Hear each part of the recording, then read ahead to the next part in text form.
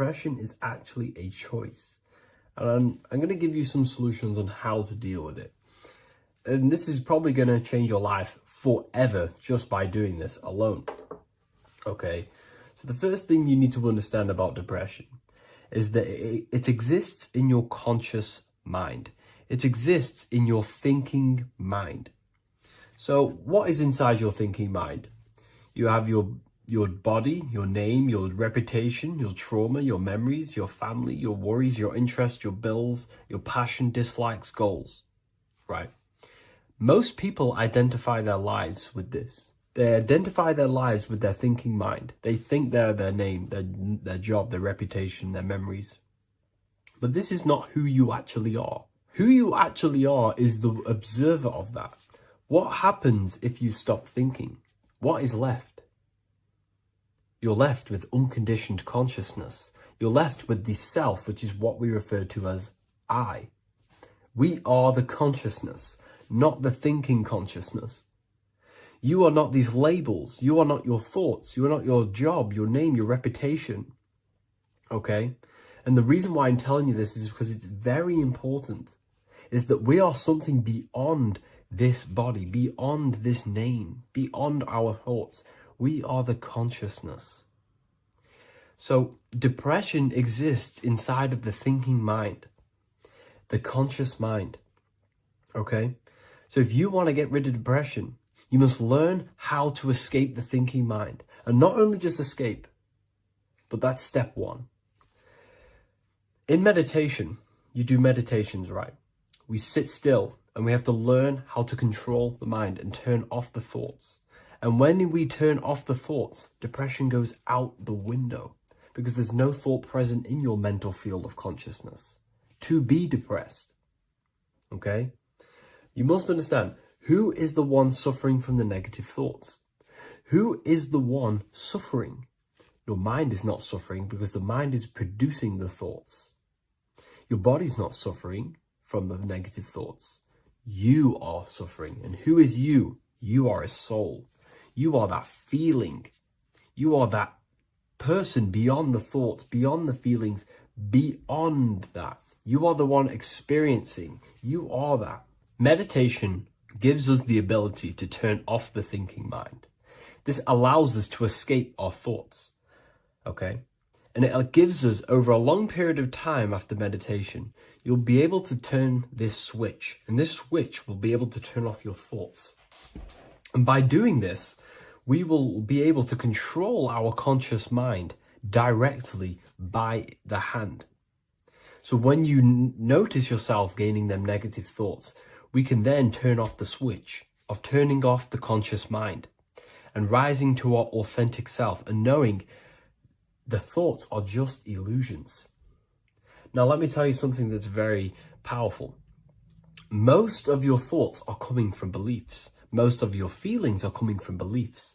So if you have a feeling of lack, this is coming from a belief that you don't have much. If you are feeling alone, this is coming from a belief that you are alone. So what we must do is restructure ourselves. We must restructure the subconscious mind. And we do this in many different ways. We can do this with meditation. We can do this with visualization, visualizing our desired reality as if we are living it. We can do this with affirmation. Now, a lot of people think, oh, I'm trying to speak something into existence with affirmation.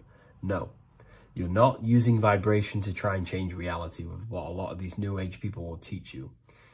Vibration, your words will not have much an impact on reality. That's the truth.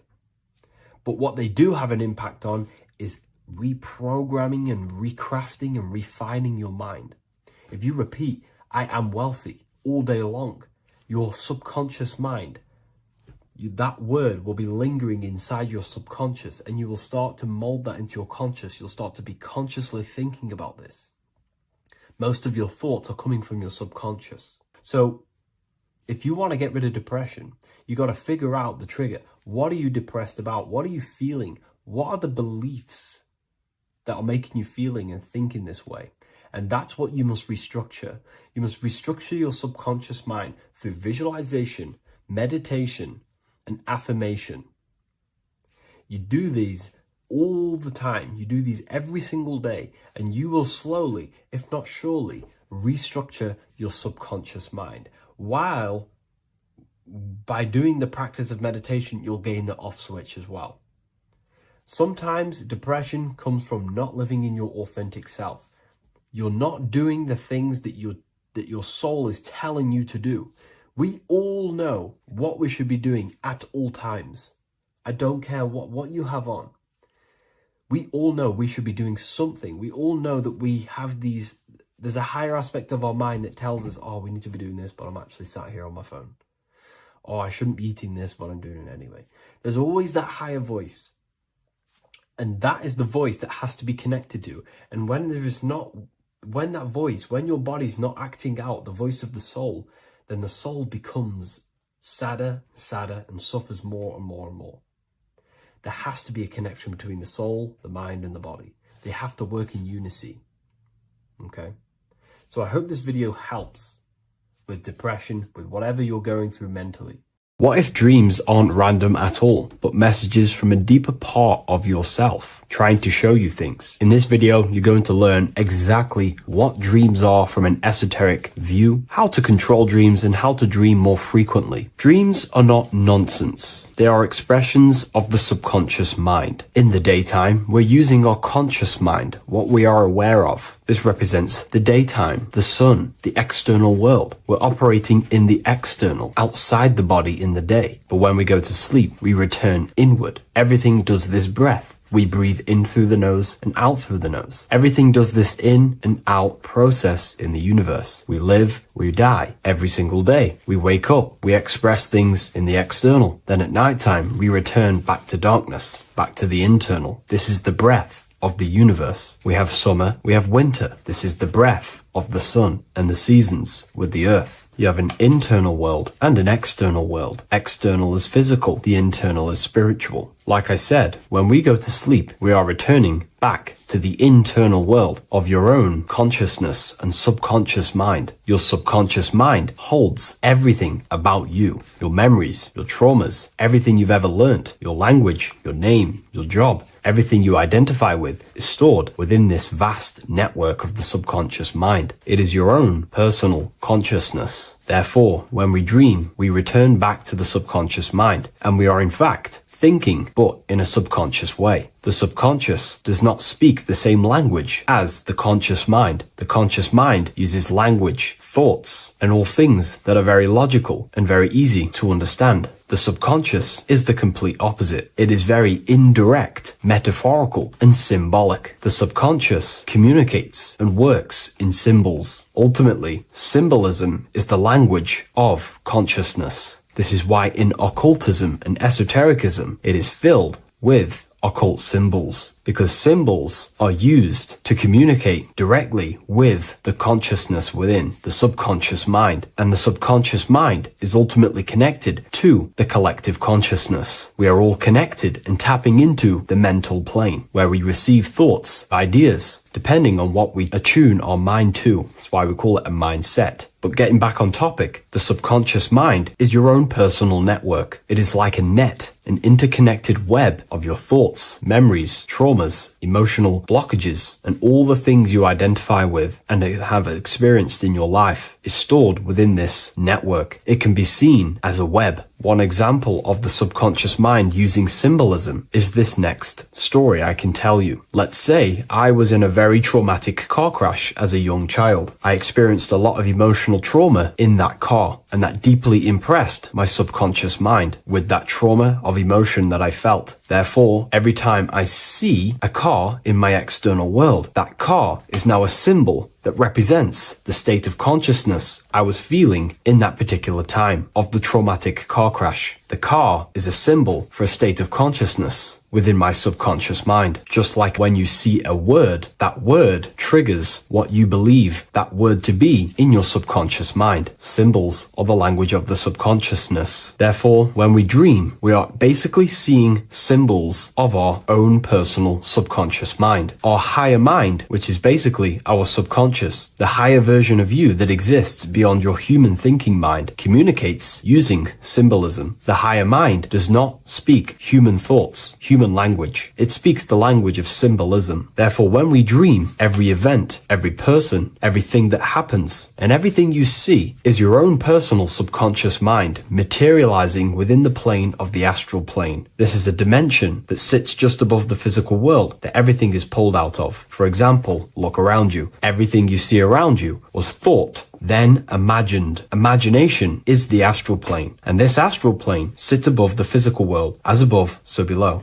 These objects were thought, imagined within someone's mind, and then pulled into a physical reality. Therefore, the imagination is what you're experiencing within a dream. It is your subconscious mind thinking and materializing within the imaginative plane. For example, let's say you are a Christian, you believe in Jesus your whole life, you have lots of emotion towards Jesus. This deeply impresses your subconscious mind. You believe in him so much, you go to sleep, you have a dream that you meet Jesus. You did not meet directly with Jesus. You met with your own belief. It was your own belief materializing within the imaginative plane and revealing itself to you. Dreams are materializations of your memories, your subconscious beliefs, traumas, and anything that could be inside the subconscious mind. It is your subconsciousness revealing itself to you in a material form. Let's say you have a nightmare. There is a big dark figure chasing you and you are running away in fear, away from this dark figure chasing you. That dark figure is not an external entity. It is not a spirit or a jinn or a demon. It is in fact an aspect of your own mind. It is a symbol that represents maybe a fear, a trauma, or something you are running away from internally, inside your subconscious mind. Something that you are not addressing, but something that is fearful, something that can be controlling you on a subconscious level. Let's say you have a fear to address something in your personal life. You want to address someone who is getting on your nerves at work. You continuously put this off and you fear doing that situation. Over a long period of time, this can slowly control you subconsciously. You start to avoid the person, avoid any contact. It is subconsciously controlling you. This is not the best example, but you can see what I mean. Hidden fears and traumas in the subconscious mind can subconsciously control your actions and ultimately lead you to low states of consciousness, keep you from reaching your higher potential, and ultimately create blockages within your own consciousness. That figure in the dream is a materialization of something that you are fearing and running away from and not addressing. This is why people always have dreams of traumas that they have experienced as a child or when they were younger, or maybe from a year ago or two. It's because that emotion is deeply impressed in the subconscious, and the subconscious is always trying to reveal things to you, communicate to you that you need to change, purify, and maybe heal within your own consciousness. This is how the higher self communicates to you through the language of symbolism. Once you understand this, dreams can become a very powerful tool, not just entertainment at nighttime. Your consciousness never rests. Your consciousness is eternal. It is the very spark of the divine. Your body needs rest. Your consciousness is not physical. It does not need rest. So this is a way you can identify what your dreams are trying to show you is by writing them down. A dream journal. Every single dream that you have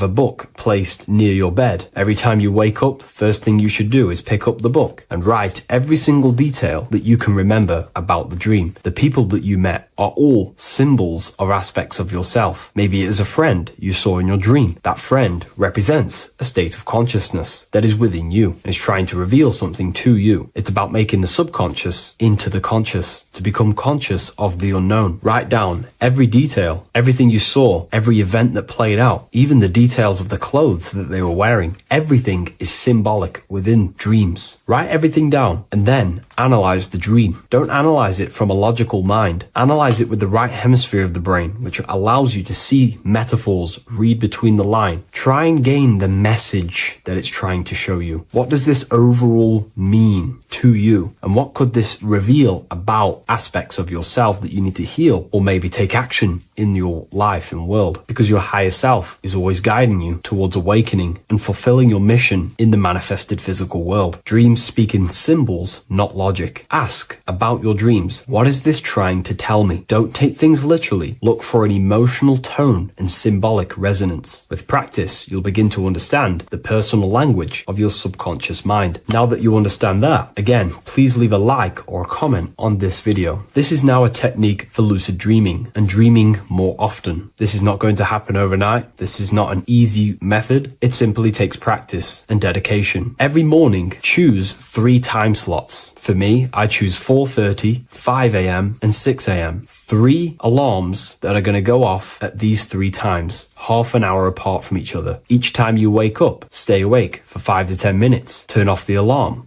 Try and keep your conscious mind awake, but drift back into sleep. There's no other better way for me to explain that. It's very difficult, but try and keep the mind awake, but the body falling back asleep. More than likely, you will drift off back to sleep. Then the next alarm will go off half an hour after. This will wake you up again, guaranteed. You will probably drift back to sleep by repeating this process. After the 3 alarms go off, each one of them times, you're either going to have a dream or a lucid dream, but definitely you will have a dream. And if it doesn't work one time, keep trying it. I've been using this method for a very long time, and I can tell you 70-80% of the time it triggers a dream, and a very vivid dream. And it's ideal for lucid dreaming because keeping the conscious mind awake while letting the body fall asleep, you can become conscious within these subconscious realms of your mind. But when you are conscious inside the dream world, you can do what you want, but you also want to let the dream naturally unfold. If you try and take too much control, then you will wake back up. If you feel any fear in your dream, you will wake back up into the material world. Another tip to dream more often is to meditate before bed. Simply close your eyes and think about nothing for 5 to 30 minutes. Detach from everything outside you, your name, your job, work, thoughts. Mentally detach from the world and the physical pleasures and become pure awareness before you try and go to sleep. This will help you become conscious while being within the self. If you wish to learn more about consciousness yourself, the Book of Wisdom Volume 2 can definitely help you. I'll leave a link in the description. Thank you for watching this video, and I'll see you in the next one.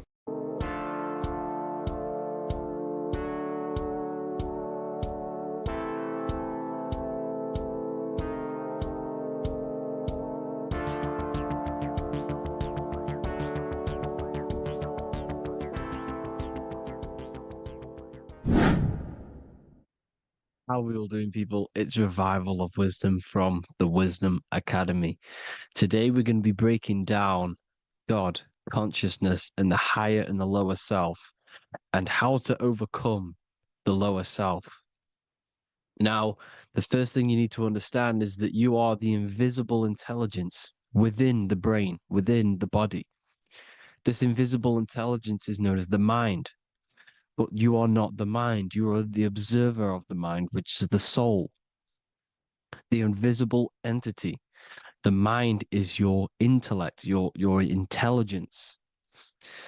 Now, the mind is, it's hard to put this in words, but the mind is something that gives you the ability to explore the universe. And this inner self is the I am. It's the quiet, the inner self, the voice you see in you hear in your head. This is why within spells high twin, inside, internal. The I is also the number 1, which is one line. Because the one and only, is the inner self, which is the I am. This is why you say, my name is Harry. You are not Harry, you are the I, the inner self, the intelligence. Okay, this is why Jesus in French is I am. You look with the 2 eyes and you see with the inner eye. I and I, the same thing. Okay, because the I inside is what gives you the perception of what you're looking at. So when someone's trying to explain something and then you catch on saying, I see now, it's because you're seeing with your inner eye, the one that gives you perception, gives you intelligence, gives you the ability to understand things. This is the internal I, the invisible self. which the physical body is nowhere near as complicated as this inner self, is in infinite potential. Infinite potential. God, God, generator, operator, destroyer, soul, mind, and body. Brahma, Vishnu, Shiva, the Father, the Holy Spirit, and the Son. They're all the reason why you see God is always a triad is because it represents yourself. Your invisible intelligence is God. Me and you are the same invisible intelligence. We are the invisible intelligence experiencing the program being ran by the central nervous system and the brain. I always say this in my videos, but I have to, in order for you to understand the things that I'm going to say later on in the video, you need to understand this concept, is that you are the consciousness experiencing the nervous system, the tree of knowledge of good and evil, which is you here. You would be in this invisible intelligence right here in the center of the brain. Now, this is why the ancient Christians show God is in the brain. This is the brain stem. This is the brain. This is also the brain stem and the brain. The brain stem and the brain. It's all depictions of the brain because the brain's the computer, the electromagnetic computer, which decodes the demands created by the invisible intelligence, the I, the inner self, you, your true self. The person moving, if you observe what someone moving, this is going to sound, but if you observe someone walking, it's not the body. The body is moving, but the thing telling it to move is the invisible intelligence. Before you kick a football, a decision is made within your invisible intelligence, your mind. And this consciousness, this invisible intelligence, is either stuck between the lower self and the higher self. Okay? When the invisible intelligence, meaning the true self, identifies itself with the physical body, it will trap its mind within physicality. This consciousness that we have is either operating in the lower self or the higher self. It's either feeding the material body or it's feeding the spirit. Okay? But because we are physical and spiritual, we need to be even. We don't want to be meditating all day long because we do have a physical body as well whilst we are here. We are playing a game in physical matter. Okay? Now, the reason that you incarnated here is to learn a lesson because the mind can manifest anything it wants within the astral planes, within the world of imagination. It can manifest anything it likes, but it incarnates into matter, into this game, so we can understand labor, because anything in matter, you have to labor to manifest. But in the astral, you can manifest at the click of a finger. You come here to learn the knowledge of good and evil. And your consciousness, I came out a bit off topic there, but your consciousness is experiencing the lower or higher self. The lower self is manifested in the lower parts of the body. Sex, food, and power, the lower three energy centers. These centers are like mini brains. You are literally thinking with these centers. And when your mind is stuck within these lower centers, have you ever heard the term of thinking with your penis or thinking with your, you know what, as a man? Even females maybe, but mainly this is a boy saying you're thinking with your penis. This is a truth. It's truth in plain sight. You think with these energy centers. When you're living off the lower three centers, all you care about is sex, food, and power. Eating, sleeping, and greed. Power's kind of like greed. Now, when we move up to the higher parts of the body, when we live our life within the higher parts of the body, this is considered heaven. Love, expression, intuition, and wisdom. This is what we need to be aiming to do, moving out of the lower half of the body and living our life within the higher self, the higher parts of the body, thinking with the higher energy centers. Thinking with love, expression, intuition, and wisdom. Spreading love, expression, intuition, and wisdom to others. Heaven is even. This is why Jesus is pointing at the heart chakra, always pointing at the heart. Earth rearranged his heart, because in earth you're manifested as a physical being. You're in the heart, good and bad. You need to be balanced between the good and bad. Because love can be a demon too. That's a whole nother video, but love can be a demon. Now, the seven chakras are known as the seven seals in the Bible. When the Lamb opened the seventh seal, there was silence in the heaven for about half an hour. This is a verse from the Bible. The Lamb is Aries, which is the higher brain, the cerebrum, Ram, Aries.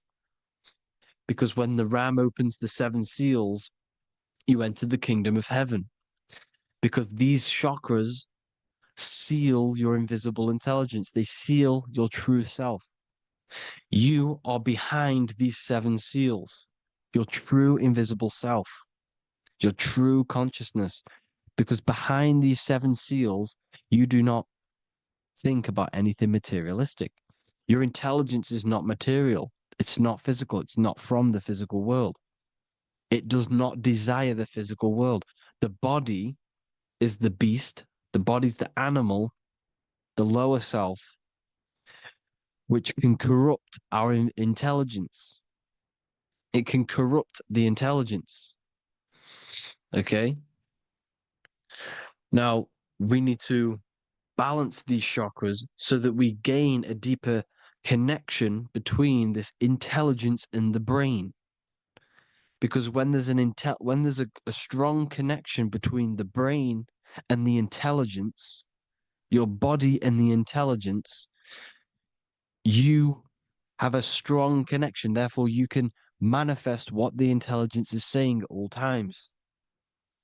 Meaning, when, for example, your higher self, this is intelligence, the higher intelligence is always speaking to you. It's always guiding you. It's always telling you the right thing to do.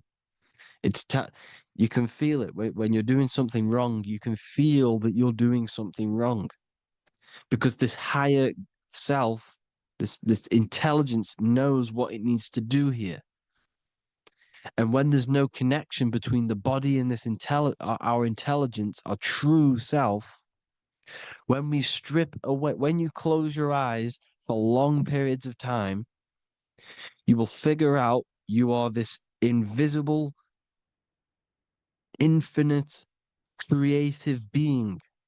There's no words that I can't describe what it is, but it's the voice inside of your head that you can feel when you close your eyes. You are this being inside of the heaven, because this is heaven, this intelligence.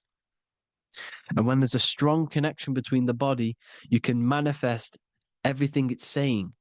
When everything is balanced, when you're no longer thinking with the lower centers, when they're all balanced, you're not thinking in particular with every center, you balance them all, you can manifest everything it says. Your body will act out what the intelligence is always saying. This is God in the brain, the intelligence, trying to touch Adam, representing the lower self. This is why they're not touching. Notice how Adam is resting, but the intelligence is always reaching out, stretching, symbolizing metaphorically saying it's guiding. I'm always reaching out. The intelligence, your intelligence is always guiding you. It's always reaching out to you. But Adam is ignorant of it. The lower self is ignorant of it. And that's why he's so relaxed and God is so stretching out. Because at our highest self, that when you think of when you want to better your life, that highest true version of yourself is God. When you're manifesting this, your highest self, this is God. Your truest form, your most perfect form, that is God. Your highest version of yourself, that is God.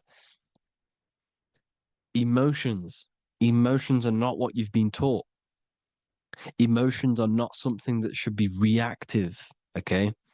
You should not let the emotion be you, except that you should experience them instead of letting them become you. You need to understand there's a separation in our consciousness.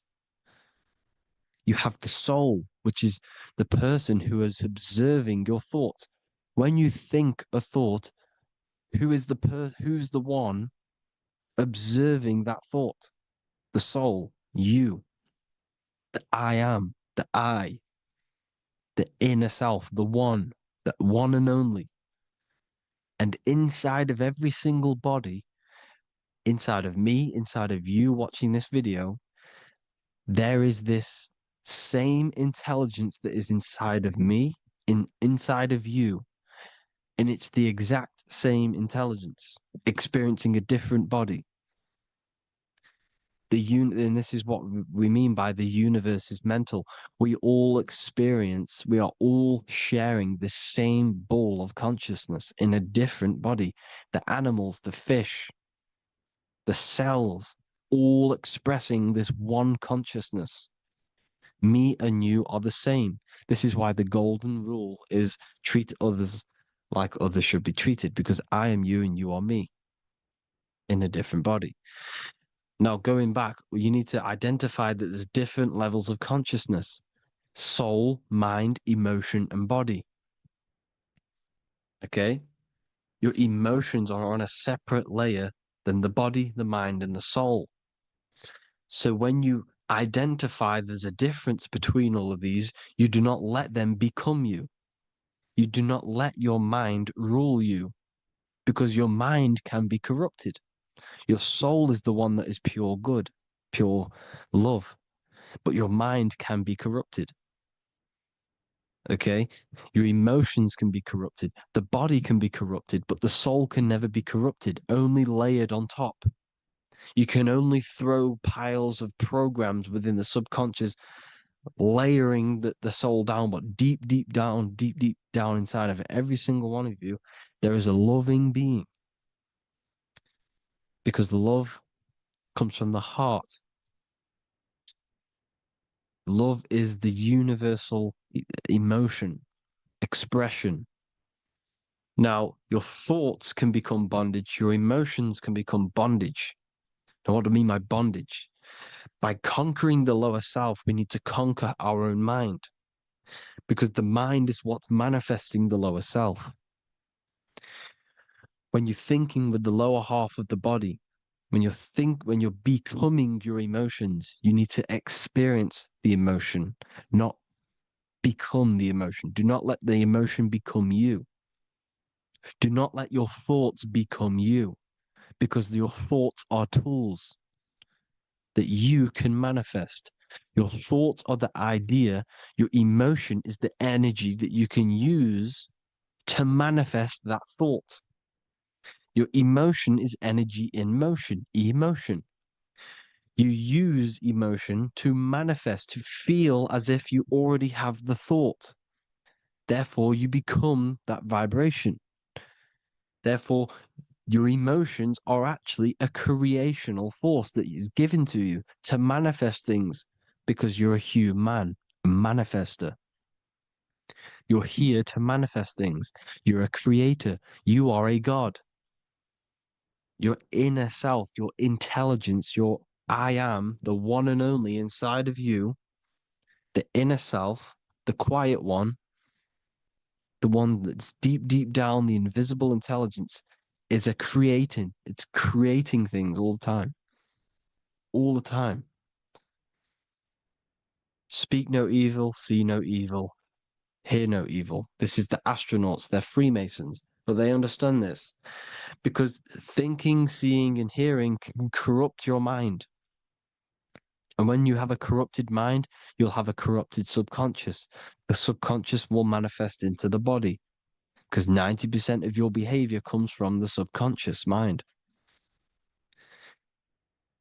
So you got to speak, see, and hear no evil. A sin, what is a sin? to overcome our lower self, to overcome our lower self, the 7 deadly sins are not something that goes against an external God. A sin is something that goes against your inner guide, your inner conscience, the inner self that is always speaking to you. It's always telling you the right thing to do. A sin is something that goes against this inner guide. And this is why you can feel something where you can feel you're doing something wrong. Because the inner guide is speaking constantly. And when you commit these 7 deadly sins, which are 7 internal states which keep your invisible intelligence bound to your physical body. Because evil, right? Evil love bondage. This is why they stay in this realm and they control this realm, because they love the bondage of the body. They like matter. They want to stay in matter for eternal life. They don't want to ascend back into the heavenly realms where you do not have a physical body. You can explore the universe within the astral planes. They stay bounded to the body, bounded to the 3D construct of the physical world. They have greed, lust, envy, gluttony, wrath, sloth, pride. They want all of this. And if you want that, that's okay. But deep, deep down, you don't want that, because your soul is always telling you the right thing to do. Your soul knows what to do to get out of here. It needs to detach from the external world. Detach from all of these 7 internal states which bound you to your lower self, your lower centers. That's what a sin is. You know, you have a left and right brain. The left brain is always analytic. The right brain is metaphorical. So the right brain is producing a holistic view of reality. Now, what do I mean? And not view, perception. When you see, because your eyes are parts of the brain, so when you look at something and you look, that image is produced in the back of the brain in the visual cortex. And then the right brain produces a perception, a holistic, it breaks down what you're seeing into a holistic image, a holistic perception. So, for example, if you're in a woods, the right brain sees the whole woods as one big woods. The left brain is breaking that perception down into individual trees, branches, and leaves. So the left brain's to do with duality, the right brain's to do with wholeness, unified. The left brain's dualistic, analytic. This is necessary so that we can pick things up and manipulate them and break things down. We need the left brain, we need the right brain. I'm not saying any of them's bad, but the left brain, sinister in Latin, means left. Because when you're left brained, you see everything in dualistic. You see everything is dual, when everything's actually one. We need to be focusing and strengthening our right hemisphere. I'm not saying sit in the right hemisphere all the time, but we need to be strengthening our right hemisphere. And this is why left is sin and right is right. Because when you focus on the right hemisphere, you see the holistic perception of creation. The right hemisphere sees humanity as one unified consciousness. The left hemisphere sees everyone as individual persons and egos. Because the left hemisphere is dualistic. And this is why the Bible says, cast the net onto the right side of the ship and ye shall find. John 21:6. What does that mean? Cast your energy, cast your perception into the right hemisphere of the brain, and ye shall find unified consciousness. You shall find your higher self, the one and only. If then you have been raised with Christ, seek the things that are above, where Christ is seated at the right hand of God. Wow. Powerful. What does this mean? Seek the things that are above, where the Christ is seated at the right hand of God. God is your consciousness, your invisible intelligence between the two hemispheres. The right hand of God is the right hemisphere. Seek the things that are above the heart. Love, intuition, expression, and wisdom. Seek the things that are above the heart, the higher self, the higher part of the body. Because when you seek the things of love, expression, intuition, and wisdom, you create a strong aura. You attract the same frequency. And this frequency is heaven, God. This is the Sumerian artwork showing the lamb. This is a step symbolizing stepping upwards, raising up. He's stepping over the lamb up to the bird. His hand is going to the bird. The lamb symbolizes the lower self. Okay? The bird with the wings is in the sky. It represents the higher self. This is why angels always have wings, because it represents the higher self in the sky. The lamb is a ground animal, symbolizing the lower self. He's stepping over the lamb to the bird, his higher self, his invisible intelligence. Horus and Set, Jesus and Satan. Look, Horus has an evil brother, Set, just like Jesus and Satan. Horus is a bird, higher self. Set is a ground animal, lower self, which is the devil and the angel on your shoulder. You see? The right and the left hemisphere, the two wings. So the devil and angels always speaking to you. The higher and the lower self. It's the battle between the higher and the lower self, between the invisible intelligence and the physical body, because the body's the one that wants the sugar, it wants the pleasure, it wants the sex, it wants the porn, it wants all of the materialistic things, it wants the 7 deadly things. Okay, it wants this. There's a battle between the higher and the lower self, your intelligence and the body. This is why you need to become balanced, so that there's a deep connection between the body and the invisible intelligence, the I am. You need to master your mind with discipline, and you gain a connection between the brain, the body and the intelligence. Resurrection, transmuting sexual energy. Okay, this is important. Res is Resh, which is Hebrew. The early Hebrew Resh symbol is the head. This is the head. Resh, erection. Erection is a sexual stimulation. Resurrection is rise erection. You got to raise your sexual energy up the base from the spine to the head. This is the Christ, the Christos. Because there's a psychophysical psychophysical oil produced in the brain every month. Go and watch my other video on raising the chrism. Okay? And every month there's this fluid produced in the brain, which takes 2 trips, because one's produced by the pituitary, one's produced by the pineal, magnetic female, magnetic and electric charge.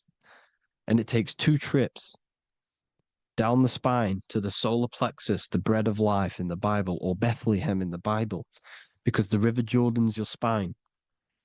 Goes down to Bethlehem. It gets born in Bethlehem, just like Jesus. Because when this oil travels to the solar plexus, it creates the seed, the seed of life, and it feeds the body, all the central nervous system, all the cells. It regulates the blood, does all sorts of good things for the body, this oil. Now, when you save your sexual energy and you raise your resurrection, you awake the Christ, you raise it from the solar plexus or the sacrum bone up to the brain, you activate 100% of the brain, and this is the true resurrection of Christ. Instead of wasting the energy and giving away your sexual fluids, because behind the fluids is the energy. So when you release that fluid, the energy is out there. You've released the energy. Your sexual energy is the most potent emotional force a human could possibly feel. Same with any animal or anything. The sexual urge, the sexual emotion is the most powerful, potent emotion that you can feel. It takes over the whole body. When you feel sexually aroused, it takes over everything because it's so potent. And when you fight the serpent, when you fight the sexual energy, which is shown here in the Egyptians, the cat cutting off the head of the serpent, or Hercules fighting the serpent, or in the Greek mythology fighting the seven-headed dragon, the seven chakras. The serpent is your sexual energy because it symbolizes your Kundalini. When you fight it and you transmute this energy instead of releasing it, instead of acting sexually on it, you can transmute the energy, transfer it from the solar plexus up to the brain. You can do this with other tasks. Instead of releasing it, instead of raising it from the solar plexus to the brain, you can use it for other things. So, for example, you want to think critically. You can use it for critical thinking. You can use it for going to do exercise. You can transmute sexual energy into anything, but you can do this. You can raise the sexual energy, and you can use this energy to push the cerebrospinal fluid from the solar plexus up through the spine, up the 33 vertebrae to the brain, and it'll activate 100% of the brain. And this is the resurrection of Christ. Jesus was never dead. Jesus was never rose from the dead. It symbolizes the Christ, Jesus Christ. Christ is Christos, which means oil in Greek. The resurrection of the Christ, the Christos, the oil. When it activates 100% of the brain when it's raised, and it can regulate all the systems, it can regulate all the blood, it can regenerate the body. And this is the true antichrist. They don't want us doing this process. The antichrist is not against Jesus, it's against the fluid in our body that makes us live hundreds and hundreds of years and makes us live as gods. This is the true resurrection. And when you fight the serpent, you fight your sexual urges, your sexual emotion, the most strong emotion that you could ever feel. You can do this process. And this is the true secret of transmuting sexual energy. Because when you transmute the sexual energy, you can become a god. And this is why Hercules is fighting the serpent. Notice how the serpent is low. He's reaching down to it. It represents the lower self. Because the lower self wants the lust. It desires sex. The body desires sex.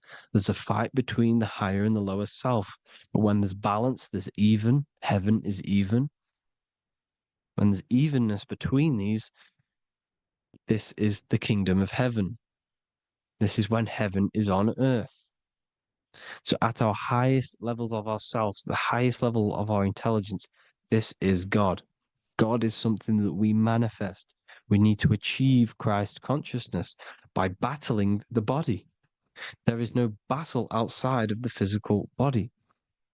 It's an internal battle. Jesus and Satan have been externalized. Nothing exists outside of you, because I explained in the beginning how you are the consciousness experiencing the central nervous system. Therefore, there is nothing outside of you. It's all internal.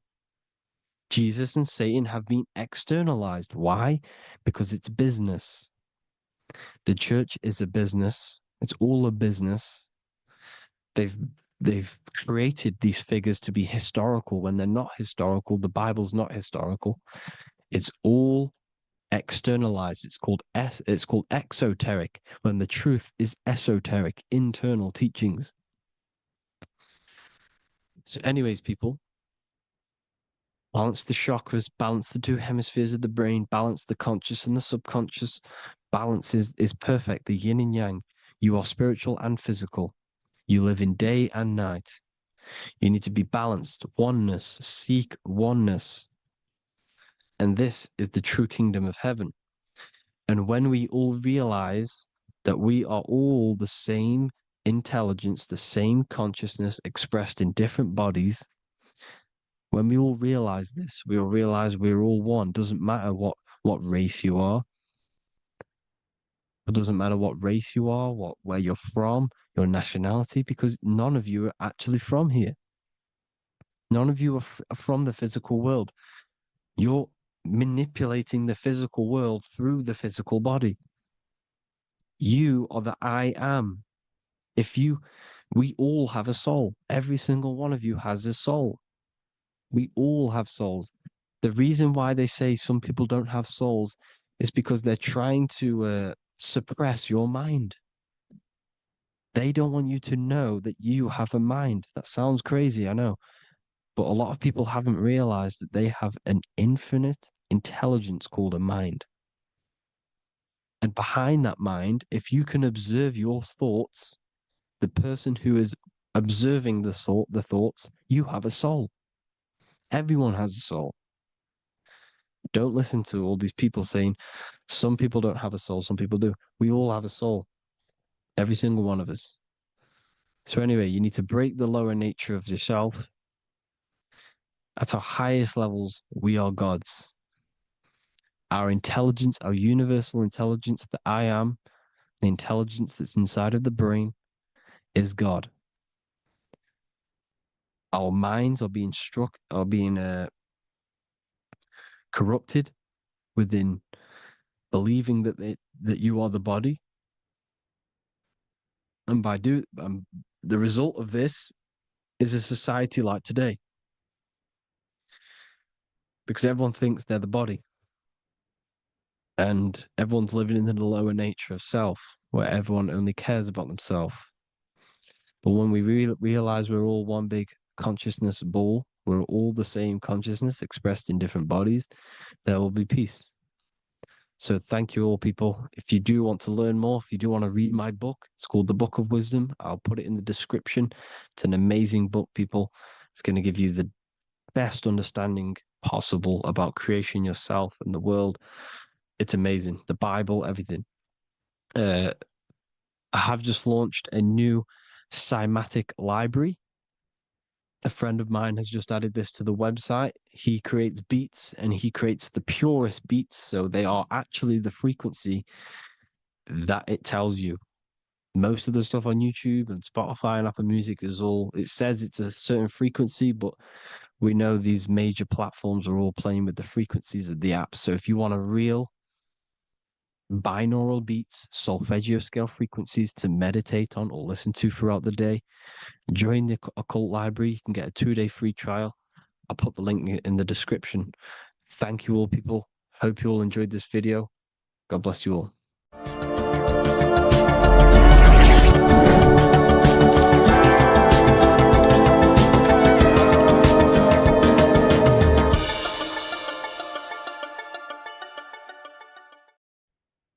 As above, so below. This is one of the most crucial teachings within esotericism, occultism, or what we like to call it today, spirituality. I don't like calling it spirituality because it's not spirituality. I teach human consciousness. I teach the science of you and your consciousness alone and your being. And in order to fully understand you and this world around you, you must understand this number one principle of as above, so below. There is many misconceptions of this, and there is many simple teachings of this. But I'm going to break it down today from the most simplest to the most complex, and you will see the connections between all things. This is the most important lesson you could ever learn, and I'm going to teach it you today. So what you must understand is with the term as above, so below, it applies with everything you see in this world and about yourself. We have something called the macro, which means the bigger scale. On the bigger scale, we have the whole earth. If we look down from the sky on top of rivers, this is what we see. we see this tree pattern. Then on a smaller scale, we see trees have the same pattern. Then we look even closer. We're going smaller and smaller into the leaves of the tree. We see the same pattern. Then we go even more micro into the human brain and look at the human brain cells, and we see the same pattern. This is proof this is a fractal universe, and everything is in the micro is reflected in the macro. As above, so below. As within, so without. On the macro is a reflection of the micro. So now that you understand this, we can go a bit further. A yearly cycle of spring, summer, fall, winter is a macro. A micro is a daily cycle. So a day is a mini year. The summer is the midday, autumn is the evening, night is the winter, and spring is the morning. This is a micro-macro, a reflection. We have a miniature cycle of the zodiac every single day. And this cycle is also reflecting the cycle of life and death. We live, we are born, which is the spring. We live, which is the summer. We then age, which is the autumn, and then we die, which is the winter, and then we are reborn again. This is the cycle of life and death, and you do this every single day. You see, death is a macrocosm of sleep.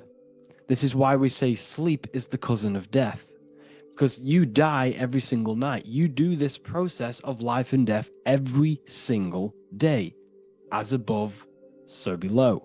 What's in the micro is in the macro. So when you go to sleep, you are essentially dying. And then in the morning when you wake up, you are then born again. This is a fractal cycle that we live in. Everything in this whole world is fractal. Everything applies to as above, so below. We have the sun, we have the moon, we have the day, we have the night. We have the life, we have the death. We have the conscious, we have sleep. As above, so below. We have the conscious mind, because now we're diving into as within, so without. As above, so below more refers to the external world. As within, so without is referring to your inner world and the outer world. What you must understand is about yourself. You exist in two realms. You're an individual. The dual nature of you exist in two realms at once. You have an inner world of your thought, emotion.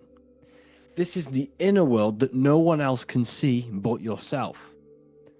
And you have an outer world with a physical body which everyone can see.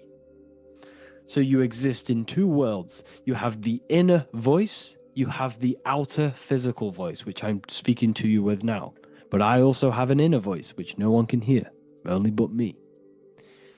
So you exist in the light and you exist in the darkness.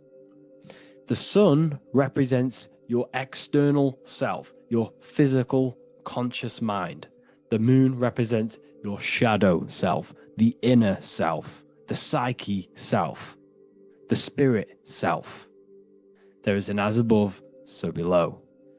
The sun is within you. The moon is within you. Everything is within you. Now that you understand as above, so below, what is your body? Your body is a miniature earth. Let me repeat, your body is an earth. Your body is the earth. Okay? Because like I say many times in all of my videos, you are not in the world. The world is you. You are the universe.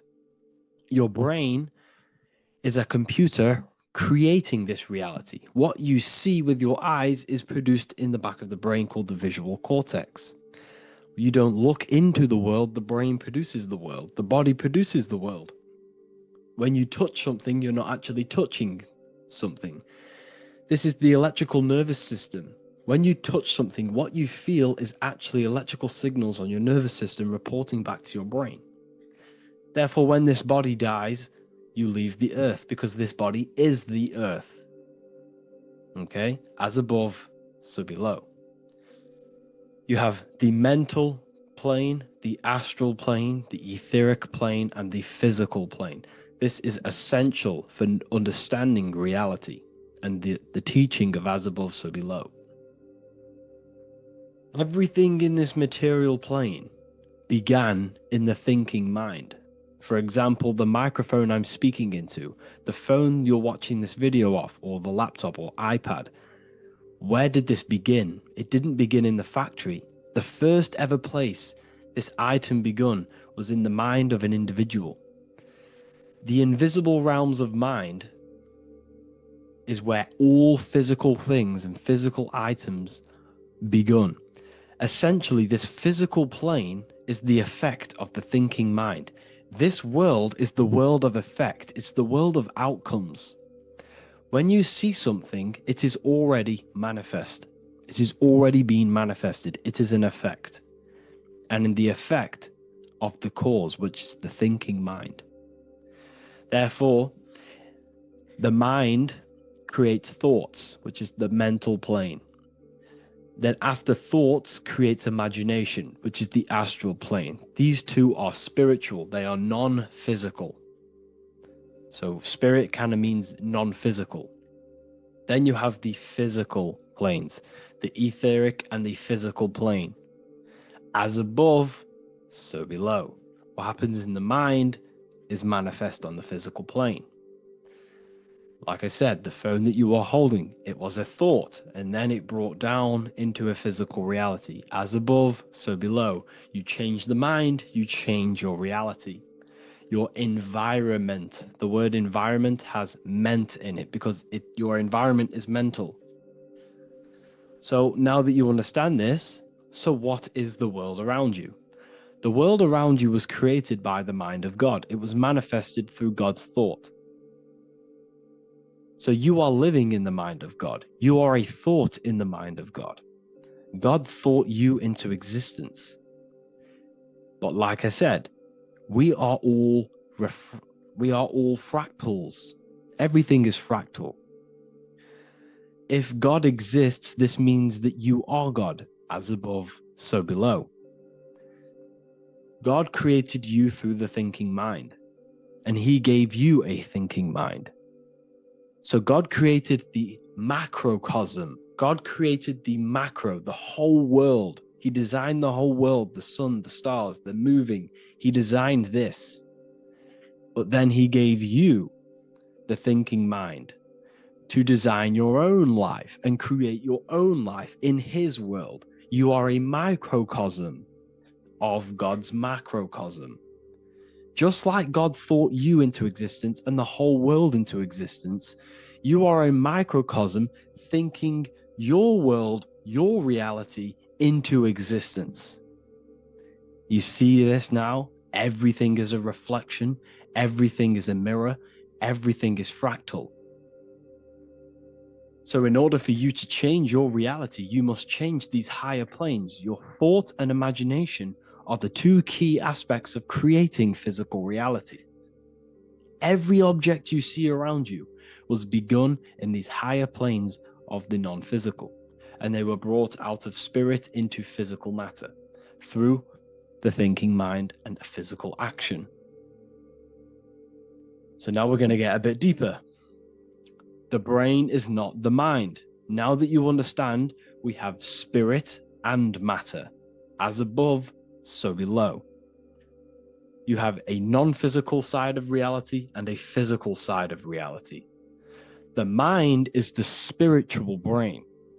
The brain is a physical manifestation, a physical effect of the mind. The mind uses the brain to operate in the physical world, and it's the same with the heart. The soul manifests itself physically through the heart. The heart is a physical manifestation of the soul, of the emotion, thought and emotion, the mind and the soul, the brain and the heart, heaven and earth. So you have the inner world and the outer world, the spiritual, non-physical, and the physical. So we are all on this process of awakening, an expansion of our minds into new fields of thought, into new fields of awakening ourselves. Because essentially we are born into this world, but you are born many, many times. You can be born physically and you can be born spiritually. Like I said, everything is fractal. So just like when the baby finds out that there is a world outside of its mother, what does the baby do? The baby seeks a way out of its mother, and then the baby is now born into a new world, a world outside of its mother's womb. It's the same with you and your spiritual process. As your mind becomes aware that there are other realities beyond your physical body, it then seeks a way out. And this is why you are probably watching my YouTube, because you are now on the path. Something within you has guided you to this path of knowledge, truth, enlightenment, and expanding your consciousness. And it is your soul who brought you here. Your soul speaks through emotion, like guidance. Emotion is the language of the soul. When you feel very bad, this is your soul telling you you're not in the right place. You're doing the wrong things. Because the soul is always unfolding its purpose, which is expansion and learning. That is it. The mastery of the self and the learning of the mind is the only thing that counts in the end after this life. So you are on a journey of expansion, of learning, creating, and spiritual rebirth. As above, so below. What does this body tell you? When I see someone overweight, I don't see the overweight. I don't see the body. I see the mind. I see an undisciplined mind. I see a mind that lacks self-control. I see a mind that seeks external validation. That's what I see when I see an overweight person. I don't see his body. I see the result of his mind. Because what does the Bible tell you? You shall know them by their fruits. It's the same saying as above, so below.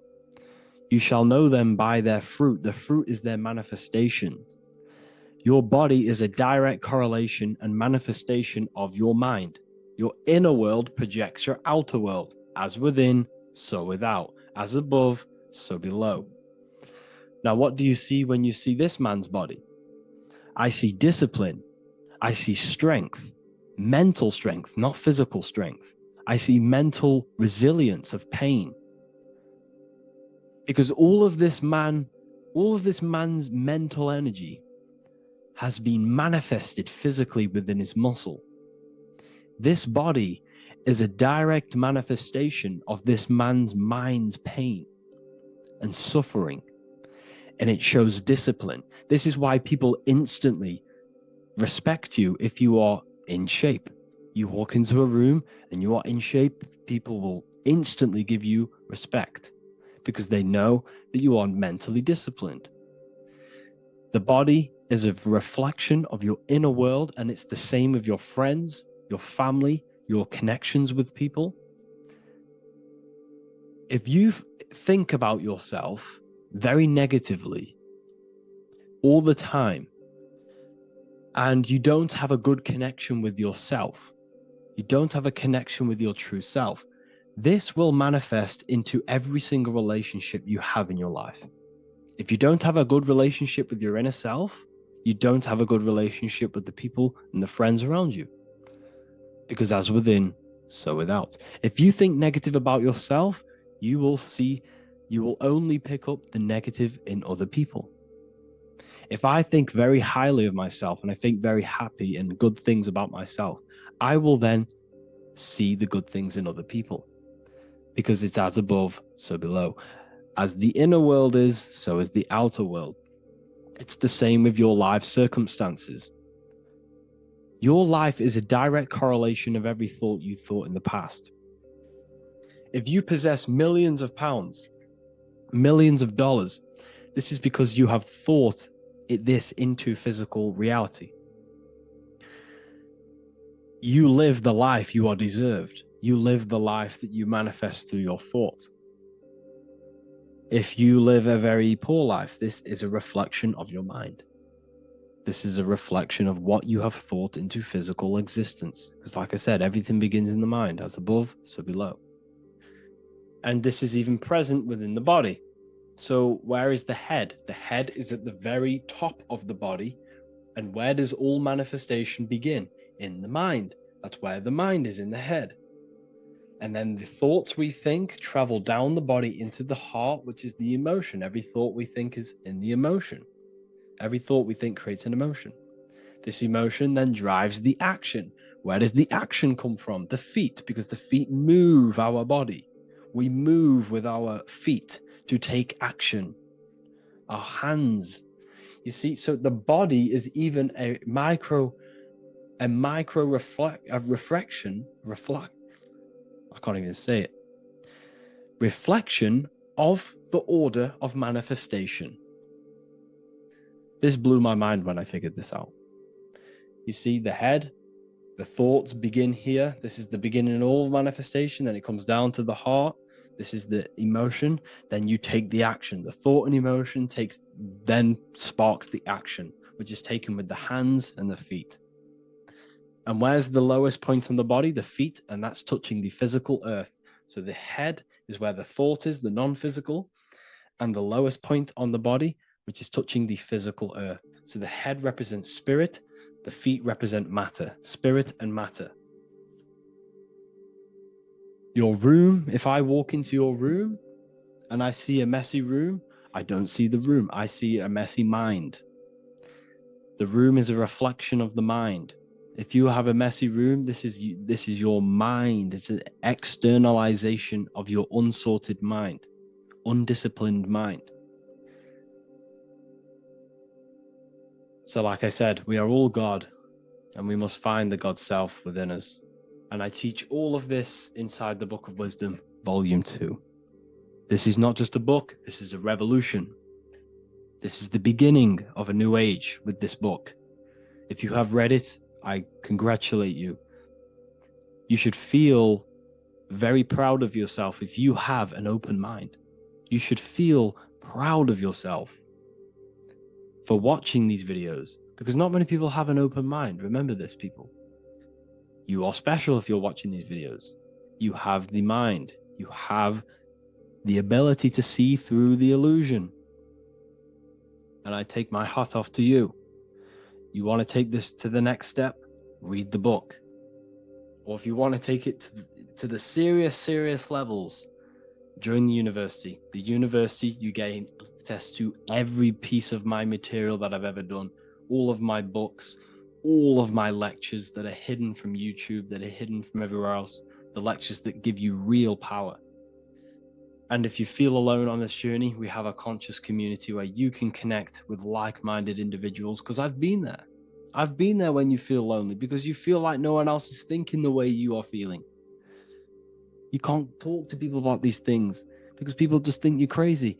That's why I put together this, so we can connect, so we can unite, so you can connect with people, so you don't feel crazy about thinking about this stuff, learning about this stuff. And if you truly want to level up your life, people, and take your studies serious, this is for you. We do live calls, we do lectures. There's a whole library filled with books you can read. It's the perfect place for the truth seeker. I thank you all for joining. Please leave a like, a comment, a subscribe. Let me know any future videos you want me to make in the comments. Thank you all. Have an amazing day.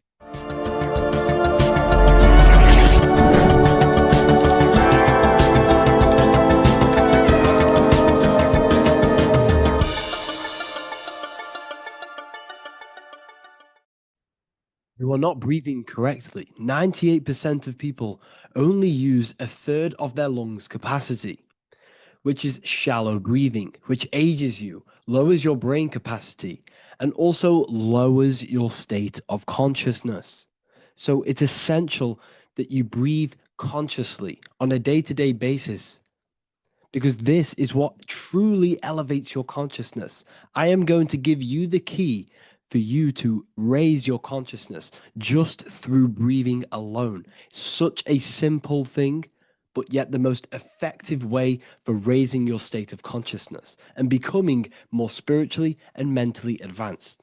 So tune in for this video, and I'm going to show you exactly how to do it and the symbolism behind breathing. Air is more than just air. It carries electromagnetic energy. So now I'm going to give you the science behind this spiritual truth. This invisible force is what sustains all physical life, providing the life force energy essential for existence. Electromagnetism. Everything is fed off electromagnetism. Your body is an electromagnetic battery.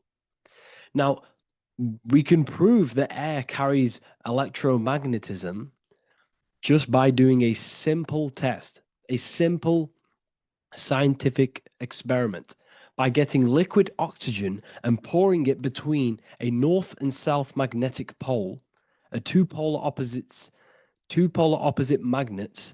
We see that the liquid does not fall straight through it. It is sucked, it is magnetically attracted to these two opposing forces, opposing magnets. This is proof that air, liquid oxygen carries electromagnetism. When you are breathing electromagnetism, the essential life force behind all living beings. This is known as energy or prana, chi, ether, or spirit. This is all the same thing. Air is not just empty space. It is energy. It is prana. It is life force. It is spirit. It is ether, chi, prana. You are an electromagnetic being. Your consciousness is in direct correlation with your electromagnetic aura or biofield around your body. Your state of consciousness is mirrored within this field around your body. Now, your breath, when you breathe in, you're breathing electromagnetism or life force. Breath is the vital link between the physical and the spiritual, bridging the body with the soul. Through breath, we connect with both tangible world and deeper, the unseen realms of energy and consciousness. Breathing deeply and properly elevates our consciousness, enhancing the brain's functions, heightening the sensitivity of our five senses. It also brings a profound calmness to the mind, creating a state of clarity and inner peace. Like I said earlier, breathing properly is the fastest way to elevate your consciousness. It is the fastest way, because breathing, when you stop breathing, what happens? You lose physical consciousness. Your body will shut down if you do not breathe in this vital electromagnetic energy in the oxygen. If your body does not get this for 5 minutes or however you can last without breathing, this makes you lose physical consciousness. Your body will not survive without this essential life force energy. Therefore, air is one of the most overlooked things. This is why we see the symbolism of Buddha having a big belly. Why does he have a big belly? Because it's symbolizing breath work, proper spiritual breath work, the certain teachings of breath work, of when you breathe in through the nose, you have to breathe in through the nose. You don't want to breathe in through the mouth, because the nose acts as a filter which catches dust particles and filters out the air before it enters the lungs. The mouth does not do that. The nose is for breathing inward. We breathe in through the nose, and when we breathe in, we breathe into our belly, not our lungs. When we breathe into our belly and our belly expands outwards, we are then moving this energy down from the nose, down the spinal column, And when we breathe back out, the belly goes in, which is raising the energy up the spinal column, back out through the mouth. This is the true way of breathing, because when we breathe, we are moving energy. We are moving electromagnetic energy. When we breathe in through the nose, the energy travels down the spinal column. And when we breathe out, we are raising this energy back up the spine, some of it going out the mouth, and some of it reaching the brain, activating dormant brain cells in the brain. But when we breathe, we need to make sure we are using 100% of our lungs' capacity, because the lungs is what transforms this special energy into consciousness, physical consciousness. So this is why Buddha has a big belly. It's not because he was fat. It's not because he was overweight. It's symbolism. It's symbolism of breath work.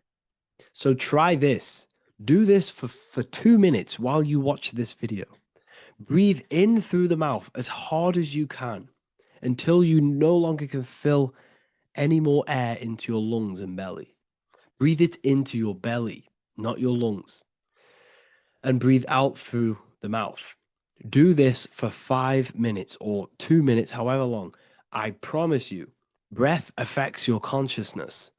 You will notice the difference. If you do it quicker, the quicker it'll affect your consciousness, and you might go lightheaded. But that lightheaded is you activating your spirit, your energy body. So try this just when watching this video.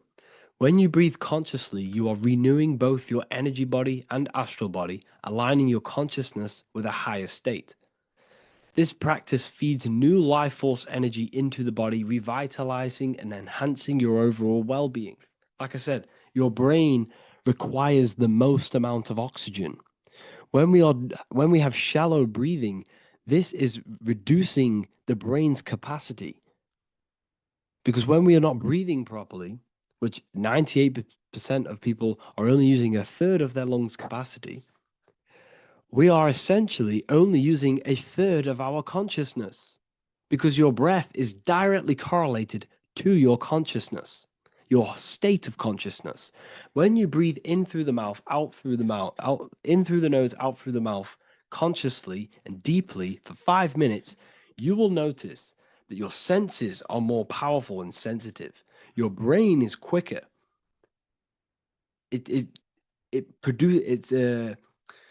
What's the word? It processes information quicker. You become quicker. You become a superhuman, and you feel more spiritual because it activates your spirit, your astral and energy body.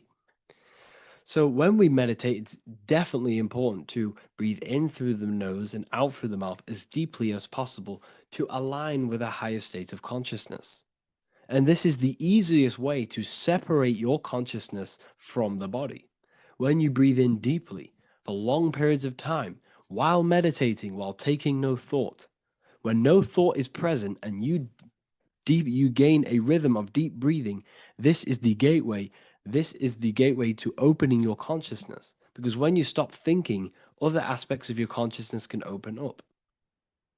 All of our lives we've been thinking, which is blocked off the higher states of consciousness.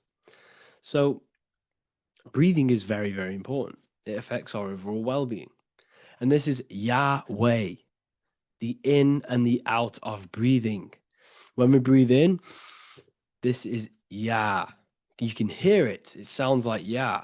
And when we breathe out, that is Way. This is the name of God, apparently. But God is within you. You can connect with God. You can connect with source consciousness within you by breathing, by raising your state of consciousness through breathing and meditation.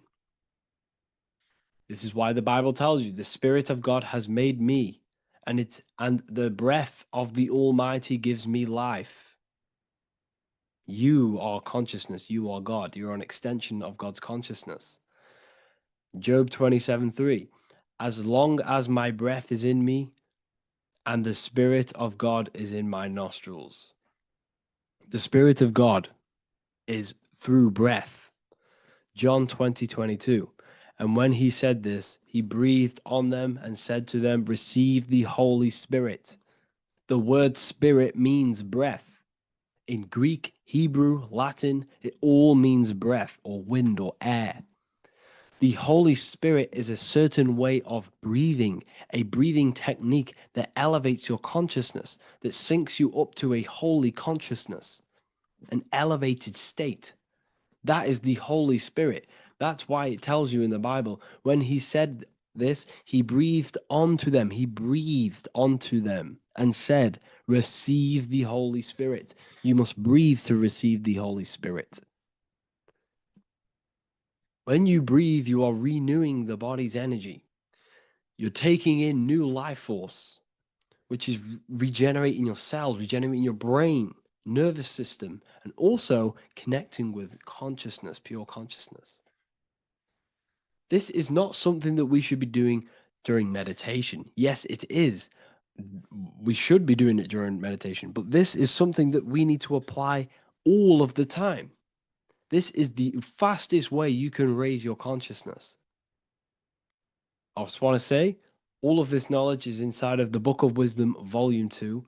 Make sure to give a like and a comment on this video to help the algorithm. And let me know what you think about the last book or this book if you have read them, to let the new people know what they're looking at with this book. This is truly life-changing, the Volume 2 and Volume 1 is truly life-changing. You can get them in a bundle also. Learn hidden knowledge inside of the Ethereal University. This is where truth seekers belong.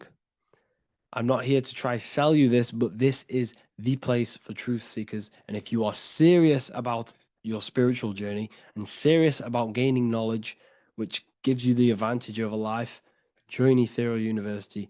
This will definitely help you.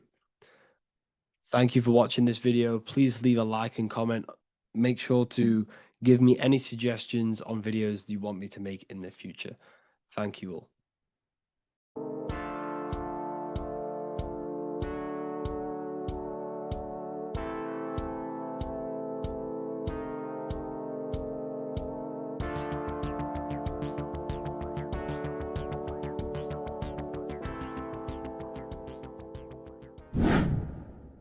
Hello and welcome to another video, people. Before we start, please like, comment, and subscribe if you wish to see more content. Today we're going to be talking about the mental universe and how everything is mental. This is the #1 law on the Kybalion. If you've never read that book, it's called The Kybalion. A very good book. It's the first law because this is the most important thing you need to understand, is how everything exists within the mind. Behind every single one of these eyes is the same consciousness expressed in different bodies. The mind is what gives perception to what you're experiencing. Behind every single one of these eyes is the exact same consciousness, but the brain that they inhabit is giving them a different perception, a different being, a different body. Now, this is the difference between humans and animals. Humans possess a advanced consciousness, an advanced mind that gives us the ability to be aware of ourselves mentally, physically, and spiritually. We can reflect on ourselves. When a dog looks in the mirror or an animal looks in the mirror, it doesn't know what it's looking at. It doesn't realize it has a consciousness. It can't reflect on itself. It can't say, I want to improve in this area. It doesn't have that consciousness. We have a divine consciousness. Take away the N for divine, and you get with a D, put it with a D, you get divide, because we have a divided two-way consciousness. An animal only has one. However, it's still the same mind. We're all mind. We're all mental. We all exist within the mental plane. Look at this person walking. The body, the brain is sending electrical signals through the 12 cranial nerves, which the 12 disciples that spread the gospel of Jesus, right? You have 12 cranial nerves in your brain. There are 12 disciples which spread the gospel of Jesus. Jesus represents the mind, the intelligence, the invisible intelligence that we all are, the same intelligence, the same exact consciousness, which then sends a command into the brain. Then the brain sends these 12 these 12 electrical signals through the 12 cranial nerves to control the rest of the body through the nervous system. This person walking is not, the body is not walking. The mind is telling it to walk. And the brain is it's a supercomputer which is decoding these demands given to it by the mind. Because the pineal gland will have something to do with the ether, because the ether is physical and non-physical. The mind is sending the commands through the ether to the pineal gland, which is then getting broken down into electrical codes within the brain and sent throughout the nervous system to control the body. And this is why in the Sims simulation, because the body's the simulation, it's a false reality, it's the fake reality, it's not the real you. You are formless. There is no form, but the third dimension is a dimension within your mind. Matter, mind, light is all a product of your mind. It's all in the mind. Now, this is why The Sims has this green little diamond on top of the head. Because this is you. This is your invisible intelligence controlling the character. Okay? It's controlling the character. And this character is in the world. Your consciousness isn't in the world. The world exists within you, but the body is a vehicle for that realm that you land in. When you have a dream, your mind transcends this body into another body, duplicates your body into another universe, unite. Unite is one. We're all one. It's all one universe, expressed in many different ways, infinitely. And the vehicle that you land in is the body to operate in that realm. This is the all-seeing eye, as you see here. The eye, this is all the intelligence. This is the ball of consciousness, God, expressed in different bodies. We're all this same one in different bodies, as you can see here. And this intelligence is expressing infinitely throughout the universe, an infinite universe.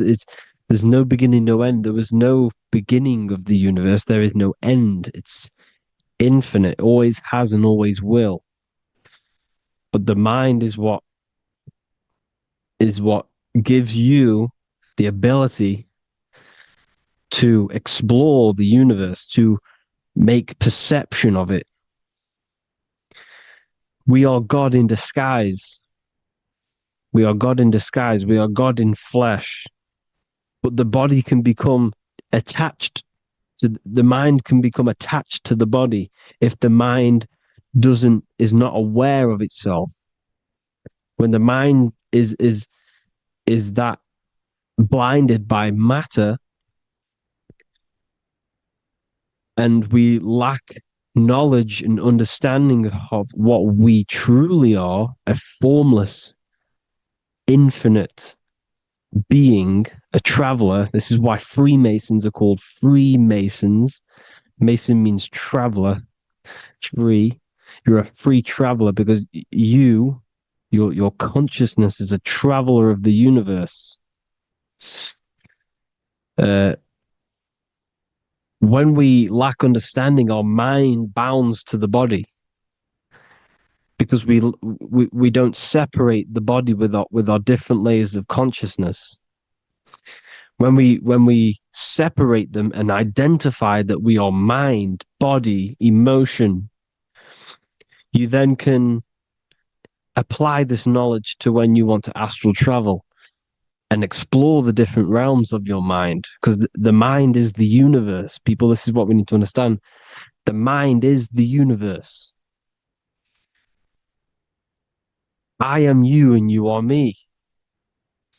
This is the Egyptians showing you this. The Ankh is the symbol of life.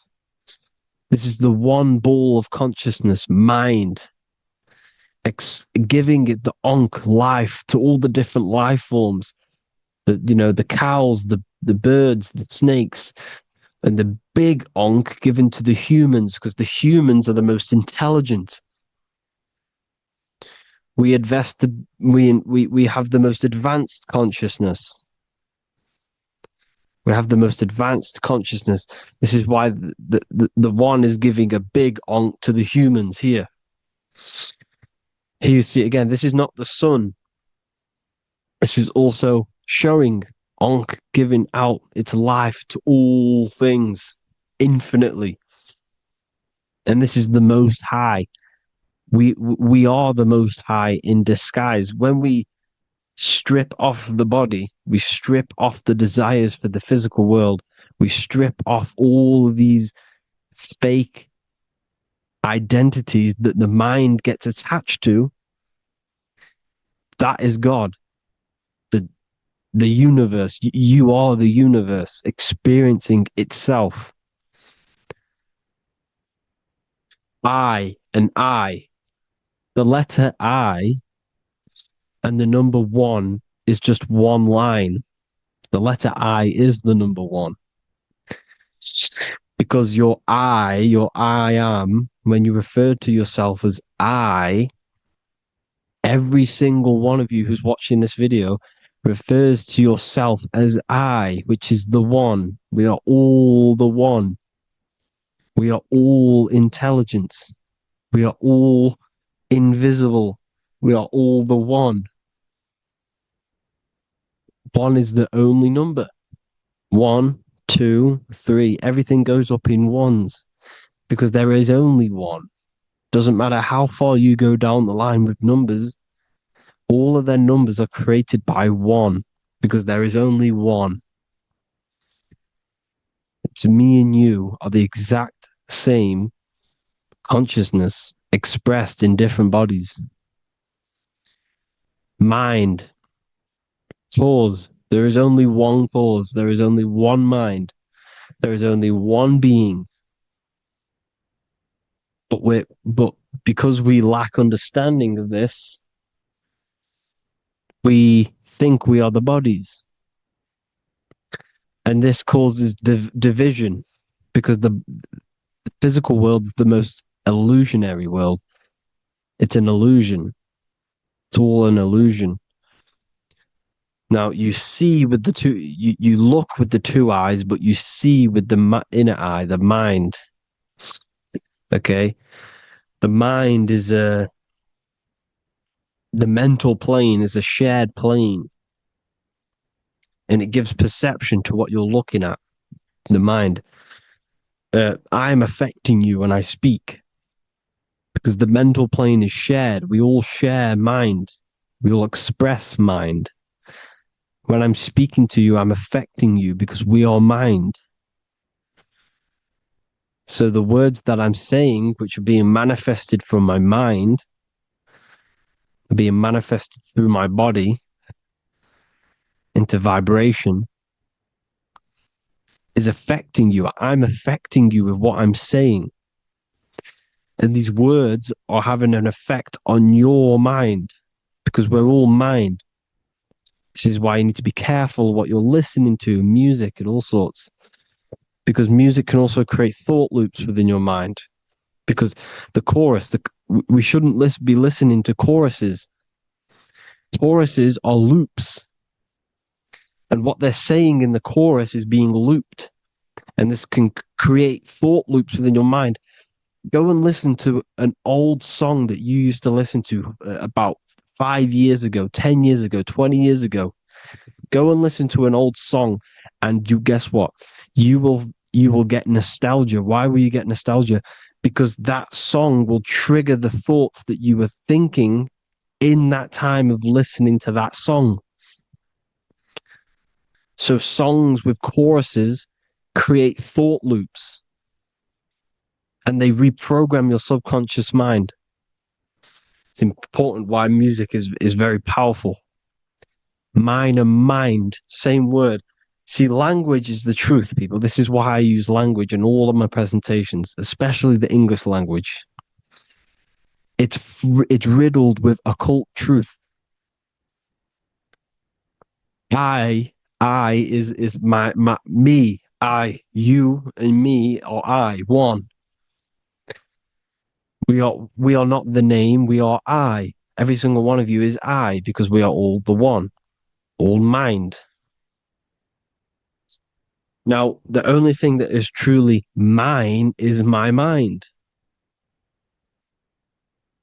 When you say something is mine, it's an illusion. It's not yours. The only thing that is mine is mind, my mind.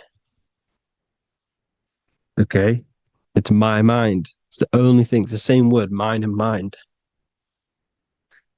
Like I said before, everything's one. Hot and cold is different degrees of the same thing, of the one substance, of degrees. The 7 colors are different frequencies of the one white light. Everything is one. There is only one. We are all one. Everything is one. Hot, cold, day, night. It's the same degree of one, which is mind. The mind's perception is what's giving it, labeling it hot or cold. The mind's perception of colors is what is giving it red or purple, hot or cold. There is only mind. The mind gives things perception. There is only one, that is mind. The conscious and the subconscious mind. The male and the female, these are married. The subconscious mind is your hidden part of the mind. Okay, it's hidden. You can't really, you can access it through different meditations and Reiki teachings, and dreams or manifestations of your subconscious. This is how you know mind and matter are one, because your mind creates matter in dreams. Your subconscious manifests everything in a dream, in the astral realms. The conscious is what you're conscious of, what you're consciously thinking of. So me, I am conscious that I am speaking into this mic and creating this video. My subconscious mind is the hidden part of the mind, which is speaking to my heart, telling it to beat. It's telling my food to digest. It's regulating all my blood. It's doing everything in my body without me being conscious of it. Without me being conscious. The subconscious is the feminine. The conscious is the male. The Bible, of course. Proverbs 12:4. Helpful, not helpful, an excellent wife is the crown of her husband, but she who brings shame is like rottenness in his bones. In the same way, husbands should love their wives as their own bodies. He who loves his wife loves himself. You can take that physically, you can take that literally, or you can take it metaphysically. See, the Bible's written in such a way where you can take it as your level of realization. He who loves his wife loves himself. If you love your subconscious, if you love yourself, you speak good about yourself, because your subconscious takes everything literally. If you say, I hate you to someone, your subconscious does not know the difference between me and someone else. It only thinks me, me, me. Why? Because mind is the only thing that exists.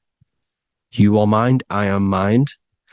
If I say, I hate you, you're saying that to yourself, your subconscious picks that up and says, I hate myself. And that's telling your subconscious that's what you want. Because your subconscious manifests 90% of your behavior. The programs within your subconscious. Tying your shoelace is a program. You don't need to be conscious of it. You can just do it because it's a program. It's deeply interwoven in the subconscious. Driving your car, texting on your phone. You don't have to think about what letter. You just do it because you know where the letters are. It's a program. Therefore, if you look after your subconscious, they are a married couple. It's your wife. Your subconscious is your wife. And it manifests 90% of your daily basis thought patterns, actions, behaviors, emotions, all the things that you all the trauma that you've experienced is stored within your subconscious, which is affecting you. So let's say you were in a car crash 10 years ago and you had a really traumatic event, you really hurt yourself, and you had a very, very, very strong emotion that you felt of pain. That will still affect you today. And why? Because it will manifest into your behavior. How? Well, you'll be cautious of what cars to go in and who. You'll be cautious because of that event that stored within your subconscious, because of that feeling you felt was so painful and so strong. It's still manifesting into your behavior today. For example, you won't go in certain cars, you won't go with certain drivers. The subconscious stores everything, all your memories, the programs, and everything. So if you trick your subconscious, that's how you manifest your life. To trick the subconscious, you already have something. And therefore, it will manifest into your life, into your behavior, thoughts, and actions. This is why the golden rule is to treat others like you want to be treated. Because I am you and you are me. We are all subconscious. We all have subconscious. Whatever I do to you, I do to me. Because my subconscious picks that up and thinks I'm speaking to me. Mind is very powerful. Whatever I do to you, I do to me. Treat others like you want to be treated. The golden rule. That is the only rule we need in this realm, in the universe. If everyone understood this rule and how the subconscious works and how karma works, we'd live in heaven on earth, the Garden of Eden, the golden age. As the man thinketh in his heart, so is he. Proverbs 23:7. Where your heart is, there will be your treasure. Your heart's the emotions. The storehouse of emotions is where you feel emotions. You have to let your emotions move through you, not become you. You can't let your emotions become you. Or except be like the sky and let them pass through you. Be like the clouds and the stars passing over. Let them pass through you. Do not let them become you. And this is how emotions can take over your mind. We are driven by, when a man is driven by emotions, he has no self to control. You must control the mind because the mind can be corrupted. Because your thoughts are electrical in the brain. Your thoughts come from the mental plane. So how the mind works is that you place your attentions on something in the mind and infinite information just flows in. Think about it. When you think of a certain topic, as soon as you think of that topic, information comes flying into your mind. Different ideas, ping, ping, ping. It's all connected. It's why we call it a mindset. Because your mind sets itself to frequencies. And when we think of something, we tap into that frequency and just the universe, the mind, the mental plane just flows in information based on that frequency and that thought. The universe is just information. All of the information out there, nothing is new. It's all there. You just have to tap into it. You can tap into these different thoughts and it's all there. Everything already exists within the mental plane. You don't think anything. You receive thoughts. We all share the mental plane. We affect each other. I'm affecting you. Speaking, listening to me is affecting your mental plane, your mind. The physical plane is the lowest plane. It's the world of effect. Everything you see in the physical plane is the effect of mind. Like I said, the person walking is the effect of their mind telling the body to walk. The physical plane is the lowest dimension of your mind. Mother Earth, we are in a mother. We're in the womb still. The earth is feminine. It looks after you. It provides you with food for free. It grows on trees with water. It's Mother Earth. It's the womb. The dome above your head is your mother's belly. Okay? Is your mother's belly. You're in the womb still. You're forever in the womb because your mind's constantly expanding. Because when the baby's mind figures out that there is a reality outside of its mother, it starts to hear the people on outside of its mother, what does it do? It figures a way out of the mother, and it becomes born again in the water, in a hospital, into the other world. It's the same with our minds. When our minds figure out there is other worlds beyond this physical, we explore them. The astral plane, for example. You figure a way out of the body. Because when you're the firmament, look at the word firmament, meant at the end. Firm is firm, something strong, something like a rock is firm. If your mind is firm like a rock, you will be stuck under the firmament. So, for example, people who are very programmed and can't think outside the box, they have a firm mind and they'll be stuck under the firmament because your mind is the only thing that's keeping you under the firmament. It's the only thing. When you're doomed, doom is dome. This is the dome, which is your head. Your head is the dome. Above your head, above the earth is the dome, the ethereal barrier. But that's just an external manifestation of your head. You don't leave the earth, you leave your body to leave the earth. Because your body is the earth. It's a dimension within your mind. So when you're doomed, you're domed. Your reality is your level of realization. You realize something, or when you have an idea, the mind, in the eye, EYE or I, same thing, mind, it's all mind. Reality is your level of realization. You realize there's other worlds. That's your reality. Your perception's your reality. Mind in Latin is mens. Jesus was known as the fisher of men, which is the fisher of minds. He was fishing minds worthy of knowing the higher truth, the deeper occult knowledge. Jesus figured out that we are all God. And he got killed for it because in that age they were trying to suppress this information. Jesus figured out he was God because we are all God, every single one of you, and they killed him because we're all mind. We are not the body. We're the invisible intelligence, which is God.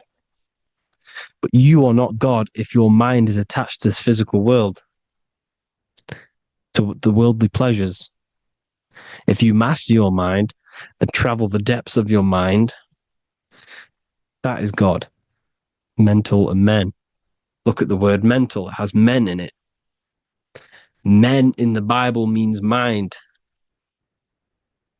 Here you see Masonic, the Masonic symbol with the eye, the mind. Looking over, everything is the one. Everything comes from the one. All the lines coming off it, giving its life to all of the life forms. Down here on the bottom, you have duality, black and white. Up here, you have singularity. One and the two. Unification and division. The lower self is divided into the left and the right. So the Bible even says, I forgot what verse it is, but it says, it's better to go through life with one eye than to have two and be cast into the fiery abyss of hell. I'm not sure what verse it is, but you can research it yourself. It's better to go through life with one eye, to be unified. Unified consciousness. Dimension. No-brainer. No-brainer. The language tells you the truth, people. Dimension. The dimensions are in your mind. Entertainment. Entertain the mind. Disappointment. It's all in the mind. Environment. The environment that you are in is a product of your mind. Within, rearranged spells high twin. Within is your mind, and your external world is mirrored from the decisions you make in your mind. Advertisement, commitment, it's all meant, it's all mind. Everything is mind. Everything. So, this is important. The collective thoughts and collective beliefs. The collective, because we all share the mental plane. And because of this is why we are in a weakened state of consciousness at the moment. Because the collective thoughts and the collective minds overall are asleep. And they don't believe in anything. You see, everything is true within the mind. You think of something, it is there instantly. You think of a chair, it's there in your mind. You think of anything, it's there instantly. So everything is true within the mind. Anything can happen in the mind. Anything can happen on the physical plane if the collective consciousness, the collective minds, believe it to be true.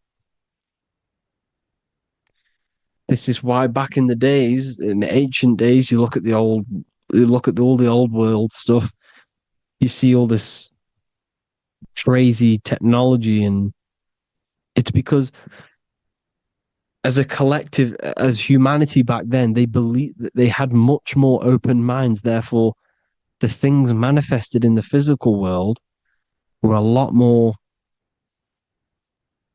out of the box, so to say, compared to today. For example, magic is not as powerful today because the masses don't believe in it. It's still powerful, don't get me wrong, but if the masses believed, or if everyone knew magic could be real, because it is, anything's real in the mind, it would be a lot more powerful. You see? So and what they're trying to do is create a hive mind worldwide. They're trying to make one religion, an external God. What happens when you worship something external? You give energy to it, because where attention goes, energy flows. Where your mind gives attention to, energy goes there. And when we all believe in external gods and give our worship and our power to these external things, we all give energy to it, which will manifest as a demon in the astral planes. It's a hive mind. They're trying to make a hive mind to summon our energy. Trying to summon our energy. and it through mind, through collective thoughts, the hive mind. They want one religion, one government, one currency, one belief system, and that will create a hive mind, which will limit our consciousness, which will limit what we can do in the physical world. Because if everyone doesn't believe in certain things, it cannot happen because it's all in mind. Mind is so powerful. I am you and you are me. I hope you all enjoyed this video, people. If you haven't already, join the Wisdom Academy. The Wisdom Academy, we have many occult lectures just like this one. Also, we have just launched Mindwave Hub. If you want genuine frequencies, genuine binaural beats, because the ones on YouTube, the ones on Spotify, Apple Music, they're all tuned to A440 hertz, which shuts down the right hemisphere of the brain. If you want to gain access to your true consciousness, your mind, you need to balance the two hemispheres and balance the chakras. You can do that externally by listening to binaural beats. If you want true frequencies, true binaural beats to hemisync the chakras, hemisync the brain, to gain access to the different dimensions of your mind, well, you can gain access anyway, but it's going to help you if you're trying to learn this. Join Mindwave Hub. The link will be in the description. Listen to the binaural beats, meditate to them, listen to when you go to sleep. They'll massively benefit you. Thank you all, people. Hope you had an amazing, lesson. Hope you learned a lot. And please subscribe. God bless you all.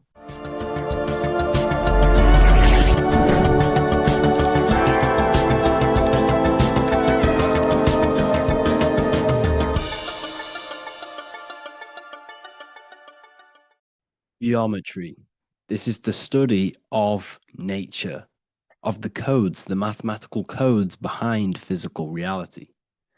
So today we're going to be going deep into geometry and the true esoteric internal geometry, the geometry that no one really talks about, and how geometry relates to human consciousness. So essentially, what we must understand when it comes to geometry, the basics of geometry is everything is vibration.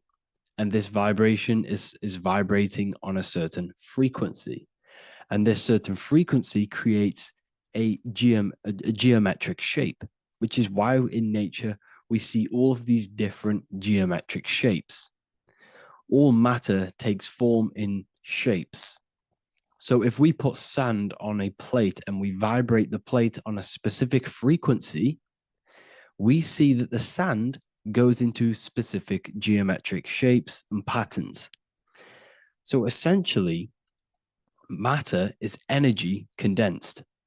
It's energy vibrating on a low frequency, vibrating at a certain frequency. So matter is condensed energy. And each geometric shape is manifesting and showing a specific energy. Some shapes carry more energies than others. For example, the cube is what traps energy. A square is what traps energy. So geometry and the flowers are basically how energy manifests itself into physical matter. We are in a world made out of energy or light. Light is energy. So everything is vibration, everything is frequency, and everything is energy. Even the words, each atom in our body, everything. So everything in nature has these mathematical, energetic codes. So geometry is basically the study of nature and the shapes that are in nature and their energetic principles. Because like I said, matter is energy. So this is what we call cymatics, when we place water in a petri dish and we shine light on top and we vibrate the water. And we can capture, this creates certain patterns. Each frequency, like you see here, has its own pattern. So what we are seeing here in the physical plane is essentially energy condensed into physical reality. We see it in the turtle. We see it in every single form in nature. Now, external geometry and normal geometry, we normally get taught that this is God's way of creating physical reality, which is essentially true. However, it's far more deeper than that. Far, far, far more deeper. Okay. So, what geometry truly is, it's not God's codes to reality. What we must understand is what the brain truly is. And what we must understand is that we are not in the world. We are not in the universe. The universe is us ourselves, and the world is produced by our brain itself. Okay? So the way you must understand how the brain works, so what you visually see, so geometry is to do with what we visually see. And what we visually see is heavily connected with our eyes, which are an extension of the brain. The eyes are the brain. And essentially, how we see is energy enters the eyes, and each eye goes to the optic nerve. And this energy is transferred into electricity, which travels to the back of the brain, to the visual cortex of our brain. And this is where the image is produced, what we see. Therefore, the world outside of us is truly inside of us. It's a projection from within the brain. The brain is an energy condenser, a decelerator, an energy decelerator. Everything outside of us is basically formless energy. It is formless energy vibrating at a certain frequency. So, what the brain is, it's sucking in this energy, this light, and turning that frequency, that code, that light code, into a physical reality. It's condensing the energy and turning it into a visual image inside of the brain. Therefore, everything outside of you is not what it looks like. Everything outside of you is basically energy, infinite energy. And our brain is condensing this into a physical reality and projecting it outwardly, which you experience your visual field. Okay. And the ancients knew this. So this is basically called the sigil of Lucifer. Lucifer is known as the light bringer. Lucifer in Latin means to bring the light. This is the sigil of Lucifer, which shows the visual field and the brain. We also see this in the Google Play symbol. It's a powerful symbol showing you the visual field, which is basically a symbol that tells you that reality is inside of the brain. The brain is what produces reality, but consciousness is not produced in the brain. The brain is essentially a consciousness downloader. It's a computer, and it's a reality simulator. The body is a simulation of physical reality. You are inside of the body experiencing the body simulation. The body produces this reality. It's a piece of technology. So Lucifer is to bring the light. Lucifer is the light being produced in our brains. Okay. So this is why they say Lucifer can tempt you. Lucifer can be the devil because it represents physicality. It represents the false light. Lucifer can trick you because it represents the physical world can trick who you truly are. So now that you understand how the brain is basically an energy decelerator and it creates and simulates a reality to your consciousness, you are no longer a person in a universe. You are the universe itself experiencing itself. Therefore, geometry is heavily linked in with the brain. Geometry is essentially how your brain and how your eyes decode energy. So what you are seeing is the mathematical codes of your brain creating reality. So what they teach you is the external is that geometry is God's way of creating this world, and these are the mathematical codes God's created. But now I'm telling you the internal, this is the truth. Geometry is how your brain mathematically condenses energy and light into a physical reality. So therefore, your brain is a computer program. So now geometry is nothing outside of you. Geometry is not something created by something else. It's created by your brain. Your brain produces these patterns through mathematical codes by breaking down energy into physical reality. And this is why you see geometry in everything around you. This completely changes your view on geometry.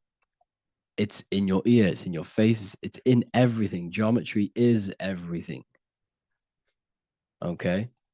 So now that you understand this, now, as we were talking about the visual field earlier, the ancients knew about this. The ancient Egyptians knew about this. We can see this symbolism inside of the casket, the Egyptian casket. See, this crossover represents the visual field. This represents the back of the brain. This is the left hemisphere, the right hemisphere. And now some of the most simplest teachings in geometry is that straight lines are masculine and curved lines are feminine. And we even see this in the human body. The feminine human body is curvy and the masculine human body is liney. And even with the genital reproductive area, we have a line and a curve, 0 and 1, the binary code of all creation, 0 and 1, because that's basically all that exists. Nothingness and one, nothingness and God, nothingness and consciousness. That's all that exists. Now that I've told you that, the basics of geometry and the line and the curve and the feminine and the masculine, what do we have here? You see this stick here? This is a curve. And what's the right hemisphere? The right hemisphere is the feminine, the feminine energy, the feminine aspect of our brain. Then we have a straight line. This is straight lines. Now this represents the left brain. So the Egyptians are showing you the left masculine brain and the right feminine brain because of the curve and the straight line. And this is the visual field, the crossover. So there's a crossover in the brain. The left eye is connected to the right brain. The right eye is connected to the left brain. Okay, so the left eye is connected to the right brain. The right eye is connected to the left brain. The solar and the lunar. So, like I said, everything outside of you is basically energy. Your body is basically a holographic avatar, condensed energy produced by your brain. There's nothing actually outside of you. Your 5 senses are electrical threads of light. And when you touch something, this is basically electrical signals in your nervous system, which are reporting back to the brain. Therefore, what you touch is actually, you're not touching. The feeling that you feel when you touch something is not the true feeling. That's your nervous system you're feeling. You're feeling your nervous system in the brain. It's electrical signals to your brain. So the 5 senses do not decode, well, what you're experiencing as the 5 senses is not outside of you. This is your brain interpreting electrical signals. You don't experience the world, you experience your nervous system and your brain. The nervous system is an extension of the brain. So this is the truth. This is not woo-woo spirituality. This is true consciousness science that I'm teaching you here. Okay?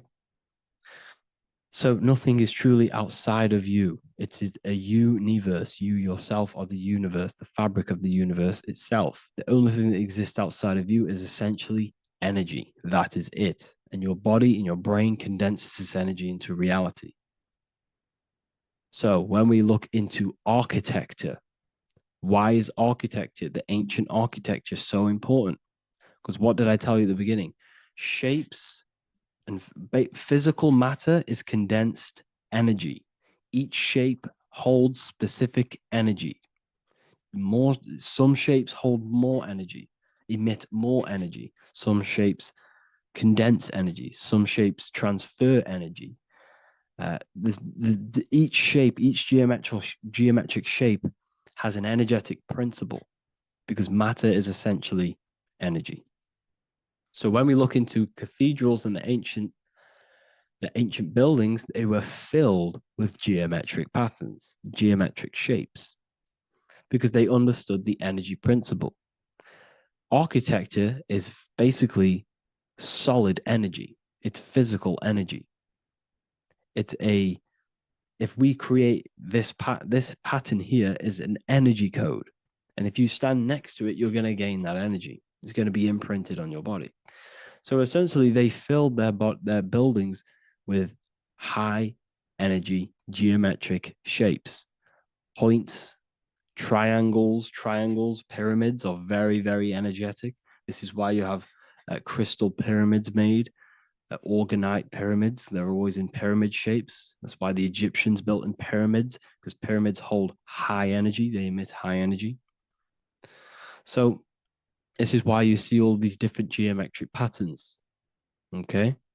So in the real reality, in the energetic plane, this building would basically look like this: lines and grids of energy. Okay, this is what it would look like in the energetic plane, a blueprint of the energy body. So, as you see here, these are the different frequencies in a petri dish, of water in a petri dish. And you can see they are specifically aligned up with these specific patterns. You can see geometry even within geometry. It's fractal.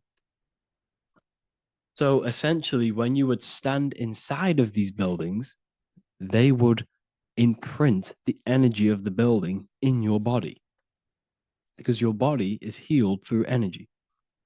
You have an electromagnetic field around your body. So by creating buildings with geometric patterns, we are essentially increasing the energy of the building, because the building itself is energy. Okay. So when we fill it with geometric patterns, we're increasing the energy. We're giving it a certain energetic imprint. So when you stand inside of that building, you're being imprinted with that energy. Okay.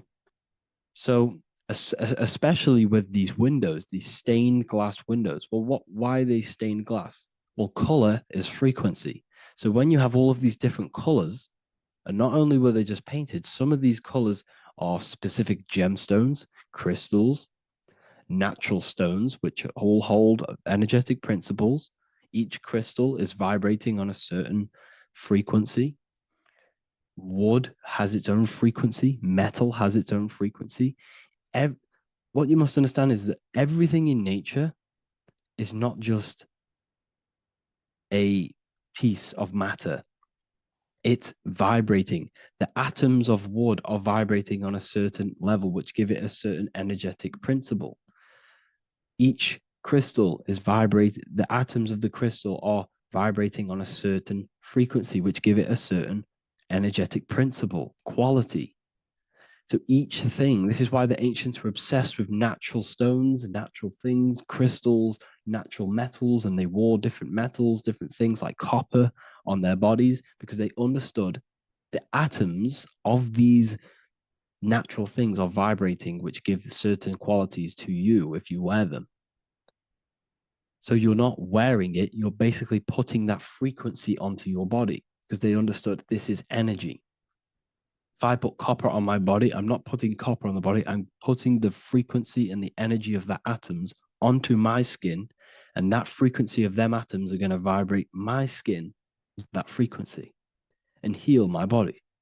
So this is why this is so important. So each building is an energetic code.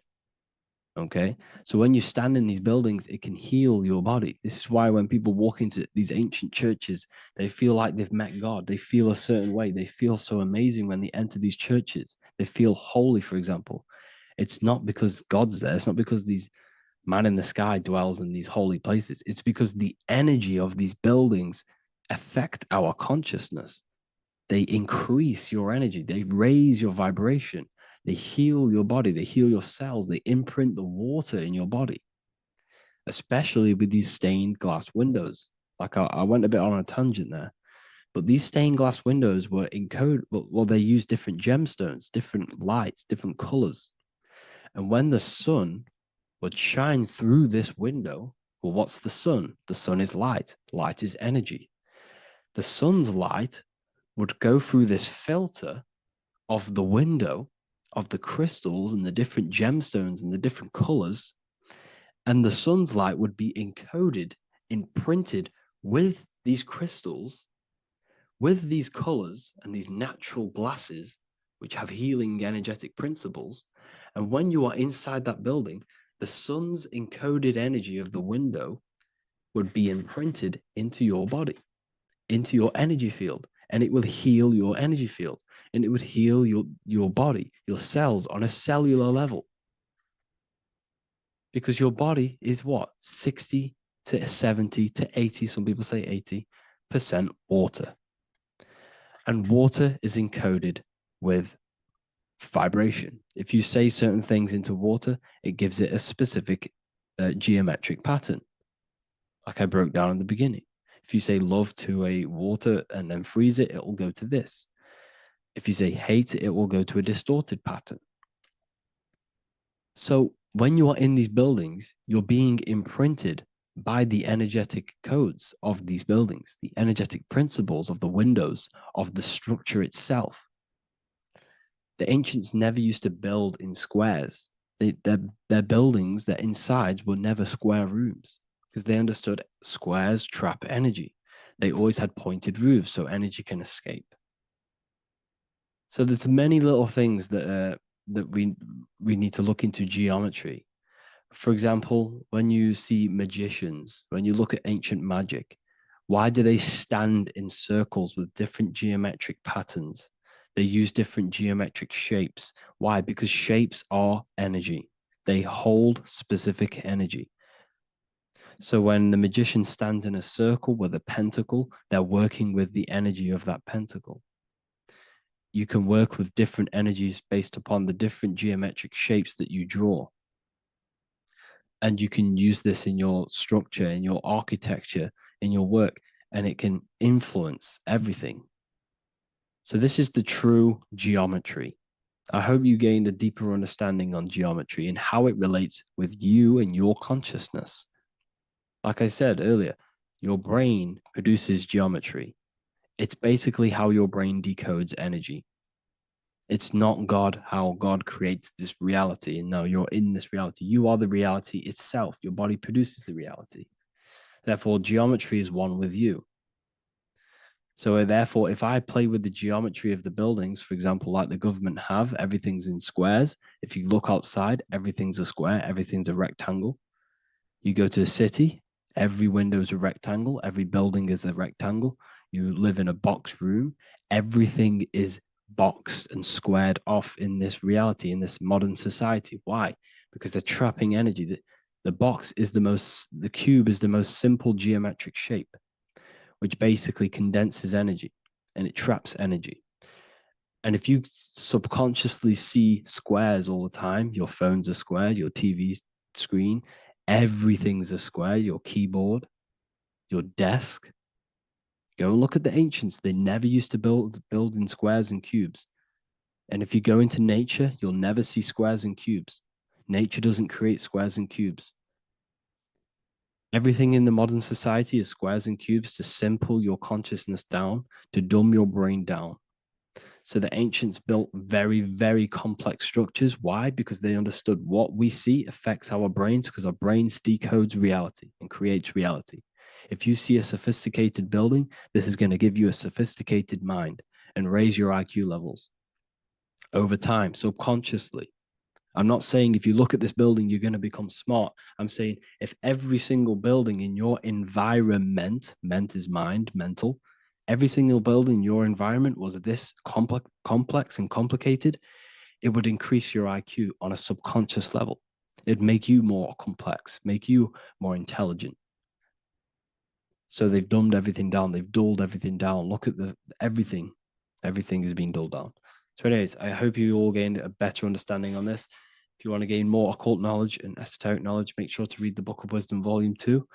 If you're inside the university, you can get this book for free. Go to the general chat area and follow the instructions and you can order yours for free. Truly life-changing stuff. Because the issue is with the world is that no one really understands who they are, what they are, and why we are here.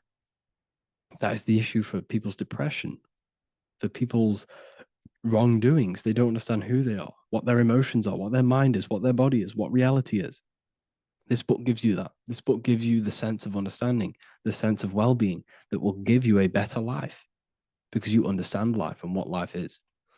And if you truly want to take your studies to the next level, we have the Ethereal University. This is the place for truth seekers where you can connect with like-minded people so you don't have to feel insane, because not many people think this way. I've been there. I've been there when you wake up and not many people around you are thinking the same way, and you start to feel a bit insane and you can't really talk to people about these things. That's why I created this, so you can connect with people and learn at the same time and become the best version of yourself by understanding truth and knowledge.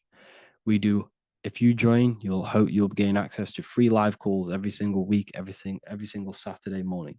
We do live calls. You can ask me questions and all sorts. So make sure to leave a like and a comment, and thank you all for tapping in.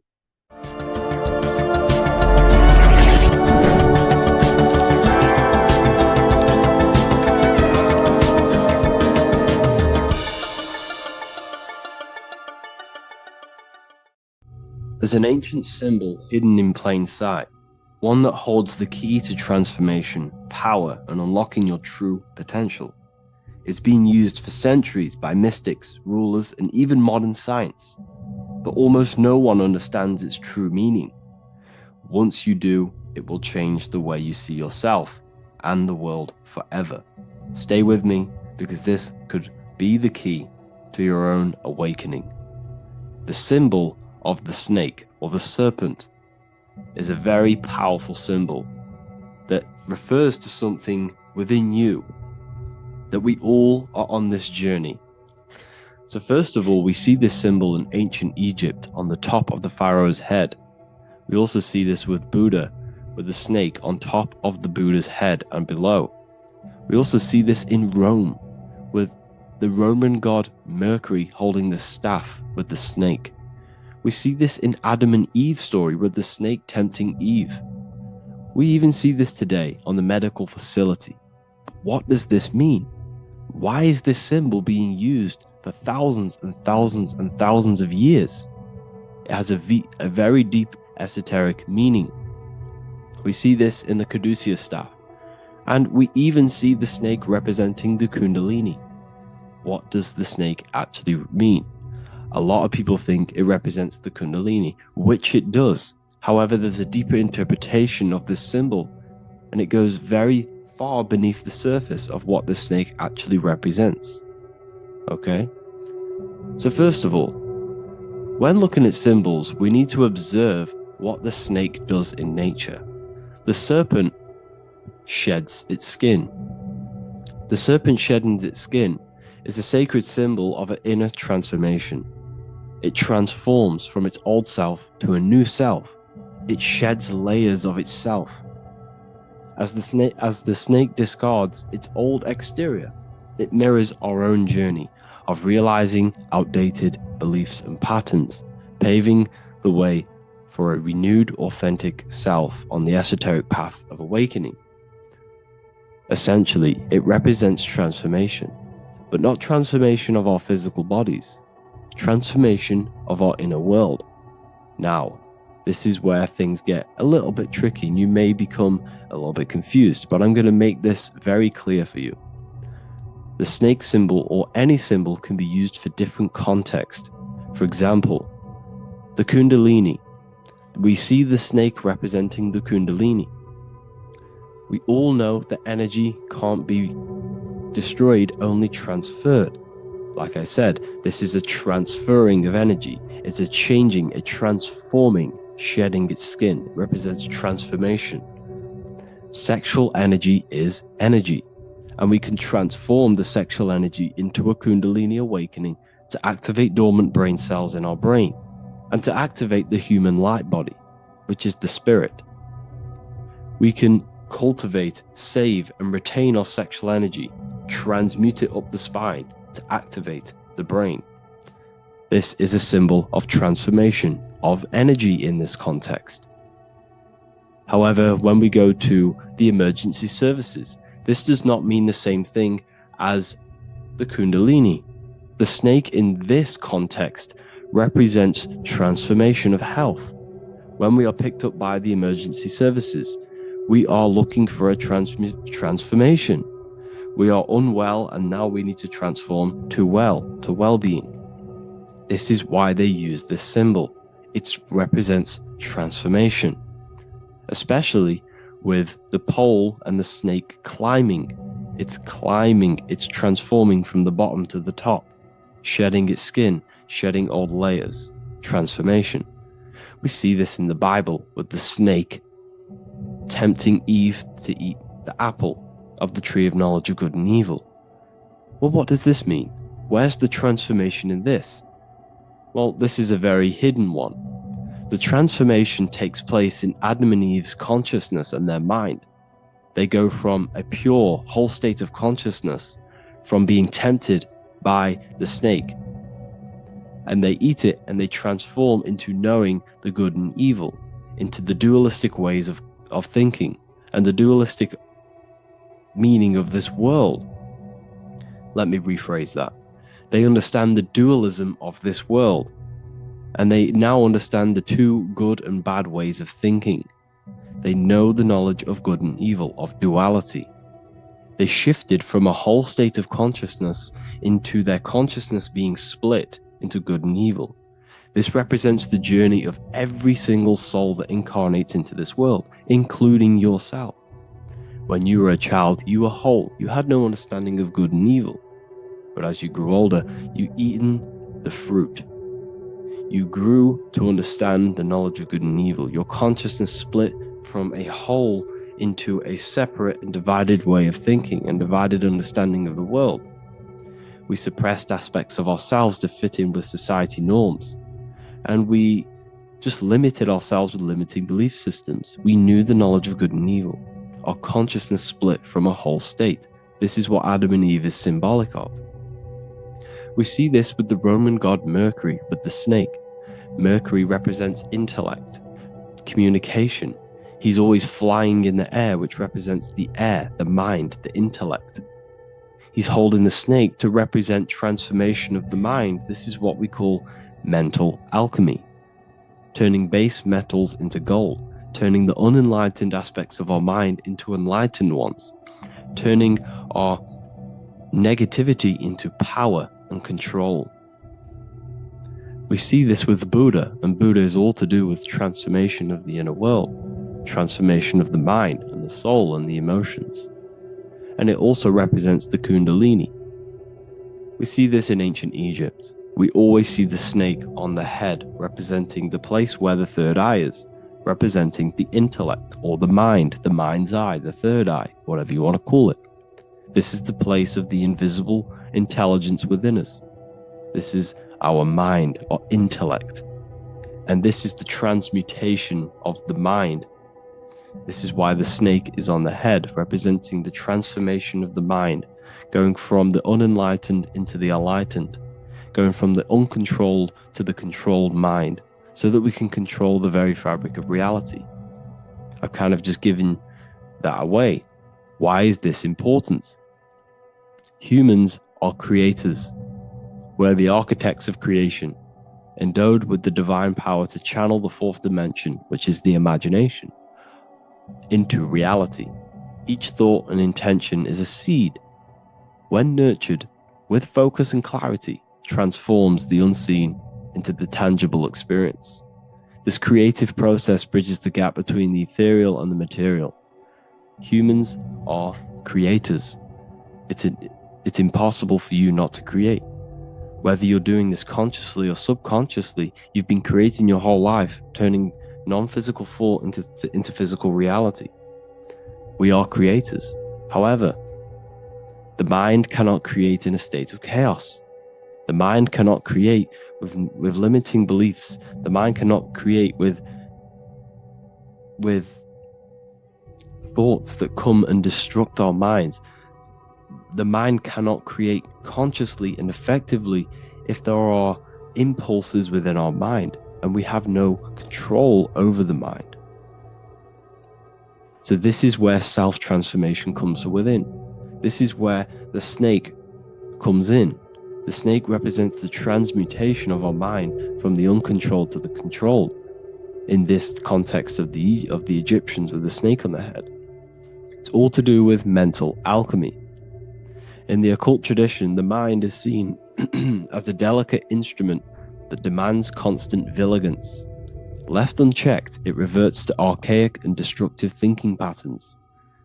Like a finely honed blade, it must be continually sharpened through discipline and self-refinement. In this unending process of unveiling and mastery, we learn to shape reality, harnessing the power of our thoughts to manifest the highest potential.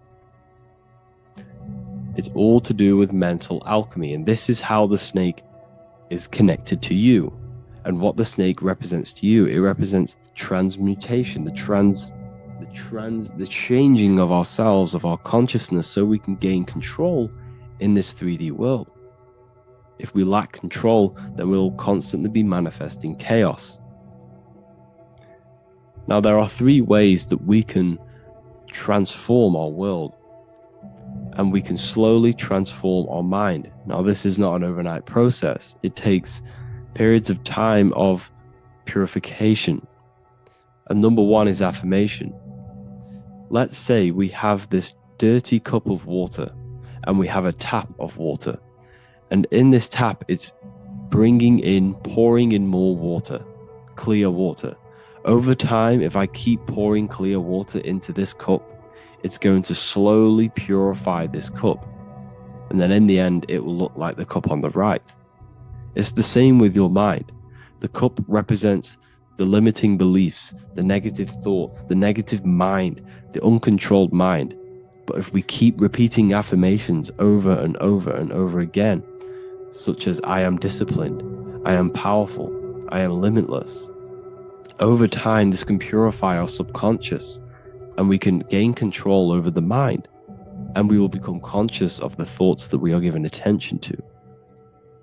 The second way is meditation. Meditation allows one to develop an off switch for the mind, providing a sense of control over it. Over time, we gain the ability to filter our thoughts and become more conscious of the ones we choose to engage with. Meditation, over a period of time, will give you this button that allows you to filter out negative thoughts. If you have a negative thought in your mind, you'll be able to become conscious of this and redirect your mind's attention. This is all about self-control, because remember, we become what we think about. The snake represents the transmutation of the self. And another way is visualization. Visualization allows your subconscious mind to experience the reality you desire, accepting it as truth. As the subconscious becomes more immersed in this imagined reality, it works to manifest it into your conscious experience. Your visual eye, visual eye. You're using the mind's eye to see and mold your future. That's what imagination is for, to create in your future. You can become your future now in your imagination. And this can slowly purify your consciousness, slowly purify your mind, which will then, if you do all 3 of these over periods of time, you will see great transformation from the inside out. And your outer world will start to mirror your inner transformation, because it's as within, so without. You change your inner world of consciousness, of thought and emotion, you'll change your external reality and your circumstances. So I hope this lesson has gave you a great understanding of what the snake actually represents. And now that you see it, you will see this everywhere. Every time you see a snake, you know it represents the transformation. So please, if you can, leave a like, comment, and subscribe, and turn on the alerts to make sure you never miss a video. And if you have any video suggestions, feel free to make a comment and I can make a lecture on it. I appreciate you all watching this video today, and I'll see you all inside my university if you're inside, and I'll see you all in my Telegram if you join, and I'll see you in the next video, of course. Thank you and take care. You don't just have a physical body. You have a physical, mental, spiritual, and emotional body. Each one of these aspects are a body of its own. Body does not just refer to a physical substance. You have a mental body for thinking, an emotional body for your emotions, a spiritual body for your energy in your astral form, and a physical body to encapsulate all of these. Each four of these aspects are essential for the human experience and essential to balance. Now, today we're going to be syncing the four aspects of your consciousness with the four seasons and the four elements and how this ties into the Bible. So we have four physical elements. We have 5 elements in total, spirit being the most important, but spirit is pure invisible. We have 4 physical elements. We have air, fire, earth, water. Air and earth, earth and water are feminine. Air and fire are masculine. Air and fire are active. Water and earth are passive. The air corresponds with the mental body of consciousness. This is where your intellect, this is where your communication, this is where your thoughts, intuition all comes from. This is the mental body of consciousness that allows you to think, allows you to process, figure things out, and have intellect and gain knowledge. This is your intellectual aspect of your consciousness, located in the head region.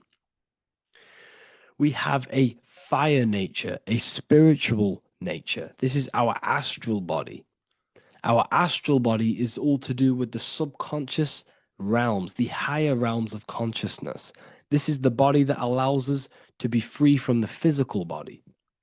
Our spirit is more of our energy. Water is our emotional body. This is what allows us to feel things, that allows us to gain intuitive feelings of conscience. So emotion allows us to understand what is right and what is wrong. When we feel something bad, we know that this is wrong. When we feel something good, we know that we are doing good. Emotions are a creational force that allows us to feel certain things to bring them into existence. Our emotional body is a creational force and should not be reactive, and they should be controlled. Most actions are stemmed from emotions. Actions bring thought into physical existence. Emotions are the driving power. They are what drives your actions. The thought, then the emotion, then the action. Earth is your physical body. This is your physical state that allows you to take mind and emotion into action, into fruition, into physical matter. This is what your physical body allows your consciousness, your soul, to interact with the physical world and bring things into physical existence. The physical body, the physical world, is an outcome and an effect of the thinking mind. All physical substance comes from the thinking mind. The pen, the phone you're holding, the microphone I'm speaking into, all began as a thought in the thinking mind, then it was brought into physical reality. Earth is the most dense. So it goes in this order: body, emotions, spirit, mind. The higher you go up, the more lucid and fluidic it becomes. The lower you go down, the more dense and dull it becomes. Air is the mind, fire is the spirit, water is the emotion, earth is the physical body. So this is why you are a microcosm. You have these 4 things within you. You contain of these 4 elements, which correspond to the 4 bodies of your consciousness, the 4 bodies of the soul. You are the soul. You are the spirit.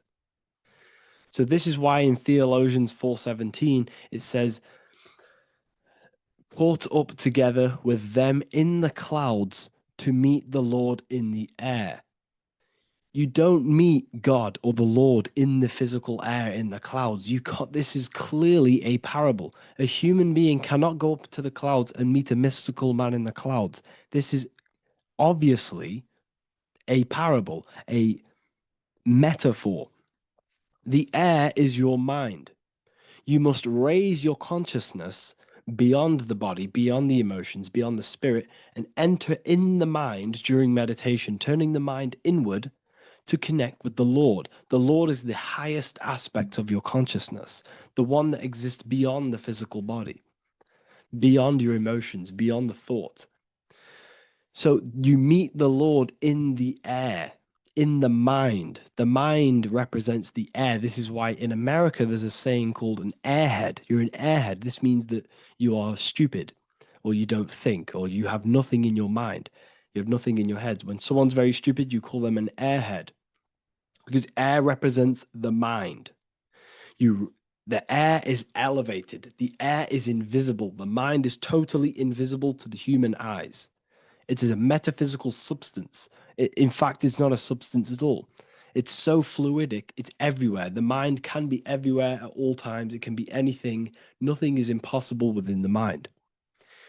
Now, this is synced with the 4 seasons. The 4 seasons represent the 4 aspects of human consciousness, the 4 bodies of your consciousness, the 4 bodies of your soul. The sun is your soul. Okay. And the sun travels around 4 seasons. Summer, when the sun is the most hottest point. Autumn, when the sun starts to move away from the hottest point. Things start to die. Then it goes to winter. This is when everything dies. This is when things enter in within itself. This is when darkness occurs. Then spring. This is the reignition of the sun. This is when the sun starts to bring back the warmth back to the summer. You have 4 seasons, which correspond to the 4 bodies of consciousness. Fire is the spirit. This is when you are passionate. This is when you are taking action. This is when you are fiery. The sun is blazing. You're taking action. You're very passionate. You're very spirit. You're in the spirit. Autumn is water, emotion. This is when you start to become very reflecting. This is when you start to feel emotional. Because in autumn, there's lots of water. This represents the emotional body of consciousness. Winter is the mind. This is air. Winter, what happens in winter? Everything enters within itself. The leaves die, the trees die, everything dies and goes within. This is the mind. The mind is the darkness, remember. You close your eyes to enter within the mind. The winter represents meditation. In the winter, what do people do? They stay inside of their house. They research more. They read more books. They become more intellectual. They think more in the winter because we are so we're stuck inside. So we're more reflective. We're thinking more. We're more communicative. We're more intellectual. In the spring, this represents the earth, the body. This is when we start to come out of the mind and we awaken to the body, and things start to grow again. The plants start to grow. The earth is growing again and reborn again. This is the body. This is when you become more active in the spring. And then the summer, back to the summer, we then take action on these thoughts and these thoughts that we gained over the winter. Essentially, this is just a massive cycle. And this is a daily cycle also. The nighttime is the winter. The morning is the spring. The midday is the summer. And the evening time is the autumn. This is a microcosm. We have 4 bodies of consciousness. You are the sun. You are the soul. And the soul has 4 bodies: summer, autumn, winter, spring. Emotion, air, body, spirit. Sorry, emotion, mind, body, spirit. So you are the soul. You are the pure essence of consciousness. The sun is your soul in the heart. And the seasons are inside of you because you are a microcosm Okay, you are a microcosm. The word sun is son. The Latin word for sun is sol, which is soul or solo, because the sun is solo. It's on its own. You are the soul, and the soul has the 4 different bodies of consciousness. So before we move on any further, if I've blown your mind, please, if you can, leave a like, a comment, a share, and a subscribe. Let me know what videos you want me to make in the future. Please drop a like. It definitely will help me. You are a microcosm of the macrocosm. Man is a miniature universe that goes through its own cycles. The seasons of the summer, winter, spring, and autumn do not occur merely outside of him, but within him as well. The summer is within you. You feel different in the summer. You feel different in the winter. You feel, depending on the body of consciousness, your soul's interacting with. So the sun in the sky is your soul inside, and the sun goes through these cycles, which is affecting your bodies of consciousness, because the cycles represent your bodies of consciousness. Now, this ties in with the Bible. This is why we have 4 gospels. This is why Matthew, Mark, Luke, and John are always seen with the 4 different zodiac sign animals or symbols. So you always see each one of the gospels. If you just type in on Google Matthew, Mark, Luke, and John, type in ancient pictures, paintings or pictures of them, and you will find these 4 zodiac signs are always standing with each one. Taurus, the bull; Leo, the lion; Scorpio, the eagle. An old symbol for Scorpio was the eagle, and a man for Aquarius. Here you see very, very ancient paintings and artwork. Here we see Matthew, the man, Aquarius. Here we see John, the Scorpio. Same here. We also see it on the tarot cards, on the world card. We see the 4 fixed zodiac signs. Here we see it as well. These are called the 4 fixed zodiac signs. Now, when we look at the zodiac, we're no longer looking at the sky, because what you must understand is as above, so below. What is above you is inside of you. What is above is what is below. What is outside of you is within you. The zodiac is inside of you. The zodiac revolves around the sun. The sun is your soul. These are different energies of your soul. Like I said earlier, the 4 seasons are the 4 bodies of your consciousness. And in each body of consciousness, you have these different energetic energies that you can work with. Okay, so this is the true astrology. This is the true astrology, the internal esoteric astrology. You can't find much information on this at all. Very hard to find. So what we're looking at are the 4 bodies of consciousness. Obviously, when you look in the middle of each, when we look in the middle of each season, spring, the middle of spring is Taurus. The middle of winter is Aquarius. The middle of autumn is Scorpio. The middle of summer is Leo. These 4 signs are known as the 4 fixed signs. Okay, Scorpio is fixed. It's the middle of autumn. Scorpio is a water sign, emotion.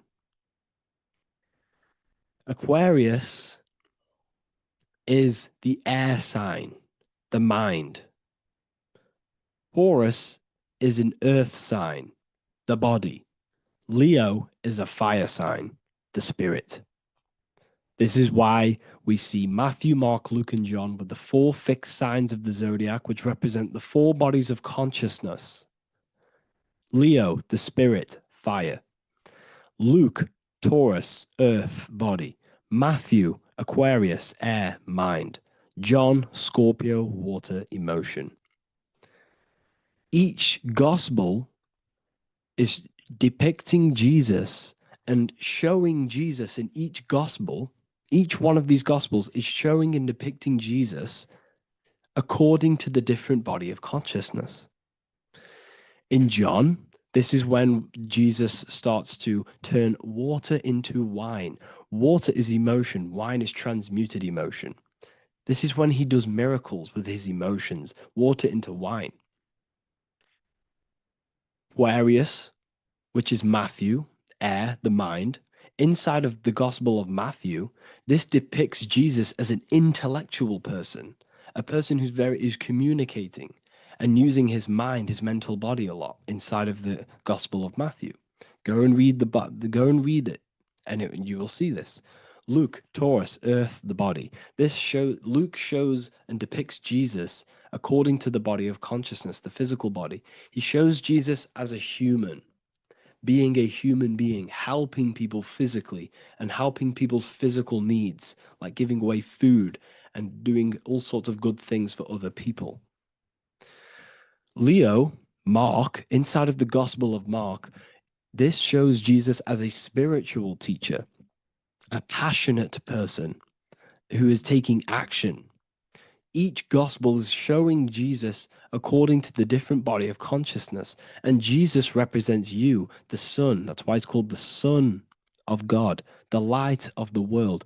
Jesus represents your soul, and your soul has these four gospels, the four bodies of consciousness, the four fixed signs, the four elements, and the four seasons. These things all correspond to your consciousness. So this is Leonardo da Vinci showing you the exact same thing. Jesus is the I am, the Son, the soul, in the middle, on his own.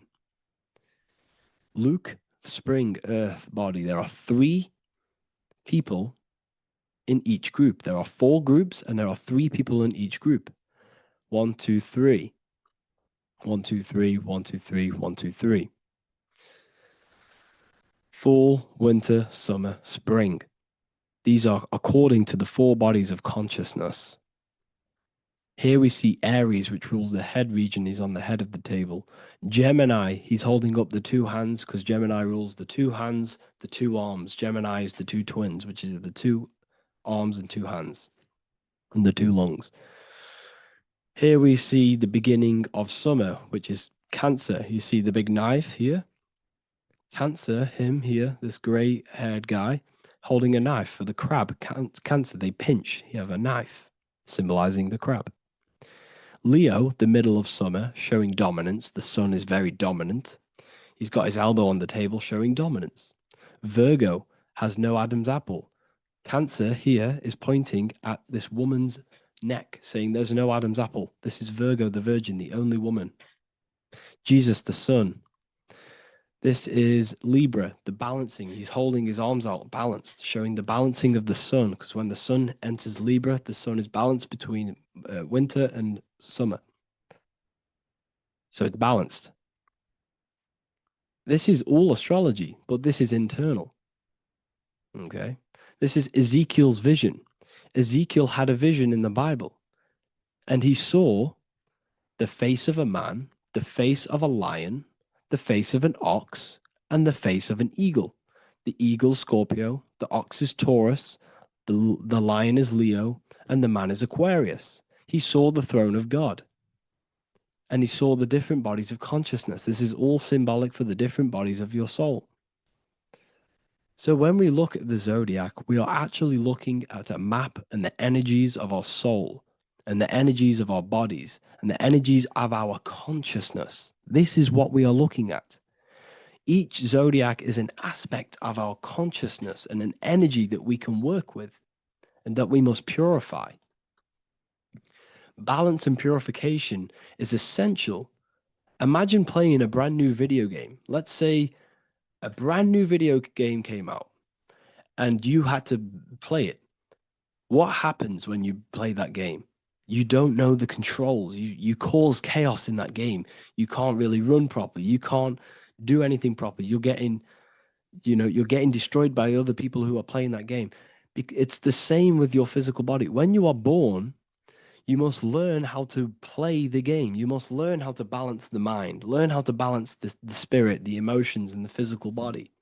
We must balance and purify each body of our consciousness. We We must look after our physical body with our physical health by eating physical, electrical food like fruits and veg.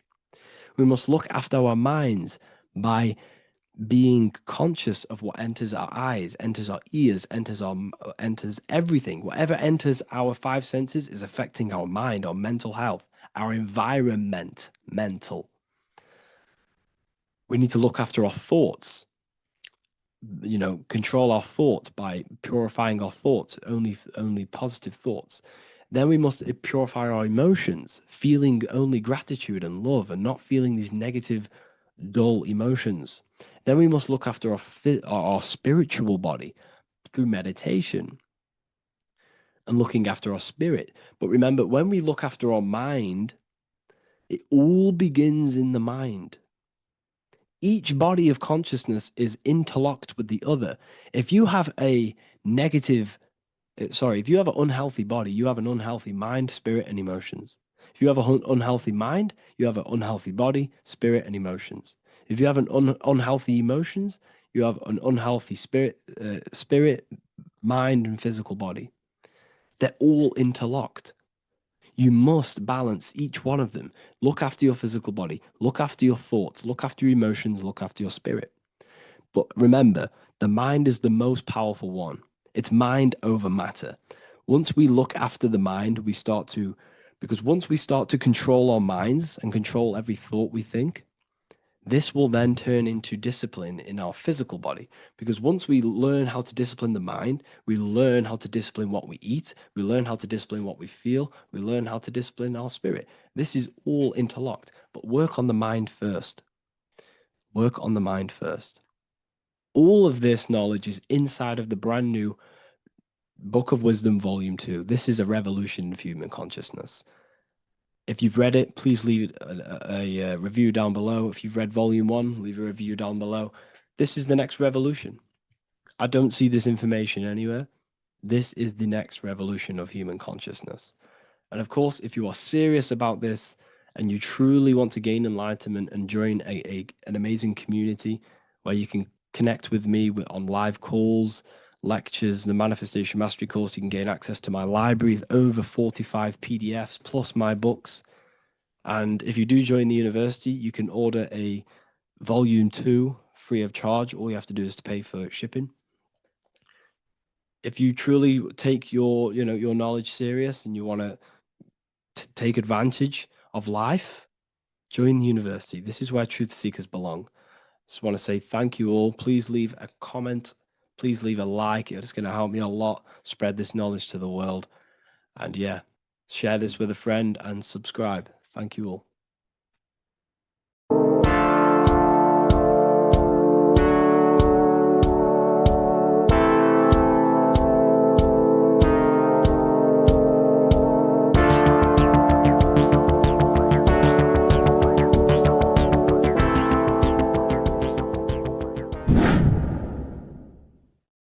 What is good, people? It's Revival of Wisdom. I hope you're all doing well. And this video is how to raise your holy oil or your Kundalini. Let's get straight into this. So this is a monthly cycle. Every month, when the moon is in your zodiac sign, this oil is released. Now, the moon is in control of monthly cycles. For women, it's the menstrual cycle, and as well, this holy oil cycle. The moon changes sign every 2.5 days and passes through the zodiac signs in 27 days. So the moon tells the day, the sun tells the time, the stars tell the month. This reality is a massive clock, if you like to say. It's a cycle.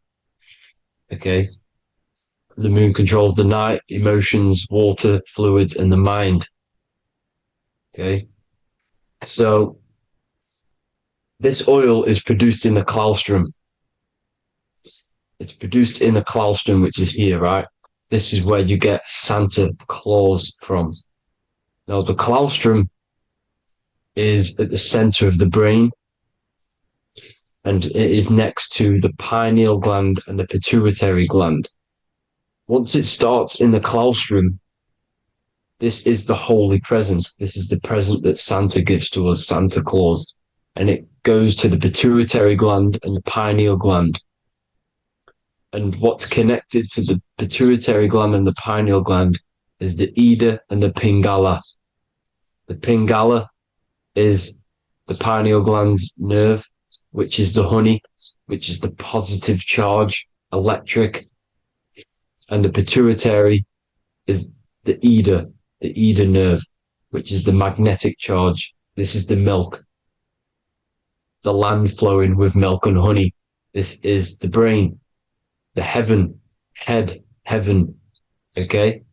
And it travels down the spine using these two nerves, these electromagnetic charge. And this is what the ancients symbolized with the two serpents wrapped around the spinal cord, the Ida and the Pingala. And this travels down to the sacrum or the solar plexus. Okay. So once it's here, okay, the spine is an elongation of the brain. So the spine is pretty much the brain. It's an extension of it. And it's kind of a microcosm of how we descended from heaven to physical reality, to physical matter, which is our consciousness has done. Our consciousness has descended from heaven into physical matter. And this is a microcosm of it.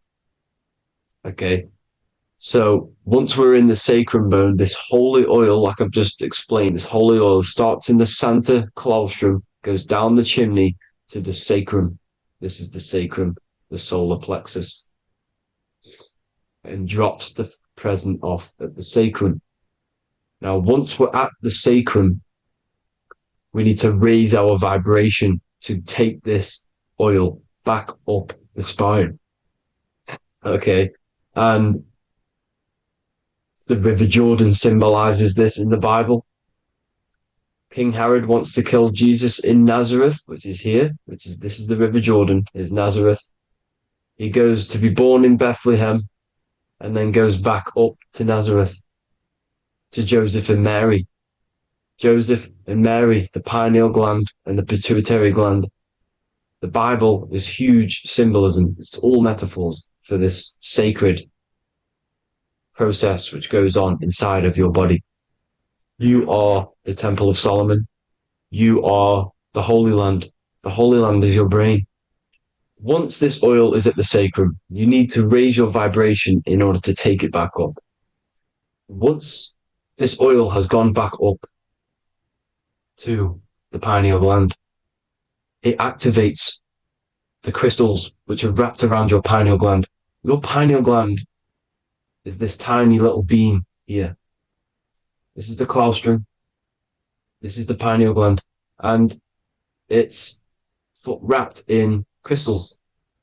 And when this oil travels back up the spine by raising your vibration, back to the upper room where Jesus met the 12 disciples, or the 12 cranial nerves in the brain, and it activates and it turns on this pineal gland.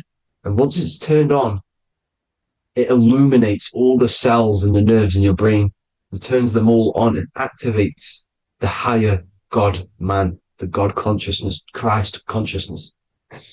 And it regenerates the whole body. This is the secret to regeneration. It regenerates all the cells in the body. And this is how the ancients lived for thousands and thousands of years, as talked about in ancient texts. They lived for hundreds and thousands of years because they knew this secret.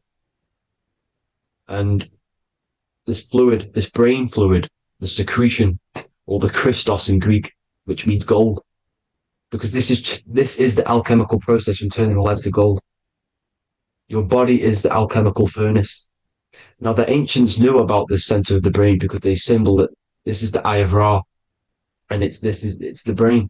And this is what's wrapped around our consciousness. Our consciousness isn't wrapped around the brain. The brain is built around the consciousness. We are the consciousness. You don't have a soul, you are the soul. Okay? Now, the head, heaven, hell, heel, Heel at the bottom of your foot, that's hell. Head is heaven. Heaven and hell. Simple. Now the pineal gland produces DMT, which is dimethyltryptamine, which is known as the spirit molecule. So let's move on. Now, when this oil travels up, back, the spine, the chimney, it crucifies at the top, which is called the vagus nerve. So when it reaches here, the optic thalamus, it crosses and crucifies once it's raised back up. And this is why Jesus dies at 33. He was crucified at 33. Because you have 33 vertebrae on the back of the spine. And then it's crucified by the cross of the vagus nerve. When this oil crosses the vagus nerve, this is the crucifixion at 33. And it symbolizes the death of the physical consciousness. You then become spirit. You then become God consciousness, activating the Kundalini, regenerating the body and the mind. Okay. The Garden of Eden. You are the Garden of Eden. The land of milk and honey is upstairs. The pituitary, which is the milk, the pineal gland, which is the honey, which is DMT. It even says this in the Bible. As he brought us into the place, and he has given us this land, a land flowing with milk and honey, which is also symbolized as the sun and the moon. The Bible also says, the light of the body is the eye, not the eyes, the eye. If therefore thine eye be single, thy whole body shall be full of light. This is the activation of the pineal gland by raising this oil back up to the pineal gland, to the center of the brain. Neither shall they say, see that here, or see there, for behold, the kingdom of God is within you. So he's saying, don't look out there. Nothing is out there. It's all inside of you. Everything's inside of you. You're the universe. Now, how to raise this oil back up to the pineal gland? Every month, like I said.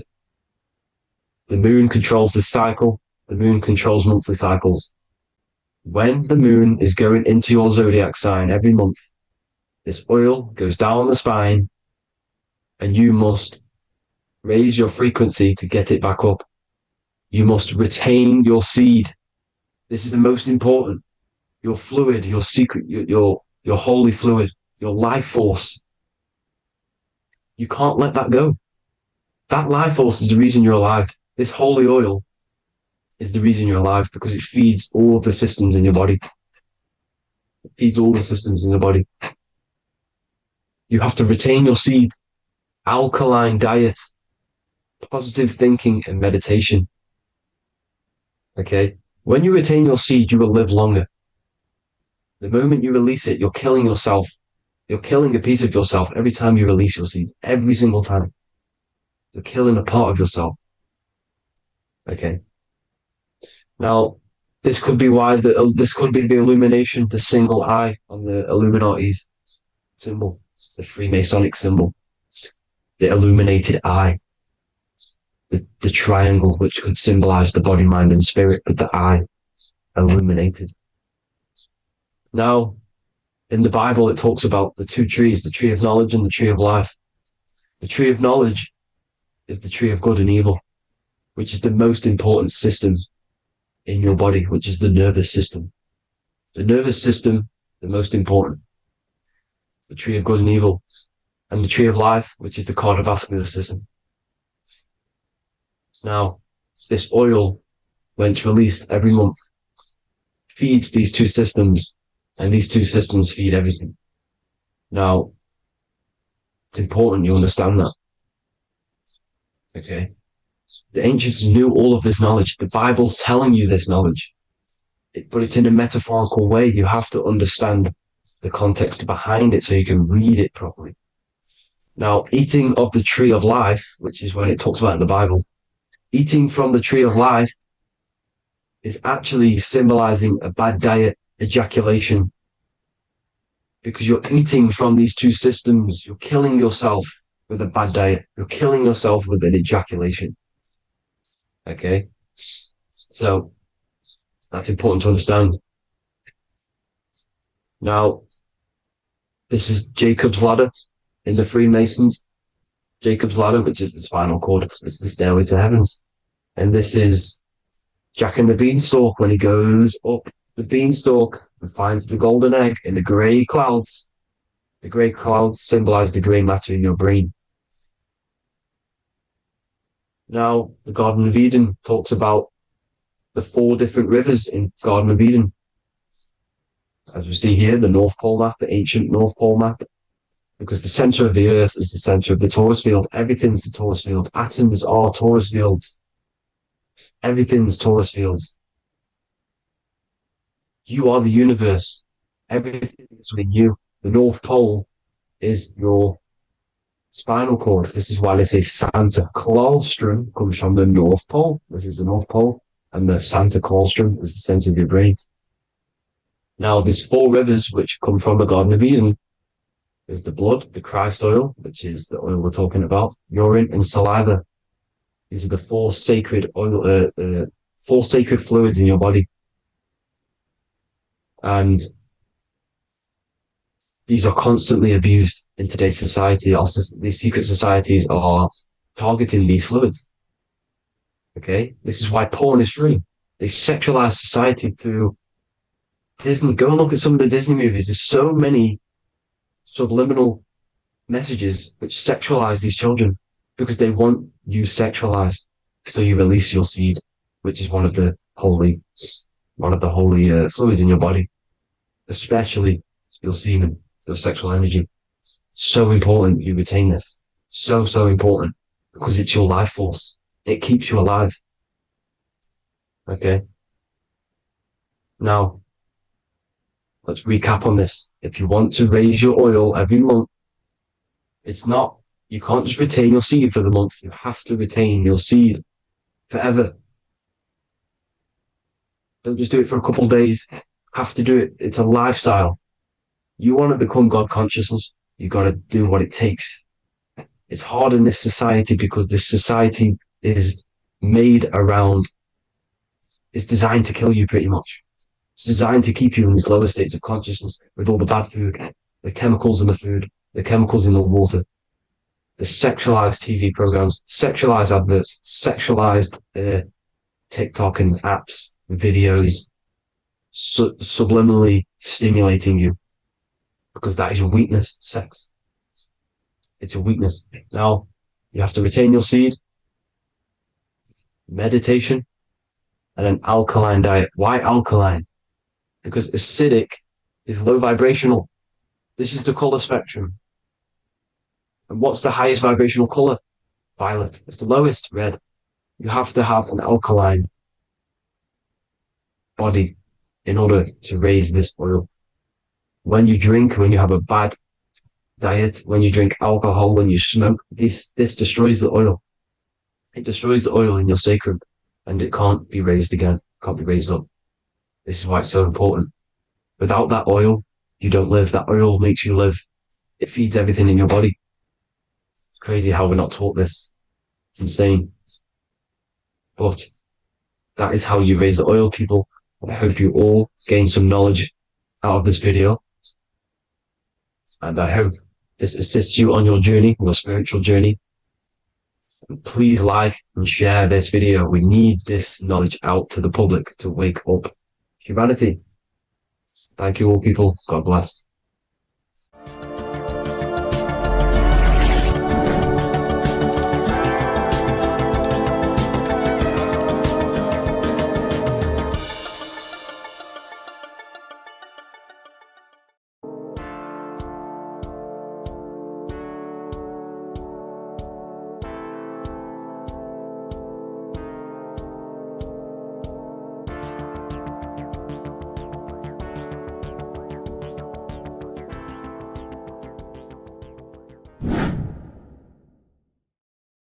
What are we all doing, people?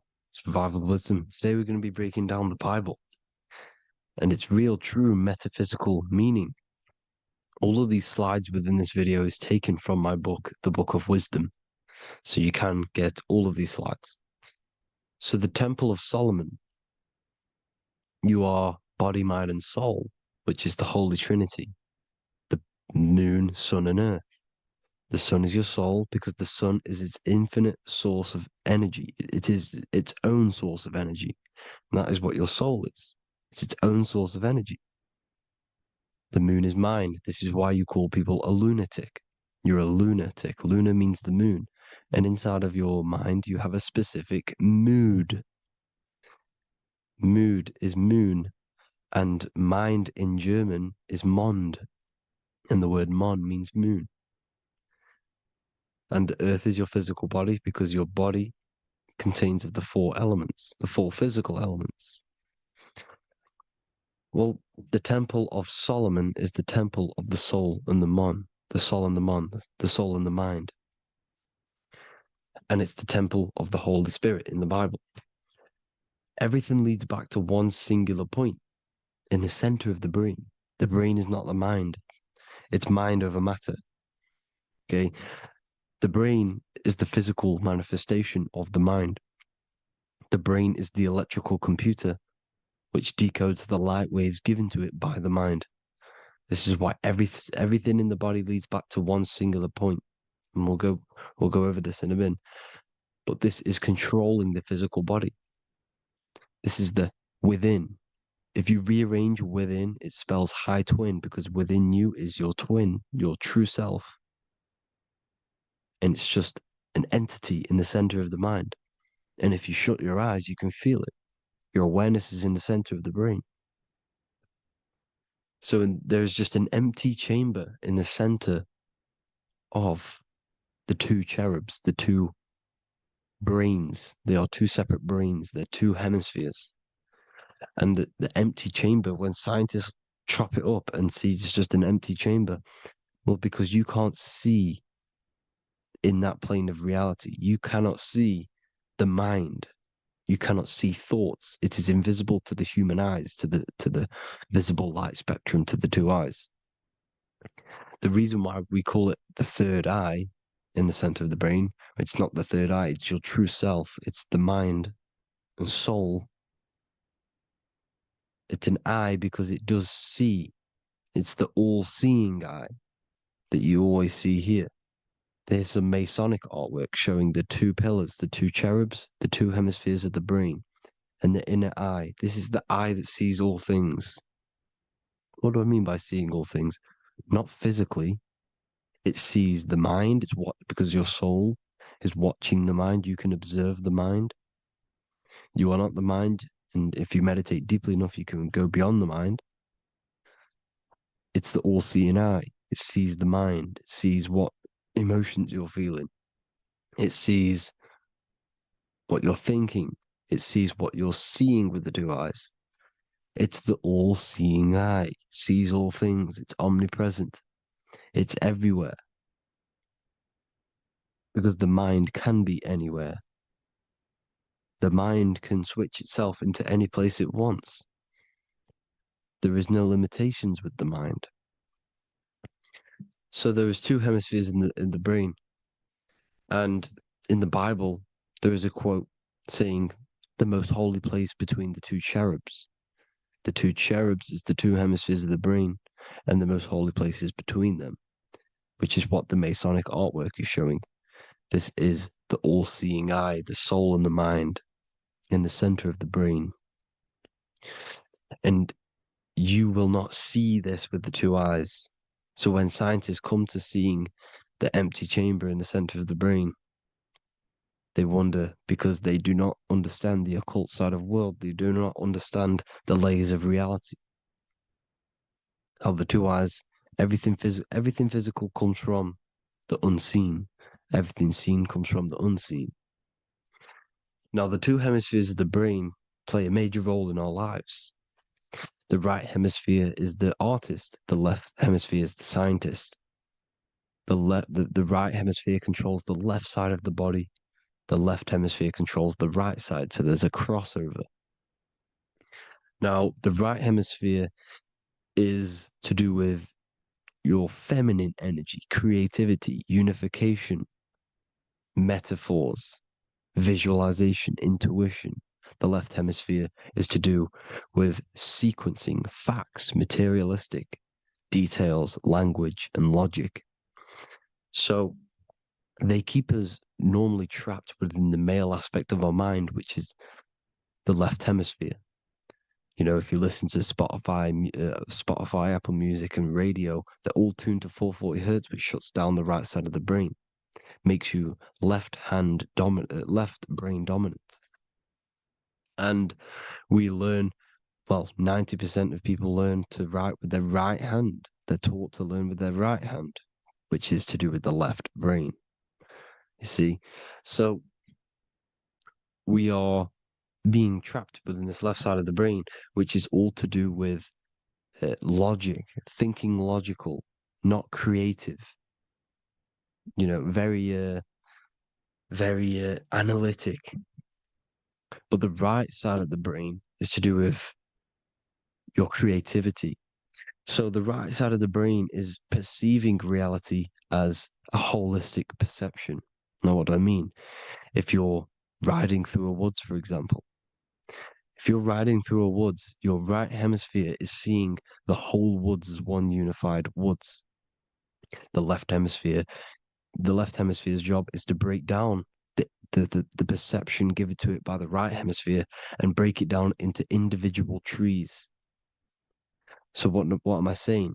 The right hemisphere is seeing humans and everything in creation as one unified consciousness. The left hemisphere is seeing individual egos. This is why the left hemisphere is the place of the ego, the right hemisphere is to do with the higher self. They're both needed, though. I'm not saying one's better than the other. It's balance. Now,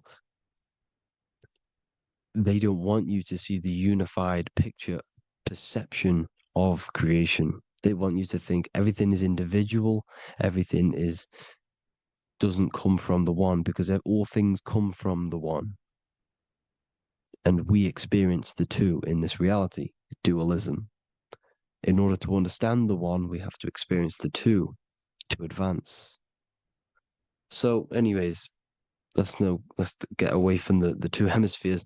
The right hemisphere, like I said, is to do with the higher self. And this is why in John 21:6, it says, cast the net onto the right-hand side of the boat and you will find fish.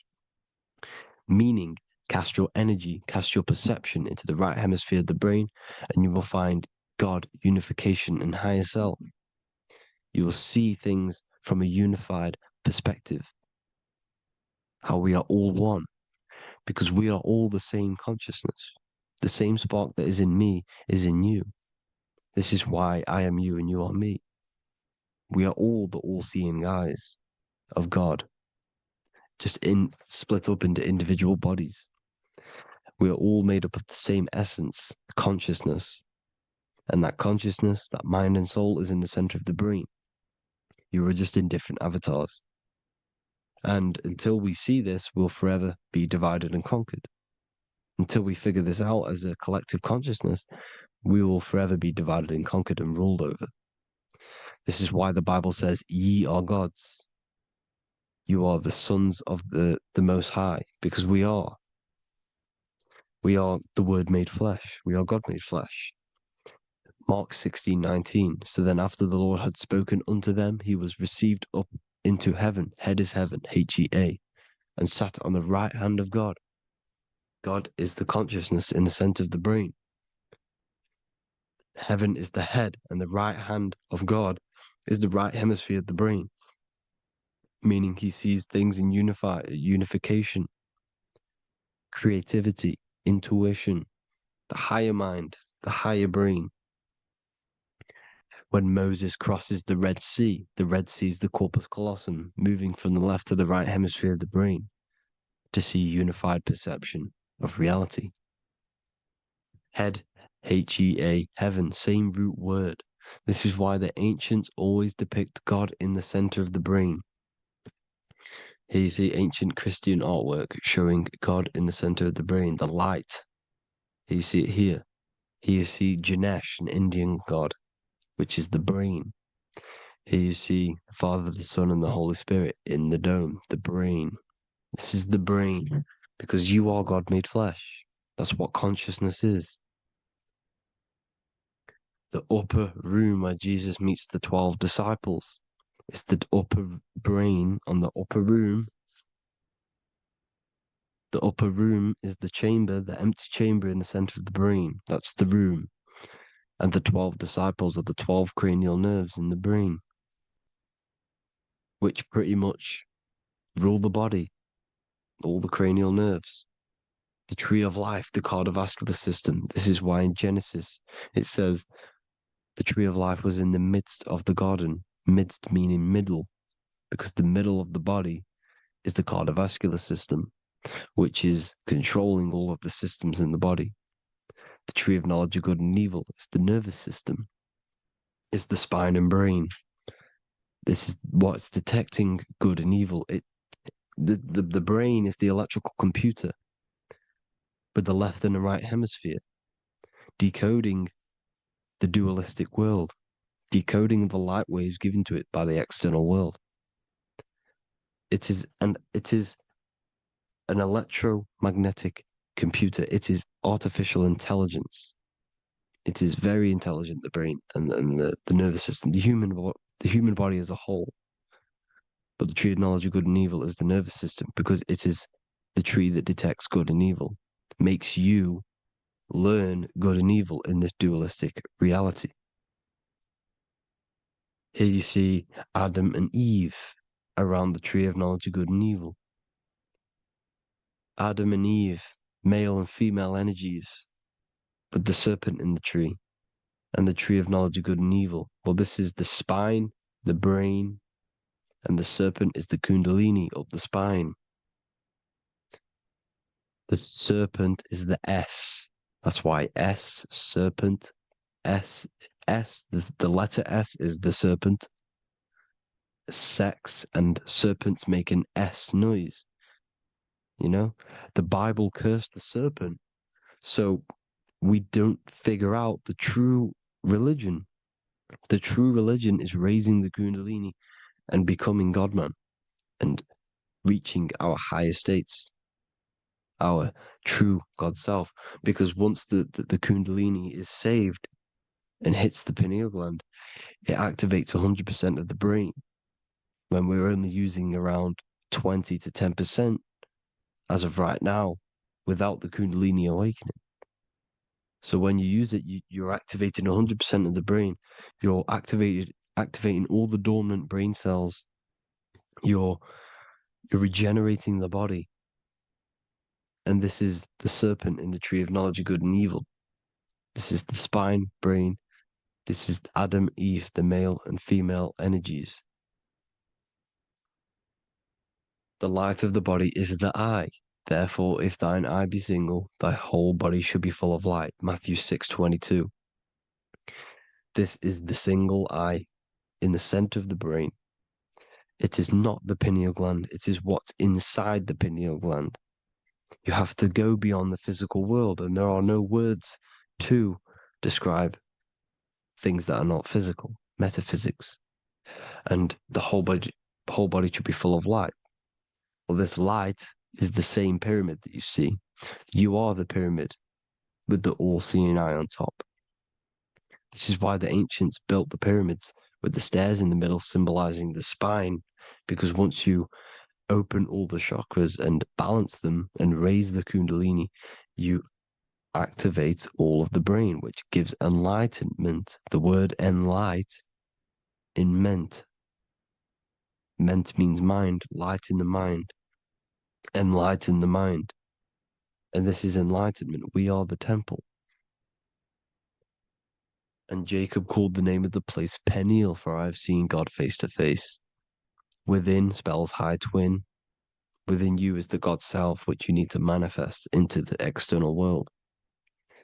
And he's seen God in Peniel, the consciousness. He's seen his true self, consciousness in the pineal gland.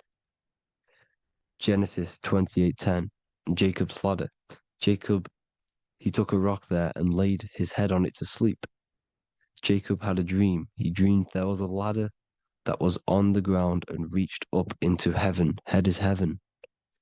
The rock he fell asleep on is the sacrum bone. because he's symbolizing the oil that comes down the spine, hits the sacrum bone and rests there, falls asleep, and it looks up and it sees the ladder to heaven. Because when you raise this oil, you become God man. You become God in heaven. You can leave the body at will. Do you not know that your body is the temple, that your body is the temple of the Holy Spirit? Corinthians 16:19-20. Or do you not know that your body is the temple of the Holy Spirit within you? Your body is the temple of the Holy Spirit, the soul and the mind within the center of the brain, the temple of Solomon, temple of the soul and the mind. Romans 8:10. Christ is in you. It's not external. When you give where attention goes, energy flows. When you give your energy to external things, your attention, your worship to external things, you're giving energy, meaning it's draining you, and you're feeding something within the astral plane, a mental thought within the astral plane. So with you realizing that the Christ is in you, that you don't have to worship anything outside of you, this means that you're internalizing your energy. You're not giving your energy, because where attention goes, energy flows, which means you become more present. You become healthier because you're not giving off all of your special electromagnetic energy that's charging you. This is why the religions run by the Vatican is all external. They're exoteric. Exoteric means external teachings. The esoteric is the internal, the hidden teachings. In Psalms 82, I have said, ye are gods, and all of you are children of the Most High, because we are the Most High, split up into individual bodies. That's what consciousness is. Consciousness is the Most High, and we have to raise ourselves to the Most High. Brahma, Vishnu, Shiva, the Father, the Son, and the Holy Spirit. Why is it always a trio? It's a trio because it symbolizes us, the soul, mind, and body. The mind is the bridge for the soul to be in the body. What is the soul? It's the life force. It's the watcher. It's the all-seeing eye. The soul sees into different realities, and it gives life to the body of every reality it goes in. This is why you always see light around the all-seeing eye, because it is the energy, the life force, the light, life, L-I. Life is light. And it's the eye because it sees into the different realities. It sees into the dream world. When you're going to sleep at night and you dream, it's not a dream. It's another reality. You're a multi-dimensional creature. We live in a multiverse. There's infinite amount of yous. And there is a version of you which is the highest self in a reality somewhere. And this eye has the ability to switch realities, which is exactly what astral travel is. Astral travel is the ability to switch reality beyond the 3D construct of this world. The Father, the Son, and the Holy Spirit, Brahma, Vishnu, Shiva.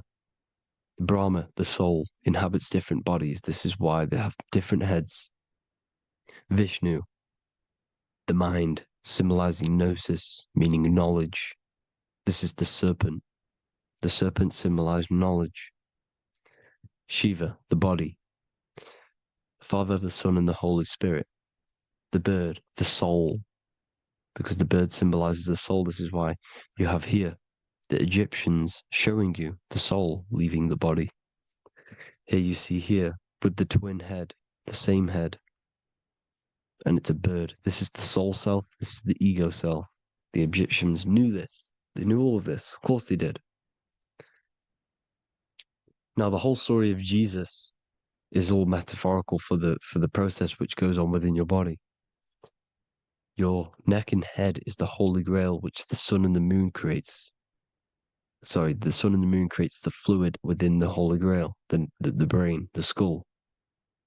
And the moon creates the milk. Sorry, the moon makes the milk. The sun makes the honey, the land flowing with milk and honey in the Bible. The land flowing with milk and honey is the center of the brain in the Holy Grail. Here you see the Masonic artwork showing you the sun and the moon creating the fluid in the spine. Here's the serpent. Serpent symbolizing the two Kundalini channels, the Ida Pingala up the spine. Here's the furnace raising the Kundalini, raising the oil, heating it up and rising it to the crown. You see? So here you see more Masonic art, seeing the sun and the moon creating the holy fluid in the brain, in the cup, filling the cup. This is why it's a cup, because it's the Holy Grail. This is the holy oil in the center of the brain that gets released down the spine, which is Jesus coming down from heaven. It comes down the spine, down the River Jordan in the Bible. This is when Jesus goes from Nazareth to Jerusalem. He comes down the River Jordan, and Joseph and Mary are in Nazareth waiting for Jesus' return. Joseph and Mary symbolize the pineal and pituitary gland, which produce the two oils created by the sun and the moon.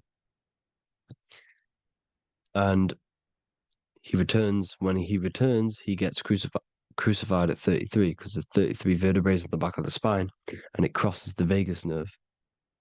The crucifixion of the oil past 33 vertebrae creates God-man, and it creates your higher self, and it activates 100% of the brain.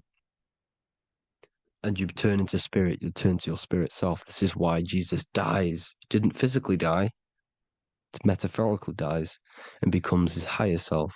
The ego self was left behind. It's the same with the whole story of Jesus. Jesus comes down from heaven, which is the oil. He dies in a cave for 3 days, which is the oil hitting the cave. Here's the cave.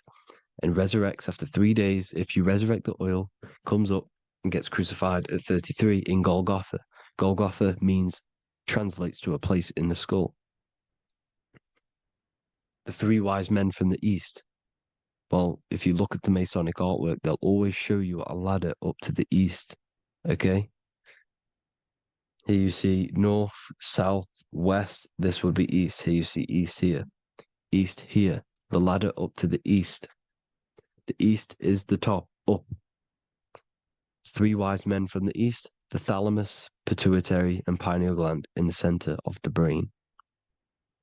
The most important glands in the body. Here you see the Egyptians with the spine, the sun, and the two hemispheres of the brain. What did I say at the beginning? The sun is the soul. The sun is its own source of energy. It's the life force, which gives life to anything it inhabits. The soul is the same thing. That's why sun and soul mean the same thing. So, what I'm saying is consciousness is God. And this is why when it refers to as God in the Bible, means your higher self, pretty much. And returning back to this higher self, because God is something that you need to manifest. Consciousness is God, and your body is a reflection of the creation by God.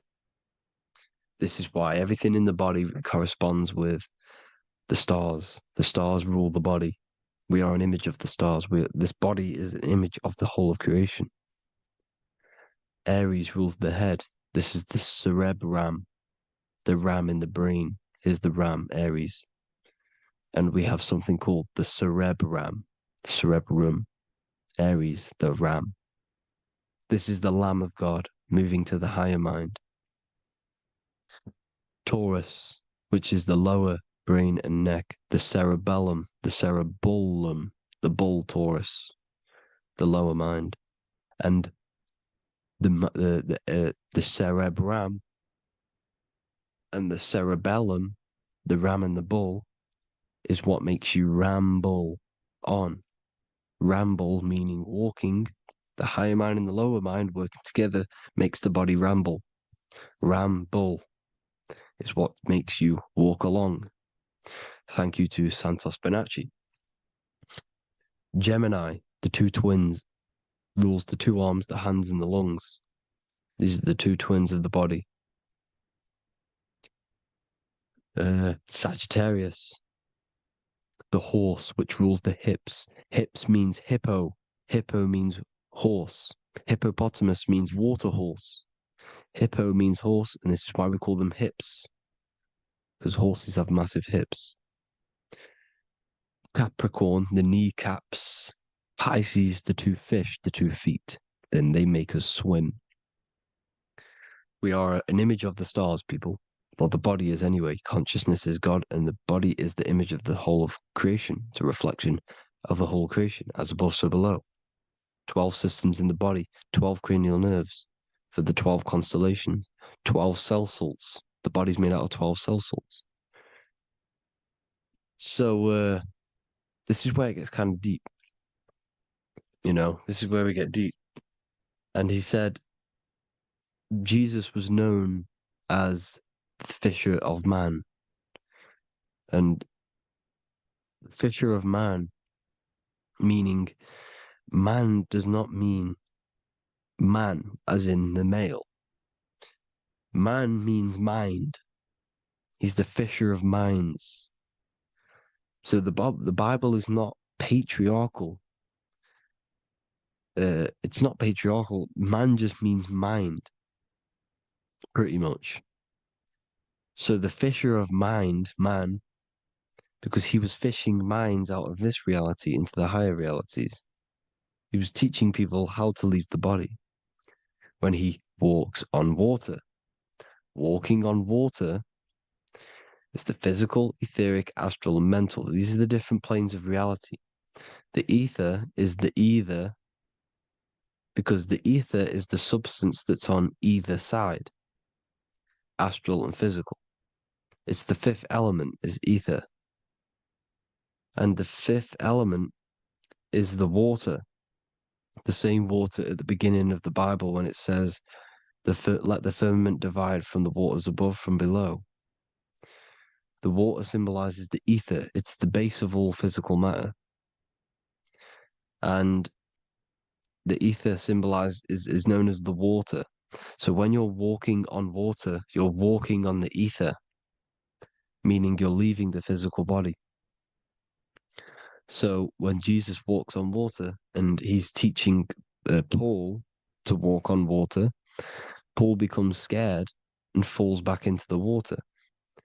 Well, when you astral travel and you become scared when you're projecting, you'll fall back into your body.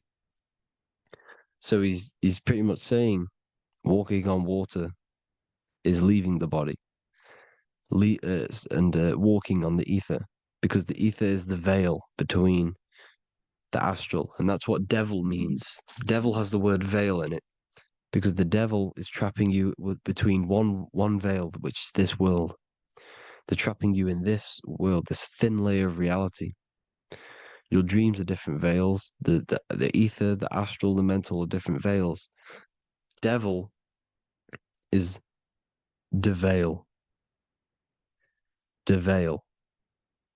You need to escape being stuck in one reality and live in between realities. And this is when you truly become a multi-dimensional being, because your soul is just the eye. That's what you are. You're just an eye, and you see into different worlds.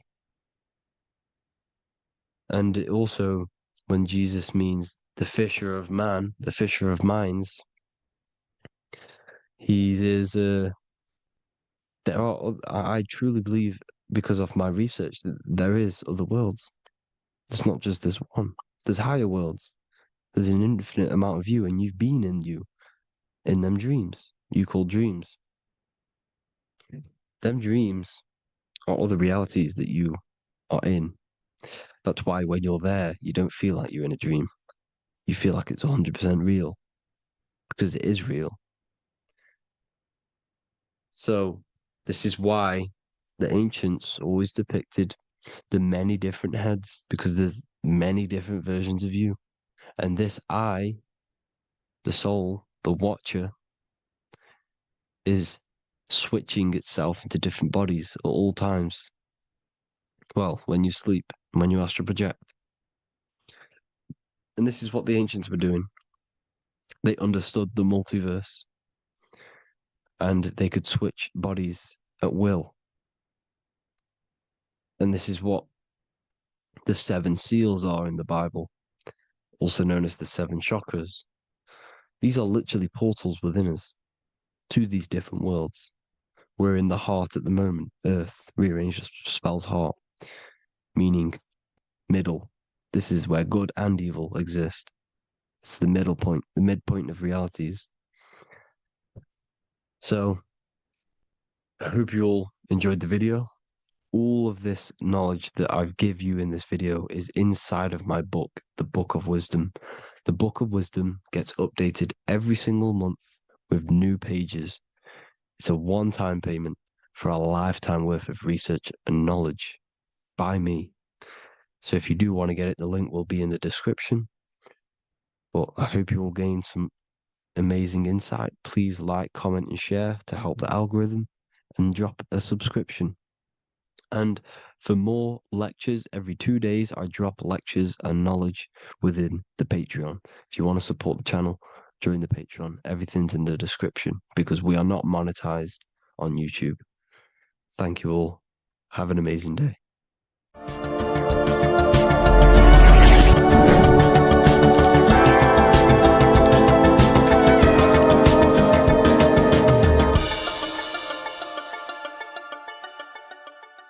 Hello, Seeker. Welcome to Revival of Symbolism, a channel devoted to the language of esoteric symbolism, helping you discover yourself and expand your consciousness into new realms of thought. I'm Harry B. Joseph, also known as Revival of Wisdom, and in this video, we're going to be discussing the symbol of the double-headed eagle, also known as the emblem to represent the 33rd degree Freemason. So let's jump straight into this.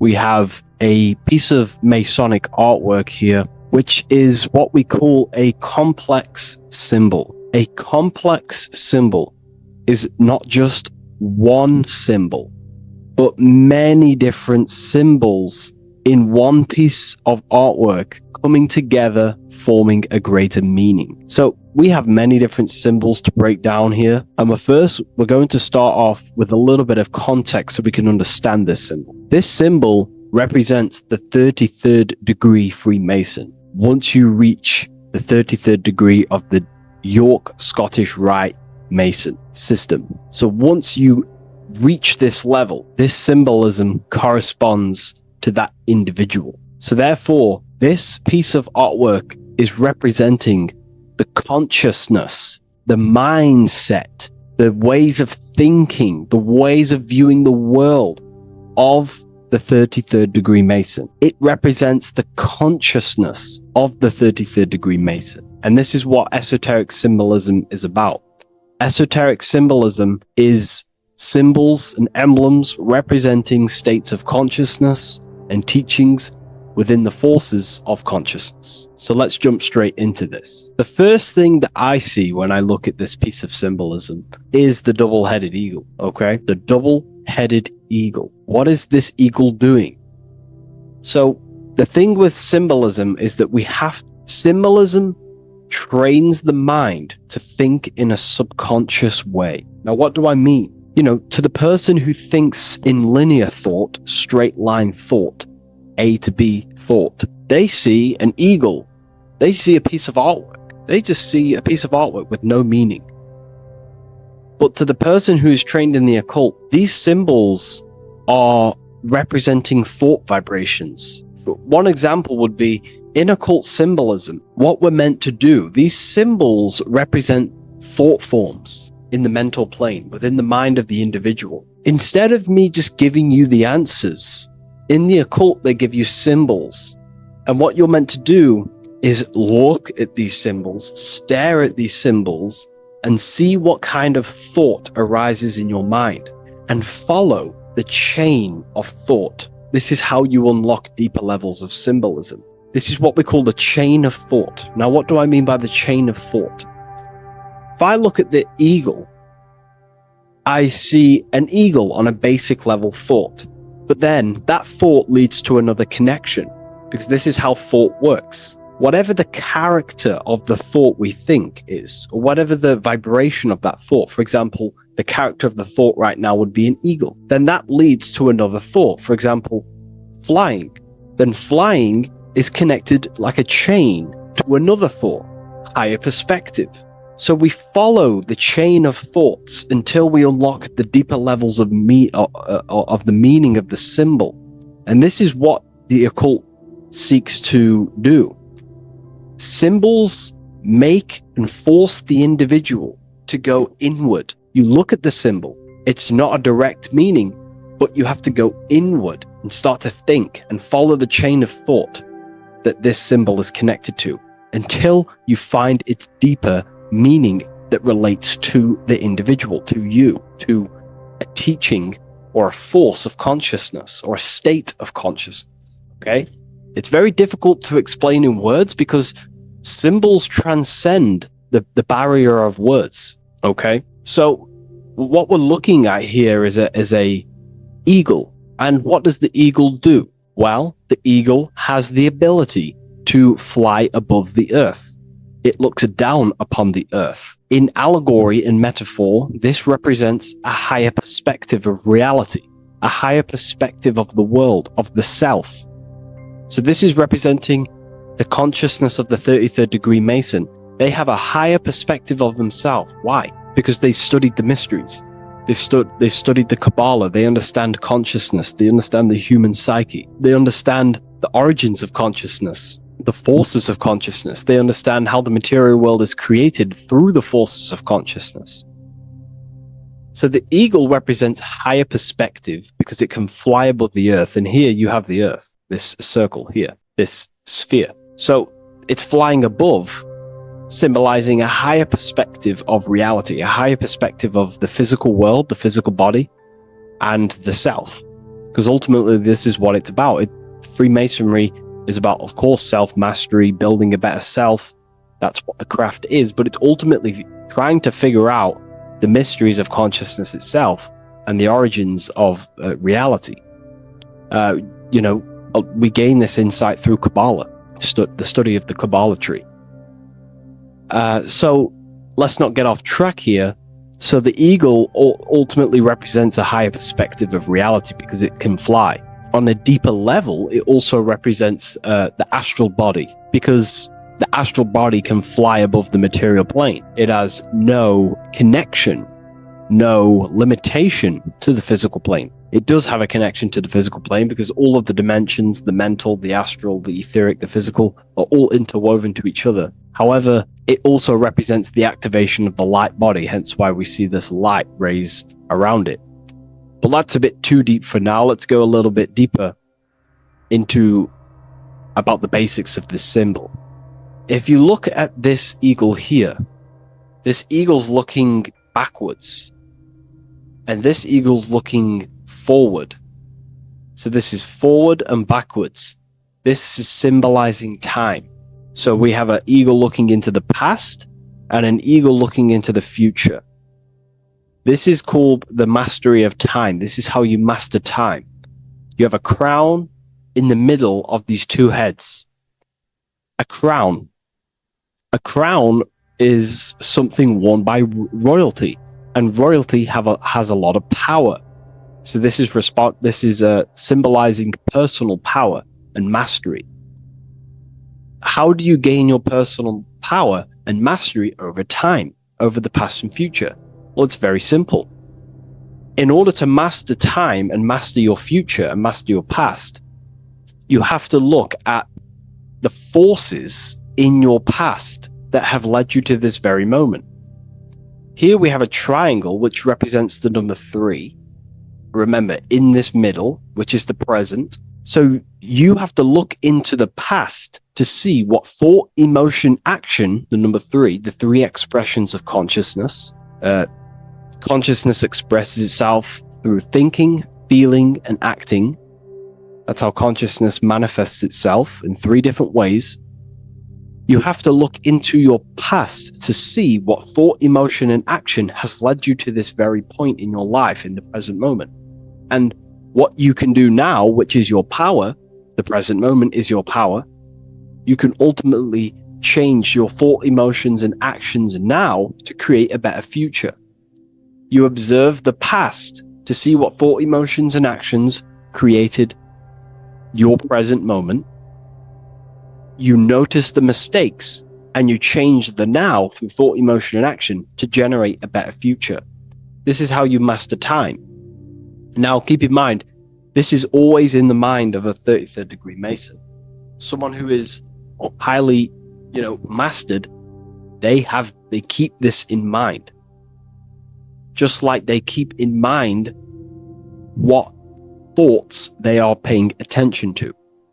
33rd degree Mason has a lot of self-mastery power, and they hold conscious thought. Most people think unconsciously and without power. A 33rd degree Mason is trained, their mind is trained. Therefore, their mind thinks powerfully. They do not think randomly, because they understand thoughts are the seeds to physical creation. All physical creation is a crystallization of thought. So ultimately, this double-headed eagle representing left and right, and the crown in the middle represents mastery over time. That's how you master time. Again, here we have the eagle standing on top of a sword. The sword is, of course, on a basic level, the sword represents power. Because if I hold a sword to you, I hold the power over you, because you will more likely fear. But if we go even deeper, the sword cuts through the air. When you swing it, it moves through the air. Therefore, it's a symbol of the air. Because you can't really make a symbol of the air, because air is invisible. So the sword is a symbol of the air. And the air is one of the 4 physical elements in alchemy. We have water, symbolizing emotion. We have fire, representing the spirit. We have earth, symbolizing the physical body. Then we have air, symbolizing the mental body. The mental body. So the mental body is symbolized by this sword. A sword has to be continually sharpened. If you don't sharpen the sword over a long period of time after using it, it will become dull and it won't be very effective. This is an allegory symbolizing the human mind, because the human mind is like a sword. If you do not sharpen your mind, you will lose control of your mind. When you stop doing the meditations, when you stop being conscious, when you stop doing the affirmations, the mind falls back into old, unconscious thinking patterns, and we start to lose control of it. The mind is seen as a sword within the occult, because this is pretty much your tool. Your mind is your tool. This, just like the sword is a tool. Your mind is a tool to create reality. So we need to make sure this tool is always sharpened, that we stay on top of the mind, hence why the eagle is on top of the sword, symbolizing control over the sword, mastery over thought. This also goes into thought forms. In the occult, there's something called thought forms. Thought forms are basically taught to the individual and understood by the individual, who understands that the mind is not just in the brain. The mind is a part of a mental field. All around you, there is not just a field of energy. There's also a field of mind surrounding you. It's a mental universe. And this field of mind is what we call the mental plane. The field of mind is where all of the possible thoughts in the universe infinitely express itself. So each area has different thought forms. Each postcode, each place you go has different thought forms. This is why if you walk into a cathedral, for example, an ancient, amazing structure, your mind instantly becomes, you're amazed. You feel different when you walk into these areas, because all around you is a mental field, and there's something called thought forms. Thought forms are basically what religion call spirit guides or angels, helpers. This is what thought forms are. Thought forms are basically, if you dwell on the thought that you are going to lose your girlfriend, for example. Let's use a negative example here, because a lot of people can relate to this. Or your boyfriend. Let's keep it simple. Everyone can relate to this at some point in their life, hopefully. Or, if not, it's okay. No worries. It's just an example that most people can relate to. If you constantly dwell on the thought that you are going to lose your partner, what we have to understand is that the mental plane, what we have to understand is that the forces within consciousness, within what we call the universe, is always trying to give you what you want to create. That's your right. The universe, or mind, or consciousness, whatever you want to call it, is always trying to unfold what you want to create. It doesn't know the difference between something you don't want to create or do want to create. Whatever you think about is ultimately what this power of consciousness or the universe will try and manifest. This is why we have to gain mastery over our thought, because thought are basically the seeds that we impress into the dimensions. So we have a mental dimension, we have a higher, middle, lower subplanes of the mental dimension or the mental plane. Then that's just thought. The mental plane is just thought. Below the mental plane, thought takes the body of imagination, which is what we call the astral plane. And the astral plane also has higher, middle, and lower subplanes. Then we have the etheric plane. The etheric plane is basically an energetic copy of the physical plane. So you have an etheric brain, you have an etheric body.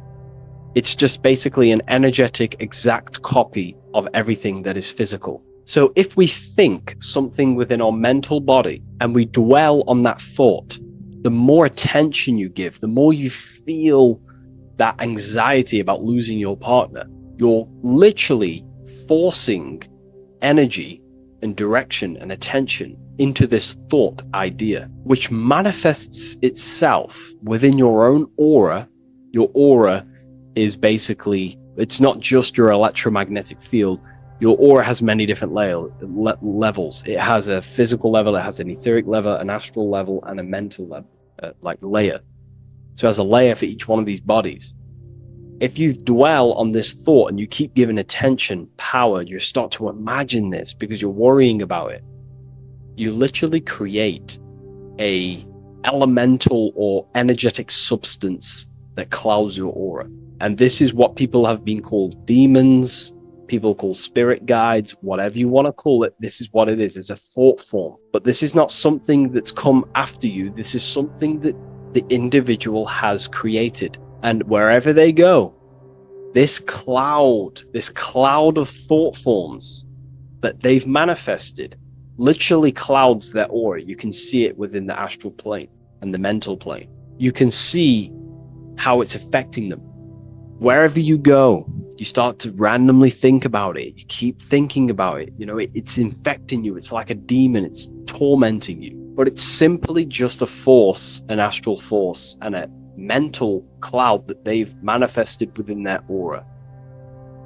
Thought forms. The 33rd degree Mason has very powerful thought forms.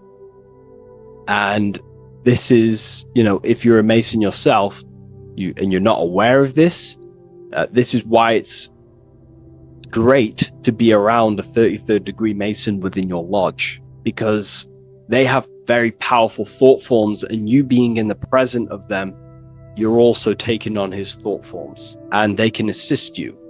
We're all affecting each other through thought transference through the mental field or the mental plane. Okay.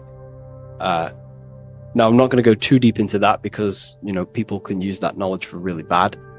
But ultimately, it represents thought forms also, symbolized by these clouds. Clouds are a symbol of thoughts, thought forms, because they manifest themselves as basically like a cloud form energy within the aura of an individual. So this represents the mastery over the intellectual side of consciousness, of thought, sharpening the mind, gaining mastery. Then we have 33 in a triangle. A triangle in alchemy symbolizes, well, the upwards triangle, the upright facing triangle symbolizes the element of fire. The downright facing triangle represents the element of water. So an upright triangle represents fire. Fire is very transformative. If you place, I don't know, a pencil into fire, the fire will burn it down into its raw material. And this is ultimately what this triangle represents. It represents the consciousness of the 33rd degree Mason who has basically transformed themselves from ego consciousness, only dwelling within the limits of their ego, their old belief systems of thinking they were the body, only reacting to five sense thinking, linear thinking, low base consciousness, not knowing right from wrong. It's basically transforming themselves. They have burnt themselves down to their raw soul form, and they understand that they are a soul, and they've experienced this, by casting off all the attachments to consciousness. This is why there is the number 33 within this triangle, because 33 is the age that Jesus dies. It's also the number of the Kabbalah tree, because the Kabbalah tree has 10 Sephiroths, 22 pathways, and one hidden sphere called Dart, which all adds up to 33.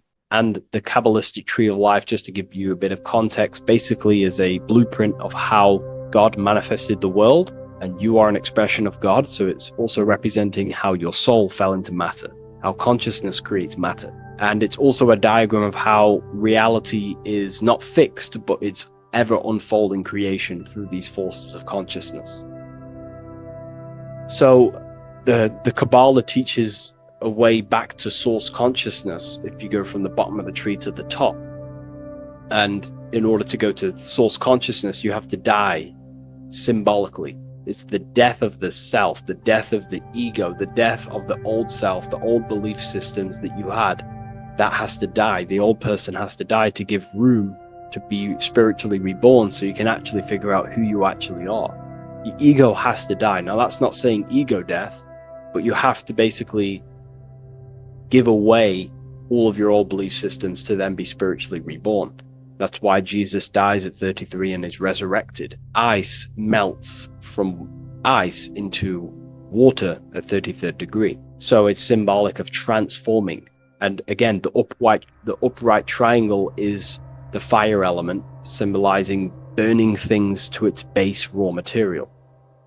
33, which is again death and resurrection. So it's all about burning the old self and being spiritually reborn again. This is the teachings of Hermeticism, Christianity. It's in everything. You'll see this symbolism or this story of death and resurrection absolutely everywhere in the ancient myths, because it's all talking about the same thing. You have to symbolically die. You have to kill off the old self to be spiritually reborn, to be initiated into a mystery school. So the 33rd degree Masons basically saying, well, they have resurrected. They have resurrected the connection to their soul, because as we grow older in this life, we lose connection with our true authentic self as the ego develops as we get older. And if we don't stop developing the ego, we never actually connect with who we truly are, which is a divine, immortal, formless being who has the infinite power of creation. This is what you actually are. Okay, so it's also symbolizing the union of opposites, hence why we have a double-headed eagle here. It has opposites. Obviously, this is massive within the occult. You see this everywhere, union of opposites. Okay, so union of opposites goes from, basic teachings to the most advanced teachings that most minds are not ready for. Union of opposites is on a basic level is union of the mind and the heart, going from mind consciousness, which is basically ego, the lower self. That's not to say the mind isn't powerful, but that is the house of the lower self. The ego. It's the house of the ego. So we have to learn how to use the mind for what its proper use. The mind's proper use is for the soul to create. However, we're not taught this in school, so we've basically developed a false personality within our minds, and our minds have become a vessel for a false identity. So what we need to do is integrate the heart, which is the soul self, the true self, with the true powers of the mind. And the mind is basically a powerhouse of creation, infinite possibility. And that's the mind's true usage is for creation, not a false identity. So it's about integrating the mind and heart. It's also symbolizing a balanced mind, and we do this by aligning the left and right hemispheres of the brain, which help you perceive reality for what it truly is. Because the two double-headed eagles, they're joined together, so it's union of opposites. So it's about reintegrating the female and male aspects of self, such as the left and right hemispheres of the brain, the mind and the heart, all working as one system. When we align the left and right brain, we see reality for what it truly is. Now, what do I mean? Most 90% of people, I'm not putting anyone down. If you relate with this, it's fine. We're all here to work on ourselves. I'm not putting anyone down. People with a left hemisphere dominated view on reality see things as a very logical. They see reality logically, basically. Now, what do I mean? They see things as this is science, that's mathematics, that's religion, that's metaphysics. They're all separate and divided because that's what the left hemisphere does. The left hemisphere basically dissects everything down. The way the brain works is truly magical. The right hemisphere of the brain allows us to basically see a bigger perception on reality. It sees the bigger picture. The bigger picture, for example, the woods. It sees the woods as a whole unified woods. But then the left hemisphere of the brain takes that view and perception of the woods, dissects it down and analyzes it into individual branches, trees, leaves, animals, insects. But in reality, it's all one, because all is manifested from the one God, the one source, the unmanifested consciousness, the unmanifested force. So it's union of this. We have to view the world as in, yes, everything is one, but I'm also living in my personal consciousness. Yes, there is a collective consciousness. We're all one consciousness, but I also have my personal consciousness. I need to think about both, making sure that my thought, emotion, and action is contributing towards the evolution of myself and the evolution of humanity. A person who is only left hemisphered only thinks about themselves mainly, 90% of the time.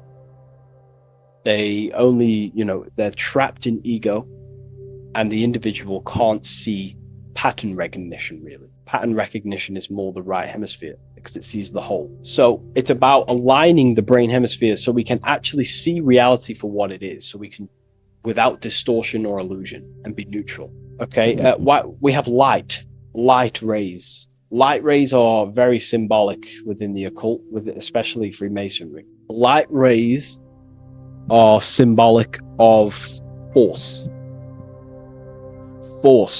and form. These are the two dualities within the occult, force and form. The internal world is force, external world is form. Everything outside of you is a formation of force. No force ever takes place on the physical plane. All force takes place within mental, astral, or etheric. The physical world is formation. Therefore, what is the force that drives you? What is the desire that's a force? Emotion, force, thought, force. What are the forces driving you to take action in the physical world? And we need to gain mastery over these forces. Light is also a symbolic of knowledge, because knowledge is considered light. This is why Freemasons say going from darkness to light. Darkness is ignorance. People who are only aware of their five senses, they don't want to know anything else. Their minds are completely shut off. I have my belief system. That's it. I'm happy. I don't care. That's their ego limiting themselves and building their own prison. Light, on the other hand, is about going from a state of unconsciousness, of not being aware, into a state of light. Light makes things reveal itself. If I shine light on you when it's dark, I reveal truth. You're there, you're manifested. If you're in a dark room and I shine a torch on you, you're revealed. The veil is lifted. The darkness is gone. So this is symbolic of light revealing higher truths to yourself as you walk the path of self-realization and gnosis. So light is symbolic of this also. They have high amounts of intelligence, a 33rd degree Mason. They have a lot of light. They have a lot of knowledge. They've researched a lot of things. They're intelligent in many different areas of life, within speech, within grammar, the way they portray thought, their mastery, their level of mastery, their understanding of themselves is very advanced. They also know a lot about physiology, about the brain, about the body, life, consciousness, astrology. They know a lot. They have a lot of light. 33rd degree Mason. Me, myself, I'm not a part of Freemasonry, and if I ever do become a part of Freemasonry or any order, I will openly share it to all of you. This information has come from following the chains of thought through self-study and self-realization, and studying Freemasonry from an external view. You can gain a lot of insight just by studying symbolism itself. Masonry is about being a builder. That's what the word Mason is. Mason is about building. The word Mason means builder, and it's about building the self. We're all building either our prison of our soul, or we're building our freedom of our soul.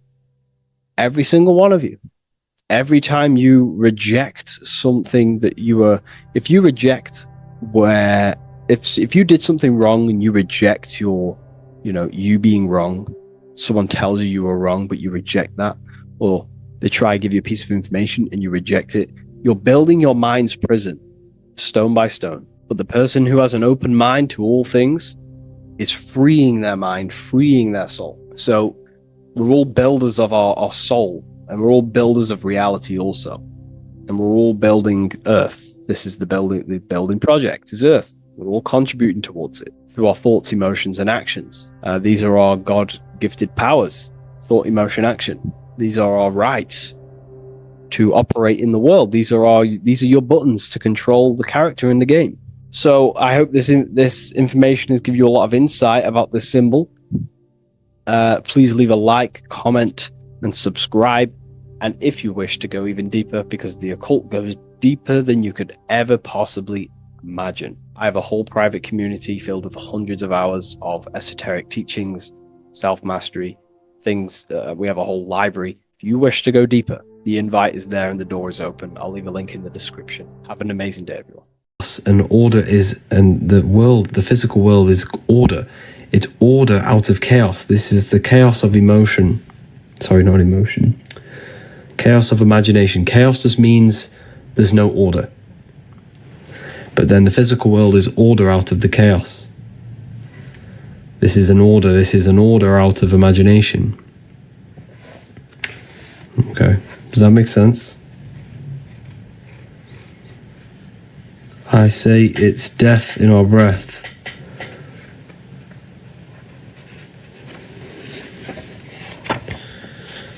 This is the pineal gland. So this is why Buddha has a pine cone on his head. The pine cone represents it's an open pine cone, and this represents the open pineal gland. Now the pineal gland is pretty much a radio receiver for consciousness. Your body is like an antenna. So you have a radio. You have a radio, right? And the radios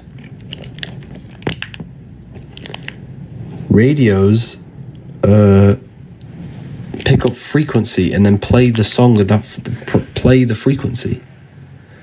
It's the same with your body. It's pretty much an antenna picking up the stream of consciousness that you are.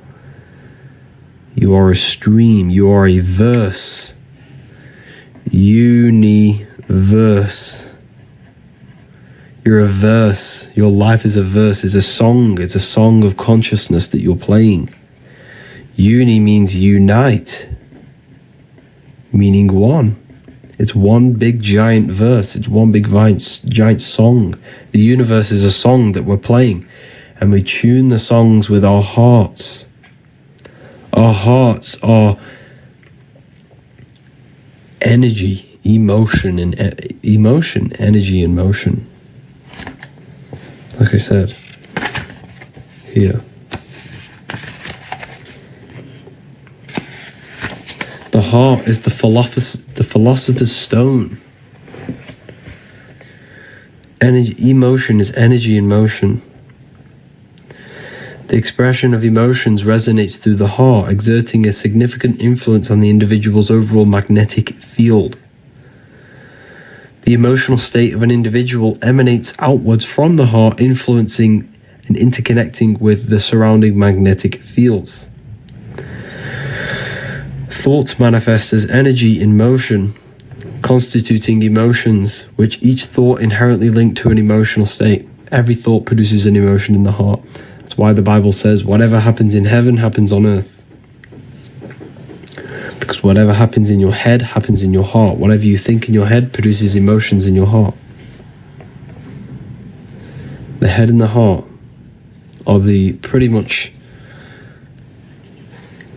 the creators of reality. The mind and the soul, the mind and emotion, thought and emotion. Okay.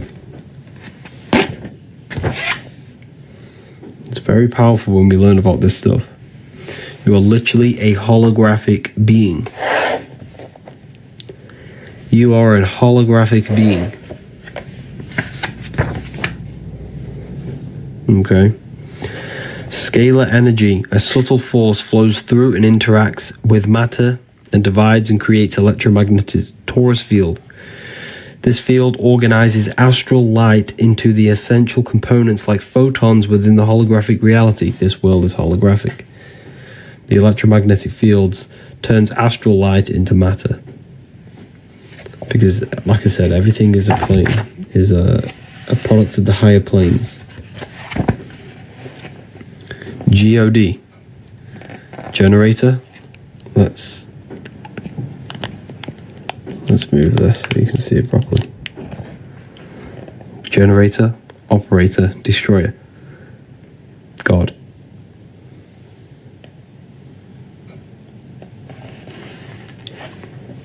How to activate the pineal gland. You can do it many different ways. First, meditation is one of the greatest ways to literally just connect with your consciousness. By turning off and removing thoughts and emotions and the activity of the body, we connect with consciousness, which is stimulating the pineal gland. If you also want to activate it properly, you do this by Kundalini meditations. Kundalini meditations. So when you breathe in through the nose, you breathe in to the stomach and you think about raising the breath and imagine energy rising up your spine as you breathe in. And then when you breathe out through your nose, you release it, and then just keep repeating this over and over. And you will feel energy rise along your spine. You'll feel energy rising your spine, and your brain will feel like this, tingly. You'll get a tingling sensation. It's an amazing sensation when you get it, a Kundalini awakening. It's one of the best feelings you'll ever experience in your life. It's undescribable. It just feels like tingling light, a surge of energy entering in your brain. And you just feel so refreshed after. And you're more in tune with yourself. Yes, you can become dizzy. Or lightheaded. You're more in tune with yourself. You gain deeper thoughts. Your dreams are enhanced. But lucid dreaming definitely enhances. You pretty much become a superhuman. My brain tingles periodically on a regular. Yes, that is your Kundalini. That is your Kundalini awakening. Now, there's many different levels to Kundalini awakenings. You can have a small awakening or a large one. There is a medium, a half, and a full. So if you gain then surges of energy that rises your spine, I get it now and then. I'll just be working and I'll just feel energy rise my spine and into my brain. This is your Kundalini energy that's awakened inside your body. It brings peace to us. Yes, it does. Very well said. Very well said, Flower. Grand Rising, everyone. Welcome. Hello, Mohammed. Welcome.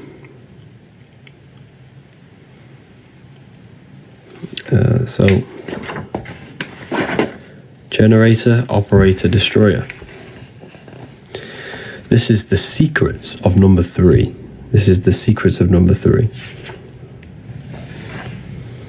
We've hit 10k already. Keep tapping the screen, everyone. Let's get some more people in here.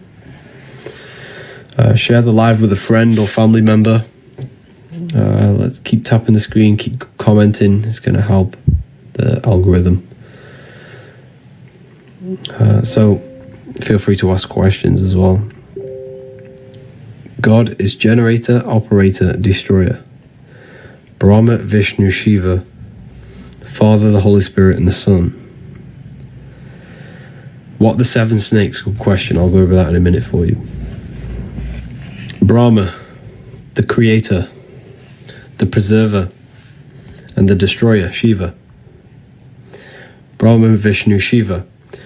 All creation goes through threefold process. Everything is a threefold process. Everything in this world, okay, is a threefold. And the reason why it's threefold is the number 3 is very, very sacred. So we have the eye in the triangle with the eye in it and the light. Well, that's 1, 2, 3. Okay, so that's the number 3 the Illuminati use. 3 represents creation. Why? Look at the number 3. 1, 2, 3. This middle point represents the dot here is the emanation of creation, turning into duality. It's a Taurus field.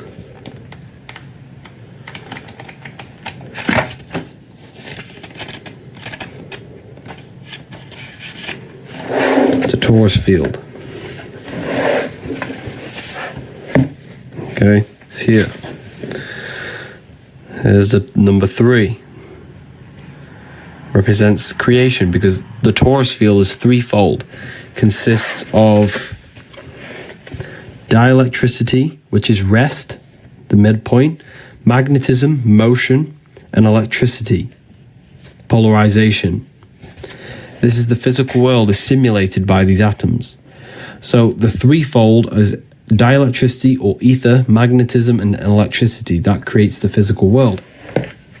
Them 3 forces. And everything in this world follows by them 3 principles. Everything is generated. Everything's generated, operated, and destroyed.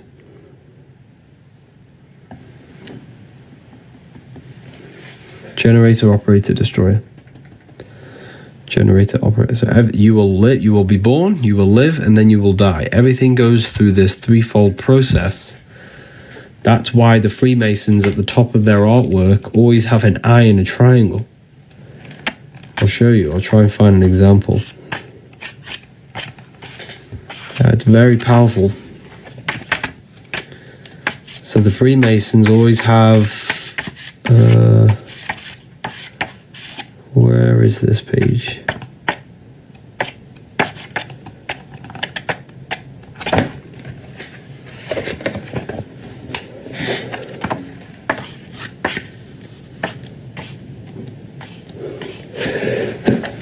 That was a sneeze. Right. I don't know where this page is. I should know it, but... Because the eye in the triangle is the force that governs all creation. So you always see this on top, because this governs all things. Everything in this world, in this universe, will be generated, operated, and destroyed. Everything goes through this threefold process. Okay, so the Freemasons always show you that in their artwork. And it takes a threefold to create something. So the number 3 is creation. It represents creation. So it takes a father and a mother to produce a child. That's threefold. It takes dielectricity, magnetism, and electricity to create the physical world. You have the Father, the Son, the Holy Spirit. Generator, operator, destroyer. Brahma, Vishnu, Shiva. Jesus was in a cave for 3 days. Why was he in a cave for 3 days? It's a symbolic of transformation and creation. Death and rebirth. Same process. It's all symbolism. All symbolism. Why isn't my laptop working? So yeah, the number 3 is all to do with creation, death, and rebirth process. The book, I wrote this book myself. You can find it in my bio. You can get this in a PDF form. The only place I sell it is on my website, the Book of Wisdom. Click the link.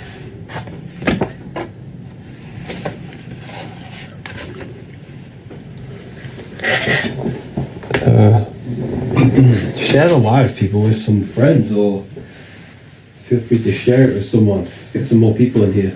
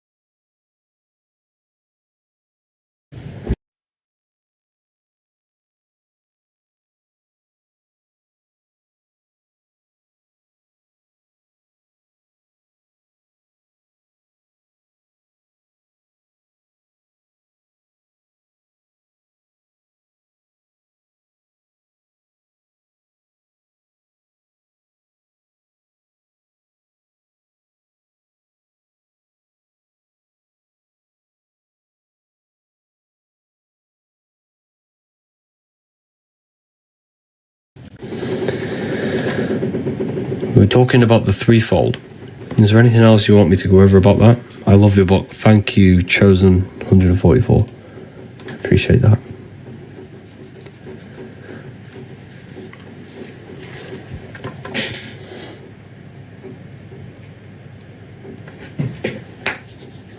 How to ensure negative energy.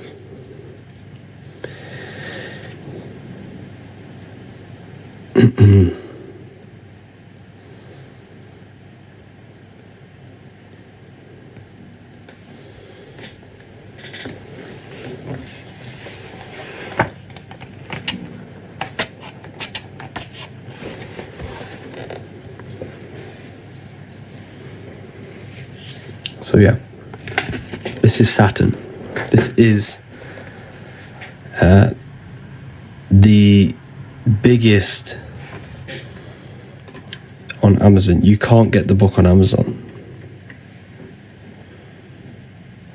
You can't get the book on Amazon.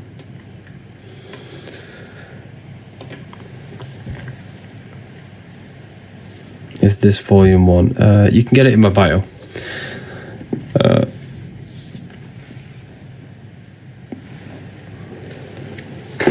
Just click the link, it'll take you straight there. So anyways, let's go over this. We're talking about Saturn. Saturn is a very interesting topic when it goes over this. Okay?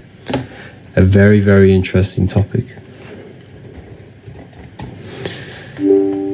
It is pretty much the god of this world, the god of the elites, the god of this physical plane, this matrix. This is why you see it absolutely everywhere. It is literally everywhere. Okay. Everywhere. And the reason why it's so powerful is because... Is this volume 1? Yeah, this is volume 1. The reason why it's so powerful, and the reason why you see it literally everywhere, like the Nike symbol is Saturn, Capital One, Nissan, Vivian Westwood, Toyota, Walkers, NASA, all symbolic of Saturn. All symbolic. This is very, very important. The moon is our problem, not Saturn. Now, the moon is not the problem. I'm going to go over this for you. So there's something going around called the Saturn moon matrix, right? I don't entirely agree with it because there is nothing outside of you that can trap you, that can control you, that can... There's nothing outside of you that can trap your soul. So people believe that the sun and the moon are trapping us, right? And I'm going to explain how that is working. So, people say Saturn and the moon are trapping our souls. The moon's an artificial thing, and the Saturn's a simulation thing. No, but Saturn is pretty much it's the ruler of this material world. It's the god of this world. It pretty much creates this world. It's the force that creates this universe. Okay? Because it creates time. And everything in this world is created by time. So the planets are not physical place. They're not physical. They're not physical. They're symbolic. And they're energies that create this physical world. So if we supposedly look on the North Pole of Saturn, supposedly there is a cube. You add up all sides, you get the Star of David. Star of David. 6 points, 6 triangles, 6 sides. 666. You're made out of carbon. All life forms are based on the bonding properties of the element carbon. Your body's made out of carbon, 6 protons, 6 electrons, 6 neutrons, 666. So if we look very closely here, this is the true order of cosmology. This is the true cosmology. You have the earth, which is known as purgatory. Then you have the moon, and at the end you have Saturn here and the moon at the bottom. So this explains the Saturn-Moon matrix, right? This explains the Saturn-Moon matrix. You have moon is at the very bottom, Saturn is at the top. Now these are layers of dimensions, pretty much. The stars represent the astral plane.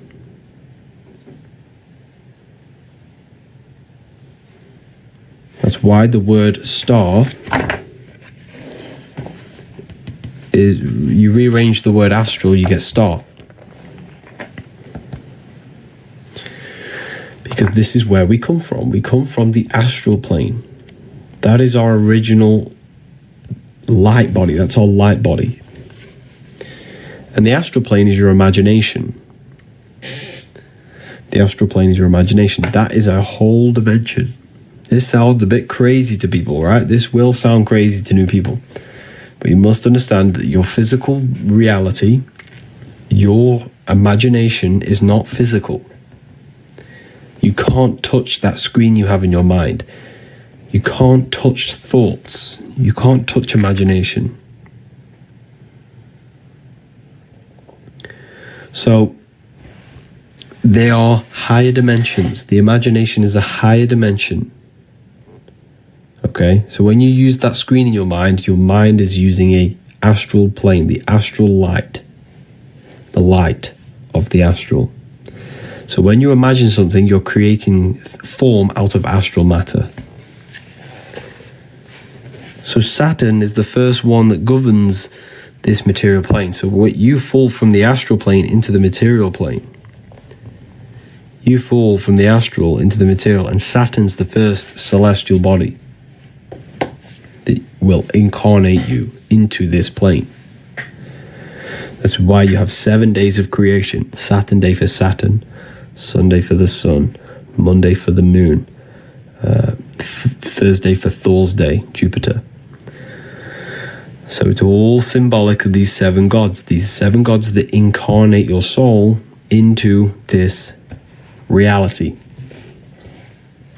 This is why you have 7 major chakras on your body, and you can feel them.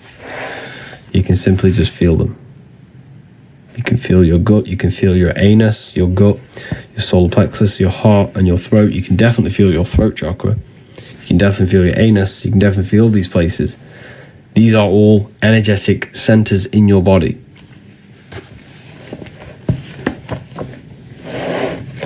These are energetic centers in your body. So,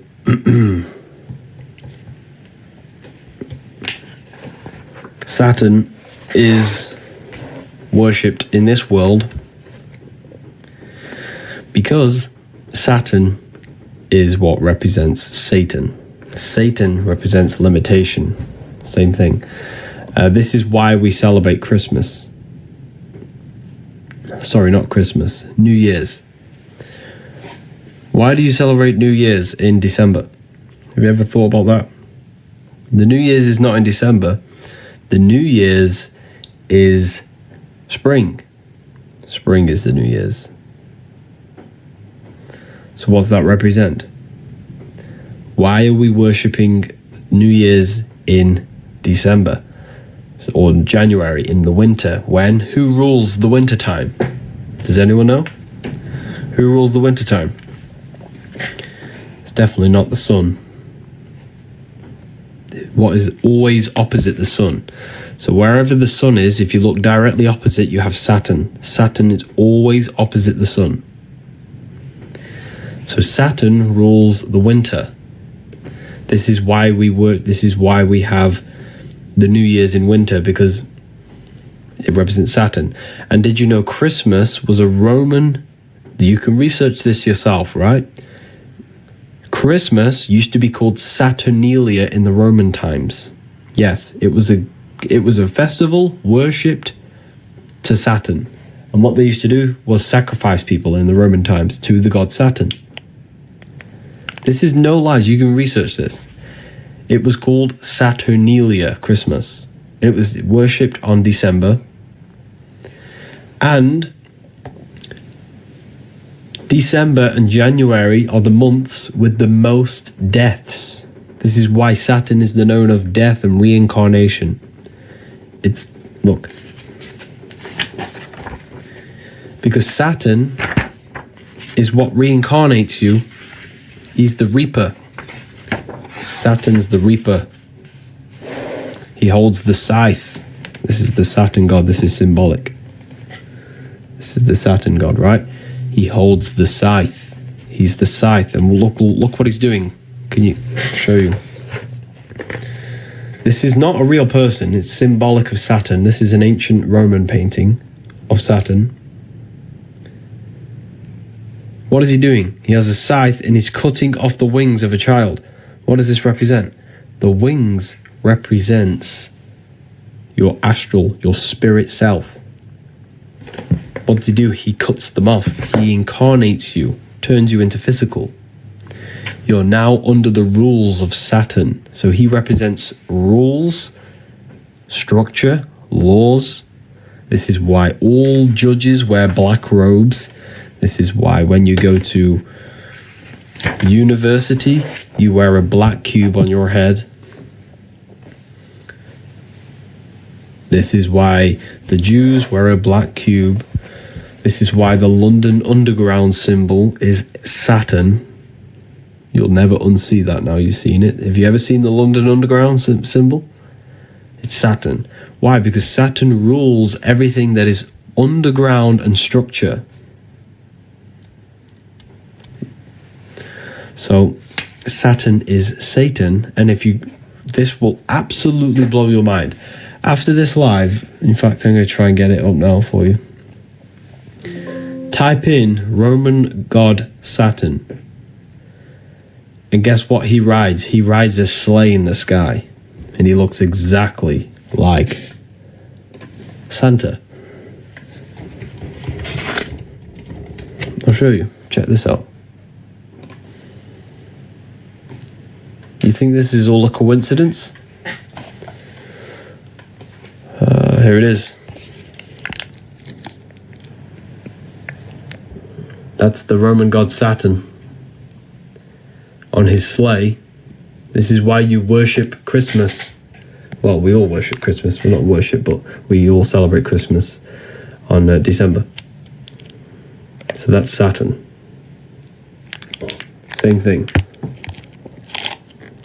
All the worship of Saturn. This is why we say think outside the box. You're in the box. This is the box we're in. Because your mind has access to beyond physical reality. This is the box. The box of Saturn. The physical world you're in. You're trapped in. Our consciousness is limited to the physical plane. This is the box we're in. We can only go up, down, left, right, upwards. You know, we're in a six-sided cube. Jack in the box. How do we get out? We have to learn astral projection. We have to learn how to expand our consciousness. We have to learn how to expand our mind. This is why we say, think outside of the box. This is the box, the physical plane. And we have to enter our astral bodies.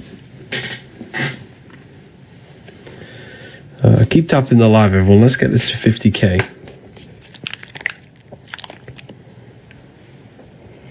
Your free astral projection guide is incredible. Wow, thank you, Ivy. Did it help you?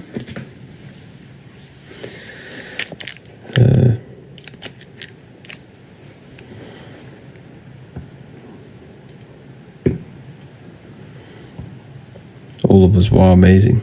Conspiracy theories. This isn't conspiracy. This is simple knowledge that you can figure out yourself. Yes, I never thought it would work, but it truly did. Wow, that's amazing. That's amazing. Thank you for that. That's a free book as well.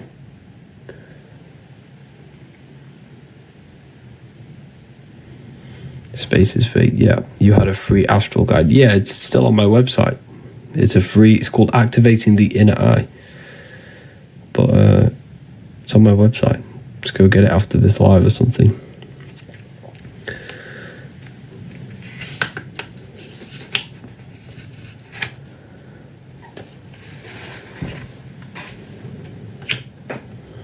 So we're basically trapped in a box with an on. Yes, so the mind is pretty much trapped in a box. The mind has no limitations, remember. The mind is a dimension filled with infinite possibilities. You can think anything, be anywhere. So the mind has infinite possibilities. So what limits the mind is the belief system and the belief structure that we have, which is governed by Saturn. Saturn is the structure. He rules our minds. Well, if you have limiting belief systems, that's a Saturnian energy. That's a Saturnian aspect of your mind. So, does that make sense? So we all descended from spirit to matter, from stars to earth. Now we have to climb our spines to turn matter back into spirit by raising our consciousness, by raising our vibration.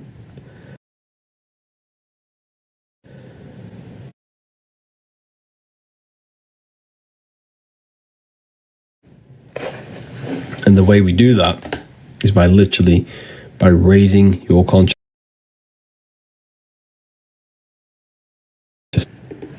by purifying the self, purifying the belief systems, removing, controlling our emotions.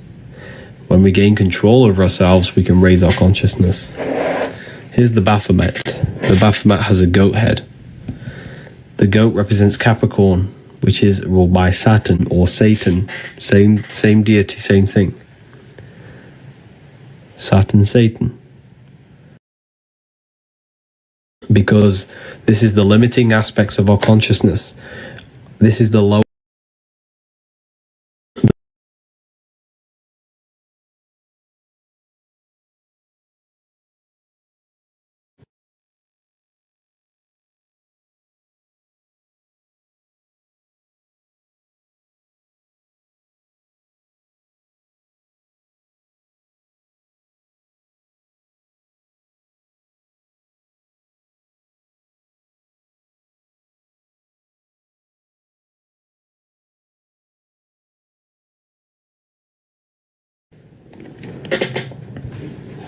So, this is Saturn, Satan. Represents the lower mind, the lower self, because it's a ground animal, and it represents a lower aspects of lower aspects of the mind, limiting belief systems. Low frequency. Why these all red, orange, and yellow? McDonald's, KFC, Pizza Hut, Burger King, Wendy's. They're red, orange, and yellow because they represent the low frequency chakras, red, orange, and yellow. They keep you trapped in this low state of consciousness. Why? Because these foods attack your nervous system. They attack your immune system. They attack everything in your body, keeping your body in a fight or flight state, keeping you in low stages of awareness. They're addictive. Okay?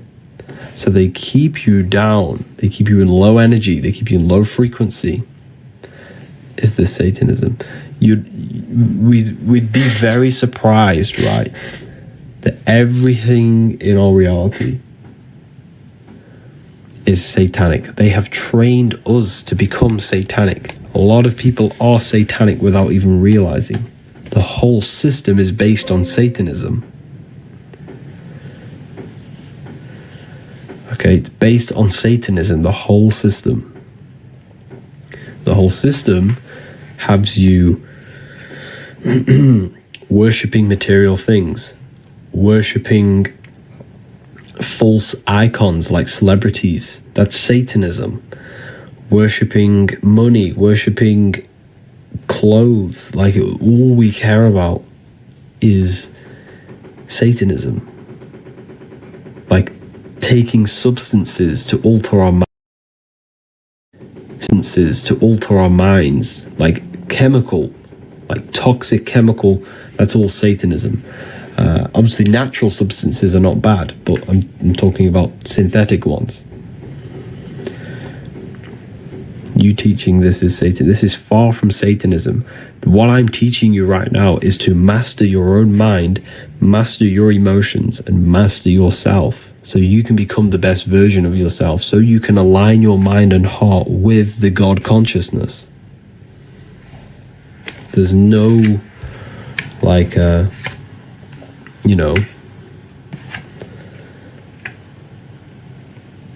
if you worship this man in the sky, then you are lost, completely lost.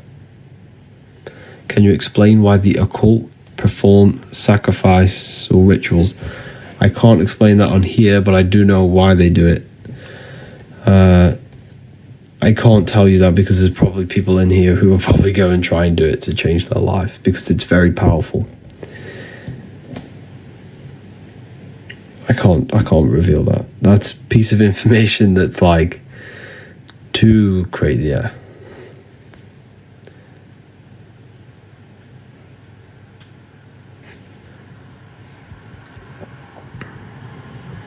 It goes deeper than you can imagine. God is real. It is real. Yes, God is real. Of course.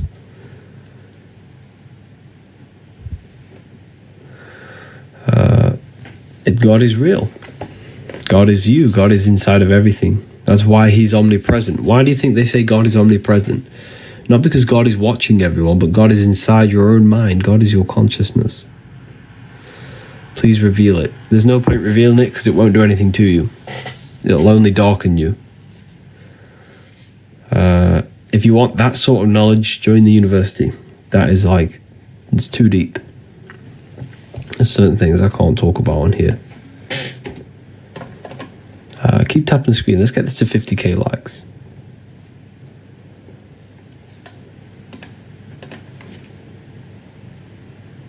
Let's get this to 50k likes. How to open your third eye. Your third eye is opened by imagination. University's lit. Wow, thank you. The university is an amazing place. But your imagination is your connection to the fourth dimension, to the astral plane. You just have to learn how to use your imagination. Your imagination will open your third eye. Your third eye is your vision in the spirit realm, which is imagination.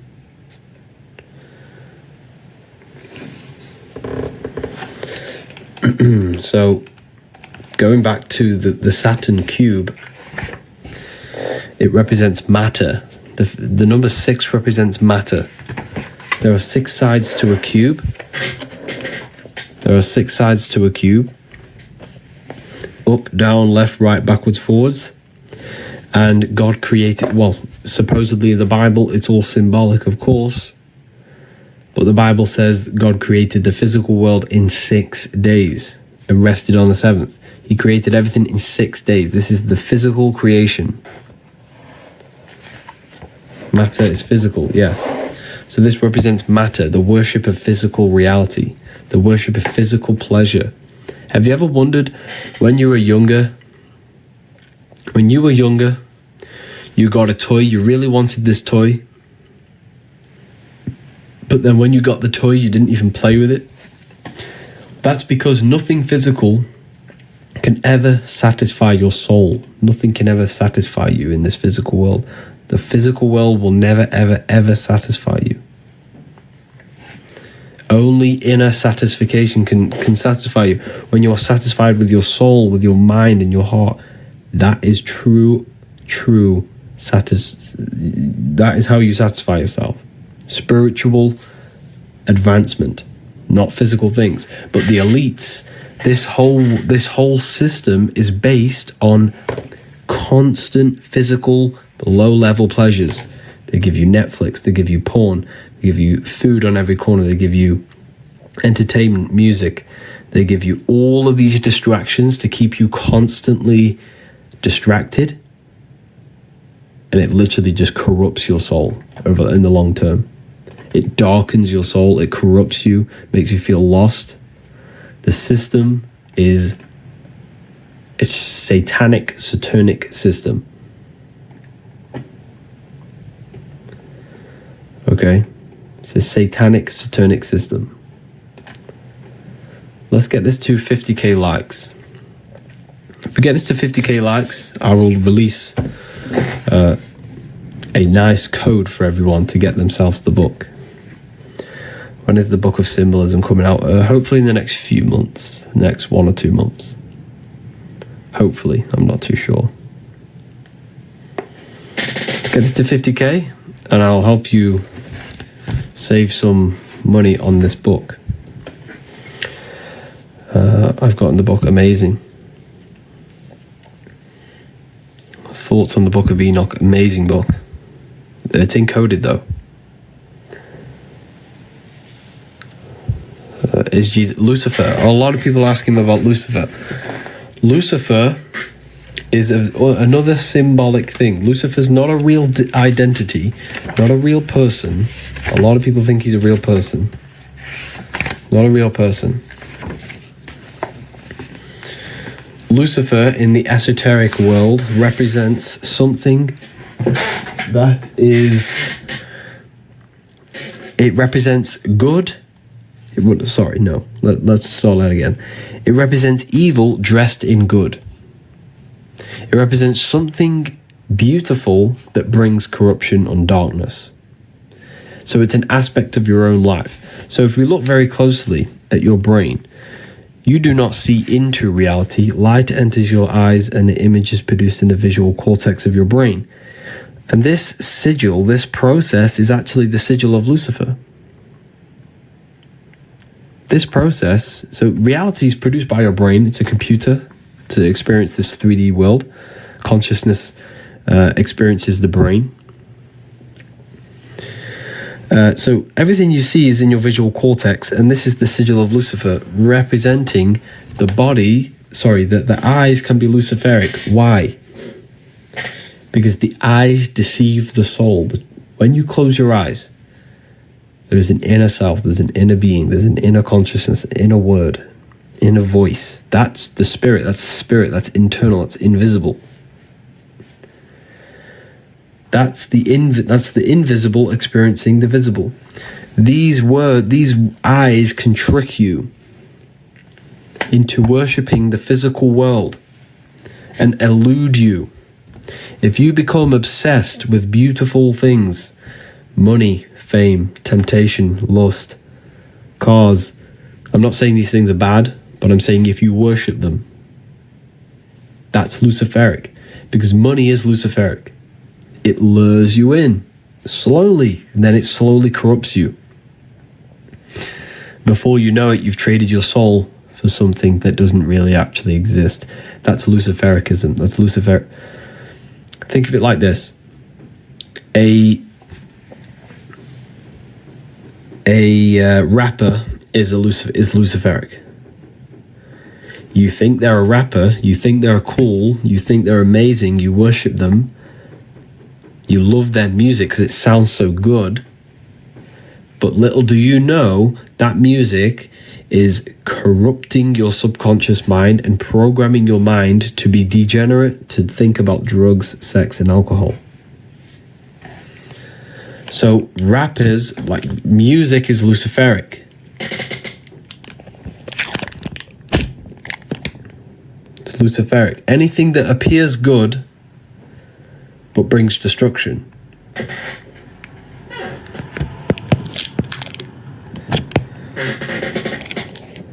Okay.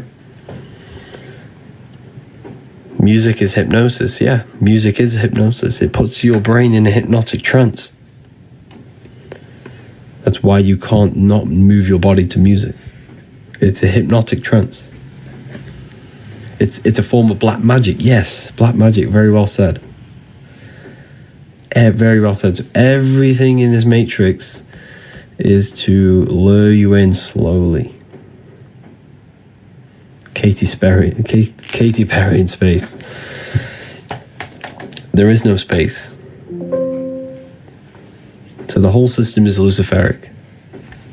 I probably shouldn't be telling you this, but it's the truth. This is deep stuff. The system works on Luciferic energy, luring you in, making you fit. The brain chip, for example, that brain chip they want to put in your brain, they're going to say, oh, it's so good. You know, put this brain chip in your brain. You can download information into you. You won't have to go to school because you'll download everything when you're born. You'll download language. You'll download anything you wish into your brain. But there's a catch. It's Lucifericism. This phone you have is Luciferic. They made it sound like it's so good, but it lures you in. It's actually mind control. And now people spend 9 hours of their life every day looking into a mind control machine. Programming your mind. Same, everything's Luciferic. The whole system's based on this. It's illusion. That's why it's symbolized with this. The eyes. It's the false light. That's why the word Lucy means light. Fur means to bring. It means to bring light. It's me saying, oh, I've got all this light. Can I help you? But then there's a catch. That's Luciferic energy. Okay, so we have hit 50k. I did hit 50k a while ago, but does anyone want me to produce a code? A coupon? I can carry on if not, but I know a lot of people want the coupons.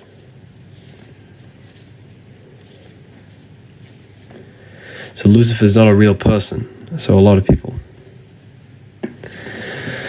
Okay. I'm going to create 5 codes for 5 people. And they're going to be 40% codes. You're going to save yourself 40%. This is I never really give 40% out, but this is, this is a good live. I've been going very good. And I give 5 people the chance to use them. And guess what? If you wanted to, someone mentioned the free ebook. There is a free ebook on my website. There's a free ebook. It's going to teach you exactly how to imagine. It's a free book. It's called Activating the Inner Eye. So the code is, the 40% code is this.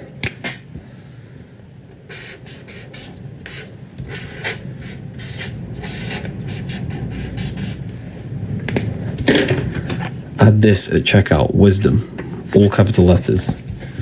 This is the Book of Wisdom Volume 1 we've been going over. There's also Volume 2. Use the code wisdom, all capital letters. There's 5 of these available. You can get Volume 1 in PDF. There's English, French, Italian, Spanish, German. There's so many different languages. We even have this one in Russian. We have many different languages. Use the code wisdom, all capital letters. This is Volume 1 we've been going over.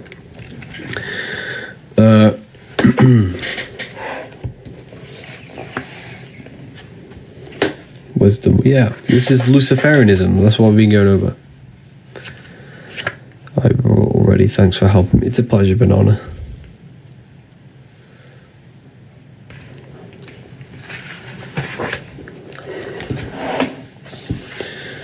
So, heel, hell, connected to physicality. Head, heaven, connected to spirit, connected to the stars. The head is heaven, the heel is hell. The head is heaven, the heel is hell. The bottom of the foot is called what? The soul. The soul. They say the bottom of the foot's called the soul. Well, it's spelled differently. It's spelled like that. Same thing though. Why? Because they're telling you your soul is in hell. If you worship this plane, we all want good things in life. Don't get me wrong. I'm not saying don't want money, don't want abundance, don't want wealth. I'm not saying that. What I'm saying is have, balance between these two. Balance between the inner and the outer world. We all want good things. We all want good things in life, But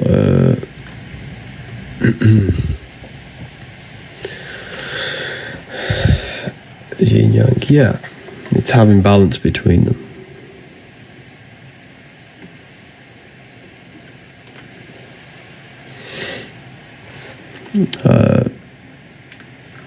What was that?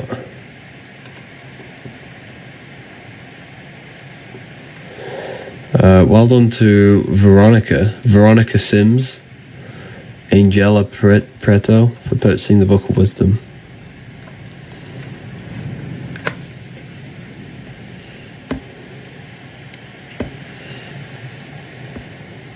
Conscious. What you do a regular day. I wake up, I visualize what I want, then I get straight to work. Well, have a shower, straight to work. Make content, work on my book, work on the university, speak to clients, speak to students, then go to the gym, come home. Pretty much the same day every day, to be honest. I'm very disciplined, very controlled, and very focused on my goals. But my goal is to literally just help as many people as possible, awaken their mind and open their minds to new things. That is the goal.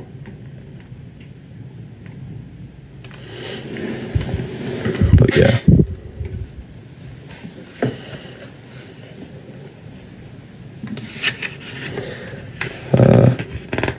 Thanks for the code, just ordered. It's a pleasure. You'll love them when it comes. So here we have, look at the power symbol. The power symbol on your phone is upside down your brain because the power is within. The power's inside.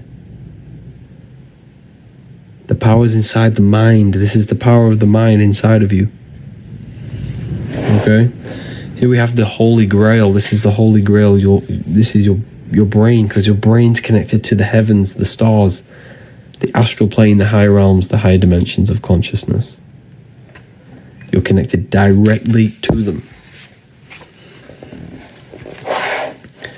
Your body on its side spells Yahweh. This is Yahweh, the name of God, inside of you. You are Yahweh.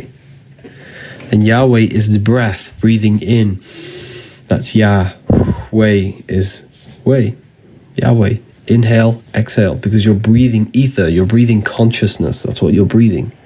When you stop breathing and stop disconnecting with whatever this is in between us, you lose consciousness. So the quickest way to raise your consciousness is through breathing exercises. It's the fastest way.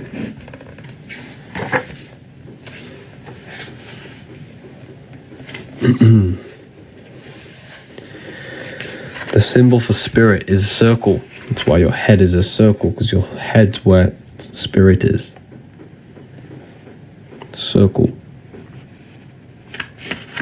What about breathing? Breathing is connection to consciousness. It's the fastest way to raise your consciousness. 5 points on the body for the 5 elements. 5 fingers for the 5 elements. They demonized your middle finger because it represents ether.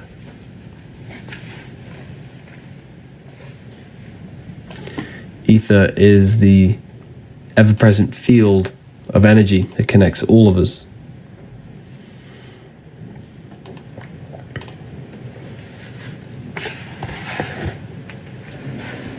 The ever-present field that connects all things. There are 2 codes left. The code was wisdom. 2 codes left.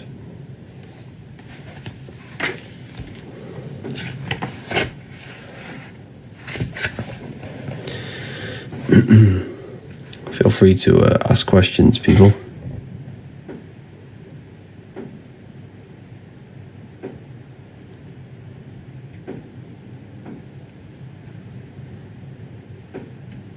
How do I use the code? You use the code at the end. It's at the checkout.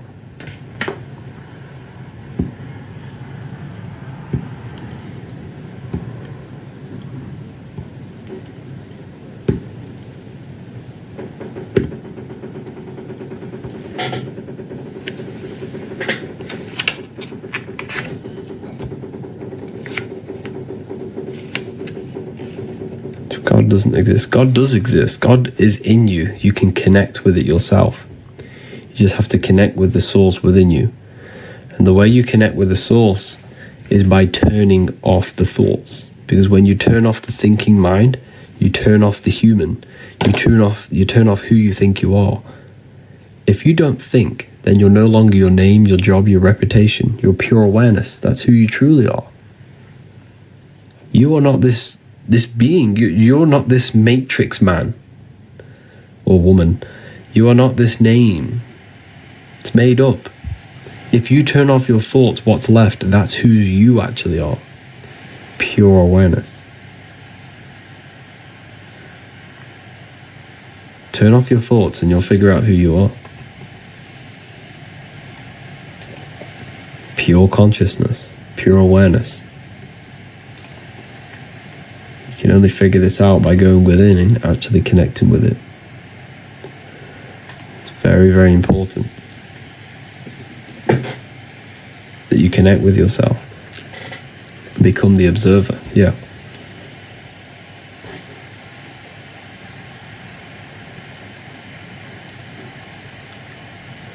When you are nothing, you are everything. Yes, very well said. Very, very well said.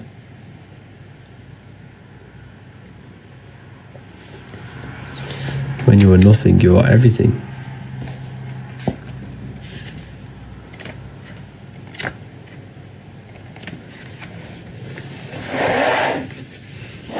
The life and death cycle. We're in a constant cycle of life and death. Daytime is life, nighttime is death. Everything goes through this cycle. Life and death, winter and summer. All the same cycle.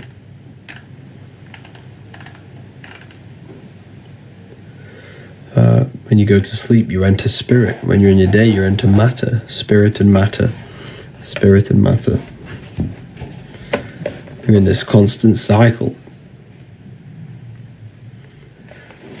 And we need to prepare for life after death.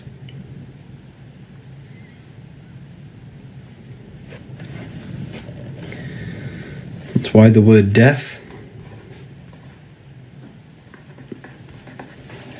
is ether.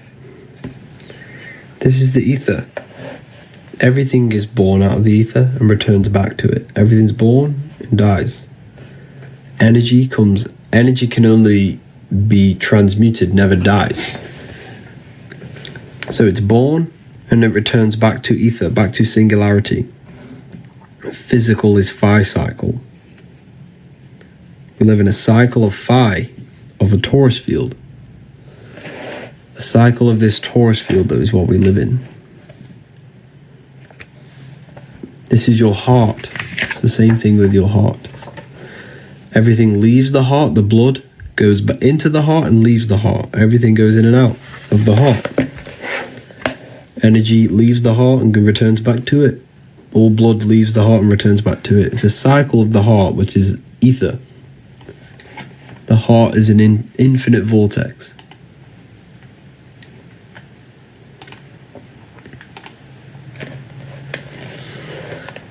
You know, very, very powerful.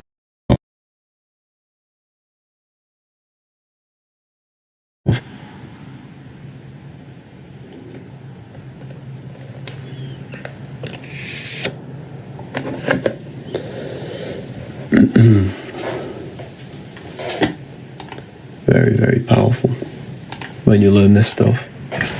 I'll be back in 2 seconds.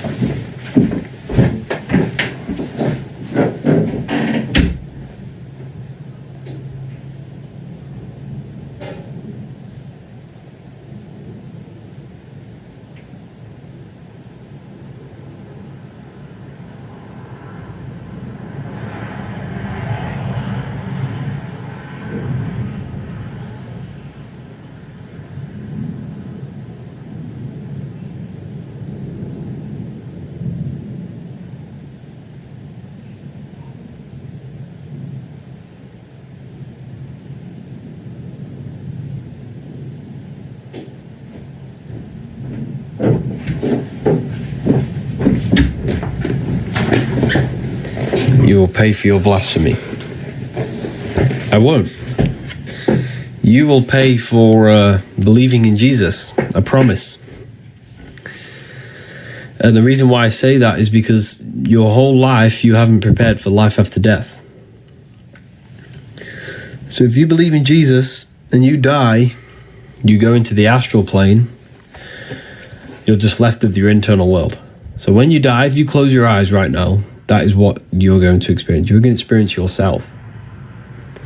You're going to experience your state of consciousness, your internal self.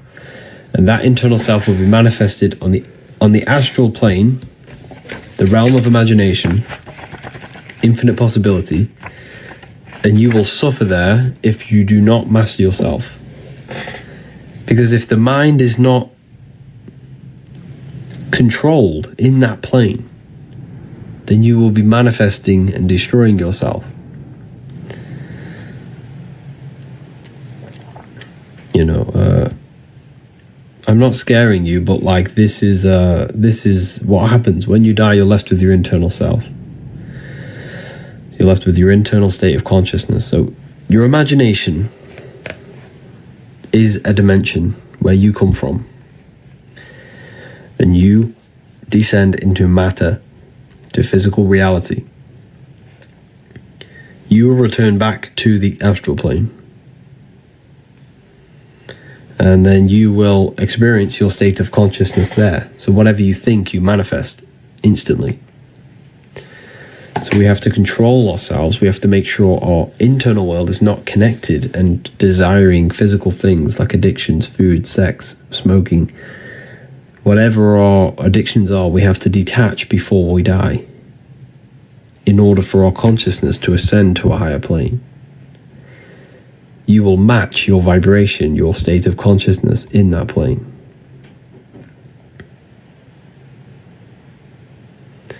So you will match. If you're thinking sex, food, money, drinking, smoking, you will match the beings, consciousnesses, and souls that think the same things. That are on them level of thoughts are very low vibration. They exist because, okay, the higher you go, the less formless. This is thoughts, this is imagination, this is energy, this is matter. Everything in the material plane began as thought. It was thought, imagined, give energy, and matter. That's the order of manifestation. So you're in the material realm now. When you go to sleep, you always go to the astral. But when you die, it's just a bigger version. When you die, you're going to return back to the astral in your state of consciousness. So yes, the battle between spirit and the flesh, very well said, Remit. It's the battle between spirit and flesh. That is the battle between Jesus and Satan, Horus and Set. All of these gods that you see in religion is symbolic of the battle between your inner world and the outer world. There is a battle inside your own mind. There's a battlefield in your mind going on right now. That's the battle. It's a psychological battle. Yeah.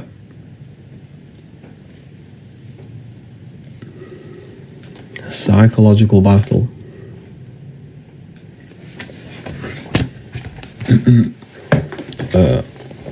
I go a bit deeper on this in volume. So here, right, I'm going to show you.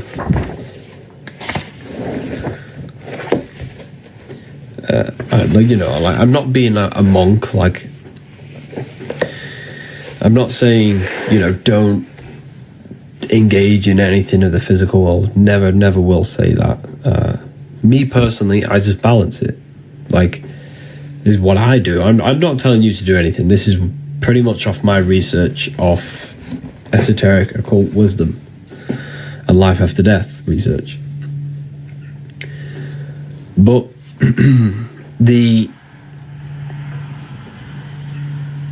what I'm saying is just have balance between them. Like, you can want riches. You should want to be wealthy. You should want to have the best possible life with abundance in your life. However, the Bible says don't put your heart on it. When you gain wealth, don't put your soul on it. It means don't be attached to it, because you're going to die and you're going to leave everything behind. So there must be, the Bible tells you, be in the world and not out. Be in the world but not of the world. Be in the world but not of it. Okay. So anyways, these were gods. These were the Sumerian gods. Can you see this very clearly? These were the Sumerian gods, right? And they had two faces, all symbolism. This is two faces. Because what are we? We are physical and spiritual. These had access to their spiritual bodies, the astral plane. These were the gods, because back in the ancient times, if you had the knowledge of leaving the body and entering your spirit and entering your spiritual body, then you were considered a god. Now, astral projection is even in the Bible. This is what people don't understand. Christians say, well, astral projection is demonic. It's in the Bible. I know a man in Christ who in 14 years ago was caught up in the third heaven. Whether in the body or out of the body, I do not know. Corinthians 12:2. tells you to ask, is telling you the third heaven. What's the third heaven? What is the third heaven? You have the physical, etheric, astral. That's the third. It's the third layer of reality. Astral plane. Corinthians again. What does it say?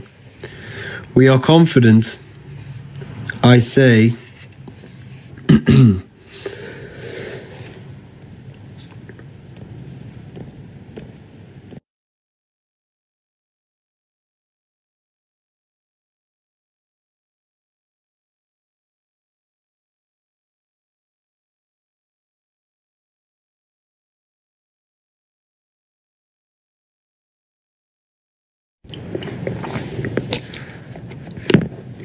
sorry about that. I had a tickle in my throat. Corinthians 5:8. We are confident, I say, and willing, rather absent from the body, and present with the Lord. Present with the Lord. Absent from the body. Corinthians 5:8. Corinthians, whether in the body or out of body, I do not know. He was in the third heaven. Same thing. This is all astral projection. This is accessing spirit. And I still have angry Christians in the comments calling me a deceiver.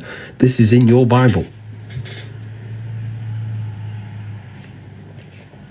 This is in your Bible. So what you need to do, Christians, is do not follow the church. Follow the Bible. Go and read the Bible. Do not follow the church. The church is Rome. The church is Rome, and they want to enslave you. If you figured out what Rome did, you would never go to the church ever again in your life. If you figured out what they actually did to the world, to every race possible.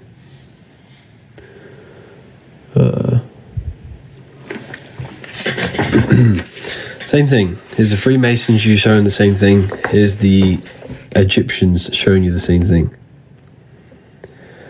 All symbolism of astral projection. Astral entities. I talk about the entities. Talk about how you create demons. You create demons. Demons are aspects of yourself. You literally create demons. Okay, it's so crazy when you actually figure this out. You are literally creating demons. Don't follow the masses. Like, honestly, I grew up in a I used to be a Mormon. My whole family's Mormon. So I know about Christianity. This is why I spent a lot of time studying the Bible. I've gave myself a new challenge. I'm going to be studying Genesis for like a long time. I'm going to study Genesis, the creation, the story of creation, because I think there's so many hidden codes inside of it. The whole Bible is filled with hidden codes. But I'm going to study it, and I'll let you know how it goes on. But I've already decoded Adam and Eve. I've already decoded that. I could share you what Adam and Eve actually is. So think of it like this. What you need to understand anything in the Bible, to understand the Bible, you have to understand that the universe only exists in your mind. Everything is psychological. Everything represents the mind and what's happening in the mind. The events that play out in the Bible are the events that happen inside our own consciousness, inside our thoughts, our emotions, and our actions. Okay, so when Adam and Eve are in the Garden of Eden, they eat the apple, and the serpent is there that tempts them? Well, if you study symbolism, you'll quickly figure out that the serpent represents transformation, because the serpent sheds its skin. The serpent sheds skin, which represents renewal and transformation, right? For the people asking, there was one code left, wisdom. Someone asked for the code. Wisdom, all capital letters. So the serpent represents transformation because the serpent sheds its skin, right? So it transforms itself. So the serpent in the tree tempts Eve. Eve represents the inner world, spirit. Adam represents matter. Okay? So Genesis is the beginning of your life, the Garden of Eden, which is even when you are in an even state. Now that sounds like a stretch, I understand, but let me explain. When you are a baby, your mind, remember, everything is psychological, the universe is mental. Your mind is whole. You don't have any contradicting thoughts. You don't contradict yourself, so you don't say, I'm going to do this, but then I don't have I don't have anything inside of me that says you can't do that, but we do now as a child. So we're even. Our mind is whole. We don't suppress aspects of ourselves to fit in with society, what we do now. We all do this. We don't have anything fractaled in our consciousness. Our mind is not fractured. But when we gain the knowledge of good and evil, which is growing up, when we reincarnate, we're a baby, we're whole, but then we grow older. This happens to every single soul that enters this world. This happens to everyone. So it's a story that happens to everyone. And then as you grow older, your consciousness now splits. You gain the knowledge of good and evil. Your mind starts to contradict you. Your emotions tell you different things. You start to suppress aspects of yourself to fit in with people. You fracture yourself. It's a psychological story about fracturing yourself and leaving that whole state. It's a psychological story. That's leaving the Garden of Eden. And then all the chaos after is all about the chaos in the mind. Because remember, when we are a child, we're whole. We have no mental chaos. We don't suffer from our thoughts and emotions. We don't suffer from depression as a child. But when we gain older, we suffer from this mind, these thoughts, our body, our temptations. It's all about you. The whole Bible's about you. The chaos with Cain and Abel, and the chaos and all this, the flooding, it's all symbolic of what's going on inside your mind. It's a symbolic story about you. But yeah, I hope that makes sense, everyone. And that's what we have to reach. We have to reach back to our whole state. That is the light. And we return back. We have to this is what I teach, purification inside the university to my students. I teach purification. Purifying your beliefs, purifying your mind, purifying your thoughts, purifying your body, purifying every aspect of yourself so you can return to that whole state where you are in control. Because most people, the body's telling you to smoke, eat sugar.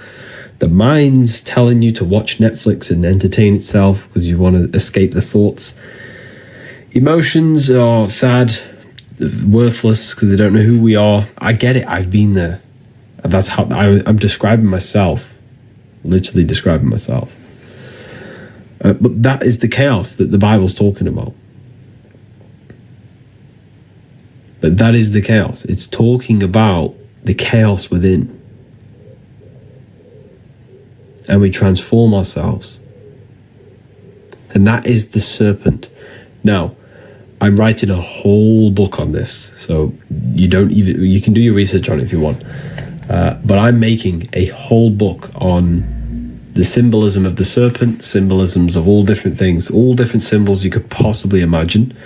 But I'm pretty much going to provide information that the whole world was under one religion at one point. And it wasn't a religion, it was a worldwide knowledge of self, and it was the serpent religion or wisdom. Yeah, the serpent wisdom. It was the knowledge of self-transformation, of the mind, of the emotions, of the body. It was the knowledge of Kundalini, of self-transformation and spiritual enlightenment. This was the true religion, and I'm going to prove it in that book. It's going to prove it, but yeah. Are you going to write volume 3? I'm not writing volume 3, I'm writing the book of symbolism. That is the next book.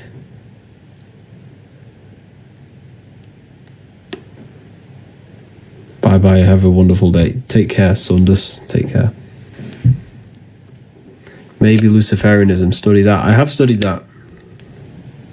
And yeah, I went over that at the beginning of the live on Luciferianism. There's a God inside of you, and you can connect with that. How do we join the university? Yeah, all the links in the bio.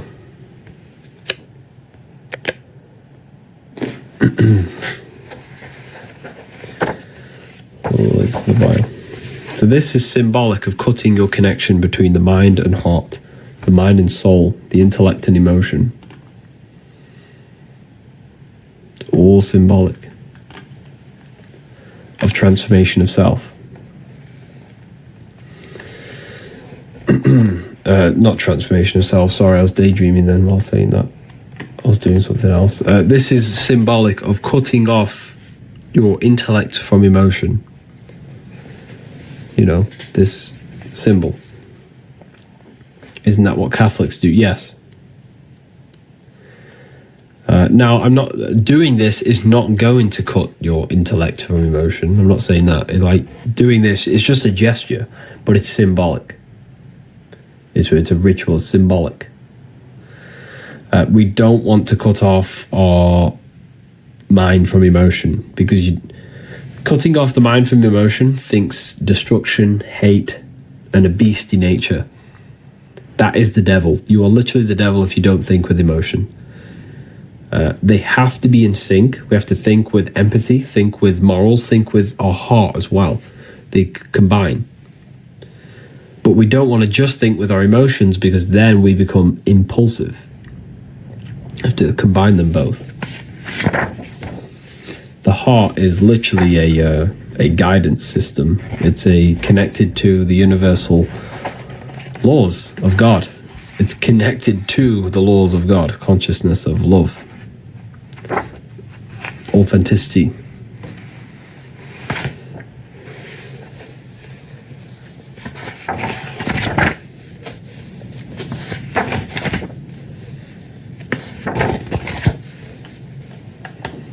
But yeah,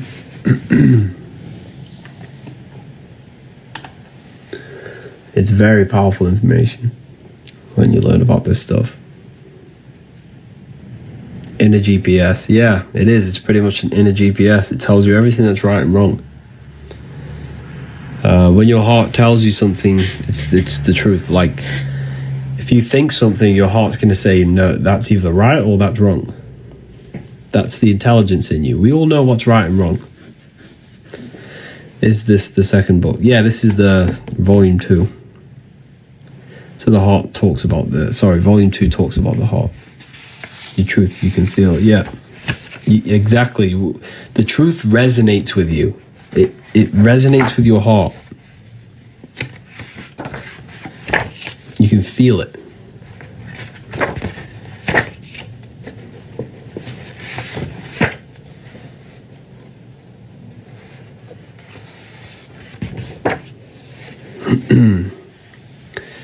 When did you finish the second book? Oh, a while ago. It's October now, I think. October, yeah. October last year. So is going to church bad? It's... I don't want to say it's bad, because obviously you're probably going to church, but, you know, if you go to church, don't get me wrong, they're good people. You know, you think you're doing the right thing, which you pretty much are. You're becoming a good person, but it's like, the most powerful way to really connect with God is to become the best version of yourself. Become control in the mind. Become control in your heart. Gain control over the self. Meditate, connect with your consciousness, connect with higher, learn visualization so you can connect with your true power.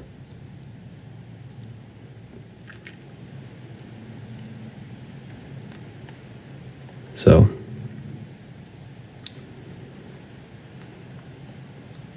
Jesus is telling you to meditate. Jesus tells you to meditate many times in the Bible.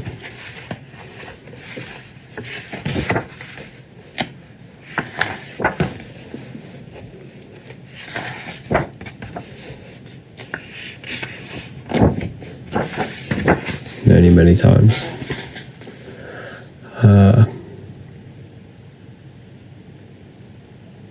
He says to pray, not meditate. He doesn't. I'll prove it to you. Listen to this. Jesus tells you to meditate many, many times in the Bible.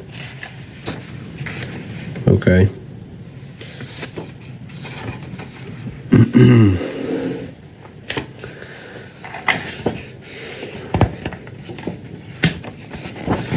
Here it is.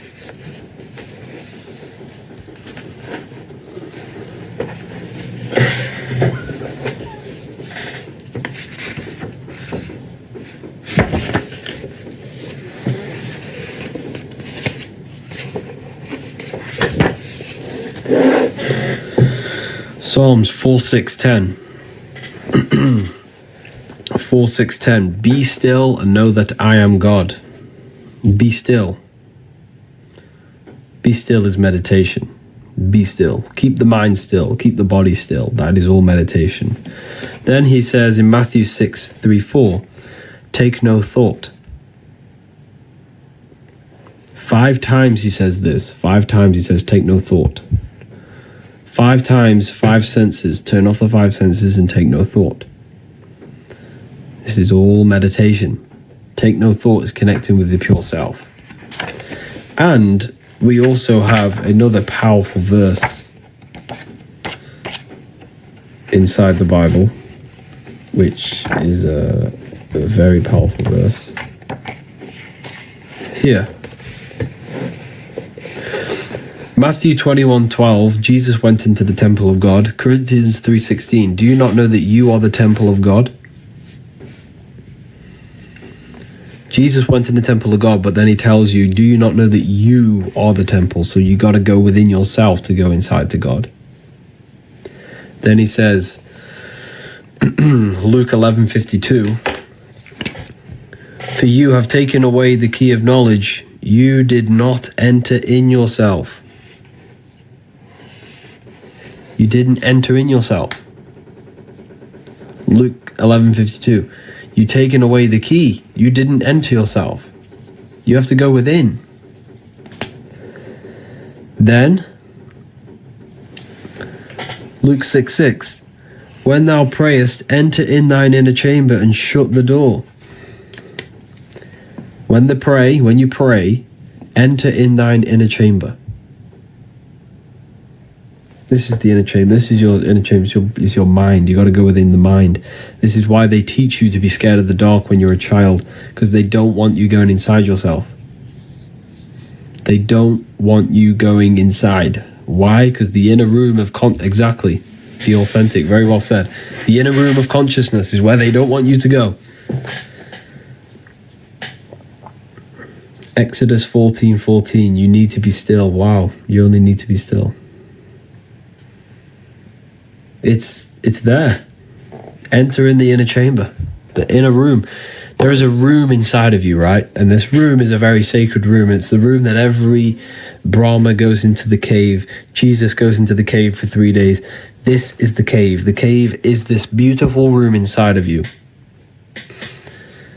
This cave is when you turn off thoughts and you are left with pure peace, pure love, nothingness, That's the inner room. That is the room of where your worries go out the window. Everything goes out the window. And you're left in that room. The upper room where Jesus meets the 12 disciples, the 12 cranial nerves in your brain. You just got to go within yourself. It's symbolic. The whole thing's symbolic. The whole thing. Egyptians are telling you the same thing.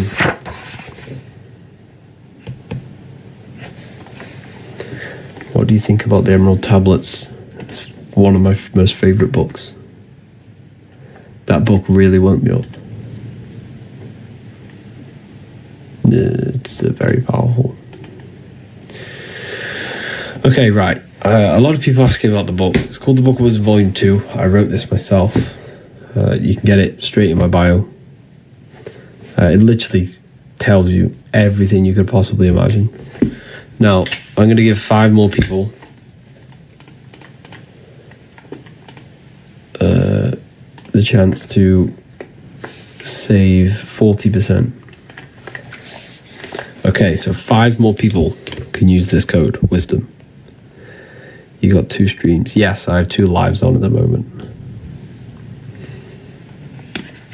So 5 people use this. Click the link in the bio.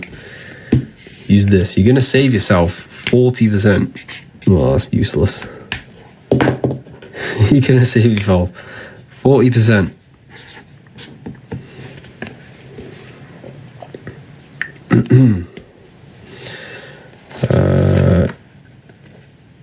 Out of context is wrong. It's not out of context. I've read the Bible.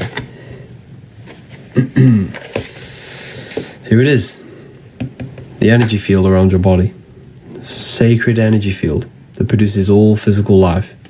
Did you know you become sick? This field becomes sick before your body does. This is the field that becomes sick before your body does. This is what we call, I forgot the name for it. There's a name for these machines, right? And what these machines, if I join the university, what do I gain? What don't you gain? You gain, there's a live lecture tonight talking about the secrets of number 3, where we do a live discussion. You get all it teaches you everything you could possibly imagine and to transform your life, to go from darkness to light. But yes, tonight there's a live lecture. There's a live lecture. We are all discussing certain things. The secrets of number 3. There'll be many people there. There'll be a great discussion at the end. So if you, like, when you're an intelligent person, you're pushed away from society. And that's the kind of people that I'm aiming for inside. The people that are intelligent, they want to take their research to the next level. They're serious about the esoteric. They're serious about their research. That's what it's pretty much for.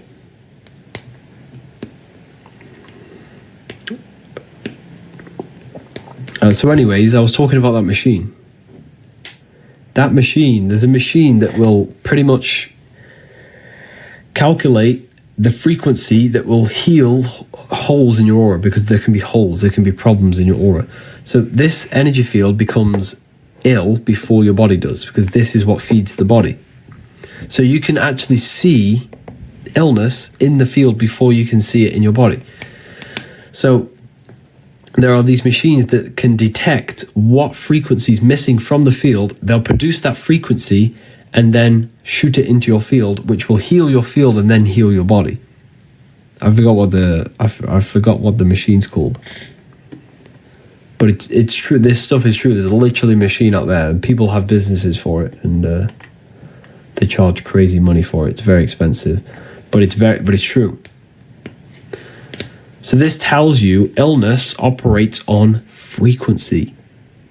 Illness operates on frequency.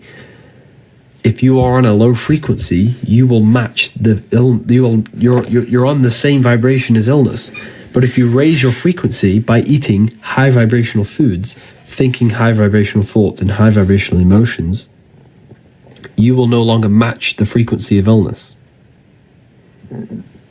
Everything is vibration.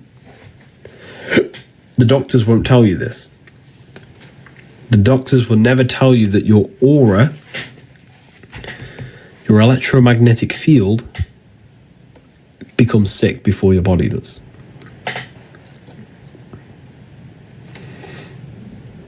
Yeah, it's very true.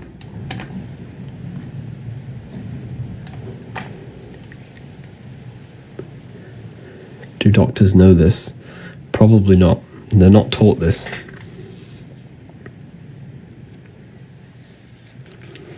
And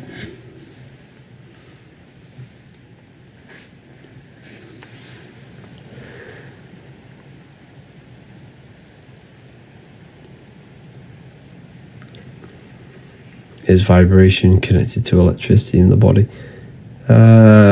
Yes, in a way. Yeah.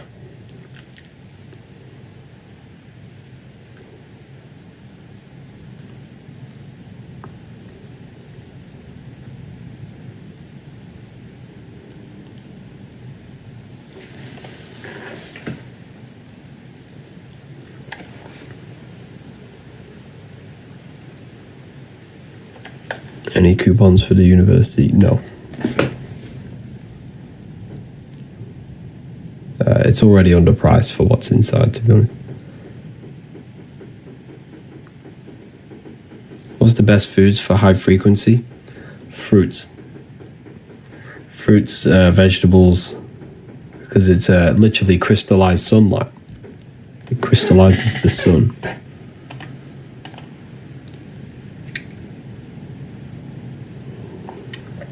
Literally crystallizes the sun.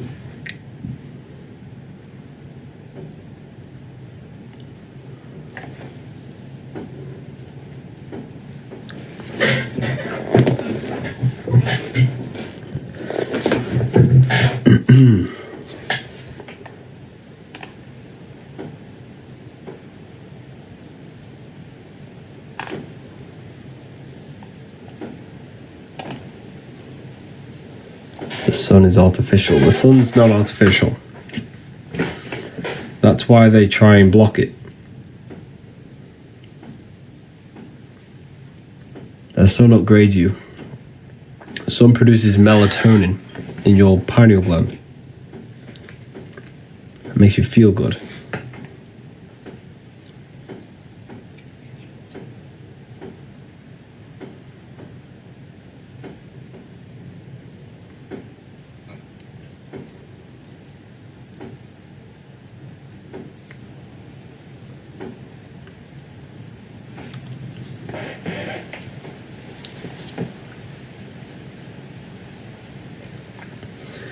You have no clue Jesus exists. He only exists because of your belief system. You know, whatever you believe in, that's your reality. This is why believing is failing. It's a failing system. Belief is a lie. You have to know. And the only way you can know is by going inside yourself. And when you go inside yourself and meditate for long periods of time, you will have an experience that will completely blow your mind off. And that will prove to you that you are literally God in human form. You are connected to the infinite. We're all this one consciousness. We're all drops of the ocean. And belief doesn't get you anywhere. That's why this is why Islams think they're right and Christians think they're right. But what we need to do is know. And the only way you can know is by going in yourself and actually having direct access, direct experience. But Jesus is kind. But who is Jesus? A character in a book. If that book didn't exist, you wouldn't think Jesus ever existed. So it's a belief. You just have to go inside yourself. You can connect with God.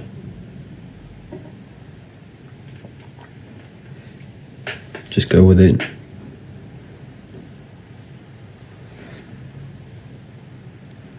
Just go within, you'll see Jesus there.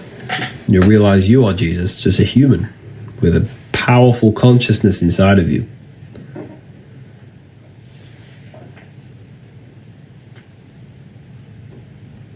I'm so excited for the book. Oh, honestly, when you read it, your life will change. Life will change.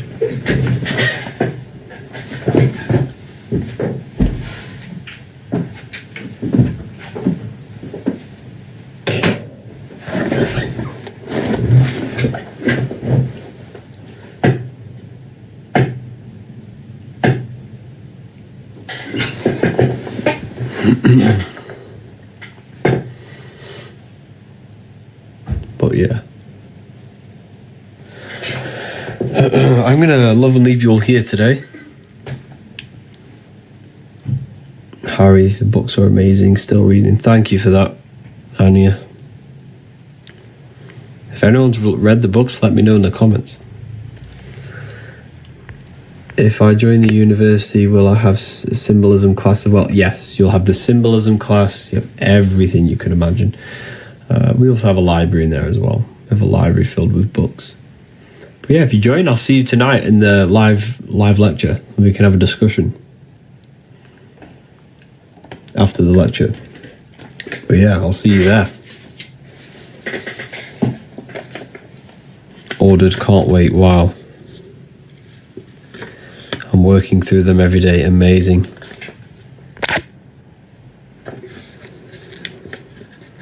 I love your book. I'm learning so much. Thank you so much for this, people. This is amazing.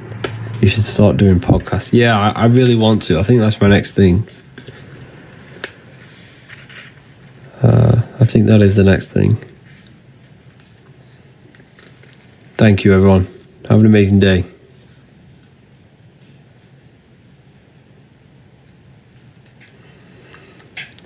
Oh, wow. Thank you, Violet.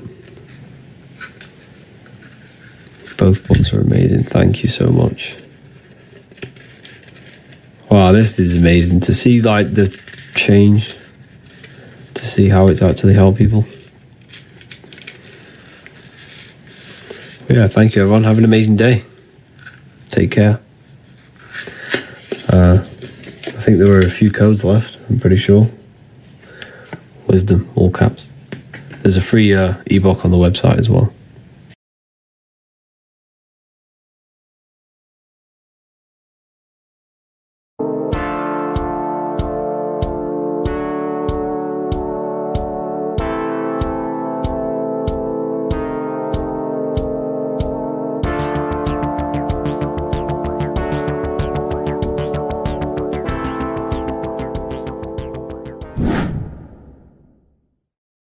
What is good, people? We're back with another video, and this is going to be talking about the connection between the micro and the macro.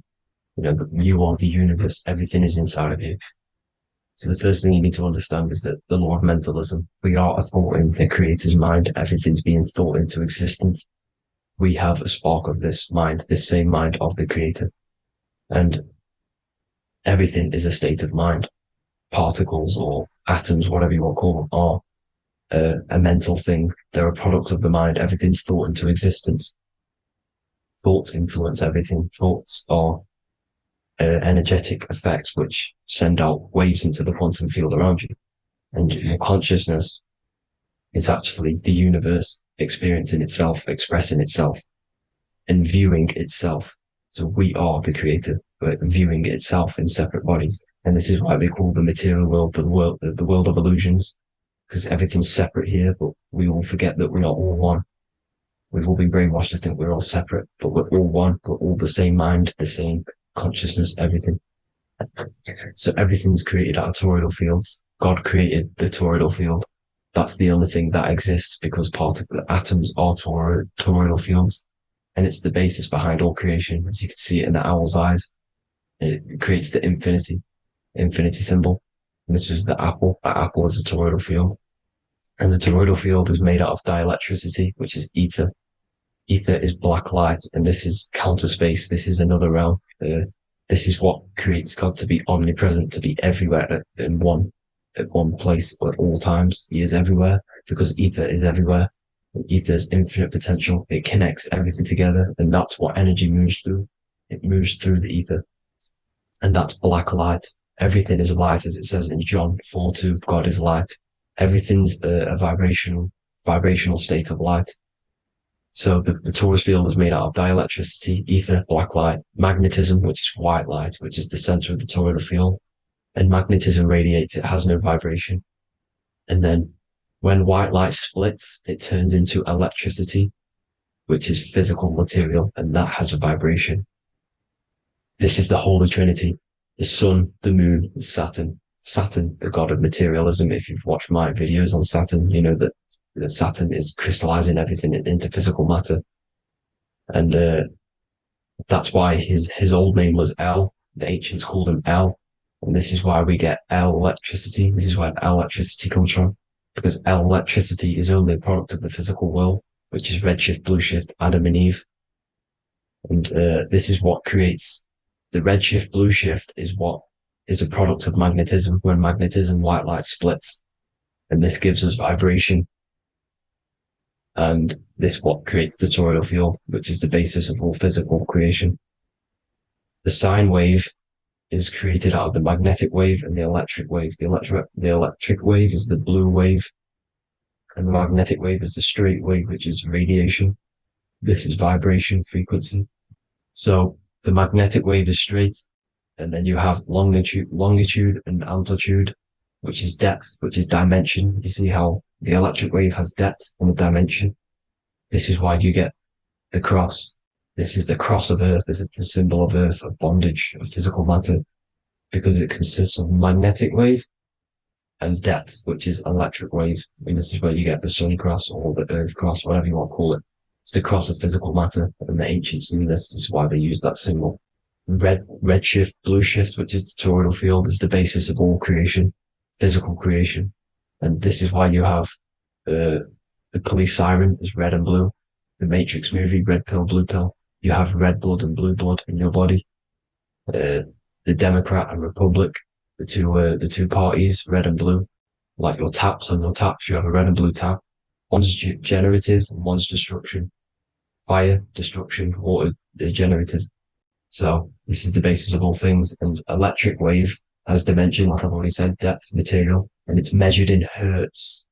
It's measured in hertz because it hurts you. It decays because the electric wave has a vibration, and vibration always has to go back to a standstill point. This wave cannot go forever, but the magnetic wave will go forever. It's radiation. Magnetic is radiation.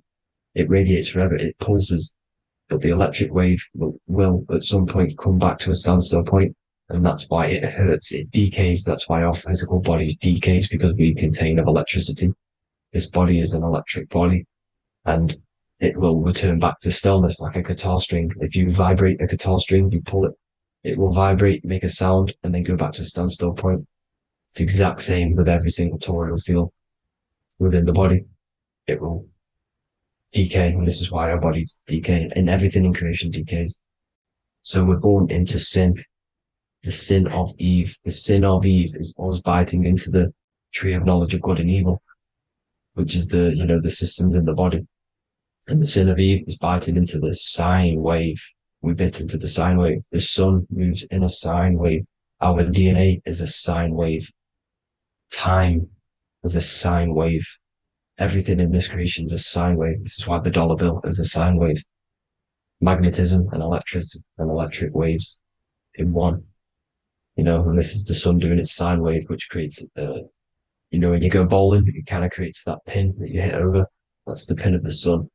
The zodiac sign is a sine wave, because the zodiac sign is an expression of the toroidal field, because magnetism unfolds into 12ness.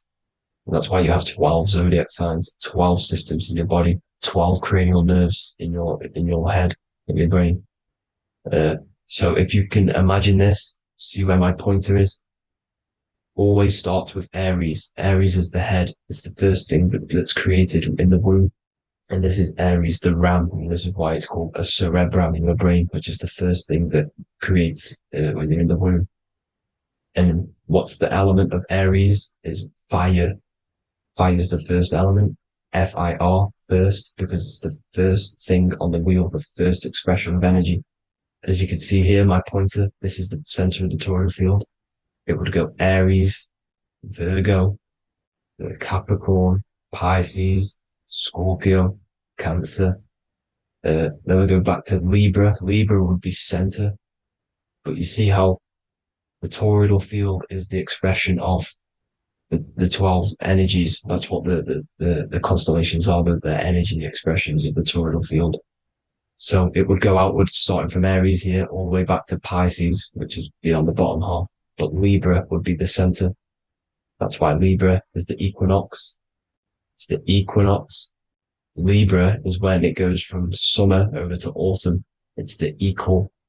It starts to transition into the winter side. Equinox, equal, which is Libra. And that's why Libra has the two scales.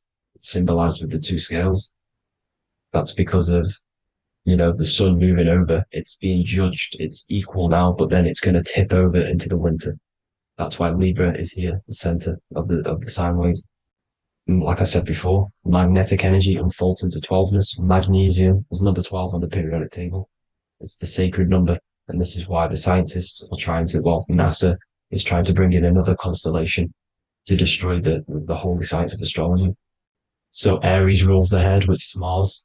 Taurus rules the neck, the lower head. Gemini, the two twins, which is your lungs, your two twins, your arms, two twins.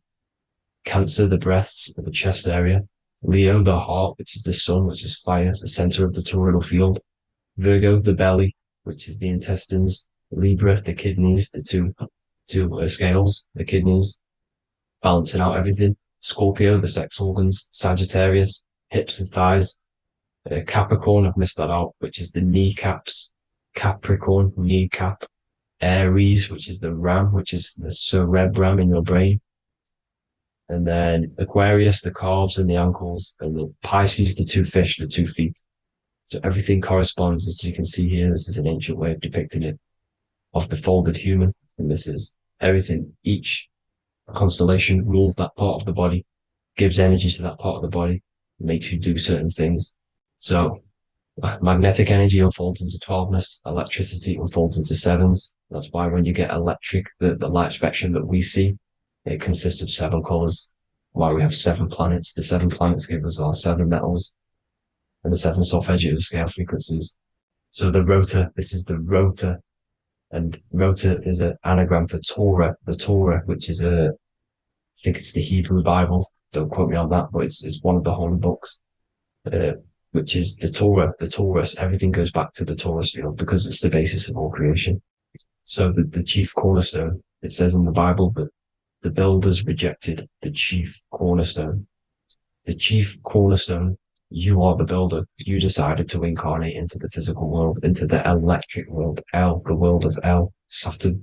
When you are created in the womb, it takes you 9 months for you to be created. So for example, if your parents, if you went into the womb here, it'd take you 9 months. So let's say you're born in Scorpio.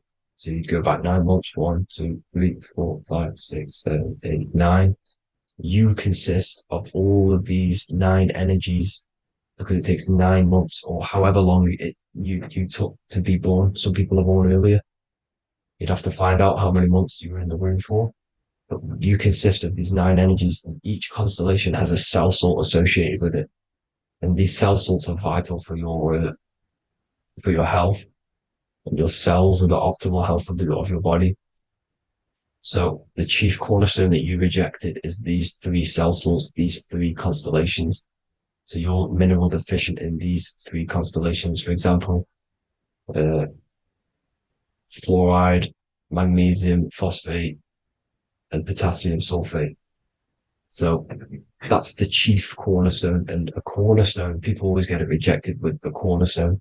The cornerstone is not, it doesn't say the cornerstone in the Bible. It says the chief cornerstone. The cornerstone is a cornerstone of a building, but a chief cornerstone is the top of the pyramid. This is why we get the pyramid of the wheel. So you're mineral deficient in whatever 3 zodiac signs you're not. You were not in the womb for. This is the chief cornerstone you rejected. So the human body is the It is the universe in a physical form. It consists of everything in the universe, just like your consciousness is the universe watching itself, experiencing itself. Your body is the whole universe, 12 systems in the body, 12 zodiac signs, 7 chakras are the 7 planets. The Holy Trinity of you is your Temple of Solomon, the soul and the mind, the sun and the moon. You know, everything is in you. You consist of everything, all the energies, everything. Heaven and hell. Heaven and hell is a mind state. It's a state of the mind. Head, H-E-A, which is heaven, and the heel, the bottom of your foot, is hell. And the bottom of your foot is the soul. So they're basically saying, well, it's wordplay. They're saying that your soul is in hell because, you know, with the elites being in control. So they call the bottom of your foot the soul, trying to say that you're in hell. The Christ is in you. And this Christ is Greek for what Christos. And Christos is Greek for the oil. And this oil is produced in the cerebrum, the Aries, the ram, the cerebrum. It goes down the pineal. Well, the pineal and the pituitary are underneath the cerebrum. Goes down the pingala and the ida. The pingala being the positive charge connected to the pineal gland, pin, and the ida connected to the pituitary. And this is the 2 serpents going down the spinal column. And this is why Jesus goes from Nazareth to Bethlehem, and then Joseph and Mary are waiting for Jesus in Nazareth. Joseph and Mary are the pineal and the pituitary gland waiting for Jesus to come back up the River Jordan, your spinal column. So this is the oil. This is the story of Santa as well. Santa comes from the North Pole. Why? Because the North Pole of the Earth is the center of the toroidal field, and the North Pole of you is your spinal column, which is the North Pole of the toroidal field. The North Pole, he comes from the North Pole. This is the North Pole. This is the South Pole of the toroidal field. Comes from the North Pole, which is your mind. And he goes down the chimney and then back up the chimney. This is the chimney. And he drops off the present, which is the Christos, the oil. And this is why Jesus is crucified at 33, because he crosses over the vagus nerve at the top of your spine. When this oil comes back up the 33 vertebrae, these are your vertebrae here. When it goes up to the 33 vertebrae, it gets crucified at 33 because it crosses the vagus nerve, and he's crucified on the cross at 33. This is the story behind Jesus and Santa. The Ark of the Covenant in the Bible is the 2 hemispheres which cover the vital parts of your mind, the brain side, which is the cerebrum, the pineal, the pituitary, etc. So the 2 hemispheres are the 2 angels, the Ark of the Covenant. This is the Ark of the Covenant covering the 2 vital parts of your brain. So these are the optic thalamus is another part, and it protects the Christ oil, which is inside at the center of the brain. See, the Bible is all a massive metaphor about yourself because you are the universe. You are a microcosm of the universe. Your consciousness is experiencing itself, and the universe experiencing, and your body is the whole universe. Your head's heaven. So Moses crosses the Red Sea. These are the 2 hemispheres of your brain. This is the corpus callosum, the Red Sea. So he's pretty much saying that he's uniting the 2 hemispheres of your brain, because most people in this generation are stuck in the left brain, which is just logic, reasoning, science and maths, writing. You know, this is what school teaches you to do. It keeps you stuck in your left brain. And you want to cross over to you want to cross the Red Sea, which is the corpus callosum, to the right brain, which is awareness, art awareness, creativity, imagination, intuition, insight, you know, using the higher mind, creativity, imagination. If you don't have intuition, then you can't read energy, you can't pick up on bad things. This is what Moses is symbolizing by crossing the Red Sea. And it's also the upper room where Jesus met the 12 disciples. 12 disciples are the 12 cranial nerves in your brain. It doesn't just represent the 12 zodiac signs, the 12 disciples. It symbolizes many different things. It's like I said, the universe consists of 12ness. So you have 12 cranial nerves in your brain, and that's the 12 disciples as well. And they want you stuck in your left brain, which is the 5 senses, materialism. So they say in the Bible that Satan blinds the mind. Satan is Saturn. If you've watched my videos, Satan is Saturn. And you consist of the whole Trinity, which is the sun, moon, and earth. The soul, moon, the soul being the sun, the solar, the moon being your mind, the earth, the physical body. And Satan blinds the mind. Why? Because we enter a soul system. This is a soul system, not a solar system. And Saturn is the Lord of the Rings, which is the outer ring. When your soul enters the soul system, your soul starts to materialize. It hits Saturn. Why? Because Saturn starts to materialize you. You take on the 7 virtues, which are the 7 planets, which are your 7 chakras. And to get out of this soul system, you must get out of your lower nature, your animal nature, which is lust, desire, greed. The number of the beast, 666, which is Saturn, Satan. So you enter the soul system, you take on the 7 energies, which you turn into physical matter. And this is your descension from heaven to say hell. And then you must raise back up from matter to spirit. They say Satan blinds the mind. Why? Because your mind gets materialized. Your soul and mind get materialized. And when you get materialized, it's an intense experience. You lose the divinity within you. You forget the divinity. So Satan, which is the first planet, the first energy you take on, the material body, he blinds the mind. He makes you forget everything, your divinity. Then you must remember, ascend up Jacob's ladder, the 33 vertebrae, to heaven. And this is a microcosm of the macro, because you will ascend back up to heaven if you do this, when you leave your physical body, when your body decays. So when it talks about in the Bible, completely destroy them, the Hittites, the Amorites, the Canaanites, all the ites, this is what God says to the Israelites. It says completely destroy them. It's basically symbolizes saying destroy your lower nature. The Canaanites, cannibals. We're under a Canaanite system now, which is cannibalism.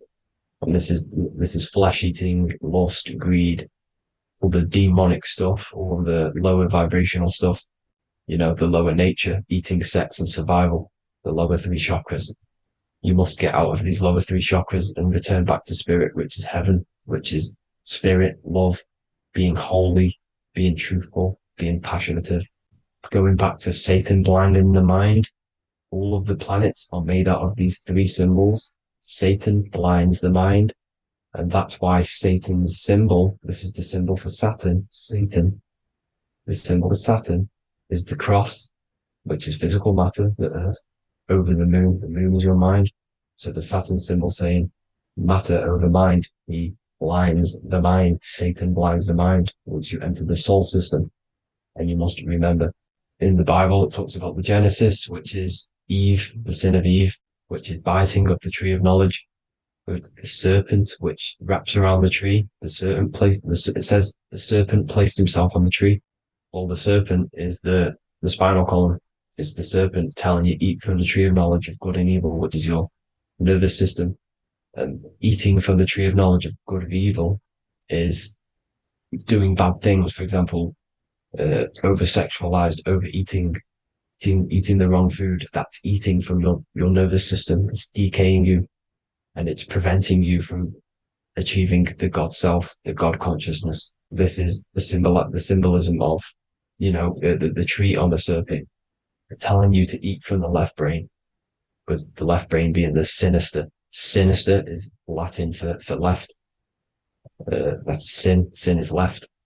And left is lefty Lucy, Lucifer, right, righteousness, right, God, godly. The tree of knowledge of good and evil, which is your nervous system, because it determines good or bad. That's the only thing you experience in this world is your nervous system. And then the tree of life is the cardiovascular system, and the Garden of Eden is your body. So that's it for this video, people. I hope you've got a greater understanding of how you are the universe and everything is inside of you. Just keep in mind you are the universe experiencing itself, and your body is a reflection of everything. The 12 constellations, the 7 planets, everything's inside of you.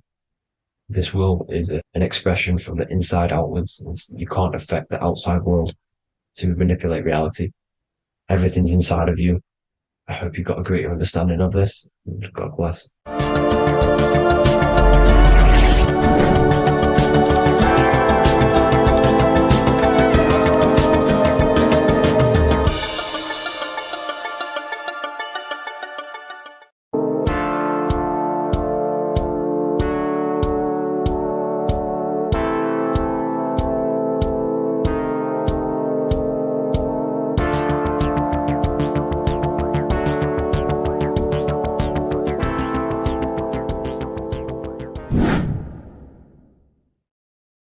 What's good, people? We're back with another video.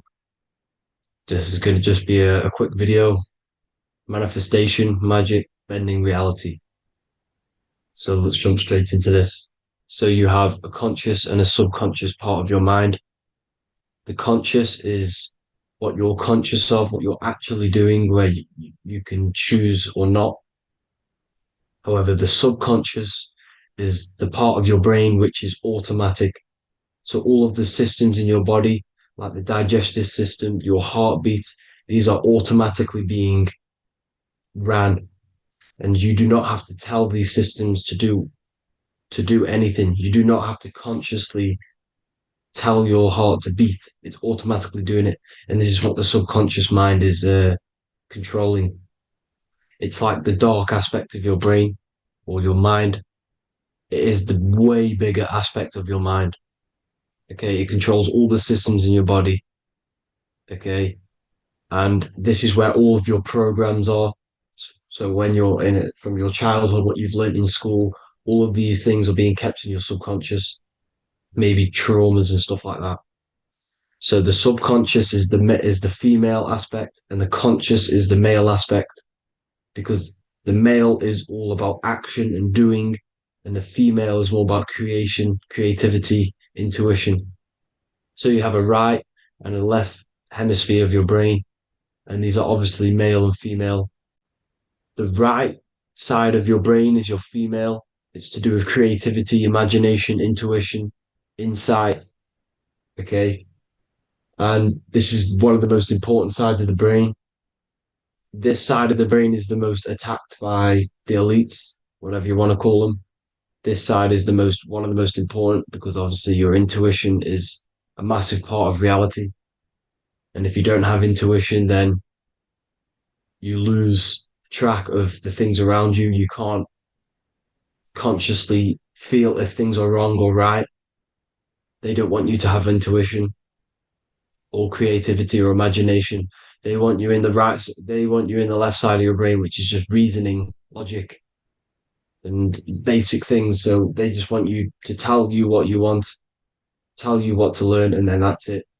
They don't want you thinking for yourself, which is the right side of the brain. So whatever the conscious side of your mind impresses the subconscious side of your mind. So if you do affirmations, for example, if you consciously do affirmations every day, you're reprogramming your subconscious mind. You're impressing a vibration and a word into your subconscious mind, and therefore it will reprogram it. So the male and female aspect are symbolized by the Star of David as well. The male being the upside triangle, the female being the downside, connected all in one, because we both have male and female energy. So every thoughts are electric, which is the male aspect. Emotions are magnetic, which is the female. Each thought creates a wave of vibration in all directions. So think of it like a water drop in a pool, but it going out in every single direction. It's not just flat. And these thoughts have a certain frequency, has a certain vibration. That vibration has a certain frequency. And this affects your aura. Every thought, every emotion directly impacts your aura and the strength of your aura. So if you're angry all the time, your aura in the astral plane will look red. However, if you're happy, it'll be more like blue and green. So it's very important. Your electromagnetic field is created out of your emotions and thoughts.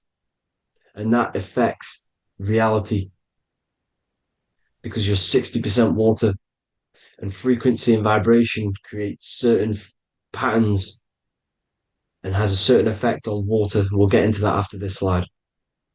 So each thought that people are thinking around you, you are actually subconsciously picking up these thoughts because it's emitting this vibration in all directions. So this is why you can pick up thoughts of other people on the odd occasion. However, when you're more in tune with your intuition, your right side of your brain, You can start to pick up on vibrations, thoughts, and other people's auras. You can pick up on the energy once your third eye is open, and you know whether you should be in that environment or not. This is what we call an atmosphere when we go into a room and you can feel the tension if someone's been arguing, for example. This is the atmosphere, this is the vibrations, these are people's auras emitting these certain frequencies and vibrations. Okay. So our aura is contained of multiple layers. Obviously, we have the physical body. This is the electromagnetic layer. However, you have the different planes of existence, the spirit, mental, astral, etheric, and then physical. The physical is the lowest plane of existence. And the physical plane is a product of all of the planes above. So the mental impresses on the astral impresses into the etheric, and then the etheric creates the physical object. So the mind is the root cause of reality. The mind is the cause of everything. Your consciousness is pure cause. There's no effect. Everything you see in this reality is the effect. Everything that you experience is the effect, because the root cause was the mind. The decisions you made you experience that certain experience.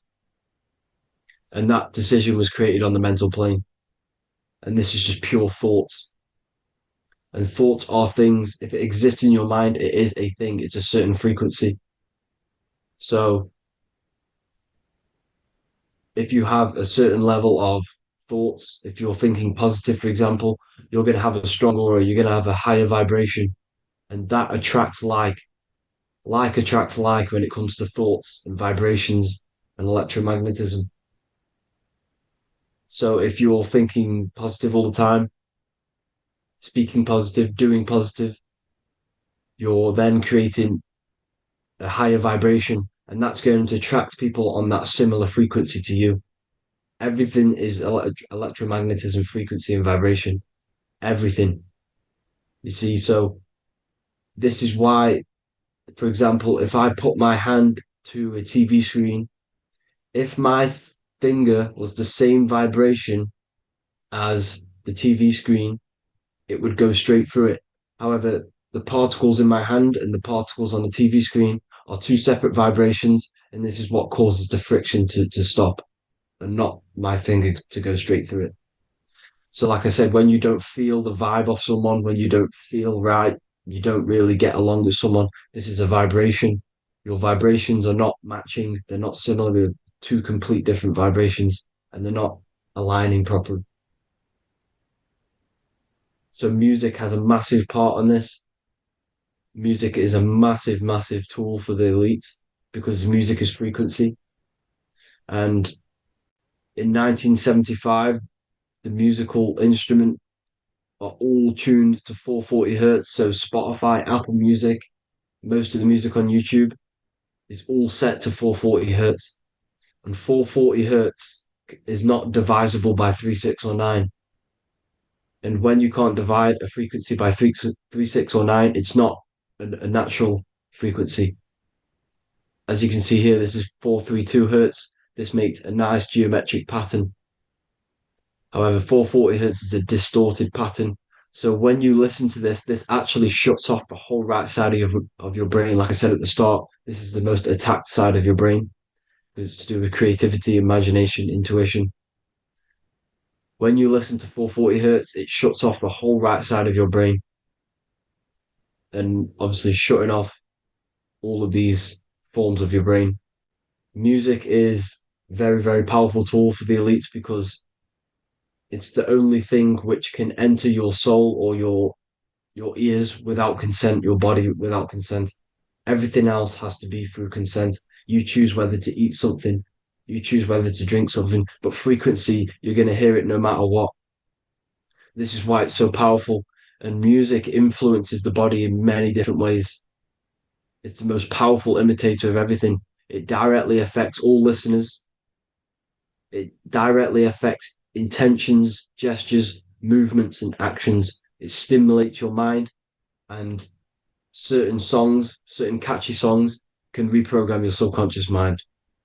invoking certain emotions. This is why when you listen to slow beat songs, it makes you feel more sad.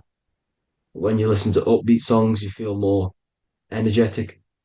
This is because these frequencies have a profound influence on reality and on how you feel. Because, like I said, you are 60% water. And as you can see here, each frequency creates a different geometric pattern. And inside of you is 60% water. So, like I said, 440 hertz is going to make a distorted pattern in your water. And this is going to have a profound effect on your emotions and your reality. So, like I said, health is not just the body. It's you are made of body, mind, and spirit. You need to look after what you put in your body. You need to look after your spirit and look after your mind. It's very important to keep all these in balance because once one of these are unbalanced, it affects the other two. So if you're eating wrong, it's going to affect your spirit and mind. If you're thinking wrong, it's going to affect your body and spirit. These are all interlocked. You have to look after them all. So it's very important you understand music. Stop listening to low vibrational music. To be honest, you want to listen to music without any sort of speaking inside of it.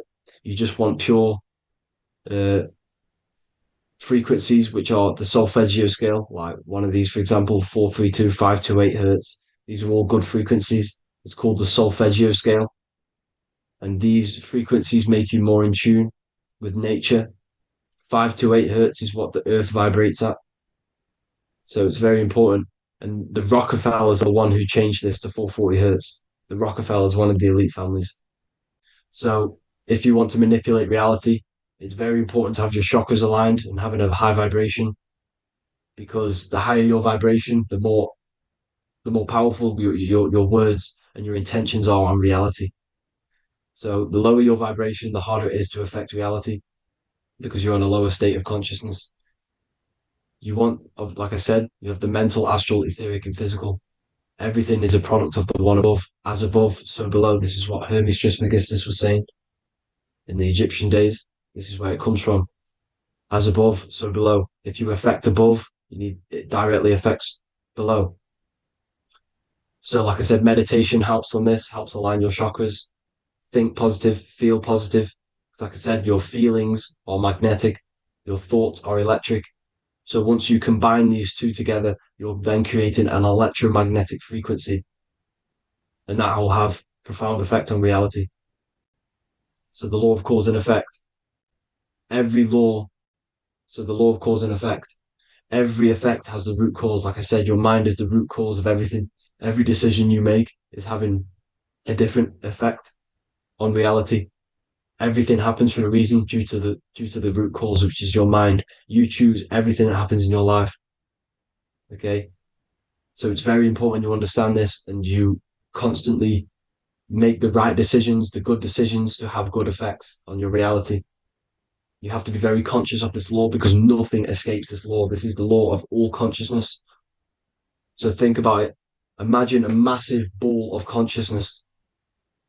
However, off this ball are different sparks, and each one of these sparks are in each and everyone's body. This spark is governed by these laws, the law of cause and effect, the law of correspondence, the 7 hermetic principles.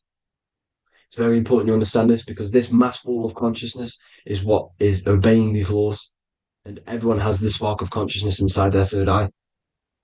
And like I said, everyone is the same consciousness. This is why if you do bad onto someone else, that will directly affect your reality. So if you hurt someone, it's going to come back to you in one way or another because you are that same consciousness. This is like a mirror reality. As within, so without. Whatever you feel on the inside, you're gonna see that on the outside. You're gonna experience that reality, whatever you've impressed. So there's different ways to bend reality to your will. This is kind of a sort of magic. So obviously you have black magic, which is manipulating reality to harm and influence others, or to be very selfish. And then you have white magic, which is manipulating reality for the good of humanity.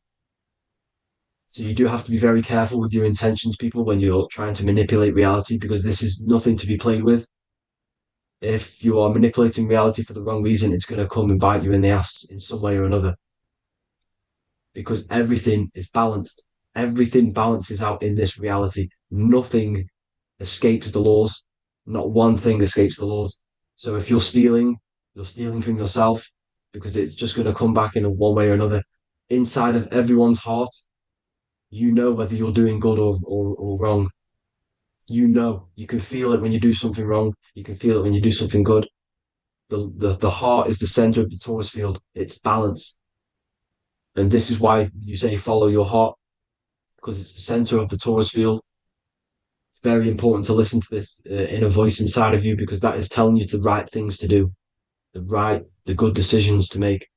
And when you keep following that voice, that good voice inside of you, it takes you to your life path. Very important to follow that voice. However, don't let the ego get in the way of it. Don't care what your friends are going to say. It's very important to understand this. So you have different ways of manipulating reality. You have sigil magic. This is where you create your own sigil or symbol. You create your own sigil and symbol, and then you charge it. You behind that symbol, you have an intention. So, for example, if you want to manifest wealth, you create a sigil which represents what you want. You create that sigil, you draw it out, you charge it, because wherever your attention goes, energy flows. So whatever your attention is, you're sending energy that way. So what you do with your eyes and your hands, you place attention on the sigil. Imagine that it's glowing. Imagine that you're sending energy to the sigil, and then you burn the piece of paper once you've done this. And then after this, you meditate on that symbol. You constantly think about that symbol, because that symbol is the frequency, is the thing that you want to manifest. So that's one way. Or you can just meditate on your reality. So imagine yourself having already what you have. This is what they call a mindset. You must set your mind to the frequency what you want to manifest. Okay. So if you want to manifest wealth, for example, imagine yourself being wealthy. What would it feel like? What would you be doing? Imagine a scene in your mind. Constantly do this, and you're putting out that frequency. Like I said, you must think, because the thoughts are electric, and then you must feel, which is magnetic. Together, this creates an electromagnetic frequency, and this is how you attract things to you. You will attract the certain people to come in your life to bend reality to your will. Okay. Or you've got mirror magic. Stare yourself in the mirror, because a mirror reflects light. It also reflects energy. So you've got to be very careful with what you say to a mirror.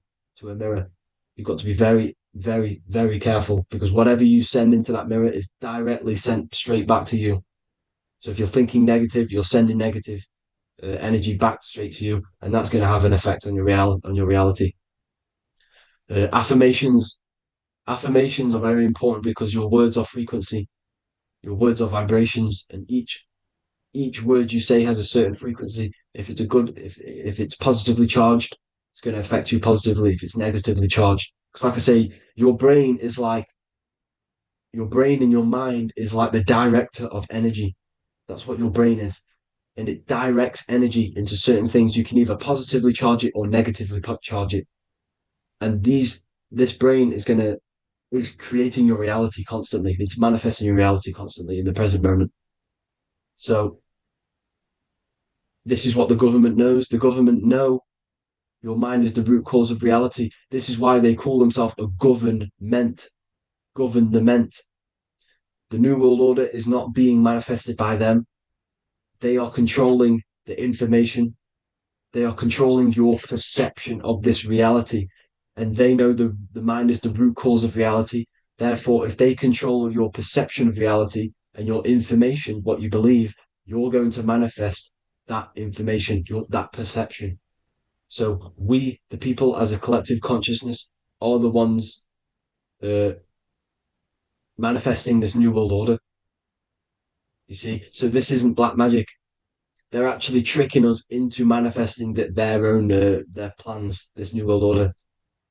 You see, this is how smart these people are. They know how to get around the laws of reality. They know how to bend reality to their will without facing the consequences. They're getting humanity to do it.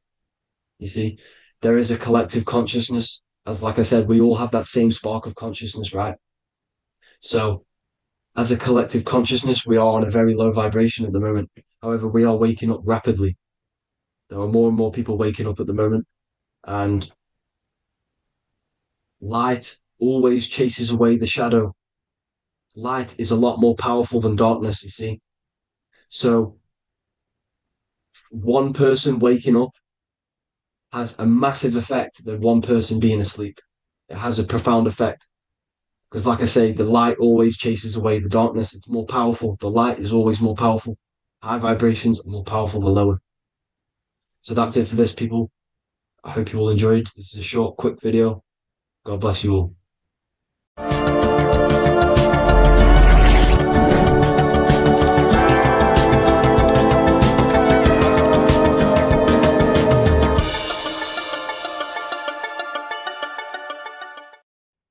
What if I told you many people around you have probably sold their souls?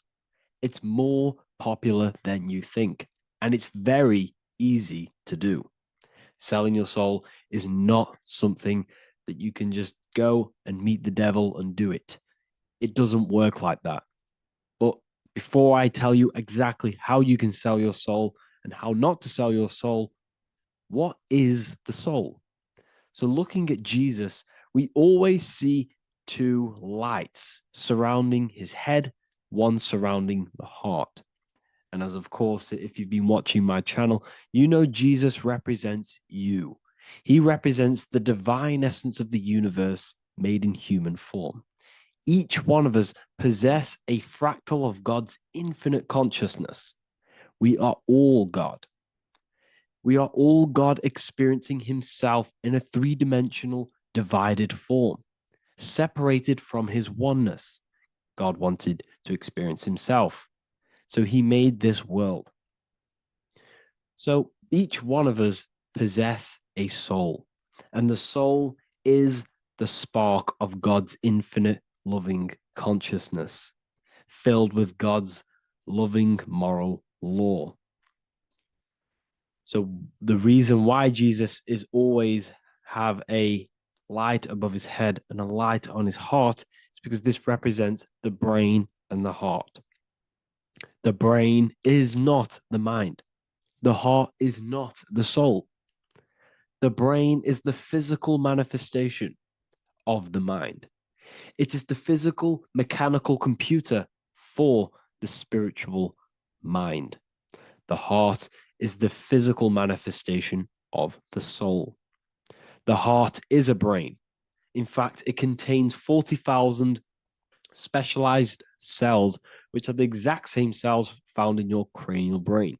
Yes, your heart is an emotional brain. Your cranial brain is a thought brain. It's a computer.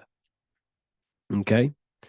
Everything that exists physically exists non-physically. This is what the ancients called spirit. Just means invisible force. The mind, the thoughts are not made of atoms. You can't touch, you can't find tangible thoughts, imaginations. These things exist spiritually in metaphysical counterspace. It's the same with your emotions. The emotions are spiritual. They are not physical. You can't touch them. So thoughts are the language of the mind. Emotions are the language of the soul.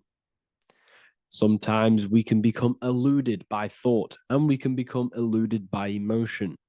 If we are led purely by emotion, we can create illusions in our perception. The same if we rely only on thought. We must balance these two. Okay? So the mind is the creator. The soul is the operator. Every thought we think is being judged by our soul. The soul is the judge. The soul tells you what is right, what is wrong. And even the Freemasons depict this spirit and matter in their black and white checkered boards. White is spirit, black is matter. Matter is dead, spirit is life. This is what this represents. Physical reality is not just physical. For every physical object, for every physical manifestation, there is a spiritual force bringing it into existence. Consciousness brings everything into existence. Before you kick a football, there's a change in your inner consciousness before you take that action of kicking the football. Everything exists in spirit before matter. You existed in spirit before you were physical. We also see this in alchemical Freemasonic artwork. This represents the clouds. This is the mind. This is the heavens. And then coming down into the heart, which represents the earth. The light entering the mind into the heart, because every thought we think is being judged by the heart. The heart speaks to you through emotion. The soul speaks to you through emotion. Every thought you think, your heart is telling you that is right, or it's telling you that is wrong. Why? Why is this? Emotions can guide us, okay? Emotions are the language of our soul. Our soul guides us to our soul purpose. Each one of us contains a purpose in this physical life. There is a reason you are alive. There is a reason why you came from spirit into a material reality. Your jealousy reveals where you need to be in life. If you are jealous of someone, this is your soul saying you need to be there. That's where you need to be. Your fear reveals your greatest growth in order for you to reach your life's purpose. If you fear something, this is your soul telling you you need to overcome this in order to reach your life purpose. This is the next obstacle. The soul, your life purpose is not found in your passion. It's found on the other side of your greatest fear. The soul's always seeking, it's always seeking truth. It's always seeking to expand, to learn. The soul must go through pain in order to overcome, in order to grow. That's why we are here, to grow and expand and create. We also see this in alchemical artwork. Again, the mind in the clouds, the heart and the soul. They must work in unity. Each one of us contains the spark of the divine, which is the soul. Okay? Which is the soul. This is the operator. G-O-D, generator, operator, destroyer. The generator is the mind. The operator is the soul. The destroyer is the body. Everything will generate, everything will operate, and everything will die. That's the Trinity, the Father, the Son, the Holy Spirit. There's always a Trinity, Brahma, Vishnu, Shiva. Okay, so each one of us contains God's law, and it's encoded within our consciousness, within our soul, within our heart. That is what's judging everything you do. Every time you hurt someone, you can feel it. If you've ever punched someone, you can feel it. You know it's wrong. If you've ever stole something from someone, it doesn't matter what you've learned in the past. If you steal something, you know deep down within your soul it's wrong. This is because each one of us are encoded with God's law of love and integrity. I don't care how tough you think you are and how hard you think you are and what you've done in your life. I don't care. You know what is right, what is wrong, because you are encoded with love. Does not matter how far your mind can take you away, how corrupt your mind can become. There is always a spark of love and empathy in your heart, in your soul. You know this when a child. When you're a child, you're not racist. You don't want to hurt anyone. You don't want to steal. As a child, you're pure love, you're pure awareness, you're pure. You would never think about being racist. It's the corruption of the mind that leads us to corruption. Our soul always wants to do good.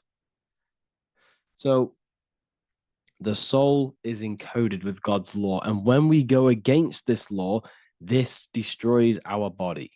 Yes, because your body is electromagnetic, and that's being casted from your heart. So every time you go against the heart's guidance, moral law, we weaken our electromagnetic field, which weakens our body. if you've ever looked at someone who's very negative, you can see them. You can see that they are aging quicker. You look at Scrooge, for example. If you ever watched Scrooge, look at how corrupt he looks. That's his heart. You can see the people's hearts on their face. People who do negative things and have negative thoughts, negative emotions, you can see it in their eyes and their face. It's because it corrupts you. It corrupts the body. It ages the body. Goodness is life. Okay? So can you sell your soul? You cannot sell your soul physically. But what you can sell is your conscience. What you can go against is that moral law. And you can exchange physical material things such as money, fame, cars, houses, business, in order for you can exchange that to go against your inner dialogue. For example, these rappers, celebrities, what are they doing? They're not selling their soul. You can't sell your soul to some entity on the astral plane. But what you can do, you can take money to say, I'm going to go against my heart. I'm going to go against my inner moral law. I'm going to take that money and I'm going to do something wrong. It's basically going against your soul. It's selling your soul's guidance of moral law. That's what selling your soul is. And that's what these rappers are doing. That's why they're so sad.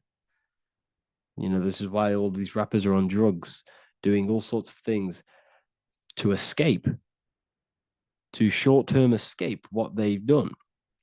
They're going against their inner guidance for money. And yes, short-term pleasure may be happy for now, but in the long run, it will leave you feeling voidless because nothing material can ever satisfy your soul. Nothing. You could gain £1 million tomorrow, guaranteed within 2 weeks, you'll be back to the exact same position mentally, emotionally as before, because nothing physical can ever satisfy you. Guaranteed, if you received $1 million if you received $1 million now, in a week's time, you'd be hunting for the next million because it does not satisfy you. There's a reason why these billionaires don't stop working, because they're so addicted to earning and earning and earning. It doesn't satisfy you. The only way you can satisfy yourself is through Christ consciousness, is through self-love, is through loving thyself, knowing thyself, and becoming balanced internally in consciousness instead of seeking external validation through material things, which end up leaving you feeling voidless, empty inside, and sad and depressed and anxiety. Everyone's looking outside of themselves for validation, when true validation comes from within. True satisfaction, true happiness comes from within, reaching Christ. Christ is a state of being, a state of consciousness that we must cultivate within ourselves so we can live a happy, balanced life. You can have all these material things when you're satisfied inside, but don't rely on them. Me, I enjoy material things, but I don't desire them. I don't chase them. I don't rely on them for happiness, for validation. You can have big cars. You could have your favorite watches. You could have Lamborghinis. Yes, it's fun, but don't let it give you your happiness. As long as you're happy on the inside, it's okay to have these things. You should seek balance with your inner world and outer world. Okay, so this is what they are doing. Rappers, celebrities, actors, Hollywood. This is what they've done. They've exchanged their inner integrity, their inner law, their inner moral compass for exchange for material wealth, fame, money, and cars. That's what they've done. And power. It corrupts you. They slowly corrupt you. So yes, you cannot sell your soul. And if you wish to learn more, I'll see you inside Ethereal University with my community, where we are learning every day to master ourselves, to expand our consciousness. If you want to lucid dream, astral project, master yourself, create the desired reality you want, learn about human consciousness and your full potential, then Ethereal University is for you, and I'll see you inside. The link will be in the description. Thank you for watching. The Pope is supposedly opening 5 portals on Christmas Day. Now, I know this video is a bit late, but I'm going to be commenting on what I think this symbolism and this ritual truly means and what they are trying to do to society with this symbolic ritual. So the first thing we must understand is that everything these people do on a mass scale, all of these major events that they take place on, are all symbolic. They're all ritual. They all have purpose. Okay?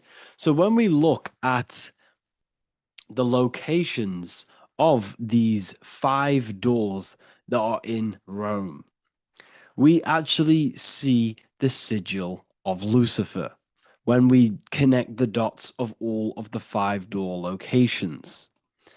This is the sigil of Lucifer. Lucifer is not what you think. Lucifer, sigil of Lucifer, represents the outline of the human brain and our visual perception field. Now, the human perception field is how our brain interacts with the external reality. Our external reality is not physical. The only thing that exists outside of you is pure energy, formless, vibrational energy and light. Your brain is an energy decelerator. Your brain decelerates this light, this energy, into a material reality or perception that you can interact with. You don't look into the external world. The energy, the light enters the eye retinas, goes through the optic nerve, and travels to the back of the brain called the visual cortex. And the visual cortex is what shapes your visual screen. Now, if you are seeing the screen, this means that you are not the body, you are not the brain, you are the perception observing the screen that you are seeing. You are the eye behind that, you are the person behind that. So, what this is actually symbolizing is perception. This is a symbol of perception, of perceiving the material plane, of how spirit interacts with matter. Now, what's Lucifer? Now, the word Lucifer means the light bearer. He's known as the light bearer. The word Lucifer originates in Latin. Luci means light, and fer means to bring. It's the light bringer. The eyes, the visual perception of the light bringer to your reality. You see, everything outside of you is light. You are made of light. The word hue man means light. Hue means color, which is a form of light. And man means manifested. We're light manifested into material form. Every single one of us is Lucifer. When we fall for the material world, the external world, is an illusion. It is the false world. It can elude you. It can make you fall in love with the material things, material pleasures, lust, money, fame. These things make you fall. This is the fall of Lucifer. This is the mythological story. This is the symbolism behind Lucifer. It's you. Are you falling for material pleasure because you are a divine spiritual being from the higher planes, not from this plane? Now, if you let your divine being fall for this material plane and fall for the evil that can take place in this plane, then you are Lucifer. It represents the false light, the false reality. This symbol, the sigil of Lucifer, it symbolizes the interplay between light, consciousness, and the perceptual experience of the physical reality. The external world is truly internal. What we visually perceive is essentially light waves carrying information, which then gets processed by our brain, the central computer of our nervous system. Okay? So, how many doors are open? 5 doors.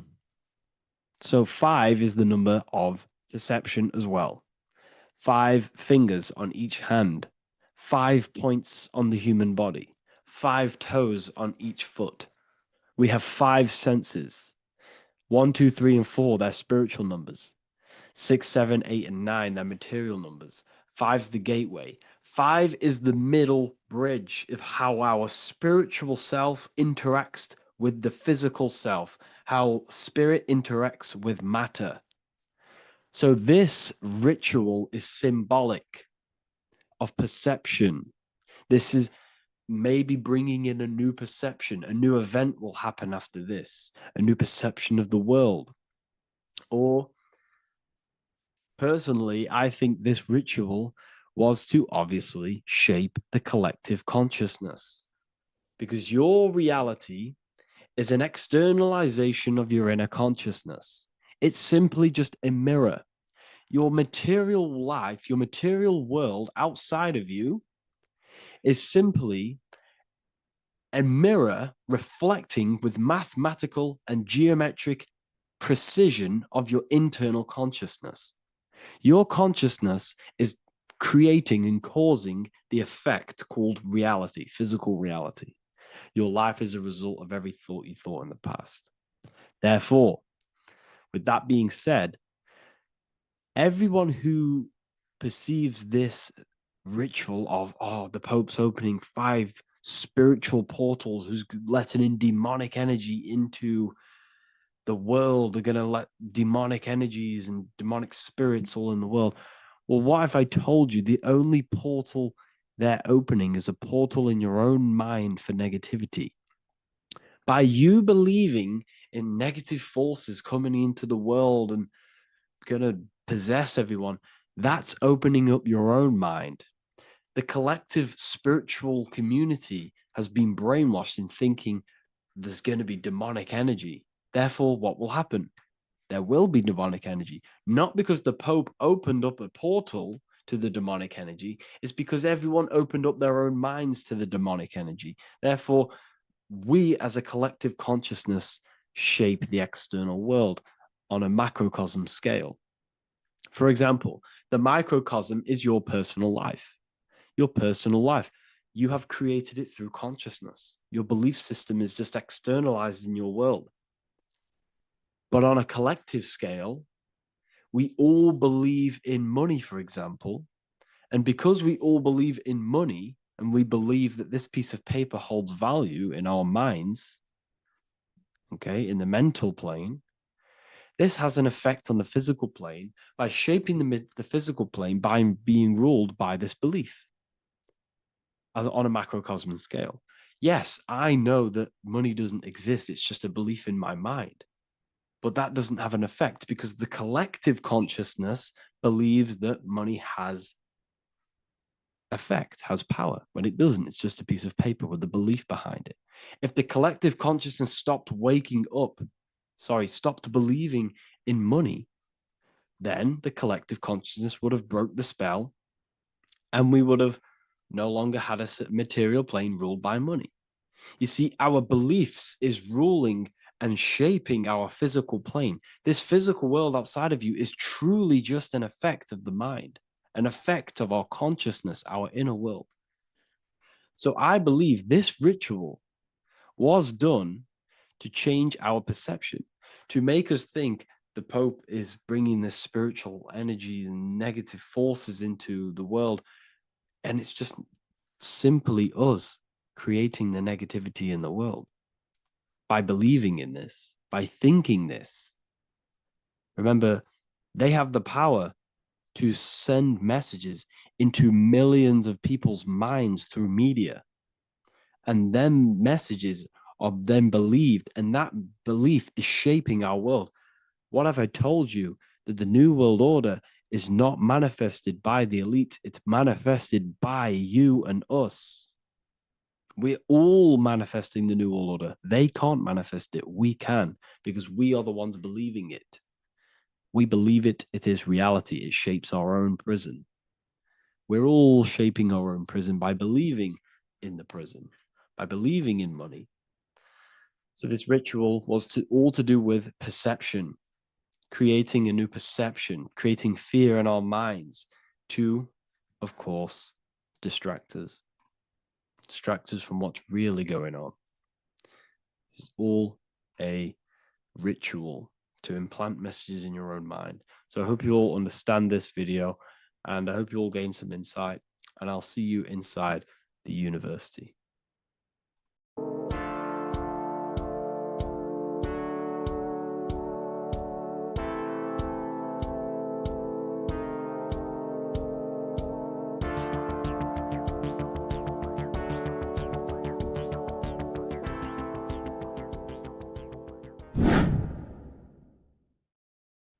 What is up, people? How are we all doing?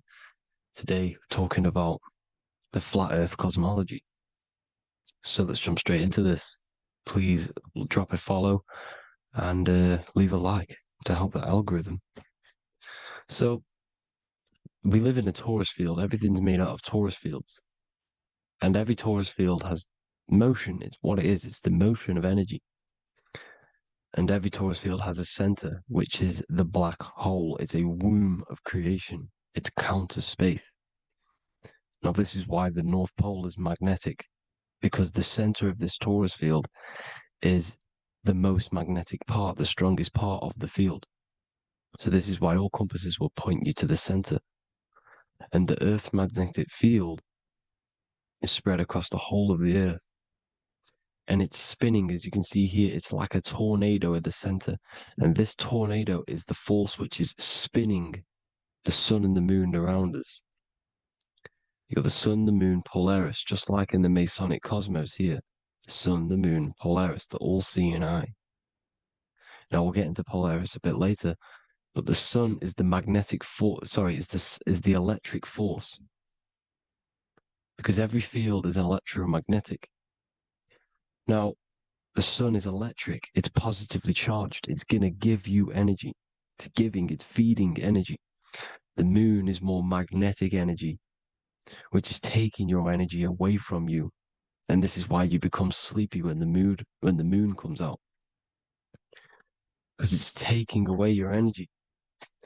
So these two forces is the balance. It's the yin and yang.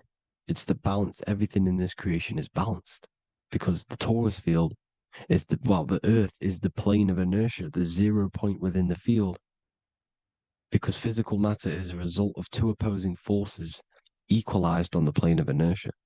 And that is where matter crystallizes into physical results. And this physical plane is the plane of inertia, planet Earth. And at the center of this plane is the black hole, the womb of creation.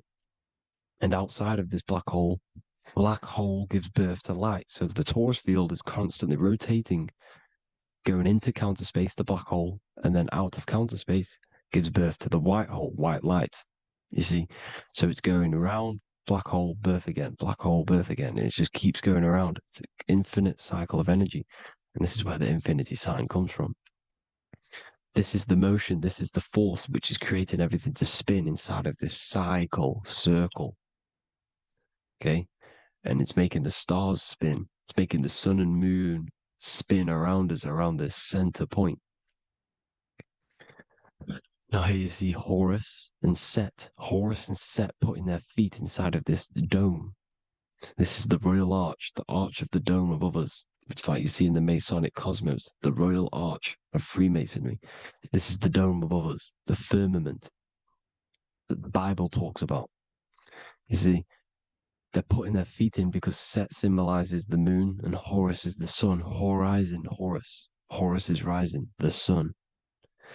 So they're both putting their feet around this center magnetic pole, which is the pole, North Pole. And above the North Pole, you have Polaris, the pole of electromagnetic energy. You see? And this is how we get the sun and the seasons. Because the sun, for us, when it becomes summer, it's on the Tropic of Cancer. Then it spirals outwards, going out and out and out, then goes to the Tropic of Capricorn. That's winter for us. Then it comes back in and creates summer again. So it's constantly spiraling around this center magnetic North Pole. You see? So this roof above our heads is the firmament. And this is what they've taken off of us. They haven't physically taken it, but mentally they have taken this away from you.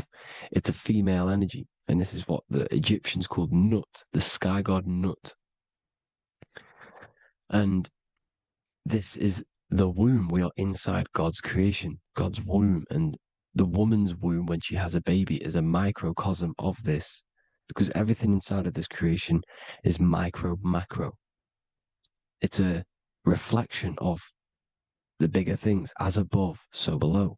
So the dome above our heads is the dome we are in when we are a baby. And you can see the sacred geometry of it is the exact same. It's the dome. And when we are inside of the womb, the woman, the sacred maker, which is the M, the Masonic M, this is the G male symbol. The Masonic M is maker, mason, matter, male. She delivers the male, you see. She delivers the male because it's the maker, the female, the magnetic. The woman is magnetic in nature. The male is electric in nature. So when we are in this womb, the female, we are being fed by the center umbilical cord, by the center of the mother's stomach. We're connected to the center of the woman's stomach, just like we are when we are in the earth. The center is where the aurora borealis is being emitted from, the electromagnetic aurora borealis, the northern lights. This is our spiritual umbilical cord, connecting us to counter space, connecting us to the realms beyond this world. Because at the center of every torus field is counter space. And at the center of the earth is our spiritual umbilical cord. And this is the earth's belly button, as you see. As above, so below. We had a physical umbilical cord. We have a spiritual umbilical cord. And this gets cut when we die, when we're cut away from the physical reality. You see, here's the ancient Egyptian tablet showing this female. You can see the hair, it's a female above us, because the female energy is nurturing, helping, looking after. And that's exactly what the dome is. It's protecting us. It's the Ark of the Covenant, the Ark covering us, you see? And this is what they've taken away from us. By you believing in space, it completely destroys the idea of this being a sacred creation. They've taken the roof off your head, whether if you believe in space, you believe that there's chaos, there's planets, there's asteroids that could kill us at any moment. But this isn't true. They've made you fear your own creation that you're inside of. They've made you fear what's above you. You see, and it's to hide the power of astrology, the power of the lights in the firmament, which are constantly flowing through the ether. These powers which are above us are sending rays down to the earth, which are influencing our psychology and how we behave. And this is what astrology is. It affects human consciousness. It interacts with our consciousness. And there's a different energy every day because the planets are in different houses, different alignments. And this is, we'll go into this a bit deeper later on. So the world tree, this magnetic north pole, the pole of electromagnetic energy, was symbolized as a tree, the great tree at the center of the earth. You see? And this tree is symbolized everywhere. You can see here how the center person, this Egyptian person, is holding up the sky. This is the North Pole, the hyperboloid, at the center of every torus field. And this tree was in the Mayan cosmology. This is an ancient depiction. This is the torus field. There's the plane of inertia. Here's the center tree.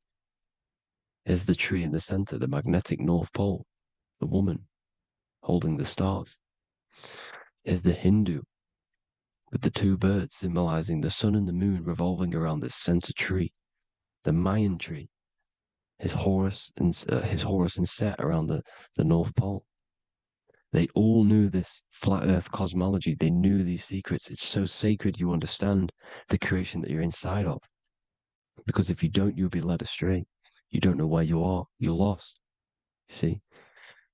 And here's the Masonic art with the rays of the stars coming down with the tree in the center. So it was personified as a tree. And we are in Asgard, Midgard, the middle garden, where there's good and evil. So the 7 layers of heaven, which is talked about in the Quran, each planet has a different layer of the firmament, and this is the 7 layers of heaven, and these are our 7 layers of the energy centers in our body. So we start in the stars, so we are stars in a physical body. And this is why we say Mr., sister, fraudster, sinister. Stir is star, and we are in the stars, and our star descends into the soul system, not solar system. And as we descend into the soul system, we enter Satan's kingdom, Satan's world. As it says in the Bible, Satan is the god of this world. Well, if you've been into my research for a while, you know Satan is Saturn. Saturn's world, because Saturn's the outermost ring. He's the Lord of the Rings. And you enter his kingdom, the kingdom of time. And this is why Saturn's the time god. As soon as you go past the rings of Saturn, you're now in the soul system. You're now in time. You're now bound by space and time. And you're bound to the earth plane, the heart. Earth is heart. It's a rearrangement, it's an anagram for heart. And the heart of the electromagnetic color spectrum is green, and that's why the earth is green. And above green is blue, and this is why the sky is blue. In order to go to heaven on the macro scale, you have to go through the blue sky, through the 7 layers of heaven. In order to reach heaven in your body, whilst you're here, you have to go through the blue chakra to your head, which is heaven. It's micro, macro. Everything is micro, macro inside of this creation. Is an ancient. I think this is a French image, piece of art from the ancient French, with obviously the 7 layers of heaven, which they all depict. And notice how it's like a dome. We'll go into this dome symbolization, the Royal Arch of Masonry, which is next. But these 7 layers of heaven give us the 7 metals, the 7 days of the week, the 7 diatonic tones, the 7 chakras, the 7 everything. It's God's favorite number. And this is why the Masons use the G inside of the compass, because the G is the 7th letter, and God starts with G. You see? So it's 7. God is 7. Here's another depiction of the heart, the soul system, the 7 layers of heaven. La fermente, la fermette. You see, la firmament, with the stars on the outermost layer. Here are the 7 planets: Jupiter, Mars, la Sophie, the sun, la luna, the moon. So Saturn. So we are in the heart of this soul system. In order to ascend, we need to ascend up our chakra system, reach 144,000 hertz, God consciousness, the God man. You have to unfold God man, master of the mind, mastery of the mind. So what are the stars? The stars make everything unique. The stars are constantly rotating around the center, magnetic North Pole, the tornado at the center, which is stirring everything. It's stirring the ether. The center is the ether, and the 4 elements are born out of this ether. There's 5 elements: ether, spirit, water, air, and earth. The ether gives birth to the 4 other physical elements, which the whole of creation are made out of. About them 4 elements. 4 is the number of stability. You know, a chair, a table has 4 legs. It stables things. It's a foundation, and these 4 elements are the foundation of this creation. You see, and this magnetic North Pole is stirring this, and the 4 vibrational states of the ether are the 4 elements. Now let me get back to the stars. I just wanted to give you that. The stars are being stirred around this center point, center. It's stirring everything, and they're always in different alignments. Every millisecond, they're moving in different placements of the stars. And the planets are called the 7 wanderers because they're not fixed. The stars are fixed, but the planets they're called the 7 wanderers, the 7 layers of heaven, because they move faster and slower than each other. Each planet is slower and faster, has a different rate of speed it's moving. So these alignments are mixing in with the energies of the different 12 constellations. And this is why you have a unique characteristic. You have a unique look, a unique energy, a unique personality. This is because when you were born and you took your first breath, that energy which was in the ether, because the ether is all around you, and energy travels through the ether. The energy that the stars were casting down and the energy that the planets was mixing in with the 12 constellations was in the ether. So when you came out of the womb and you your first breath, because breath is spirit, okay? So that first breath you took, that is the energy that is imprinted within your DNA, your soul. And you reflect that energy, you emit that energy. That's the energy that is with you forever until you die, till this physical body dies off. And that's what the stars are. The stars are giving a unique energy, characteristic, personality to every living thing. Every dog, every cat, every animal has a unique personality because it was born at a different time and place in the sky. Okay, the stars are your destiny. Now, the stars are constantly changing as well. If you look at stars through a telescope, they're constantly changing and forming different forms. You can see here, it looks like water. It looks like light through water because it's the ether above us, a sea of ether. And this light is being emitted through it, and it's just constantly changing, giving different energies, each star. So this is why this is what the zodiac is. It's the expression of energy. It's the expression of the stars. And each constellation has many different personality, different energies, different traits. Each planet has different traits, depending where your planets are, depending what energies you hold. No same person, no two person have the same energy. There's no one. It could be similar, but no one's the exact same. It's because of the stars. The stars are never in the exact same split place. The planets are always in different houses. So here's some Royal Arch symbolism. Here's the Royal Arch of Masonry, as it says here. The sun and the moon, the constellations. Here's Cancer, the 7 planets, the 7 stars. Here's the Royal Arch. This is the firmament. Here's the duality. Black and white, duality, good and evil, rest and motion, dielectricity, magnetism. See? So this is what the Royal Arch is. It's symbolizing the cosmic dome above us. The womb we're in. We're inside God's womb. And here's George Washington, the Freemason, inside of the Royal Arch. You see? With the G, the Masonic G, God, 7. Here you see another depiction of George Washington with the stars in the dome above his head, his Polaris, the sky vault, Polaris. We'll get into that later. Go inside of all of your ancient churches, you will see the dome. Go to the Vatican, you'll see the dome. All of your ancient churches have this dome because it's the dome above your head. The ancients knew this. This was known. We did not live in space. It was known back then. They all knew. This is Crown Court, which is one of the most important courts in the UK. You can see it's clearly so much Masonic symbolism. You've got the 4 pillars of Masonry. The Royal Arch is like an arrow pointing upwards to Polaris. His Disney World is under a dome. In his Polaris, the sky vault. You see? And also 666 in the symbol. Here's more 7 layers of heaven. Here's an ancient depiction.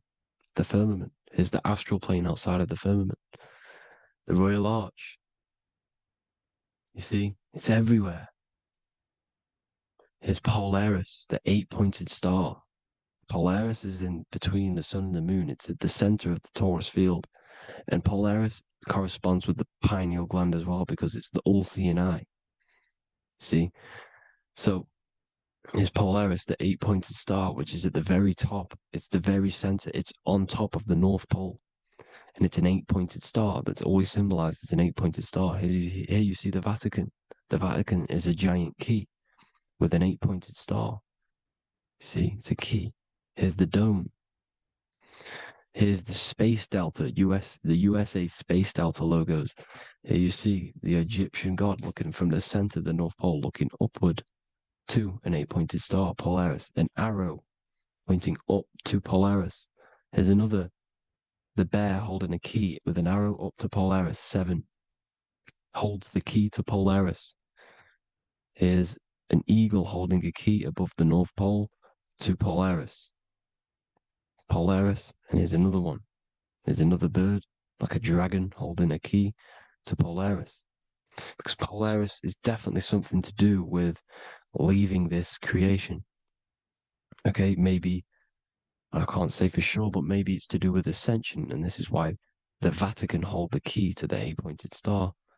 And this is why the space, well, we all know space is a lie, but they're showing Polaris and its sacred symbology.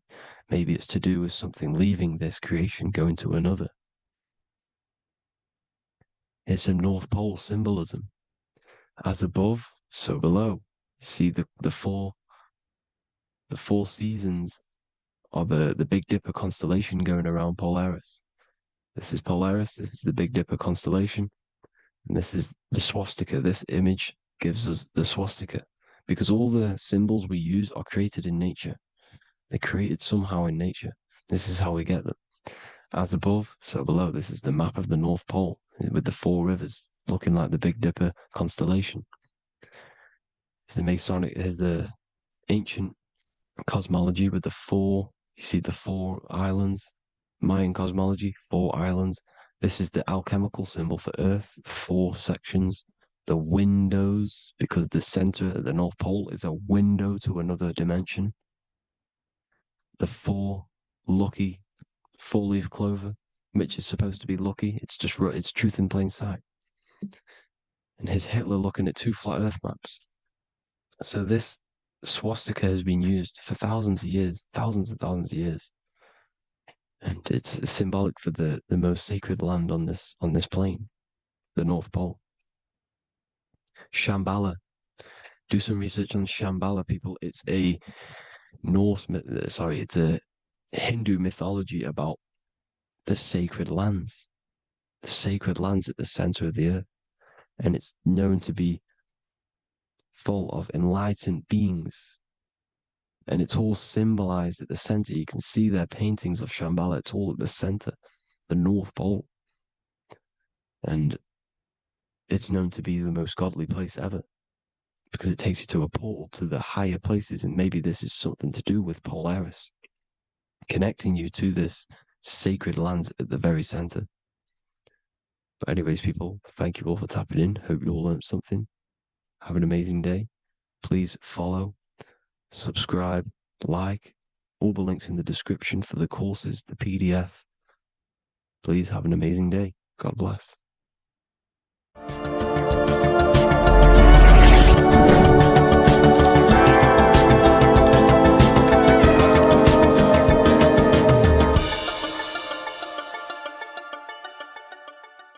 You're living in 4 planes of existence right now, but most people are only aware of one. And that's why they feel lost, disconnected, and stuck in cycles they can't explain. If you don't understand the blueprint of reality, you'll keep trying to fix the physical, while the real causes lie in the unseen dimensions that you have direct access to. You must understand is that the universe only exists in the mind. Everything is a projection of consciousness. Therefore, consciousness produces everything. Our internal world is consciousness. Our external world is this physical body, physical world. Everything is an externalization of consciousness. For example, this was a thought. Now it's made physical. But before this was invented, it was existing in someone's mind, in consciousness, invisible. Then it was made manifest, made physical. So everything in this physical plane is the effect. The cause is consciousness, mind, the mental plane. So now I'm going to explain these different dimensions of consciousness. You don't just exist in this physical plane. The physical plane, in fact, is the lowest plane there is. It's the illusionary plane. So first of all, we have the Buddhic plane. This is the nothingness. So think of it like this. Absolute nothingness. If you turn off thoughts, there is nothingness. This is the void. And out of the void springs infinite potential, which is the mental plane. Now, Your mind has no limitation. It can think anything, be anywhere, anytime, any place. In the whole world, there is no limitation with the mind. This is the realm of infinite possibilities. This is the realm of thought. Thought is a dimension, information and thought. To go a little bit deeper on this, there are pockets of thoughts, what we call in the occult fields of thoughts. Your mind does not think thoughts, it receives them. Your mind is like a radio. Whatever the mind is tuning into, setting its mindset, setting your frequency or setting your mind, you will receive thoughts based on that set, whatever you set your mind to. So there are pockets of thoughts that we penetrate in the mental plane. The mind is the mental plane, the infinite possibilities. This is the spark of creation. This is where all things begin to manifest as an idea in the mind as a thought. So if you want to gain certain information, you need to meditate or do thought exercises where you are penetrating that dimension of thought, that pocket of thought. For example, if you want to find a way on how to make financial wealth, you would use your mind, set your mind on wealth and money, and think, close your eyes and think about that specific topic and see where your mind takes you. And you will expand your mind into different pockets of thought and gain information. So this is the mental plane. This is how you can use the mental plane. You can use the mental plane to do this. Then we have the astral plane. We have higher, middle, and lower astral plane. The astral plane is the body for thought. So every dimension, physical, etheric, astral, mental, Buddhic, is a body for a dimension above. Each dimension below is a product of the dimension above. So for example, the astral plane is imagination. This is the lucidic realm of imagination. This is where thoughts begin to manifest into some sort of form. It's not a physical form because this is physical, but imagination is a lucidic form. It's not really physical, but it's there. It's a projection of light. It's astral matter condensed by the willpower of the mind. So depending on the vibration of that thought will depend whether it manifests in the higher astral plane, middle astral plane, and lower astral plane. If you think about more material things and visualize material things, this will manifest on the lower astral plane because material matter is low vibration. Now, that does not mean it's evil. That does not mean it's bad. Okay? It just means low vibration just means more material. But if you think and imagine more spiritual things, this manifests on the higher astral plane. So the astral plane is the screen in your mind that allows you to vision an apple, that allows you to vision anything. It's that mental projection that's inside of your mind. Now, this is what we call the third eye. It's an eye because the eye is the mind, and the mind can see into the astral plane. It perceives this spiritual world, this lucidic realm that we have access to. This is where also infinite potential takes place. This is the realm of spirits, demons, jinns, whatever you want to call them. Spiritual entities exist in this because this is where thought forms manifest into form. This is where thoughts create bodies. Think of it like this. The mental plane is a thought of a chair. The astral plane is the imagination of that chair and all of the different possible chairs that could possibly be. The etheric plane is the energy double of that chair. And the physical plane is the physical chair. So as you can see, the higher we go up, the more formless and lucidic it is. The lower we go down planes, the more dense it becomes. This is formless and this is form. Everything manifests through this process. This highlighter is down here in the physical plane, but the idea began in the mental plane. Everything begins in consciousness before it creates a physical body. It goes through this process. Therefore, if you want to start to mold and create your own reality and create things in your world, you can use these planes to your advantage. You can use your mind to do mental thinking exercises by closing your eyes and expanding your mind into a different pocket of thought to gain wisdom, gain information, gain downloads. The way you do that is simply get into a meditative state, close your eyes, pick a topic that you want to think about, and see where your mind takes you, but always remain centered on that topic. And you can do this for maybe an hour or two or half an hour, and your mind will take you places where you will unlock information. You can even use this to make decisions in your life. Think of the topic and see where your mind takes you. You'll gain information. This is how you use the mental plane for ideas. The astral plane is imagination. You have to reconnect with your imagination very vividly. Your imagination, your consciousness is infinite. It's not a three-dimensional plane. It's an infinite plane. You can think and make form anything in your consciousness, in your imagination. You can think anything and you can imagine anything in the most vast details. You just have to reconnect with your imagination. I have a free book on my website. I'll leave the link in the description. It's an ebook. It's called Activating the Inner Eye. This is going to help you reconnect with your imagination. It's a practical guide on how to imagine. So once you know how to use the mental plane and astral plane, thought and imagination, you pretty much need to use the physical plane to take physical action with this physical body that you have and start to manifest these desires you have in the higher planes. Now, it's very important that we master the mind, because the mind is the very fabric of reality. We become what we think about. Your life is a product of every thought you thought in the past. It is the mind that directs the flow of consciousness. And wherever this consciousness is flowing is what you will create in your life. Consciousness is the most potent force in the universe, and the mind is pretty much the universe in a microcosm form. It is infinite potential, and your mind will continue to expand into new realms of thought forever and ever and ever. You are eternal. You are not this physical body down here. You are consciousness, literally dreaming that you are in this physical body. So everything begins with the mind. We need to be conscious of the thoughts that enter our mental field of consciousness. There is a level of self-awareness that you can reach where you can become conscious of pretty much every single thought that enters your mental field.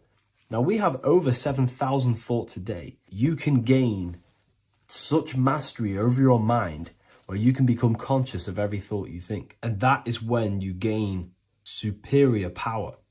Because when the mind is fully under control of self, you can direct the mind's potent force into a specific goal. Most people's minds are dualistic. They want something, but their mind is thinking something else. They have limiting belief systems. They have the little voice that comes in and says, you can't do this, you're a failure.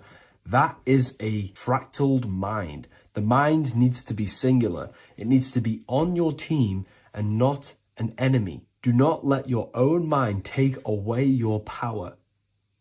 Your mind should be on your team, giving you power, giving you the best possible thoughts and the best possible beliefs. When the mind is in this condition and on your team and not taking away your power through the destructive thoughts, it becomes a potent, powerful force used for manifestation to create anything. And the way we get the mind on your team is through constant meditation to learn how to control the mind and turn it on and off. Subconscious reprogramming through visualization, affirmations, cultivating emotions associated with your goal. All these three ways we can reprogram the mind slowly over time so that it becomes powerful and becomes on your team and doesn't give you negative contradicting thoughts. When the mind is fully aligned on one thing, it can create massive empires and things in your physical reality. So I hope this video helps, and I'll see you in the next one. Is that you are eternal. You will never ever die. So when you close your eyes, you have an internal world. Internal world is mortal. It will never die. The inner voice, the inner thoughts, the inner emotions will never die. But the external world will die. So you have an inner and outer world. And the inner world is infinite, it's limitless, it can think anything, be anywhere in the world, be anyone. Imagination, thought, there's no infinite potential. In order to gain in order to live a happy life, to gain the best experience in this temporary life, you have to master yourself, because you are a creator. That's what you are. You are literally God made human form. You are a creator. And if you are not creating, then you are living in an animal state. Okay? So in order to live this life to the fullest, you need to master yourself, not let the external world control your internal world, but let the internal world be commands and not reactions. So it's all about controlling the self, mastering the mind, learning truth, so you can actually gain the most out of this life. If you worship Jesus, but you don't work on your mind, you don't work on your emotions, you are nowhere near God. I'm sorry, I have to put that out there. You know, a lot of people think I can worship Jesus and I'll be close to God. You have to align your mind with God, with the God self. You have to align yourself with the God consciousness, the God frequency. So, the Freemasons always use the all-seeing eye. The all-seeing eye. The eye needs light to see. The eye needs light to see. How? I'll go over how in a second for you. Sorry about that. The eyes need light to see. So we have one eye, which represents the inner eye. So when we close our eyes, we have an internal eye, internal thoughts, internal vision, imagination. We have an internal vision. We have an internal thought, internal emotions. In order for our mind to perceive the self, it needs light. What's light? Information. Information is light. Why is information light? Because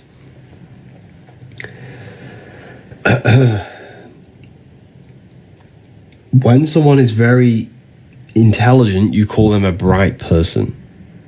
You call them they're very bright. Because information is light, and it allows the mind to see clearly. Without light, your eyes cannot see reality. You can't see anything. Without information, the mind cannot perceive the self properly. Without information, truth, you will think you are this mortal body. That's the darkness. But when you gain light, truth, information, the mind sees clearly. So this is what this represents. It represents enlightenment, represents truth in the mind. The word enlightenment means light in the ment. Ment means mind. So the all-seeing eye represents light, information, truth in the mind to see clearly, to perceive reality and the self clearly. Because without this information, you will know you're in the darkness. The mind is in the ignorance. The mind is in the darkness. Does that make sense? Keep tapping the live, everyone. Let's get this to 50k likes. That'd be amazing. Let's get this to 50k likes. And thank you to anyone who purchased the book. I have seen your orders. Okay, but how? How? Everyone's asking, how do I... First of all, you have to address every single addiction you have. So the best thing to do, to just start doing, is just do a spirit... No, I don't like saying spiritual. I don't like the word. It's more mental than anything, because the universe is mental. Do a meditation every day. Just literally sit there and dwell inside yourself. Turn off the mind and rise above thoughts. That's the Holy Land of Israel. The Holy Land of Israel is inside yourself. the Bible talks about the Holy Land of Israel, right? Well, it's a place inside your own consciousness.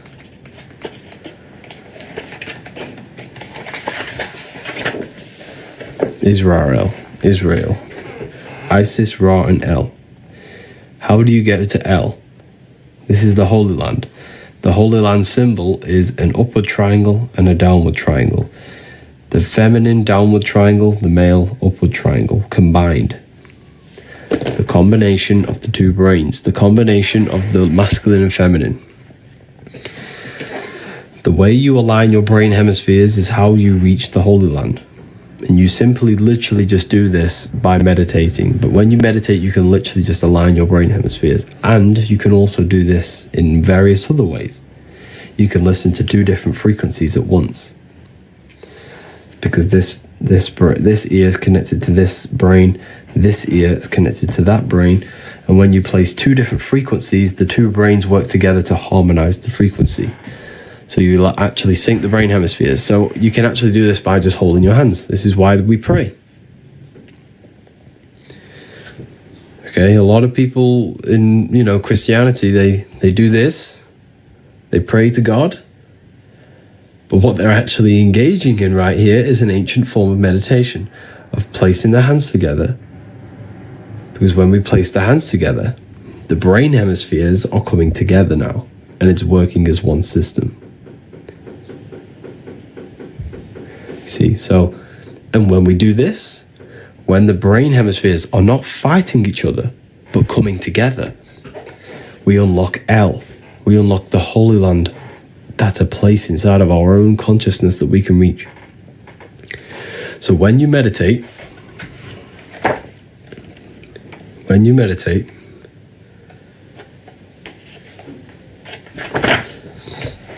need to turn off the activity of the 5 senses. Your 5 senses, your thought, emotion. Then you have your observation, you. You are the observer. The observer is you. This is the one who experiences your thoughts, who experiences, who is the one experiencing, when you're a bit depressed sometimes and we have these negative thoughts and we're a bit down, who's the one suffering? The body's not suffering. The mind is not suffering because the mind's what's producing the thoughts. That's the soul. The soul is what suffers. You are the soul, not this body. When you are suffering from a mental illness, who is the one suffering? Does that make sense? Does that resonate with you now? Have you really felt what the soul is? Because that is the best way for me to describe what the soul is. Yeah. That is the best way. Yeah. So the soul is the one who suffers from the mental illness. Or from the good, when you have good thoughts. The soul is what feels good. That's you. You are the invisible soul, right? So when you turn off the activity of the senses and the thoughts and the emotion, you dwell in a place of just soul. It's just pure awareness. And that is the Holy Land of Israel. So the Holy Land of Israel is not a real place on the land, but a place inside your own mind that you can go to by turning off everything. When your thoughts are racing, when you're stressed about bills, when you do all this and that, just turn it all off and dwell in the Holy Land, where pure love and pure peace is. So you can literally go there yourself. It's a holy land within your own mind, within your own skull. There's a beautiful place. A beautiful place you can go where there is no problems. And you can go in there every single day and every single night. And when you connect with that more, on a daily basis, you connect with the soul, you can literally unfold your purpose. You'll gain downloads, you'll gain information, not gain information, but you'll have realizations. And you can be easily more guided by your soul and you're more in tune with yourself. You gain more intuition because you're in tune with yourself, with your soul. And the soul speaks to you through emotion. The soul speaks to you through emotion. Okay, so when you have negative thoughts, when you feel down, when you feel horrible, that is your soul telling you something, that something's not right. You're stagnant. I get it. When I don't make much progress, the soul is always craving progress. It always needs progress. It always, not progress, but learning. The soul doesn't want to be stagnant. It has to learn. It has to evolve. That's why it comes here. That's why the soul joins this world. To evolve. And when we become stagnant, this is when the soul cries out. This is why a lot of people suffer. This is why I suffered. We all suffer from this when we're very stagnant, when we don't make much progress in anything. You know? We're nearly on 50k, 34k, 15k off. Keep tapping the screen. What is the best frequency? There's many different frequencies for different things. How to listen to my soul. Listen to your emotions.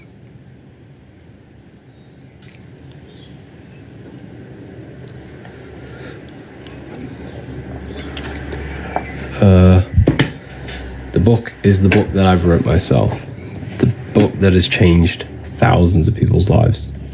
You can find it in the bio if you want to learn more about consciousness, about yourself. But wait until we hit 50k, because when we hit 50k, I'll release 5 codes for people to use, and you can save some matrix tokens on it. Save some money on it. Unfortunately, we're all being governed by matrix tokens. That's what I like to call them.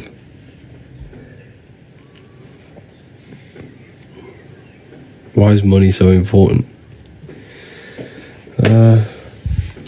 It's just a system created. It doesn't really exist. So yeah, if we get this to 50k likes, I'll drop the coupons for everyone. My second book arrived today. Oh wow. Enjoy it, Patty. Let me know what you think of it. Why can't we buy volume 1? You can. There should be... Is it not working? Let me have a look. It should be working. It's on my website. You just click there's a select button. You click the select button and click volume 1. Or you go to ebooks. You can find all the ebooks. Just click the select button. So we're 9k away. Keep tapping the screen, everyone. So how long do I need to abstain from fapping to astral project? You don't focus on astral projection just yet. You want to astral project, you got to learn how to meditate first. You got to learn how to meditate. You got to learn how to visualize. You could probably astral project, but you won't see anything. A lot of people do that. A lot happens to a lot of people. They'll leave their body. They'll feel their energy body, but they won't be able to see anything. It'll just be black. That's because you haven't worked on your imagination. And your imagination is your vision in that plane. Okay. Magnetic Mel, your books, they're just a blessing. Oh wow, thank you. Just got them. So grateful. Thank you for that. Thank you, Mel. How did you learn this stuff? Luckily, I had a lot of time, and I literally locked myself in a room for like so long, and I just researched and researched.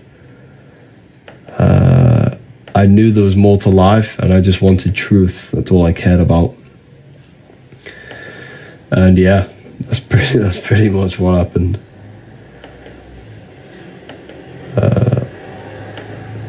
It's crazy. I learned a lot in like 4 years. Keep tapping the screen, everyone. Oh, we've hit 50k on one live. Okay, who wants me to drop the code? And then I'll break down astral projection for you after, for the people who are waiting for that. It'll take me 2 seconds. Let me know in the comments if you want the code.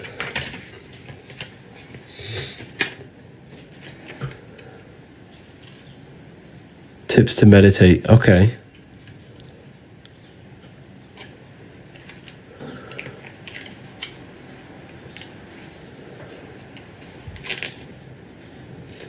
Okay, amazing. So, there are 10 codes available. Spring 30. All caps. Spring 30, all capital letters. All capital letters will give you the code. Spring 30. Click the link in the bio, it'll take you straight there. You're going to save yourself 30%, so use this chance wisely. So, the people who are asking about astral projection. Divine being divine. Amazing. Amazing. So, the people who are asking about astral projection, where's the code? The code's here. Spring 30, all caps. There's 10 available, so you'll have to use it quite quickly. So, in order to astral project, we have to purify ourselves. Not only purify ourselves, is gain control over ourselves. Why? Because, like I mentioned before, it happened to me when I first started astral projecting. I used to astral project. I used to get out of the body. I'd enter the spirit. You can feel it. It literally feels that. That is what you feel. This buzzing, light sensation. There's no weight. You're literally just light. It's so weird. It's the weirdest feeling you'll ever feel. But it's just a surge of energy. It's literally just an energy light body. You'll feel yourself leave and gravitate upwards. However, you won't be able to see, because the imagination is the vision in the astral plane. This is what Freemasons call spirit vision. This is what we call imagination. And don't you think it's crazy how when we use our imagination, we're considered crazy in our society? People just say, oh, you're just imagining things. He's crazy, he's imagining things. Don't you think that is crazy?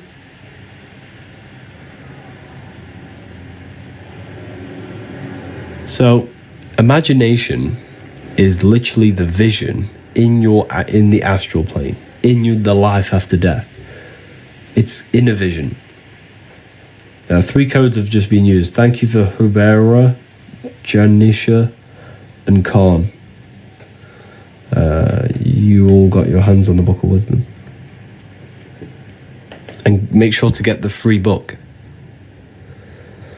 No one thinks imagination is crazy. Yes, they do. When you say you're imagining something, they say, you know, you're just imagining things.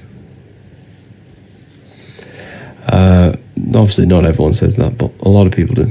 They think the imagination is just something random, when in fact, the imagination is what has created this whole reality. Everything in this world was pulled out of the imagination first.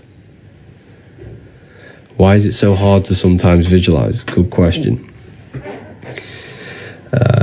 That is because we've been trained our whole lives to not use it. So when you don't use something, you lose it.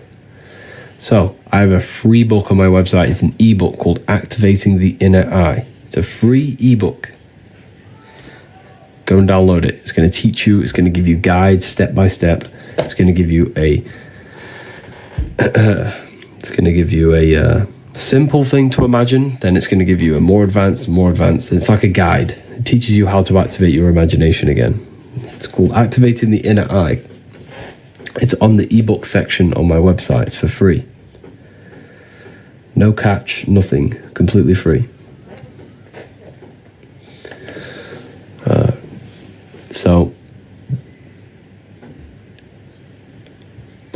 So this is why a lot of people can't. So in order to astral project, we have to first learn how to meditate and keep the mind in one specific thought or one specific attention. The mind must be addressed on one thing and one thing only for long periods of time. And the reason for that is because when you astral project and then your mind wanders off, it's like when you're in a dream. When you're in a dream and your mind realizes you're in a dream, you wake back up. Or you think about a fear. As soon as you fear, you wake back up. You'll fall back into your body. So this is why you have to learn how to meditate, and you have to learn how to visualize. These are the two components to astral projection: meditation, visualization, and the third one is stillness. You have to learn to keep the body very, very, very still. When I say still, I literally mean no movement. That's a very powerful one as well.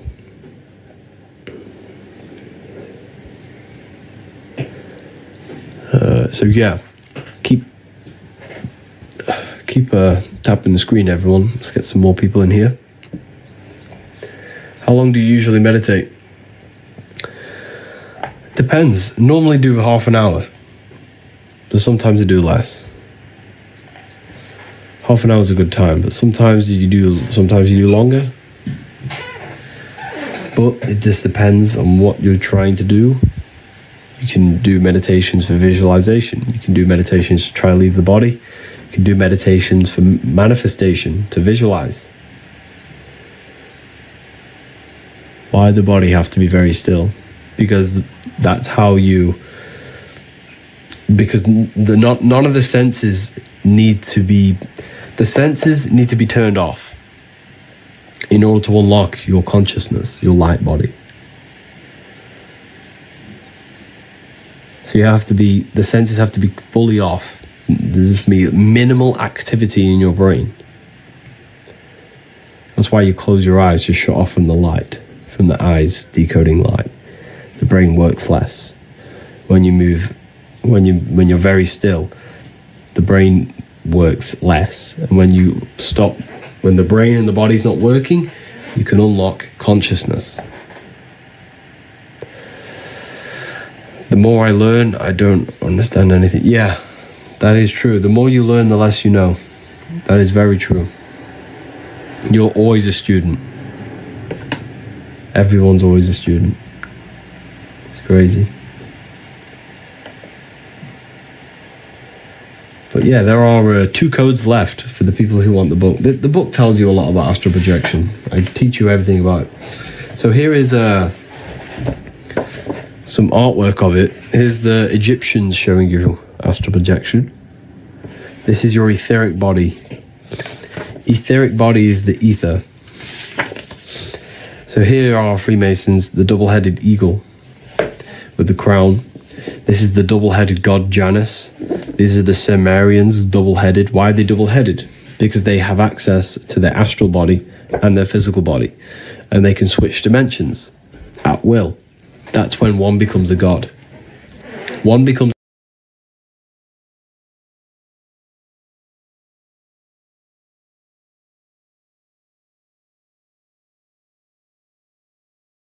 teachings of how to leave the body. And so think of it like this. A fish has a body for the water. You have a body for the sky. You have a body for the sky, and that's the astral plane. The astral plane is the body for the sky. Your astral body is the body for the sky. It's a rocket ship. That's the rocket ship. You can't go to the stars with a rocket ship. You go to the stars with your astral body. That's why we say reach for the stars, or you are a star, because that's where you come from. When someone becomes very famous, you call them a star. Why? Because they are now a god. When someone's very famous, they have lots of money, they now become a god. Why? Because this stems back to the ancient times when someone had the knowledge of gaining out-of-body experiences, they became a god, a star. That was it. You were a god back then if you did that. Because the true currency of the old world was wisdom and knowledge, and esoteric knowledge, hidden knowledge.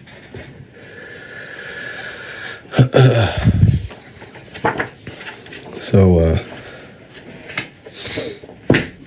yeah.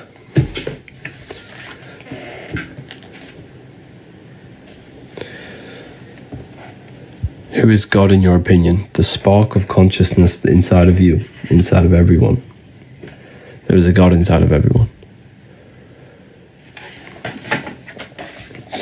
That's why your head is the Holy Grail, because this is where consciousness is. It's the holy place. This is the holy place where Jesus meets his 12 disciples, the 12 cranial nerves in your brain. Your body is the temple of Solomon, the temple of Sol, O, Mon. Sol is the sun, Mon is the moon. Sun is the soul, moon is the mind, earth is the body. This is the Holy Trinity. Your body is the earth, your soul is the sun, the life force, and the moon is the mind, the psyche.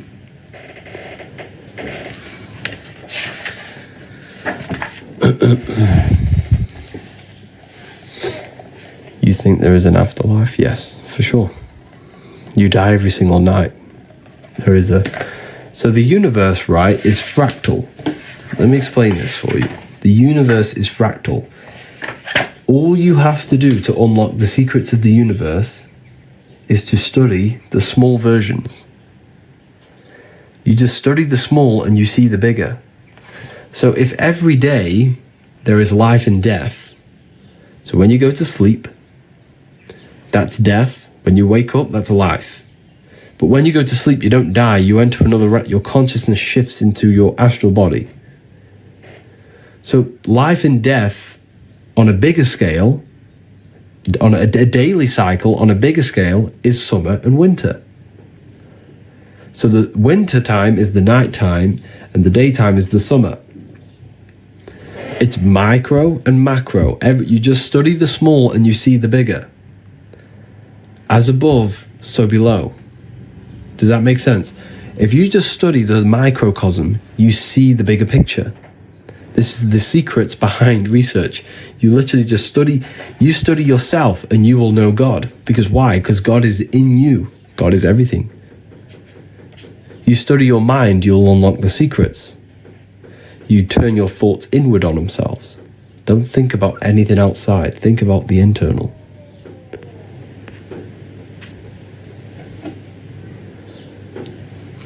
So we created ourselves. Yes, you chose to incarnate in this world. But what you must understand is that your body is the technology to experience this reality. Your body is a technology running a simulation of physical reality. Running the simulation of physical reality. The brain is what produces this reality, and you are the consciousness experiencing the brain. So everything you see and interact with right now is actually in your brain. It's an illusion produced by your brain. Okay. So, anyways. Why can't we remember? Our consciousness goes to the astral. You can sometimes when you dream. It's because you've lost this ability. Like I said, when you don't use something, you lose it. So every time you have a dream, write it down in detail and try and remember every aspect of it. And this will help remember your dreams.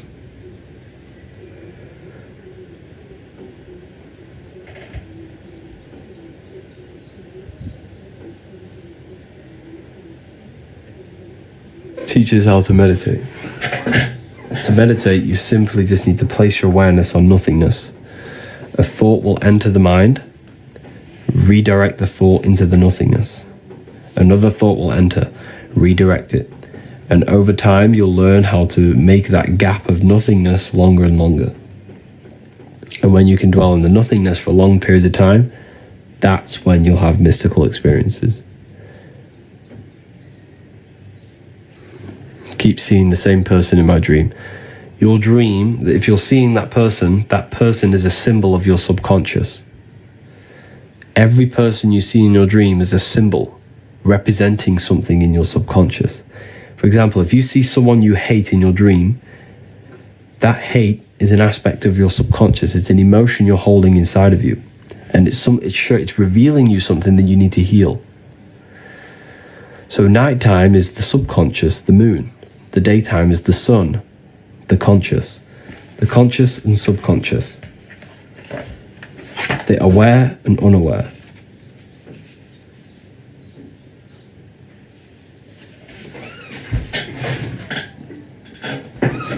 The aware and the unaware.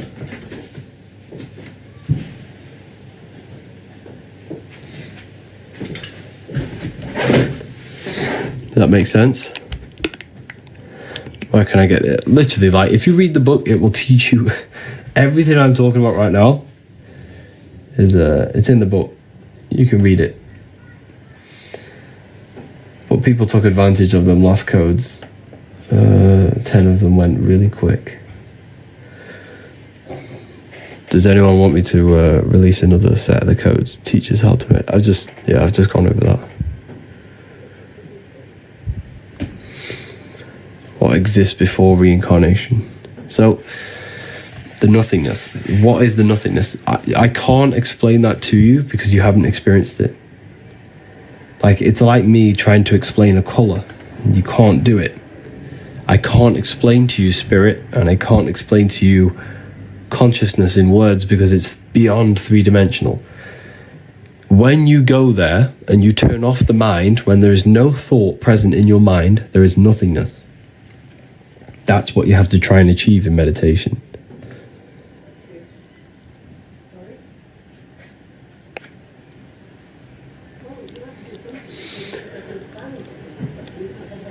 How to explain people being possessed? They're not possessed by something external. They're possessed by their own thoughts and beliefs and emotions. A demon is a demon. Mon is moon, meaning emotion. D means negative. A demon is a negative emotion that possesses your mind, body, and spirit.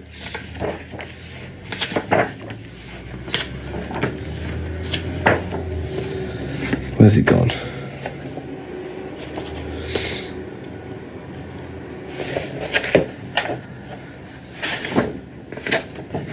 Let me show you.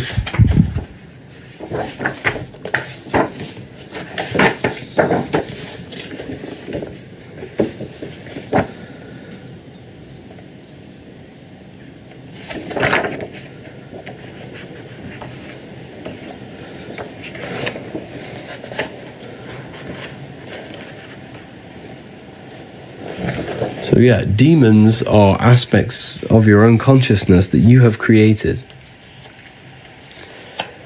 Yes, you created your demons. And the reason for that is because the mind produces energy. So think of it like this. In order to visualize something, you need a thought. So the thought creates the imaginative dimension, the astral plane. Thoughts create the astral, astral creates etheric, etheric creates the physical. Everything begins in the mind, then it's manifested physically. So each dimension is a product of the above. In order to imagine something, you need a thought. In order for energy to come around, there needs to be imagination and thought. And then in order for the physical world, there needs to be ether, imagination, and thought. So think of it like this. If the whole world meditated at one time and thought nothingness, the world would not actually exist. Now, that's very difficult for you to understand, but because the universe only exists in our mind. The universe only exists in the mind. If we all thought of nothingness as a collective consciousness, the world would not exist.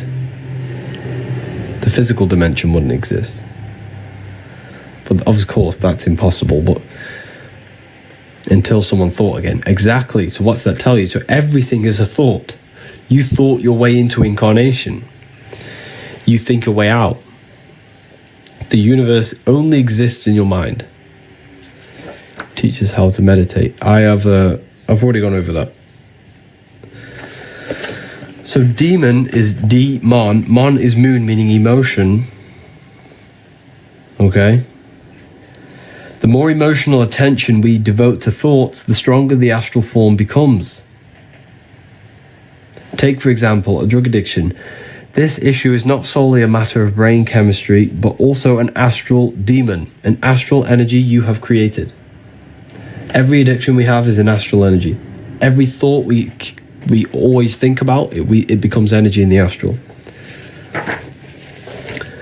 So yes, Jesus as a collective, we have all believed and give this Jesus thought form energy. So Jesus is a form of astral energy, because with the collective consciousness has molded this thought form into energy and gave it emotional energy. So it feeds off emotion. This being that we have created by believing in Jesus feeds off our emotion. It's only alive because the collective consciousness thinks it into existence in the astral plane.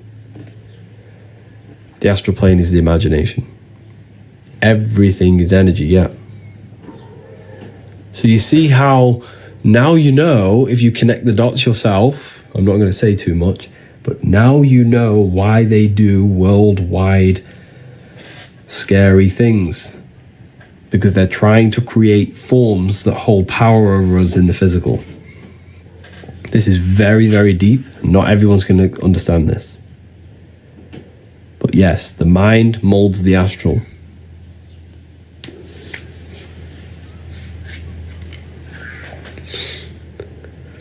Thought forms, yes. Anyway, that's too advanced for a lot of people.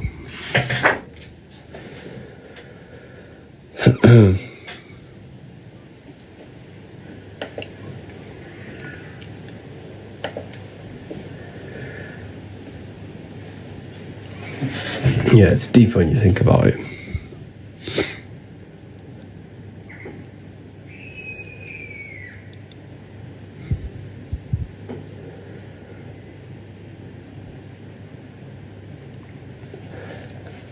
What is ether? Ether is the substance that connects the physical with the astral. Ether flows through your brain. You're breathing it in. Look at the word. Look at the words, people. Breath. Ether. Earth. You have ether. Heart. Ether. Everything's ether. Everything's created together. Together. Because it joins the two worlds together. Ether. The words show you the truth. The truth is hidden in plain sight. The ether is the field of energy you're dancing in right now. You're breathing it in. You just never realized it. You're in a big field of energy, an invisible field of energy.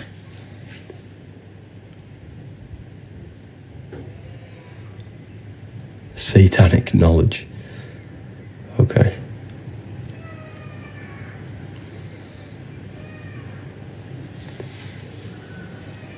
Moods and moon, yeah. Moods and moon, because the moon represents our internal world. So the sun represents the external, the moon represents the internal. We have two worlds. We have this physical voice I'm speaking to you in, and an internal voice. The inner and the outer. The inner and the outer. I want to say thank you to all the people that got back to me with amazing reviews. Like the reviews I get every morning, every time I wake up, of people saying how the books have changed their life. I want to say thank you to everyone who has got back to me. It really is and thank you to everyone who left a review on Trustpilot as well. Just to see that the work that I put my heart and soul into has changed people's lives it makes me so happy to see that it's changing people's lives. And I had one the other day, and he says he has gained an advantage in life. Understanding this gave him an advantage. It gives me an advantage because I know how reality works. I know what myself is. I know my connection with the world. It's so important. You gain an advantage in life.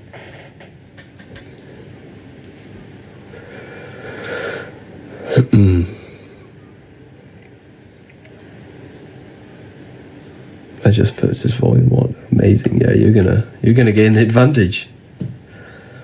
You made a good decision.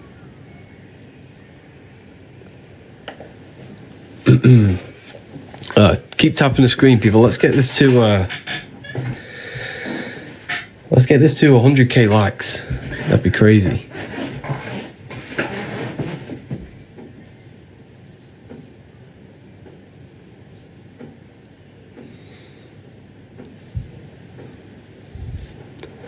Let's get this to 100k likes.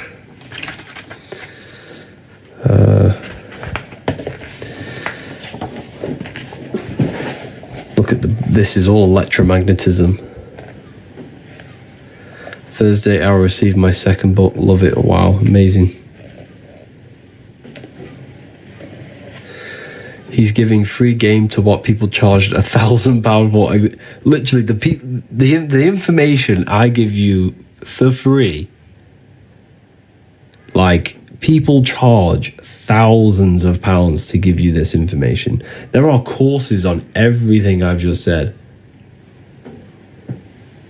Like, there are people charging thousands and thousands of pounds for manifestation courses it's crazy.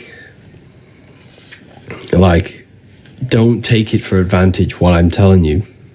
Everything I'm telling you is to give you your power back. You just have to apply it to your life. It's good listening, but if you're not actually putting it into your life, it's useless. There's no point knowing it. In fact, it's probably worse knowing this and not applying it into your life, because now you see what reality is actually like, which is, the world's in a mess. The world is in a mess, and knowing the things that I know is even more of a mess, because I know the things that I know are trying to be used against me. The knowledge that I teach you is being used against you. This is why you have to learn it. They know thought forms create astral beings, and the beings hold power over the material plane. They shape the collective you have no understand how deep this gets. Like, these people controlling are literally wizards. They're magicians. They understand reality to the T. And if you don't understand reality, you'll have a disadvantage. A massive, massive disadvantage. And the reason why is because we are ignorant. We choose to be controlled. We choose to be in the matrix. Because we don't know anything else. We need to learn. We need to get out of ignorance and learn truth. Learn yourself, the mind, the astral plane, your connection, electromagnetism. You have to learn this stuff. It's essential. This is just the Kabbalion rewritten. You haven't read the book then?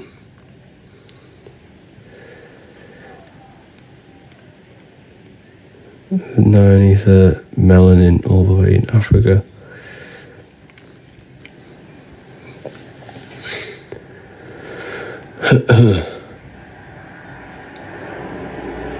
Which planet does Saturn work the most to trap us? You see, this is a good question. However, your perspective is wrong. Like, there's nothing actually trapping you. It's you trapping yourself. I'm glad you're curious and asking that question. But there's nothing trapping you. You are trapping yourself. And because Saturn is the aspect of our consciousness that is limiting. I'll show you.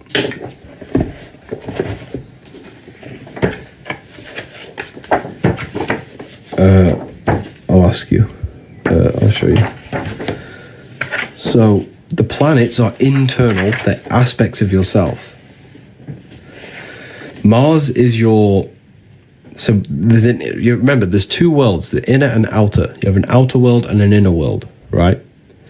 So there's a physical world and an internal world, spiritual and matter.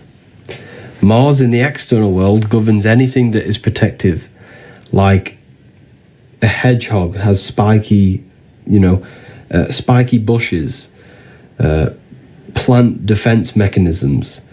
That's all Mars energy. But inside of you, it's the aspect of yourself that wants to protect, that wants to destroy, that wants to conquer. That's Mars energy inside of you. Action, yes. War, ego, that's all Mars. Venus is the aspect of the world outside of you that is beautiful. The colors of trees, the smell, the scent of trees, the smell of plants, the visual aspect of reality. Lucifer, this is Lucifer, Venus. But internally, it's the aspect of yourself that wants to look good, that wants to be beautiful, that wants to dress nice. Okay, so we have these energies, these aspects of our mind, our consciousness inside that are internal. So Saturn is on the external world, roots, the foundations, roots, time, winter time. It's all ruled by Saturn. But internally, Saturn is limiting thoughts, limiting belief systems, self-contradiction, things that limit you and hold you back, discipline, yeah. So Saturn is being abused. That energy in our society is being abused because the system is very Saturnic. It limits, it gives you limiting belief systems, it gives you limiting structures, limiting houses, limiting real estate, like everything's limited to limit our potential. So that is what's trapping us, because when you die and your consciousness is molded to these beliefs, thoughts, emotions, and attachments to the world, that's what traps you back into reincarnation, bringing you back, because your consciousness still is attracted to the world and it hasn't detached from material things. That right there that I've just told you is probably the one of the deepest things someone could tell you. Like that, and that's a part of the book. I teach you all of that in volume 2. But you have no clue how deep it gets. It gets real deep, and it's so important that we learn it.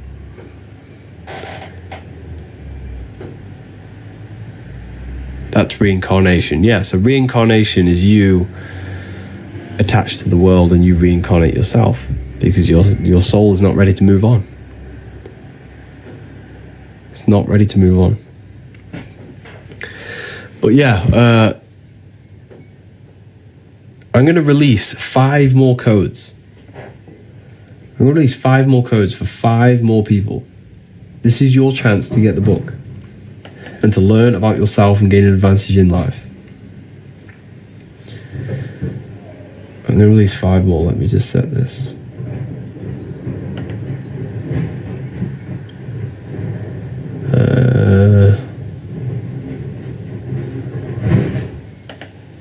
Okay.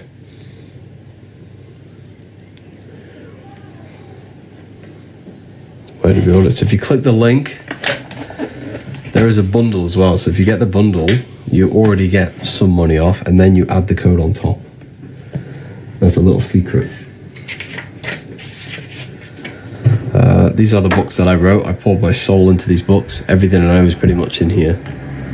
The code is Spring 30. So there's 10 of these available. 10 people can use them. We have over 600 people watching.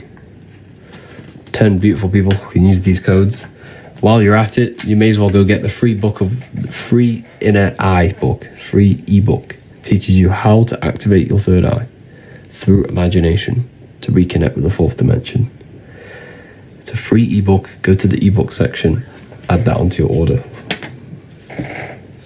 It's in the bio, revivalofwisdom.com.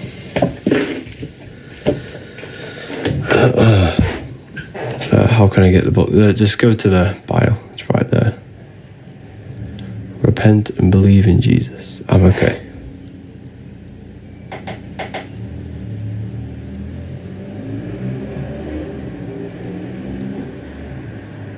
live the same life over and over. No.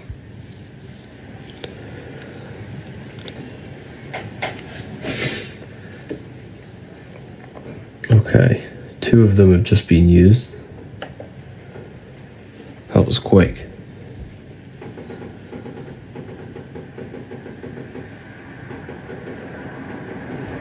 So the best way to prevent reincarnation is to detach from this world while you're alive. Detach from this world.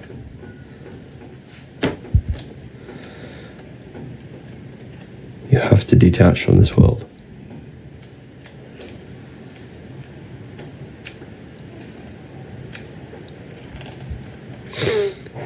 Is the Bible a good book? Yes. So the Bible needs to be taken internally, not externally.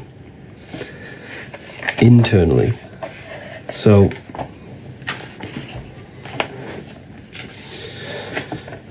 the story of Jesus is symbolic of a process that happens inside your own body, inside yourself.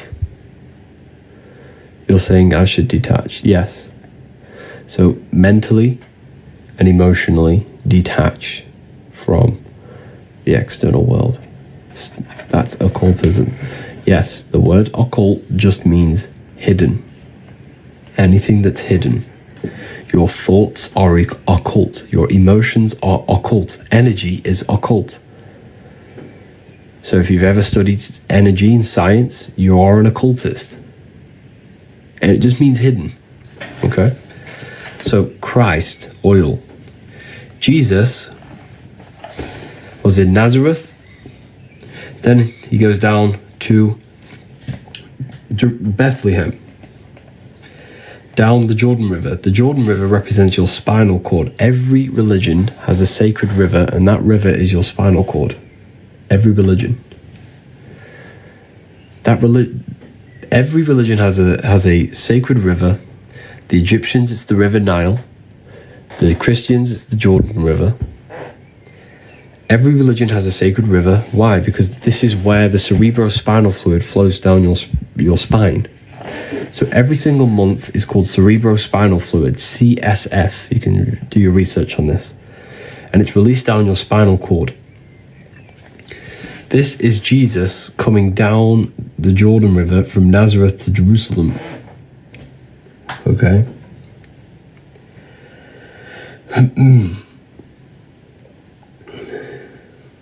So, to Bethlehem, sorry. And then Joseph and Mary are waiting for Jesus' return. Joseph and Mary, Joseph, male, Mary, female. Pineal gland and pituitary gland in your brain. Because these are the 2 glands in your brain that secrete this fluid and push the fluid down the spine. So Joseph and Mary are waiting in Nazareth at the top of the Jordan River. And when Jesus comes back up the Jordan River, back to Nazareth, back to Joseph and Mary, what happens? He's crucified in a place called Golgotha, which translates to a place in the skull.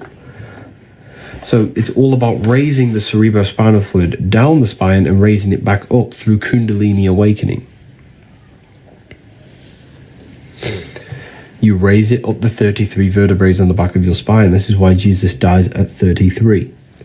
John 3:3. This is not a coincidence. Unless you are born again, you cannot see the kingdom of God. You're born again when you activate these brain cells in your brain. It feels like light entering your brain. I'm sure some people have had a Kundalini awakening. Okay. This is why the Freemasons have 33 degrees, because there are 33 vertebrae on the back of your spine. You have to raise the oil to your brain. To your brain. Okay. This is also found in Jacob's ladder. Jacob places his head on a rock and he sees a ladder up to heaven. He took a rock and he's laid his head on it. Jacob had a dream. He dreamt there was a ladder on the ground that reached up to heaven. The ladder is your spinal cord. He saw the angels of God going up and down the ladder. That's your spinal. There's electricity. Electricity is an angel that helps God. God is your consciousness in your brain. The angels are helpers of God. Electricity up and down the spinal cord, your nervous system.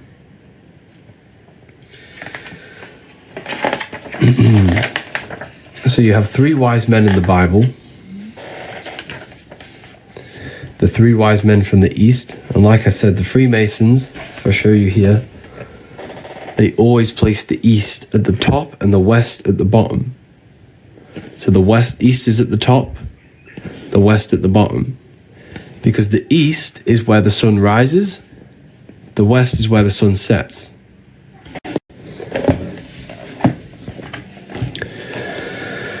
So the East represents the light. Where's the light of your body? The Bible tells you. The Bible tells you.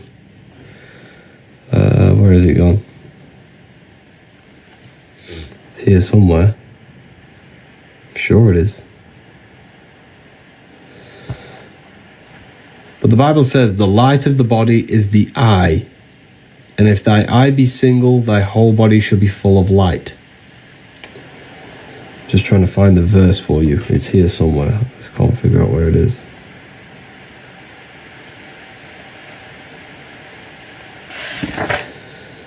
The light of the body is the eye.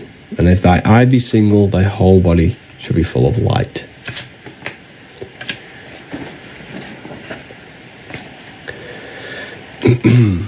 So the East is where the light is, the eye, the mind, the mind's eye, the third eye, whatever you want to call it. The three wise men from the East are the three glands in your brain. You have the pineal gland, the pituitary gland, and the thalamus. Thalamus produces dopamine. The pineal gland produces melatonin, a hormone that rejuvenates red blood cells, slows aging, prevents systems from failure within the body. Pituitary gland releases serotonin, a natural mood stabilizer. These are the three wise men from the East who give presents to Jesus. They give presents to Jesus. So the Bible is speaking metaphorically about human anatomy and about your body. It's very, very powerful. Even Santa going up and down the spinal cord, Santa bringing the presents down the chimneys, your spine, in the Christ oil, the CFS, and you bring it back up. It's all symbolic of human anatomy and processes that happen in your body. How amazing is that? It's absolutely amazing when you look at it. But yeah, this is why Santa goes up and down a chimney, because the cerebrospinal fluid goes up and down your chimney, your spinal cord. Can you describe the Last Supper on this book? Of course. It's astrology. It's astrology. Jesus, the sun. Aries rules the head. Taurus, Gemini. So 1, 2, 3, that's a group. 1, 2, 3, that's a group. 1, 2, 3, group. There are 4 groups of 3. Spring, summer, fall, winter. Aries, Taurus, Gemini. I could describe all this, but a lot of people in the live have already seen this many times.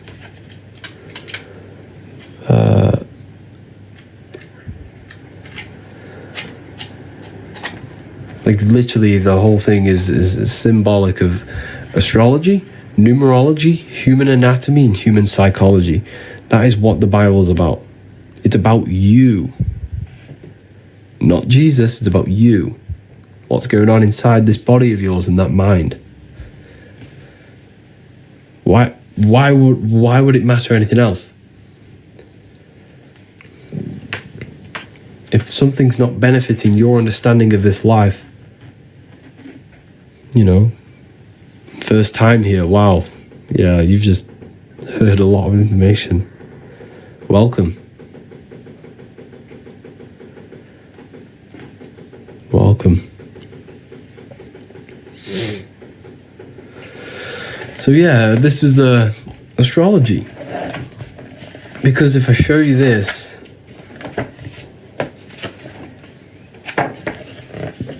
let's show you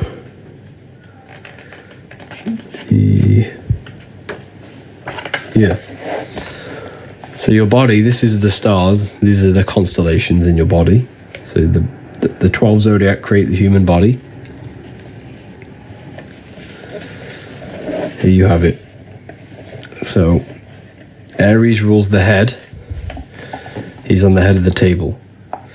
Taurus rules the neck. If you look very, very closely, this person has a very, very thick neck. An abnormally thick neck.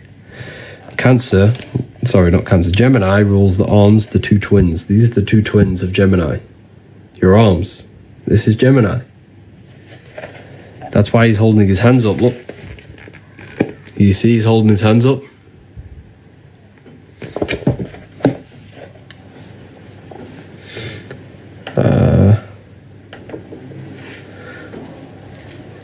Holding his hands up.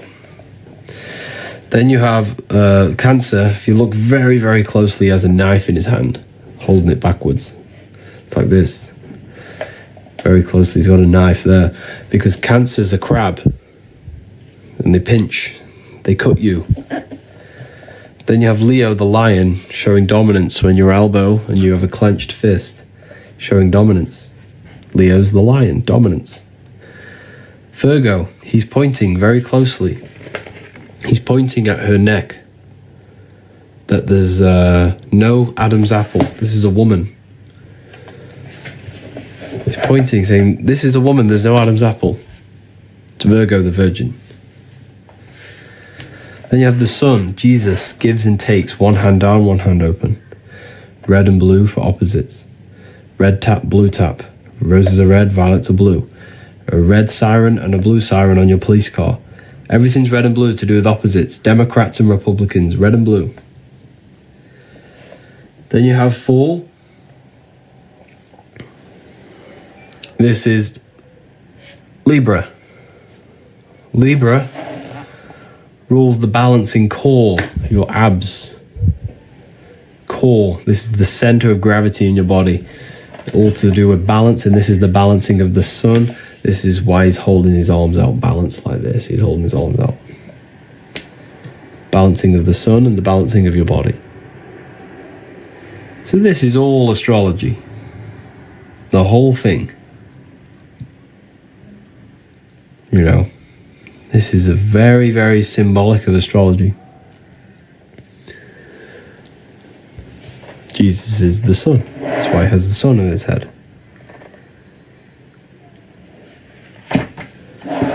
But yeah, it's very powerful when you learn about this stuff. Very, very, very powerful. Love, love, love your book. Thank you, Marcos.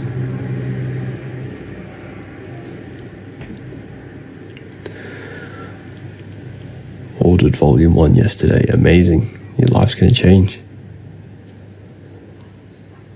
The 13th. The 13th is you. Jesus is the 13th. 4. 3 plus 1 is 4. You have fourfold. Mental, emotional, physical, spiritual. 4 bodies of consciousness. Air is the mind. Earth is your body. Water is emotion. Fire is spirit. They're the 4 elements that correspond with your 4 bodies of the soul. Yep, I also love the books too. Thank you, Nick. Appreciate that. 100k likes, wow. On one of the lives. That's crazy. We are made of the Anunnaki. Yes, you are the Anunnaki. You are the Anunnaki. You.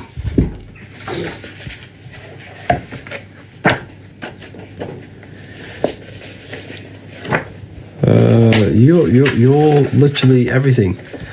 Anu, the god of the sky. Ki, the god of the earth. Anu was the god of the sky, came down to Ki, and they married. And they gave birth to the Anunnaki. Spirit and matter came together to produce you. You came down from the sky. You are the sky god. This is what you need to understand. Your astral body is where you came from. You are the sky god. You came from the stars. This is why you are a star, sister and mister. fraudster. Stir means star. You are a star. You come from above. You literally are the astral body manifested in matter. It's amazing.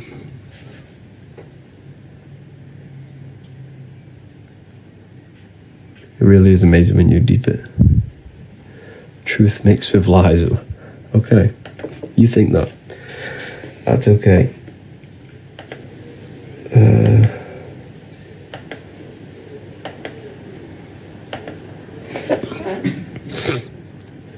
We are divine. We are.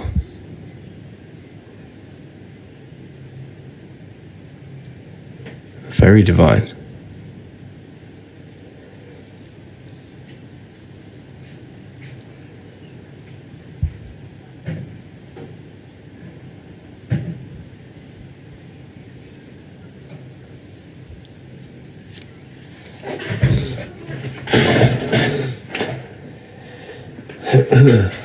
Yeah, it's amazing.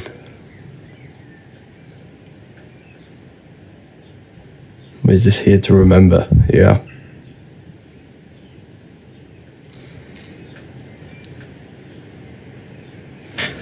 So yeah.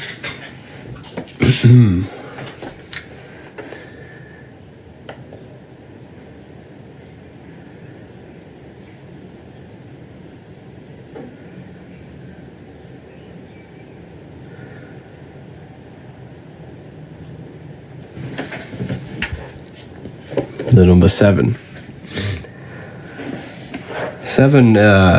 6 is the number of matter. 7 is the number of completion of creation.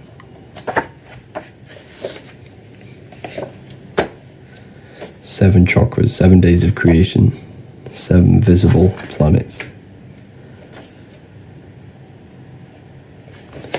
So like I was saying earlier, you just have to study the small to see the bigger. If you study the microcosm, you've studied the macrocosm. You'll see the bigger picture.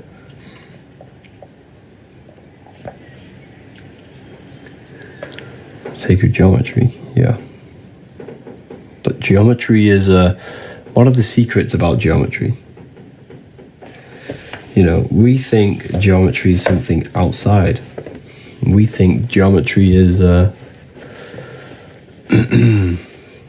something outside of us, right? But geometry is not outside of you.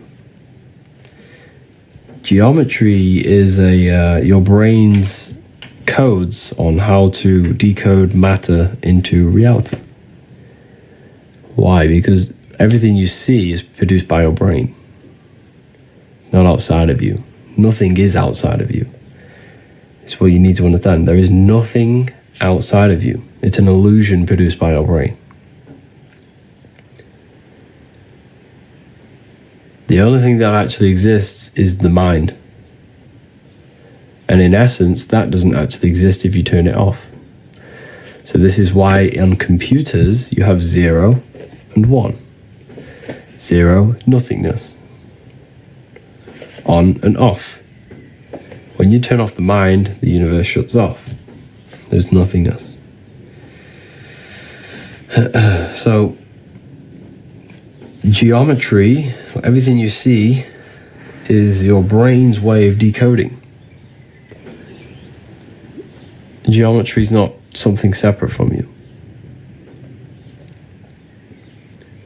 It is the brain's mathematical codes to decode energy into matter. You know.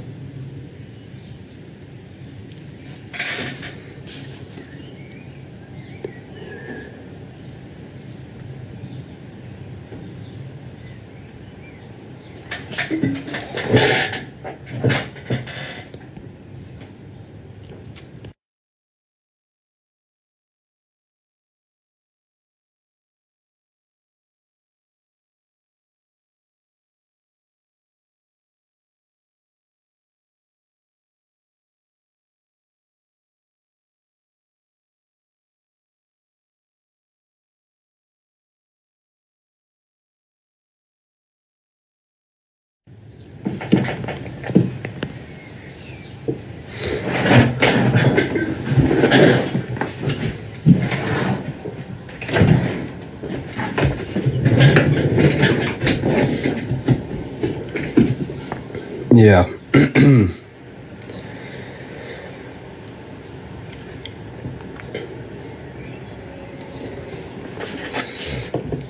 Very powerful, this knowledge. But yeah, there's a third book coming. I'm in the process of writing the third book, Book of Symbolism.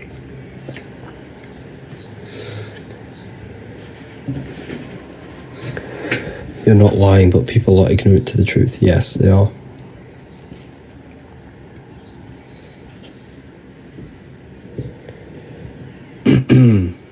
Yeah, people are just ignorant. Harry, what about the masterclass? What about the masterclass? How about, can I decode chronic pain? I don't want to make comments on that stuff. I can get into trouble.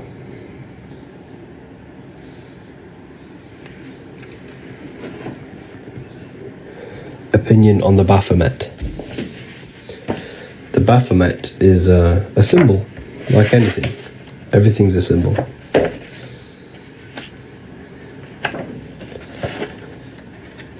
It's a symbol. Not a real figure. I just had the page somewhere.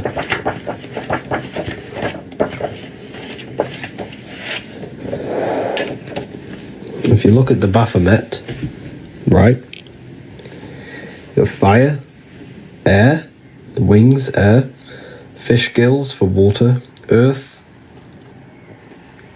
fire, air, water, earth. Water is emotion, air is the mind, fire is the spirit, earth is the body. You have the moon, represents the internal world. Is the internal world controlling you, or are you controlling it? As above, so below. Are your thoughts and emotions, are you a slave to them, or are you actually creating them? Are they reactions or commands? The internal world needs to be commands, not reactions. So this is all symbolic of that. It's a symbol. And this is the lower nature of man, the goat, the animal instinctual nature. Tells us to hate, steal, and rob. This is the higher nature, the spiritual nature. This also represents Capricorn, the goat.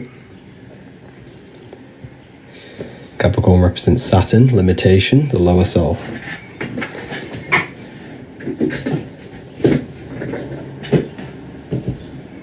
But yeah, Satan does not exist. It's a character within your own mind. It's an aspect of your own consciousness. A psychological symbol that represents a psychological process of destructive thoughts, destructive emotions.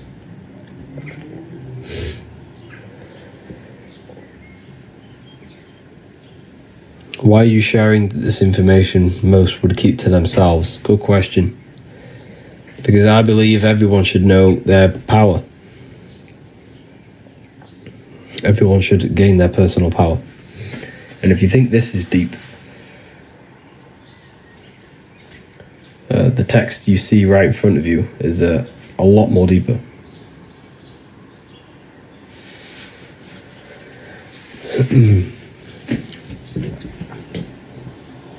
Television. Yeah, so televisions tell a vision. Tele means like communication or traveling.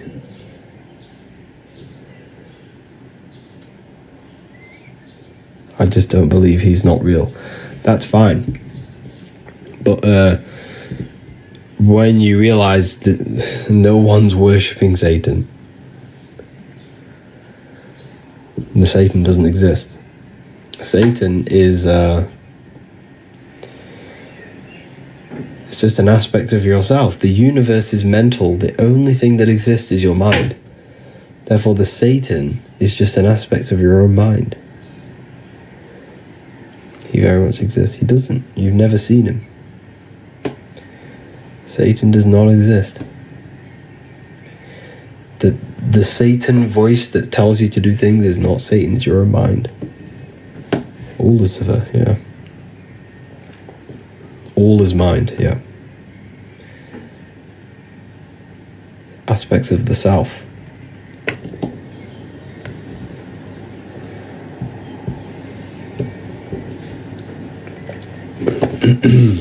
But yeah, it's crazy.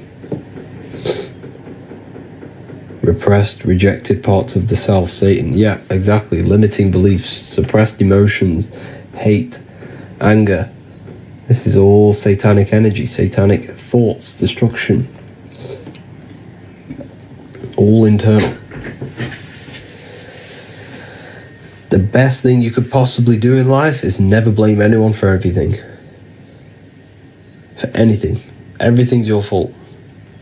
Until you take 100% accountability for your life, literally it's the best thing you could possibly do. There's nothing outside of you. Everything is your fault. Don't blame anyone else for anything. Blame yourself. Even if it wasn't you. Blame yourself for being part of that thing. Blame yourself for being parts of that friend who did something to you. It's all yourself. You caused the destruction. Satan did not. Don't blame don't blame Satan for the bad things in your life.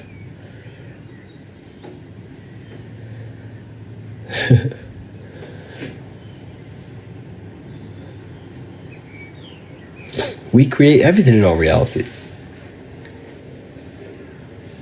And that's like, Satan's just a quick way to just deflect the negative things in your life. He contributes though. He doesn't. Who? This is the thing. Satan doesn't contribute towards anything. Satan is a symbol. It's demons. You have to, everything's your mind. Your life is your mind pushed outwards. So it's just a materialization of your thoughts.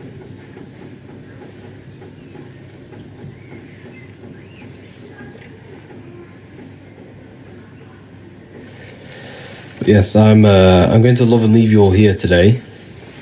It's been a great conversation with everyone. If you want to learn more about consciousness yourself, you want to gain the advantage in life and not be left alone, left behind without this information, get yourself these books and learn more about yourself, gain the advantage in life. These books will change your life. The books that I wrote, they're in my bio. You can get this one in PDF. It's very affordable. Even if you get the PDF version, this will change your life. But yeah, it's been an amazing talk, everyone. It's good connecting with you all. When's the symbolism book out? The symbolism book will be maybe a month or two. You wrote them. Yes, I wrote these books. My name here, right here. Harry B. Joseph. Harry B. Joseph. This book is full of symbolism. Yeah, the next book is on symbolism. Book of Symbolism. Can we pre-order? Maybe, yes, in the next few weeks, hopefully. I'm going to try and set something up. But hopefully I can... I'll keep you all updated with that. But make sure you're in the Telegram or something. Because Telegram, I can directly, directly contact you.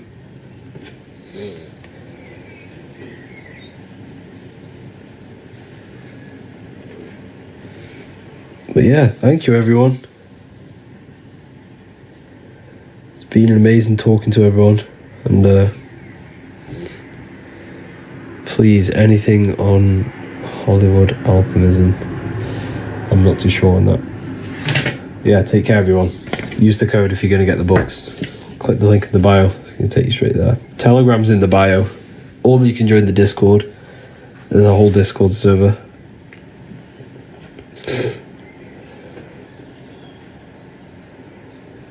But yeah. yeah, take care, everyone. Have an amazing day.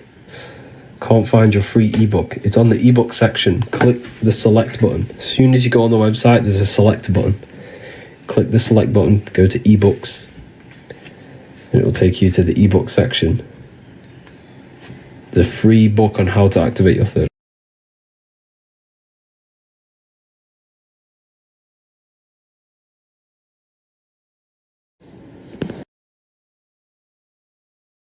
Who teach Christian religious studies? In this video, you're going to learn exactly what Christ consciousness truly is and how to cultivate this into your life so you can live a better life, create the things that benefit yourself and humanity, and ultimately to bring heaven on earth. This is the true way. If you're familiar with my work, you know that, I'm pretty much obsessed with symbolism. Symbolism is such a massive topic, and it unlocks profound ancient wisdom that is hidden behind these layers of symbolism of the ancient paintings, symbols, and texts. So I was going through some Christian artwork and I came across this painting. It's a well-known painting called The Sacred Heart of Jesus. And it just blew my mind what this is revealing about human consciousness and Christ consciousness, which is what Jesus represents. If you're not familiar with Christ consciousness, you should definitely do a bit of research on that. But I'm going to explain it today in detail. So when we look at this painting, we are looking at symbolism. We're looking at consciousness, a state of being, a state of living, a way of thinking, a way of feeling, and a way of acting in the world. As I've said this many times, we're all creators. We all create and generate reality. And you don't just have your personal reality, you have a collective reality. Your reality is affected by the collective consciousness. Depending on the collective consciousness's understanding of reality will also affect your life. We have a collective life and a collective experience. So Jesus in this depiction here is in a way showing us instructions to reach Christ consciousness, whether you see it yet or not. But I'm going to decode this for you. And your mind might be blown after watching this. Okay, so so what is the meaning of Christ consciousness? What's the whole purpose of this? Very simple. Like I mentioned before, we have a collective experience on this world. And Christ consciousness is the natural consciousness that we all need to be functioning on to generate peace, love, and unity on the earth in this experience we call life. That's what Christ consciousness truly is. It's a state of being that we need to cultivate within our own self, within myself, others, and everyone in this life and experience, so that we can all live in peace and heaven on earth, what they like to call it, so that we can generate the best experience possible together on this thing we call earth, on this material world, this material dimension. The material dimension is simply just a physical dimension of thought. It's a physical outcome of thought, but that's a whole other lecture. So please leave a like, leave a comment if you have any topics to talk about that you wish for me to cover, and definitely leave a subscribe if you like my content and channel. So to go deeper into this, right, we've explained what Christ consciousness is and what it actually, will do to the earth and what it will do to reality in our collective experience. And it's also representing a profound understanding of self, a deep understanding of the true nature of self, the true source of self, what the self is, pure consciousness, pure God. We are all Jesus, Jesus is you, a physical manifestation of the divine made manifested physically. A physical manifestation of consciousness, okay, of spirit descended into matter.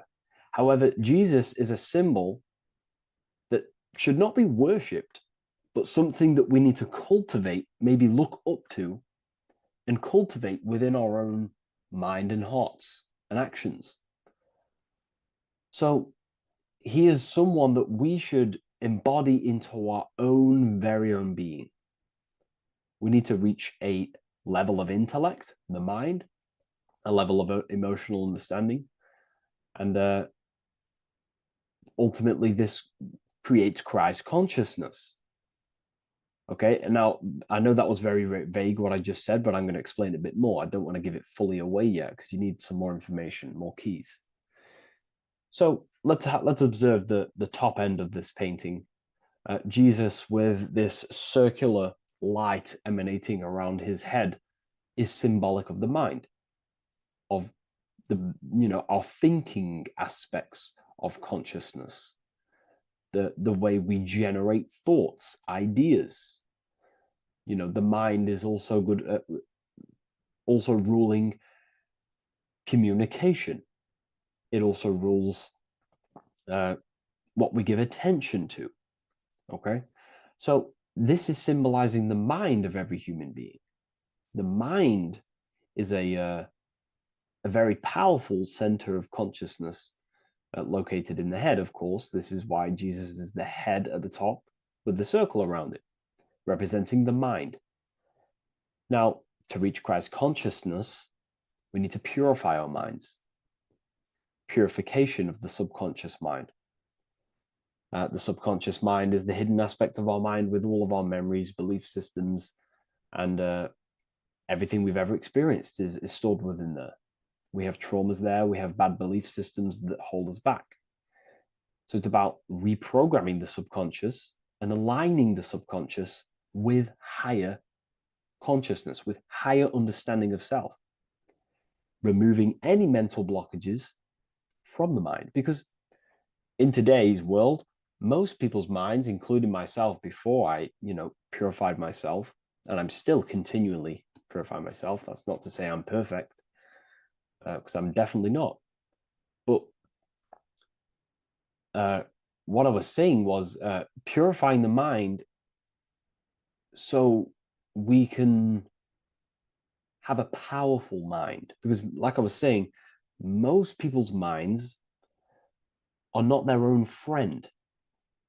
They let their mind control them. They let their thoughts create negative influence on them, negative emotions. They let their mind destroy their confidence, destroy themselves. We do not want a mind like this. We need a mind that is our best friend, that receives powerful thoughts, that gives someone power. We do not want our mind taking away our power. Okay, so in this specific image here of Jesus, this represents a light mind, a powerful mind, enlightenment. The word enlightenment means light and ment coming from mental or mind, light in the ment. This means a powerful mind. Light is also symbolic of knowledge, information. When someone's very intelligent, you call them a bright person. It's a bright mind. It's knowledge of self. So the mind is conscious of self. That's another thing. We need to be conscious. A lot of people are not conscious, including myself before I did this, before I woke up. Most people are not conscious of their actions. They're not conscious when they're actually awake in the day. They do things unknowingly. Are we conscious of our thoughts, emotions, and actions, what we're giving attention to in our mind? Because ultimately this shapes our experience. There's a great quote, I think it's Julius Caesar or one of the Roman emperors, who says the quality of your life is dependent on the quality of your thoughts. Something along them lines. I don't know if I'm 100% correct there, but it's very true. Our thoughts dictate our happiness. So to cultivate Christ consciousness, we need to be conscious of our actions, conscious of our thoughts that we're giving attention to. there is a level of mastery that we can achieve within ourselves where we become conscious of every single thought that enters our mind. That sounds easy, but it's definitely not. But that's a high level of mastery that we can achieve and cultivate within ourselves. So we're looking at a powerful mind here from Jesus, a powerful mind, a purified mind.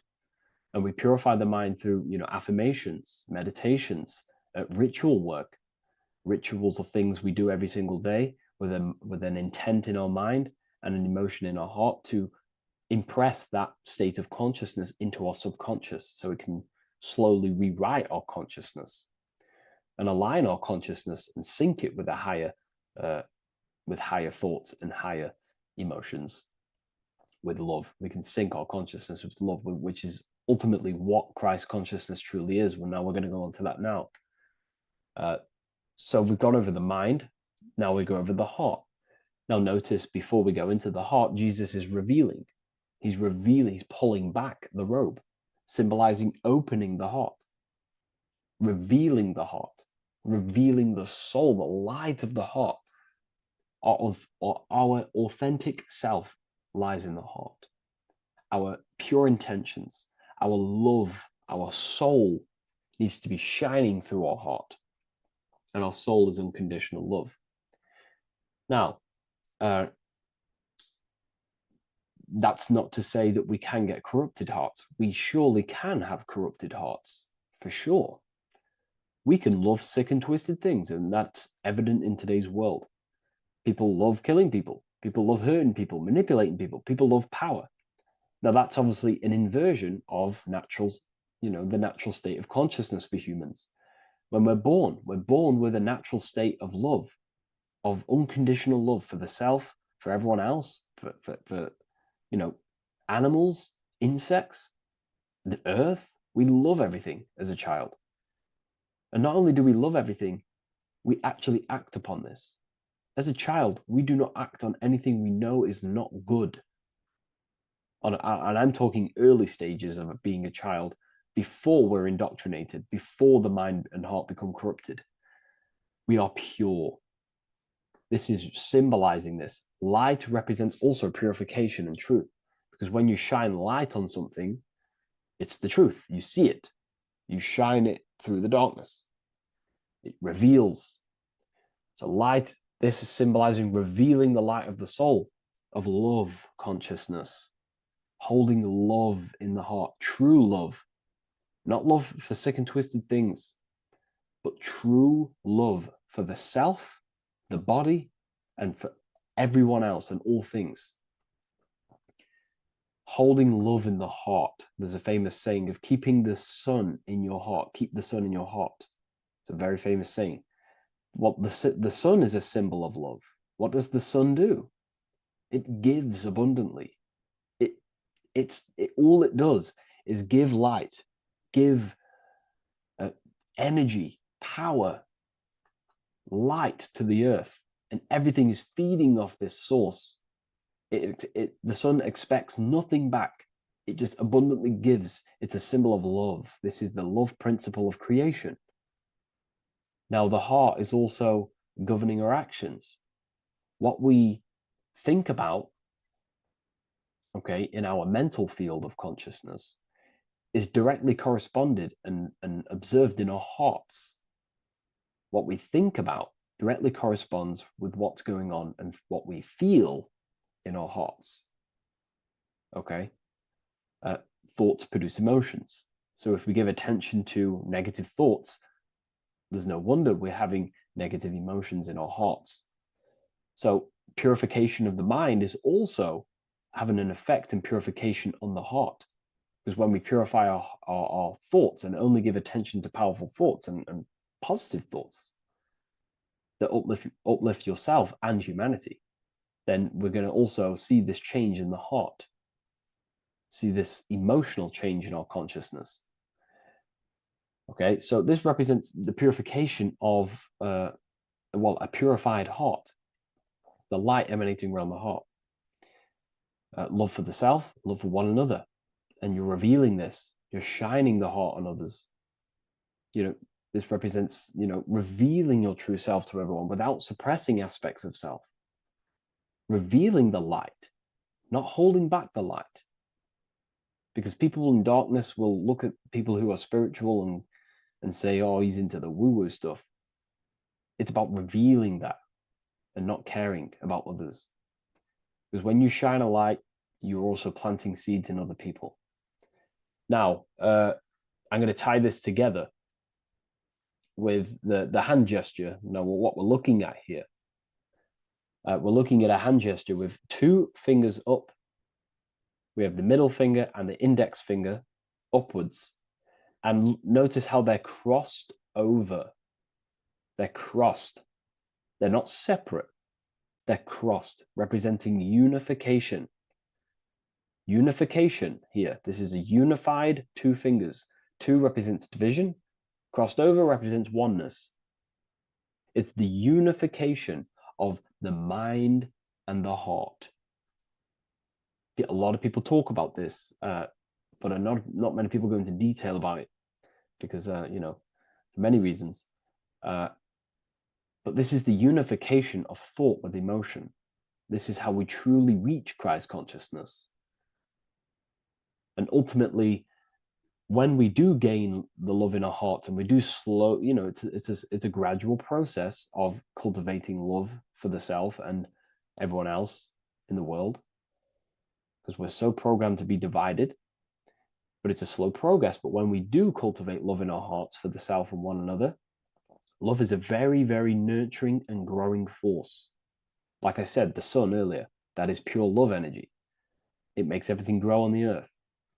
While love in your heart grows connections with people. It grows care. You go out your way to do things to people and give people things. It's a very nurturing and growing energetic force. And me personally, I think the whole universe is built upon love. The whole thing. Without love, without the love, there is nothing. Nothing is, love is the only true emotion that truly exists. Everything else is either an opposition of love or a different degree and branch of love. Love is the only true emotion, and everything is built upon that principle. Okay, love is what guides us to a higher consciousness. When we cultivate love in our hearts, we become a vessel for light, more energy, more vibration. Our electromagnetic field expands, or biofield, when we hold love in our hearts. It's a very powerful force. And when we do cultivate a strong spiritual compass within our heart, because that's what our heart truly is, it's a spiritual compass. It tells us, well, it doesn't tell us, it knows what is right at all times. If you think something, your heart tells you whether that is right or that is wrong, whether you should act upon it or whether you should not. The heart knows what's good and evil. No one told you this as a child. As a child, you already knew this. You came into the world, you knew what was right and wrong. You knew it was wrong to hurt people. So this unification that he's doing with his hand symbolizes thinking with the love of the heart. Represents thinking with love of the heart. Thinking with love of the heart for the self and the collective. Now, ultimately, what this does is give birth to perfect action. Why? Why does this give birth to perfect action? Think about it. Every time you've taken an action, why did you take the action? You would have thought about it, you had a feeling towards it, a care energy, and you took action. Why do we go to work? We care about paying the bills and staying in our house. We go to work to earn money. We think, we care, we act. Everything you see in front of your reality, on the screen that you're seeing right now, you've called your eyes. Everything is in front of you because you care. It's the heart energy that leads the body. Okay? And that's even present in the body. Have a look at the body. We have the head, thought, then emotion, then our feet is at the bottom, and our feet take action. Thought, emotion, action. Thought, emotion, action. So even the body is basically a blueprint of how creation is manifested. So we receive thoughts from the divine planes, from the higher planes of consciousness. We receive them. That's another thing that I missed. If we purify our minds, we're basically attuning our mind to a higher part of the mental plane, and we will receive higher thoughts.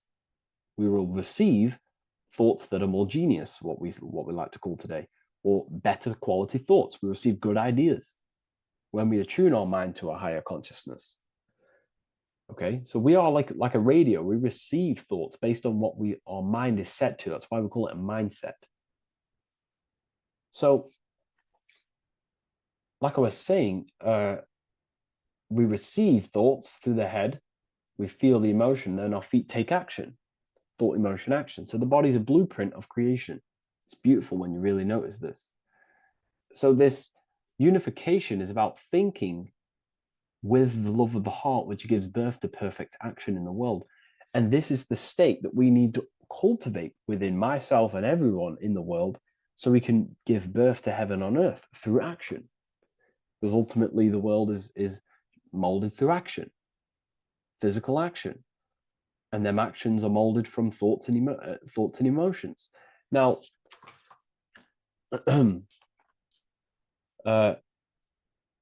just to have a little announcement, I am now opening 10 more spaces inside my symbolism masterclass. We have 10 more spaces. You're going to learn about a lot more about symbolism. It's very affordable. I'll leave the link in the description if you wish, if you care about gaining more information and learning the ability to read symbols. So what is the inversion of this? What is the inversion of this consciousness? Well, that's what we call satanic consciousness. Satanism. Satanism on its true level is the opposite, the opposing the natural state of consciousness that we are born into. It's about thinking with no emotion, thinking and acting. This is what the Skull and Bones represents here. So the Skull and Bones Secret Society, this is their main logo. Again, we have the skull, which represents thought, and the bones, which represent action. The bones take action in the physical body. We're looking at thought and action with no emotion, no empathy, no love for one another, only love for the self, the inverted love. Okay? We're looking at gray. Gray is a symbol of dullness, death.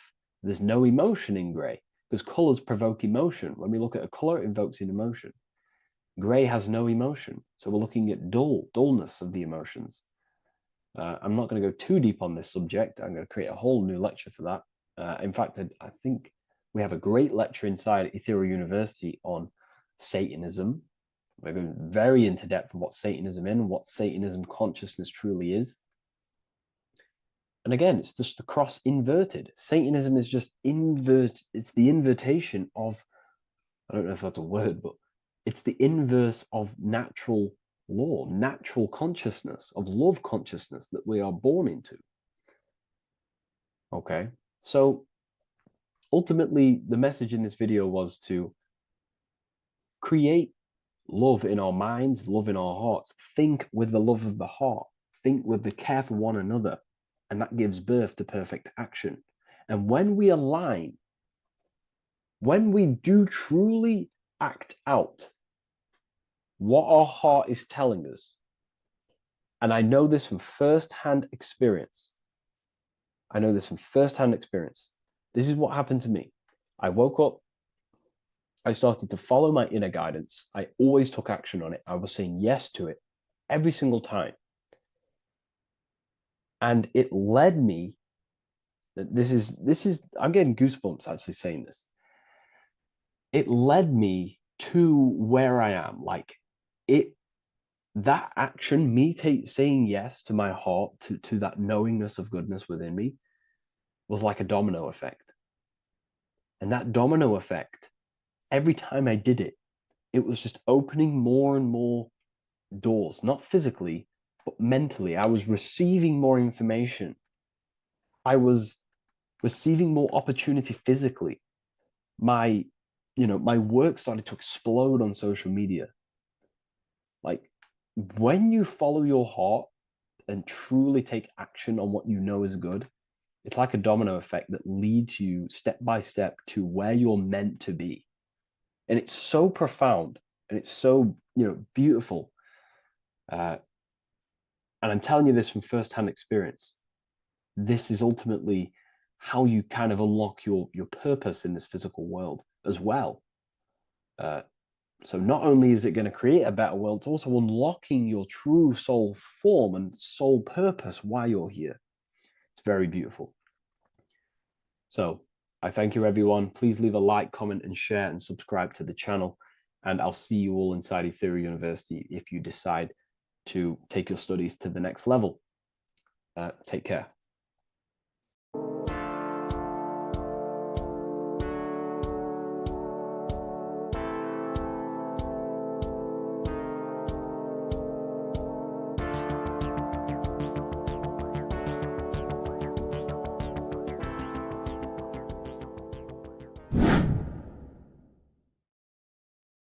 How are we all doing today, people? It's Revival of Wisdom, and today we're going to get real deep. This video is going to get real deep. A lot of people are not going to be ready for this sort of knowledge. Okay, you really have to do is to really deprogram the mind, because everything we've been taught is a complete lie, is to keep us trapped. Okay, this is really advanced knowledge. Now, let's get straight into this. All of the ancients depicted other worlds, and they called this place Midgard. Midgard is the mid garden, the middle garden. This is why the Masonic symbolism on the floor is always a black and white checkered board, symbolizing the polarity here, the good and bad, because we're in the middle garden, the heart. Earth rearranged spells heart, because we're in the heart of the system, or whatever it is, a super quantum computer, whatever you want to call it, simulation. Now, in the Quran, it talks about the 7 layers of heaven. All of these ancient artworks are depicting these different layers of reality. Okay, and look at the Egyptians here with the boat outside of the firmament. Boats travel on water, and this is exactly what the Masons are doing. So they're still using the same symbols.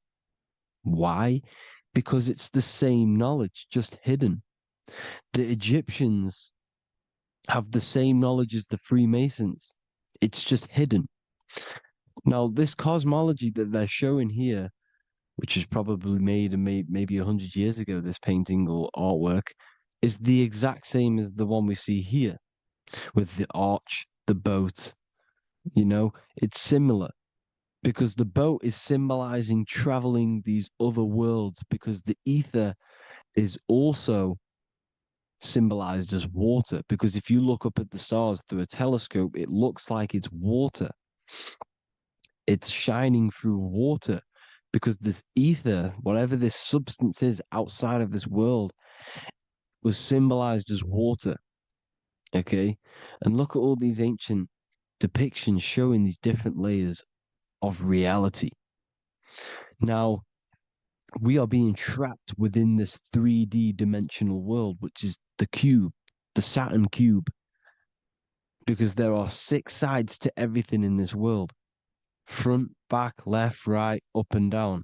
6, which is the cube, because we're in the Saturn's world. Okay, now, always been depicted as a tree of life, the tree of the universe has always been depicted as this tree. Because let's get a bit deeper. Now, the cosmology of this reality is the sun, the moon, and Polaris, always in the Masonic art. The sun, the moon, and Polaris, the all-seeing eye. If you go inside of the temples, of the Masonic temples, they always have this star in the middle, shining light beams. Okay? Look here. The light beams coming from the big star in the middle, which is Polaris. This I is God. It's God's light shining down from his abundance. Now, when you astral travel, you will see this big ball of light above you, and this big ball of light is God. But you cannot travel towards it until you are pure. It doesn't work like that. You have to become formless. You have to become pure before you can become one with the light. In all these Masonic artworks, it's all depicting the star in the center. This star is Polaris, because Polaris is the way out of this place. And this is why you see the stairway to heaven all the way up to the light beam, the light source. What does it say in the Bible? God is light, because everything is made out of one substance, and that substance is light. And it symbolizes the eye, because God is an eye. All things that are alive have an eye. And we all say, I am. We all see these realities through eyes. God is an eye. He's the all-seeing eye. He sees all things at all times. And he is projecting this light. And this light comes down to create all the different levels of the worlds. And this is what the two pillars symbolize the number 11. 11, the number 1, is just a vertical line. It's the one. It's a 1 point. 11 symbolizes the mirror nature of reality. Everything's mirrored. As above, so below. Now, the 11 also symbolizes openings, doorways. And as you can see here, an opening to the all-seeing eye. And you see here again, an opening to the stairway all the way up to the light. This light is the light of God in the astral worlds, beyond this world. Now, Polaris has also been symbolized as the UFO. They put the truth in plain sight. So, you know, in the films, how the UFOs suck people up. That's what Polaris is doing. If you ascend beyond this world, if you do not ascend beyond this world, you will be reincarnated in this world. The whole thing is to outgrow this consciousness to the plane above. And I'm not just making this up. I'm going to be bringing in scriptures after this. But you can see with the Christmas tree, we always put a high, big star at the center, at the top, which is the star of Polaris, which is exactly what the Masons are doing here. The star at the top. And it's on top of our Christmas trees. And all of these symbolize the other stars, because Polaris is the most high star. And all the other stars are wrapped around the firmament lower than Polaris. And that's exactly what the Christmas tree is. And it's a triangle. It's a triangle, just like light beams travel from one point in the triangle, just like the all-seeing eye. It's a triangle. The light is coming from one point and sending its rays downward. You see, it's kind of like you see here with the water. And the lower you go, the darker it gets, the more evil it becomes. And this is what the ancients would call hell. Now, this all-seeing eye is Polaris.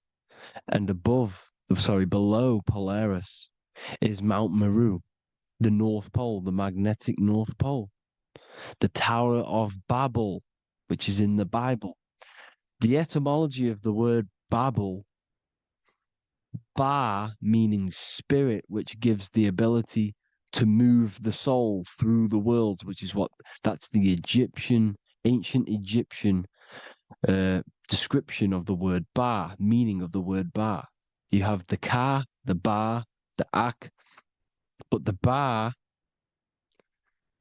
is the one that gives the ability for the soul to move through the worlds.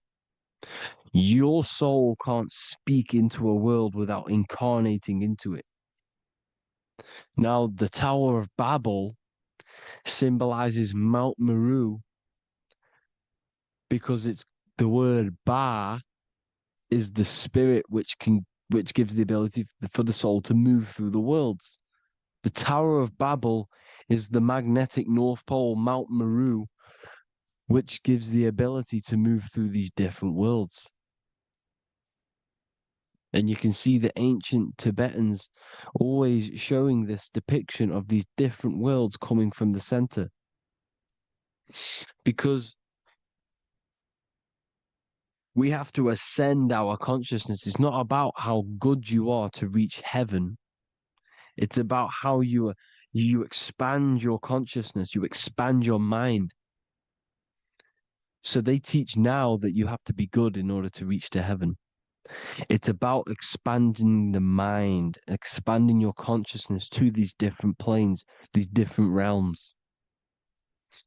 So that's what it's about. And Jesus was known as the fisher of man. Now, Jesus is a massive part of this. He was known as the fisher of man because he was fishing. He could have been fishing.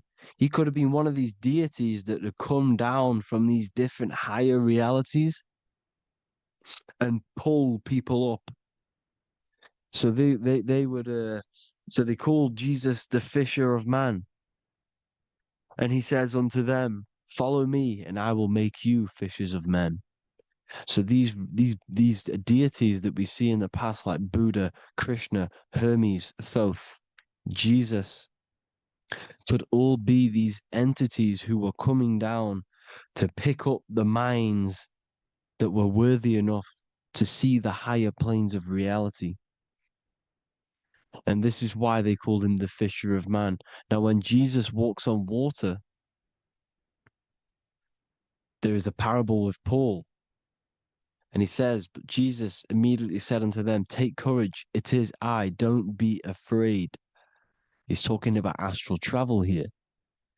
He's talking about leaving the body. Because when you leave the body in astral travel to see these alternative realities, you can't be afraid because fear is a bondage, which is what the Emerald Tablets talks about. Lord, if it's you, Peter replied, tell me to come to you on the water. The water. Come, he said. And Peter got down from the boat, walked on the water, and came towards Jesus. But when he saw the wind, he was afraid and began to sink. When you become afraid in astral travel, you sink back into your body. Lord, save me. So this is talking about Jesus pulling people up into different realities. And you can see the fish is the symbol of Jesus. This is another symbol of Jesus, a fish. Because fish symbolize deep occult knowledge. Because fish travel the depths of the ocean. And they symbolize us because we are fish underneath the ethers. And Jesus was pulling people up. You see, so the Bible is a people today believe the Bible is a book telling you how to reach to heaven, how to become godly and reach heaven. But you've got to become the Jesus Christ to see these alternative realities. Now look at the Emerald Tablets is a massive part, and it speaks so much about these different realities. Look what it says here. This is in Emerald Tablet 3. Then in my heart grew a great longing to conquer the pathway that led to the stars, which is exactly what the Masons depict in all of their art. Look, the ladder to the stars. And then he goes on to say, years after years, I sought after wisdom, seeking new knowledge, following the way, until at last my soul, in great travail, broke from its bondage and bounded away, broke from the bondage of the body. Free was I from the bondage of earth men. Free from the body, I flashed through the night, the stars. The stars are a massive part in the astral world. Each star is a different reality. And the true astrology is the star that you came from. You came through a star to reach this, to reach here. There is a reason why you are here. There's a reason why you have the personality traits, because your soul came from a specific star. This is why we call them stargates, because they are gates in and out of this reality. And Polaris is the way out to the higher worlds. Now look, far into space, my soul traveled freely into the infinite circles of light. Beyond knowledge were some planets and great gigantic beyond dreams of men. Then he goes to say, lift up your flame from out of the darkness, fly from the night and ye shall be free. Lift up your flame. Your flame is your soul, because it has to be lifted up out of the darkness. This is the darkness, this world, this body's the darkness.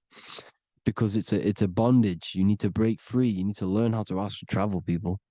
You have to learn this. If you want to get out of this world,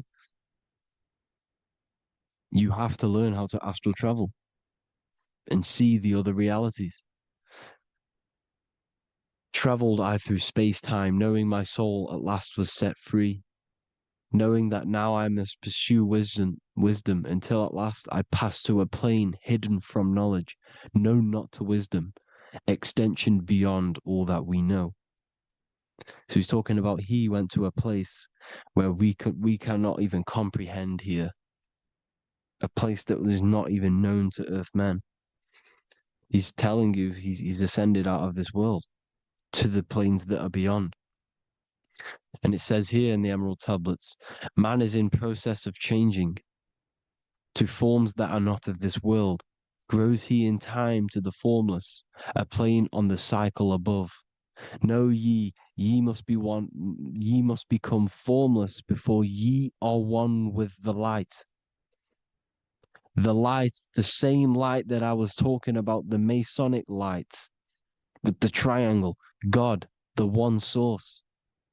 Ye must become formless before ye are with the light. Formless, you have to leave the body.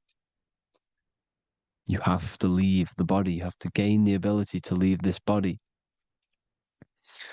and travel to these other worlds.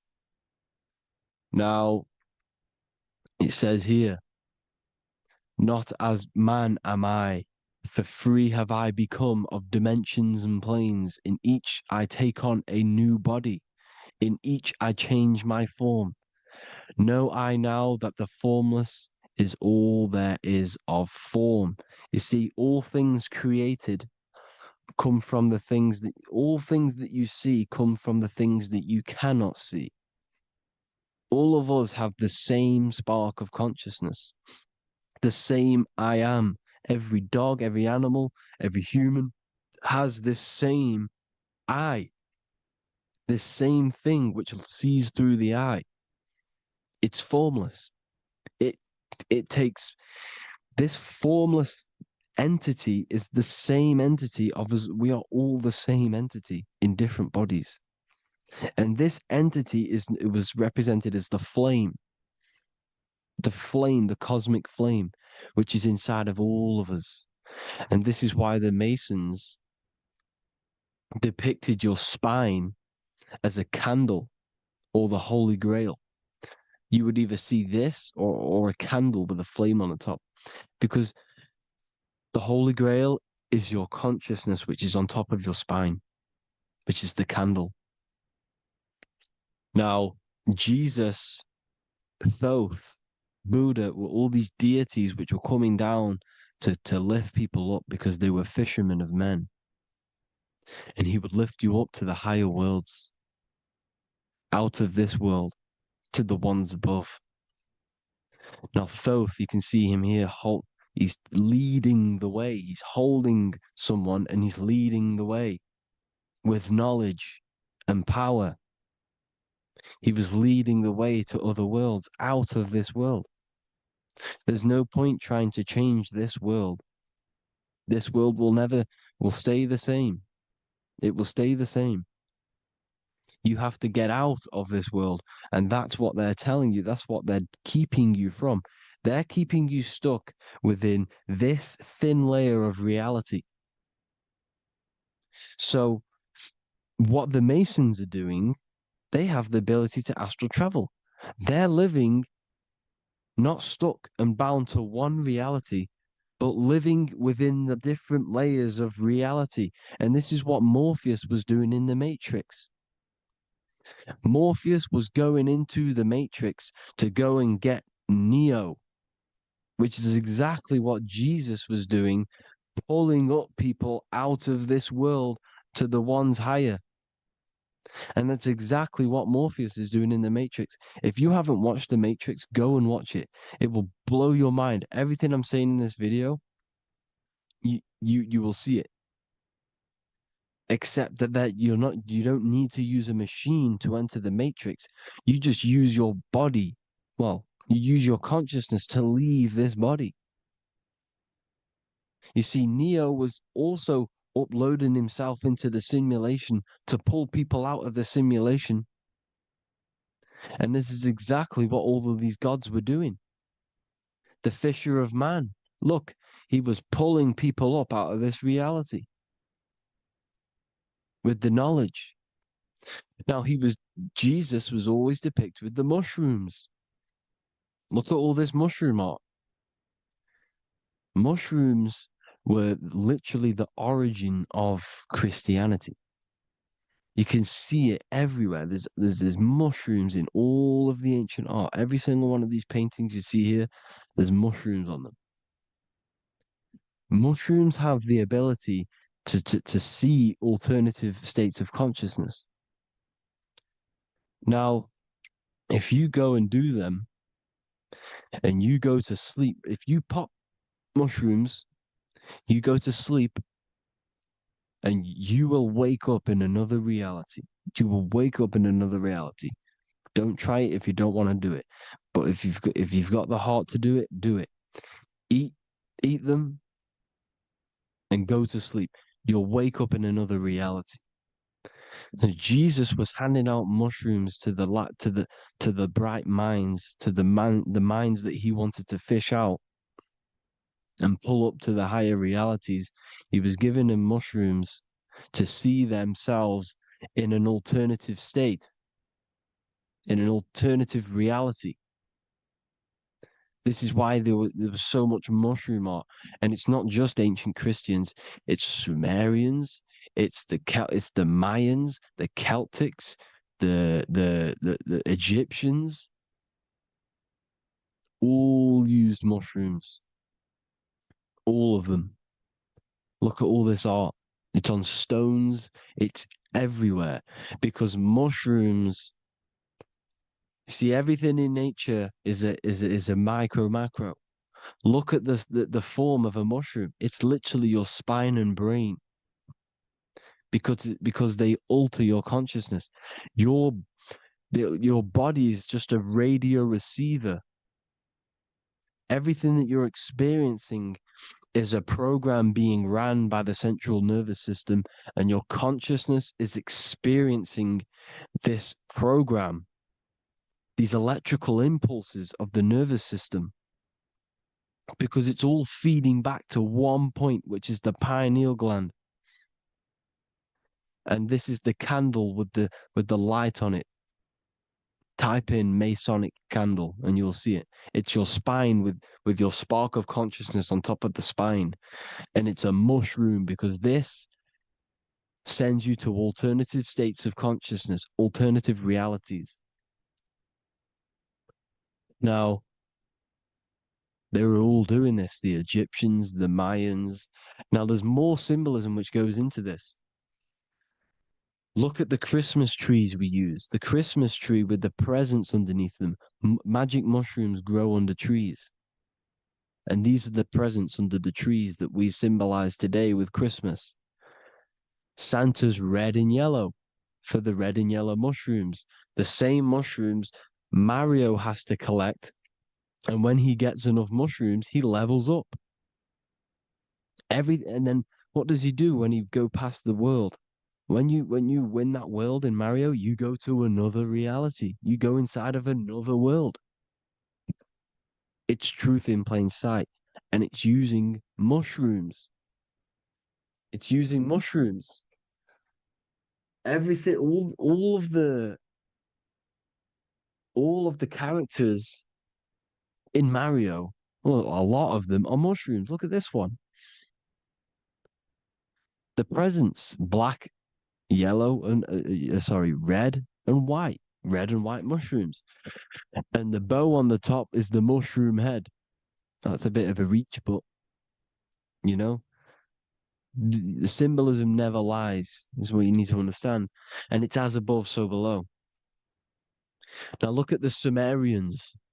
The Sumerians were also multi-dimensional beings. Okay, look at how they have the double faces. They had 1 foot in this reality and 1 foot in another reality. And look at this one, a double-headed god inside of like a portal. You see? Because and look at these with the wings, the astral travel. Birds, ancient birds symbolize the soul, because the soul is a bird. It flies to different worlds. It flies around the cosmos. And mushrooms gave you the ability to see these alternative states of consciousness, these alternate realities, because you exist in infinite realities. You exist in infinite realities. Now look at the 33rd degree Ordo Ab Chao badge. You get this badge when you become a 33rd degree Freemason, and it's a double-headed eagle. A double-headed eagle. And you can see this in Sumeria first. Sumeria have the same symbol, a double-headed, bird. You can see it here as well. And the Masons are still using this symbol today. And when you become a 33rd degree, 33 vertebrae on the back of your spine, above the vertebrae is your consciousness, and it's a double-headed eagle. One reality in one. You become a multi-dimensional being in the 33rd degree. And I've heard many interviews of Masons say it becomes Luciferian.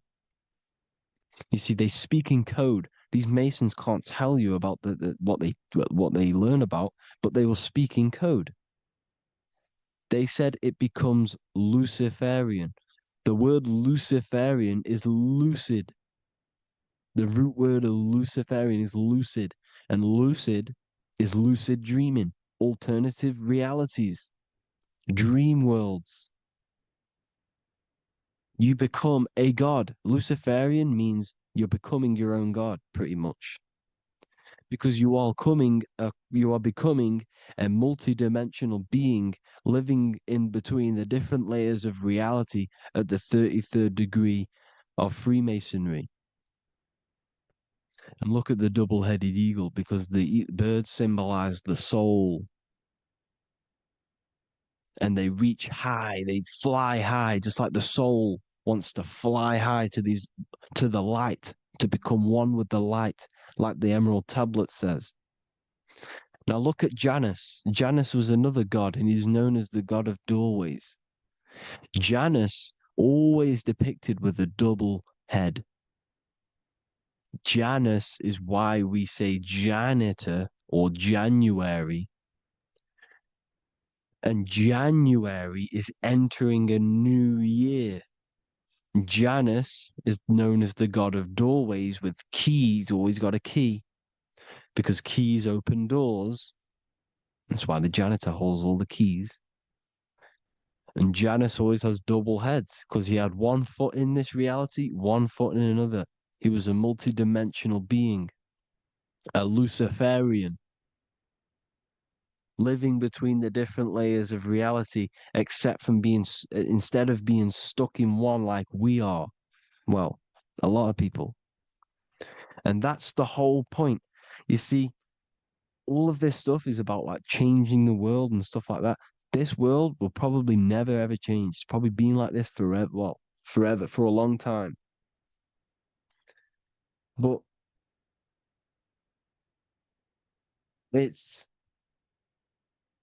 about moving out of this reality to the higher states. And the Masons always depict the ladder to the luminaries, the stars, with a key, the same key of Janus.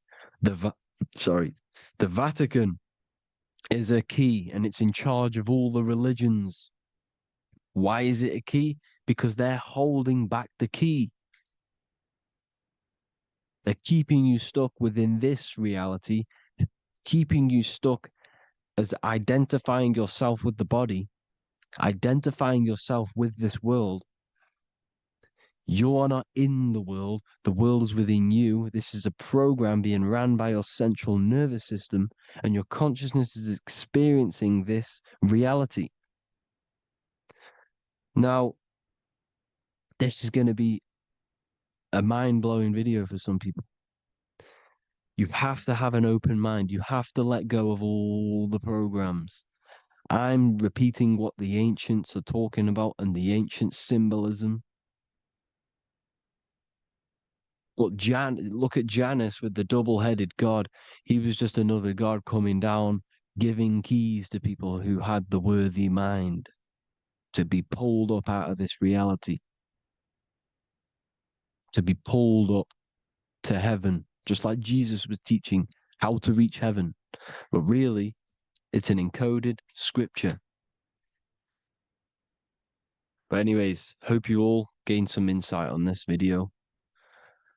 Have an amazing day. Please like, share, comment. All the links are in the bio for the PDF, for the Manifestation Mastery course, and all the other amazing stuff. And if you want to support the channel, I'd greatly appreciate if you became a Patreon member. Hope you all have an amazing day, people. God bless.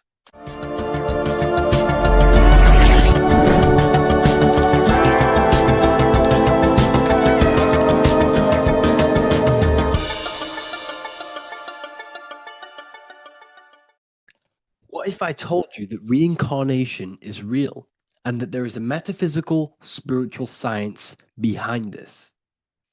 Most people leave this world just as lost when they entered it. That they carry their fears, attachments, and addictions with them, only to be born again, trapped in the same cycle, repeating the patterns of lifetime after lifetime. This lecture is not just about preparing for death. It's about mastering yourself before death, so you don't take them burdens with you. Because the truth is, whatever addictions, fears, and unresolved emotions you cling to in this life, you carry with you into the next. Unless you break free now. You must master yourself before death. Death is not the end. It is the great passage. But how we transition depends on our mastery of the self. This was symbolized by the Ouroboros, the snake biting its tail. Every ending is a new beginning. It's an infinite cycle of consciousness. Now, your human body is basically an antenna tapped in to a stream of consciousness. Just like a radio is tapped into a specific frequency to play that radio. Your body is basically an antenna, a crystal picking up the consciousness of God. You are on an ever-ending journey, a journey of learning and expansion of the mind into new fields of thought. This was symbolized as the Ouroboros. When you die, it is a new beginning. It's a transitioning, not an ending. Everything is eternal in this universe as consciousness is formless and constantly transforms into new forms of life. Let's break down the word death. Death contains the word ether. Now, the ether can be found in the word heart or earth. Ether. Everything in this plane comes from the etheric plane. The etheric plane is the barrier between the physical plane and the spiritual plane, the astral plane. The astral plane is the screen that you have in your mind that allows you to imagine a red apple, for example. This is the imaginative plane where thought forms start to take form. Everything begins as a thought, then the thought form becomes an imagination, then energy, then physical. Everything in the physical plane is a shadow of thought, all objects manifested as thought. You came from the astral. You came from the stars. This is why we say reach for the stars. Or this is why you say you are a star. Cis star, miss star, fraud star, stir is star. And when you become famous, you become a superstar and you gain a star on the Hollywood floor. You are a star. The ether. The ether is the infinite energy source which all things come out of and return back to. This is the cycle of life and death, summer and winter, day and night, sleep and awake. The ether is the infinite energy source which all things come from and will return back to. Okay, sorry about that little error. The ether is the boundless source of energy from which all things emerge, to which all things return to. We can see this in the cycle of the sun. The sun does this wave of creation. It rises and it falls. We have the day and the night. The daytime represents our conscious mind when we are alert. The nighttime represents our subconscious mind when we are inside the spiritual realms. The nighttime is spirit, the daytime is matter, spirit and matter. Awake and asleep, conscious and subconscious. We see this in the yearly cycle. Summer is life, winter is death. Spring is the morning, summer is midday, autumn is evening, winter is the night. Everything is a macro and a micro cycle of being born out of the ether and returning back from life and death. Life and death is manifested within the cycles of the sun and everything outside of you, as within, so without. This is why we say sleep is the cousin of death. The macrocosm is death, the microcosm is sleep. Every time you go to sleep, you are essentially it's a miniature death. You're entering into spirit and then returning back into matter in the morning when the sun rises. Everything is a reflection of the macrocosm cycles. Preparation for death. The first thing we must do in order to prepare for death, for life after death, in order to stop being reincarnated in this cycle of materialism, in order to progress as a soul, because remember, you are a soul in a body. Just like the sun gives power and life to the earth, your soul gives power and life to your body. When you say I, you're referring to the soul. And your soul can be stuck underneath layers of false identifications. Who you believe yourself to be is merely a collection of subconscious programs running within your mind. Now that's very deep. That is very, very deep. Who you think you are is a part of your thinking mind. Your name, your job, your reputation, your family, your friends. These things are not you. They're all aspects of the thinking mind. What happens if you meditate and you turn off the mind? Then all these things do not exist. You're left with the pure soul, the pure awareness, the pure observation. If you turn off the thinking mind, you're no longer your body, you're no longer your reputation, you're no longer your friends, you're no longer your job and your labels. You are the soul. That's the true you, the observation of the mind, not the thinking mind. The ego is the echo. It's an echo of your true self. The ego is your mind's perception of itself shaped by experiences, trauma, emotions, and beliefs. It is merely an echo of your true soul self. The ego is not you. Your mind is not you. You are the soul. And this is the true self that we must express within our life and we must connect with before we die. Because when we die under the echo, under these false layers of the emotions, the traumas, the experiences, the addictions, the emotional attachments, when we die underneath all of this, when we don't know our true self. The soul is still hidden. The true you is hidden underneath these layers of false identification. We must remove these layers of false identifications. We must remove them. We must destroy the echo. Remember, the ego, you never had an ego when you were a child. When you were a child, you were pure.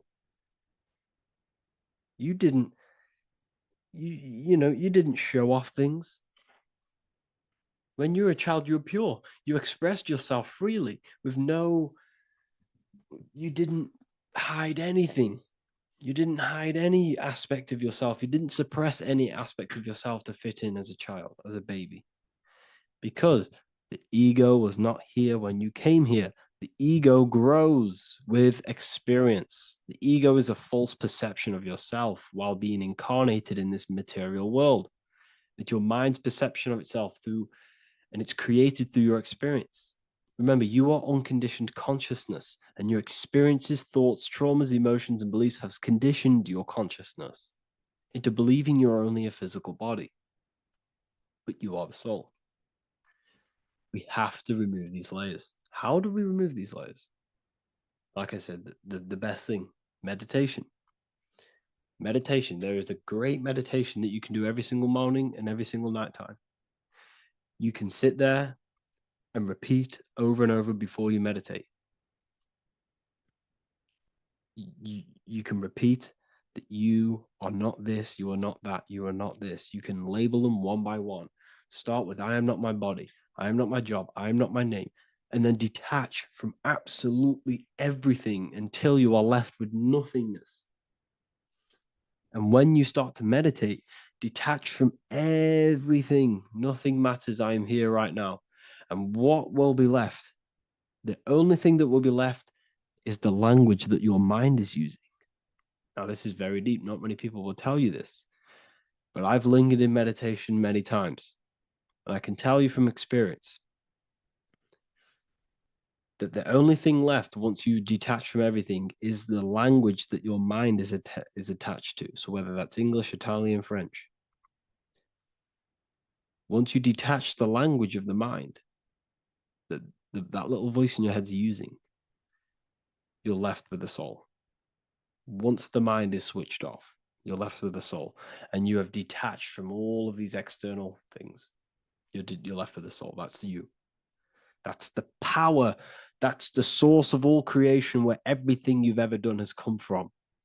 Every thought, every idea has come from your soul. Number two, that's meant to say number two. Sorry about that. Mental addictions and emotional addictions. Okay. These two are very important. Mental addictions, this could be thought patterns. This could be the labels that we've just been talking about. Then you have emotional attachments, which is maybe you're too attached to an external thing. Maybe you're too attached to your phone. Maybe you're too attached to family. Maybe you're too attached to loved ones. Yes, I'm not saying don't love them, but what I'm saying is do not rely on anything in this world to make you happy, to fulfill your emotional needs. Everything is found within you. You must look within, and if you're looking without, if you're trying to find yourself in the outer world, you'll never find yourself. You'll constantly be looking around in loops. Because you cannot find yourself in the outer world. Nothing will give you long-term validation. Seeking validation in the outer world will leave you soulless, leave you feeling empty inside and sad and depressed. You have to find yourself within. You have to detach from everything you are relying on to give you emotional stableness. You have to detach from all. Yes, love your children. Yes, love these people, but do not rely on them. Because everything in this world is temporary. Do not conform to this world. The Bible tells you this. Everything in modern society nurtures the body, but neglects the soul. They keep you addicted to as many things as possible. Smoking, you have to detach. Drugs, you have to detach. Alcohol, detach. You cannot rely on anything. This is why this path is very, very difficult to walk, but I'm showing you the way. These are the things you must do before death. You have to detach from absolutely everything. If you die and your mind and soul is still addicted to these worldly things, then you guess what? You're going to reincarnate. You're going to reincarnate because your mind is still thinking about these material earthly things. And if you are operating in that vibration, you're going to project that vibration and come back here. You have to detach. You have to master the soul and master the mind. Like I said, the matrix is designed to keep you addicted to as many things as possible. Your phone, food, smoking, drugs, alcohol, clubbing, all of these things. Everything in society is made to trap your soul and reincarnate in this world. That's why it's very, very, very difficult to walk this path. Very difficult. Matrix, matter tricks. John 2:15 to 17. Do not love this world, nor the things it offers you. For when you love the world, you will lose God. Do not love this world, nor the things it offers you. Do not conform to the pattern of this world, but be transformed by the renewing of your mind. Great quote. Do not conform to the pattern of this world, but be transformed. Let this world transform you. Learn from this, expand from this, but do not be mentally and emotionally attached. Okay? What good will it be for someone to gain the whole world yet forfeit their soul? Like I said, everything in the Bible is telling you the truth. You just got to read it correctly. This is spirituality.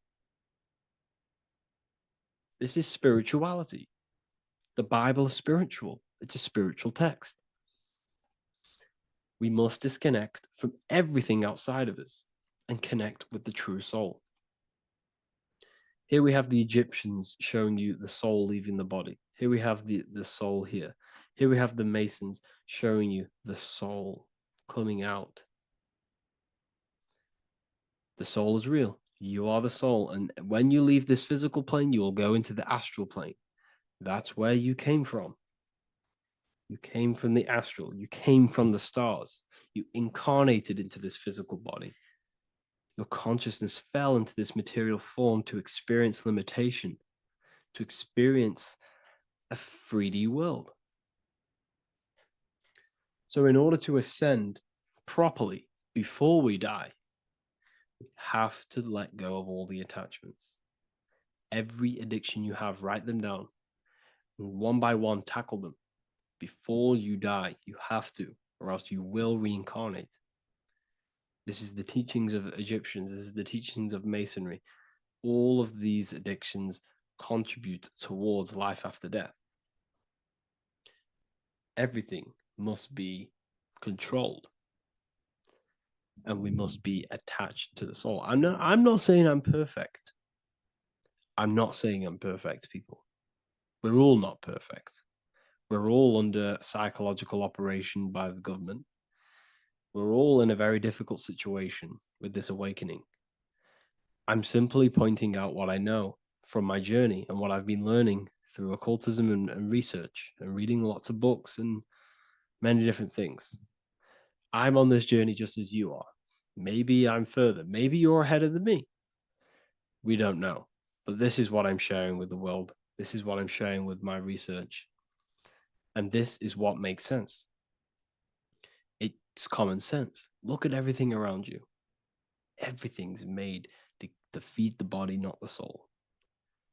So my beautiful watchers and fans and supporters, I appreciate every single one of you, and I hope this video has supported your journey. If you're feeling lost in life, if you're searching for deeper answers, whether you're seeking clarity, looking to expand your studies, or ready for personalized mentoring, this is your chance to connect with me live and receive insights tailored just for you. Start your path to self-mastery and enlightenment inside the world's best esoteric school. Your journey starts now. Tap the link in the description if you want to join Ethereal University, or feel free to check out my books. I thank you all, and I really appreciate for 100,000 subscribers on YouTube. I love every single one of you. Make sure to drop a like, a comment, and subscribe to the channel if you're new. Let me know some ideas for, lectures, anything that you want to know. I can make lectures on them. Just drop it in the comments. I appreciate every single one of you. Take care.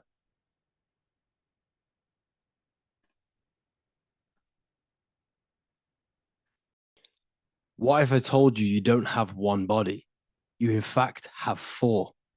There's a secret hidden right in front of you, and most of you overlook it. And by learning these teachings today, this will change your perspective on life, on yourself, and completely change the conception of yourself. This is the key to your highest potential. If you stay with me today, you will find secrets about yourself that will change your life. But I warn you, once you step this path of esoteric knowledge, there's no going back. Once you see, you can't unsee. So stay with me, and we will discuss the four bodies of your soul and how you can master yourself to reach your highest potential. The first thing we must understand is that there is a sun. And just like the sun gives life to the earth, there is this life force within the sun that gives life to all matter. We must understand that that matter itself is dead. It has no life potential. It has no ability to create or destruct anything. All of the life comes from above, from the sun, from the life-giving power of this infinite energy source we call the sun. No matter what model you believe, the sun still gives power to this physical realm, giving life to all of the crops, giving life to animals, giving life and growth to all things that the rays come in contact with. This is a macrocosm process. We must understand the teachings of as above, so below. This means that the macrocosm repeats itself in a microcosm form. Now, what do I mean? Humans are made in the image and likeness of God. You are a miniature version of God, a spark of the divine consciousness made in human form, in physical form. Just like the sun gives life to all physical matter and growth to all crops on the earth, your soul is a miniature sun. And your soul is giving life to the body. Your body is a miniature earth, which also goes through the cycles of the 4 seasons of the sun. We feel different in each one of these seasons. It's because our body does not only go through these cycles externally, but these cycles happen within ourselves, within consciousness. Your soul is the sun. The sun you see in the sky is an externalization of your soul. Your soul is the life force. You are the soul, not the body. And like the sun gives power to the earth, the soul gives power to your body. So first, let's look at the etymology of the word sun. The word sun comes from it's a Latin word solis or sol, which means the sun. Sol then became soul, sun, soul. And in fact, S-O-N and S-U-N in the old etymology dictionary mean the exact same thing. They are interchangeable. So when we look at the symbol of the sun, we look at a circle and a cross, which represent the 4 aspects of the sun, the 4 seasons of the sun: summer, winter, spring, and autumn. These are the 4 states of the sun. Like we said, this is why we get this symbol. You have the 4 states of the sun, which represent the 4 bodies of the soul. Now, this is where we get deep.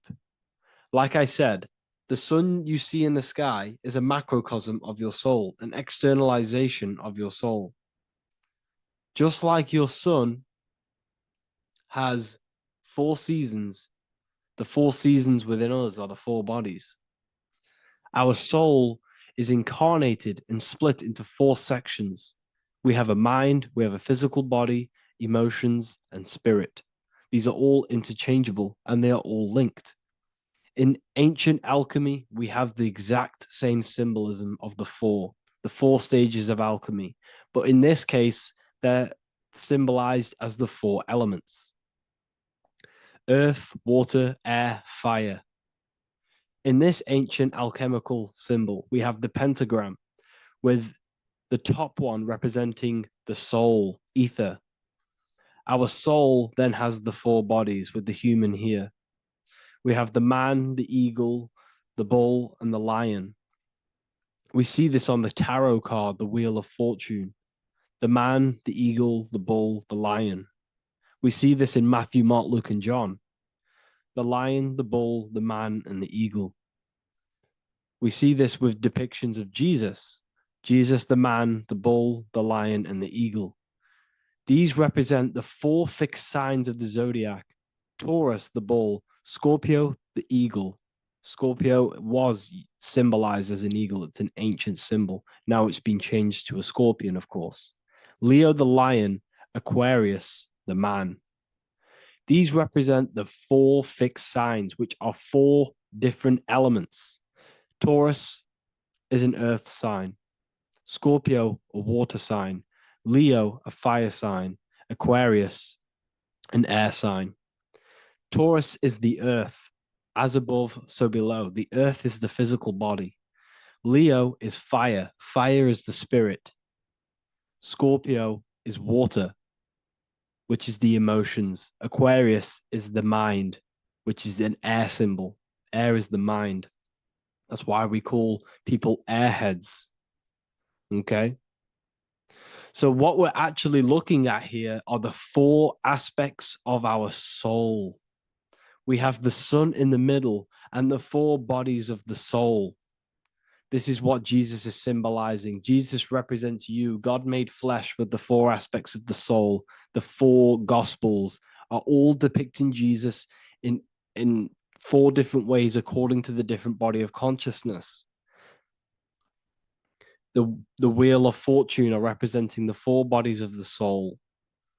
This represents the 4 bodies. Now, how are they 4 bodies? They are 4 dimensions of consciousness. The mind is not made of the same substance of the emotion. The emotion is not made of the same substance of the physical body.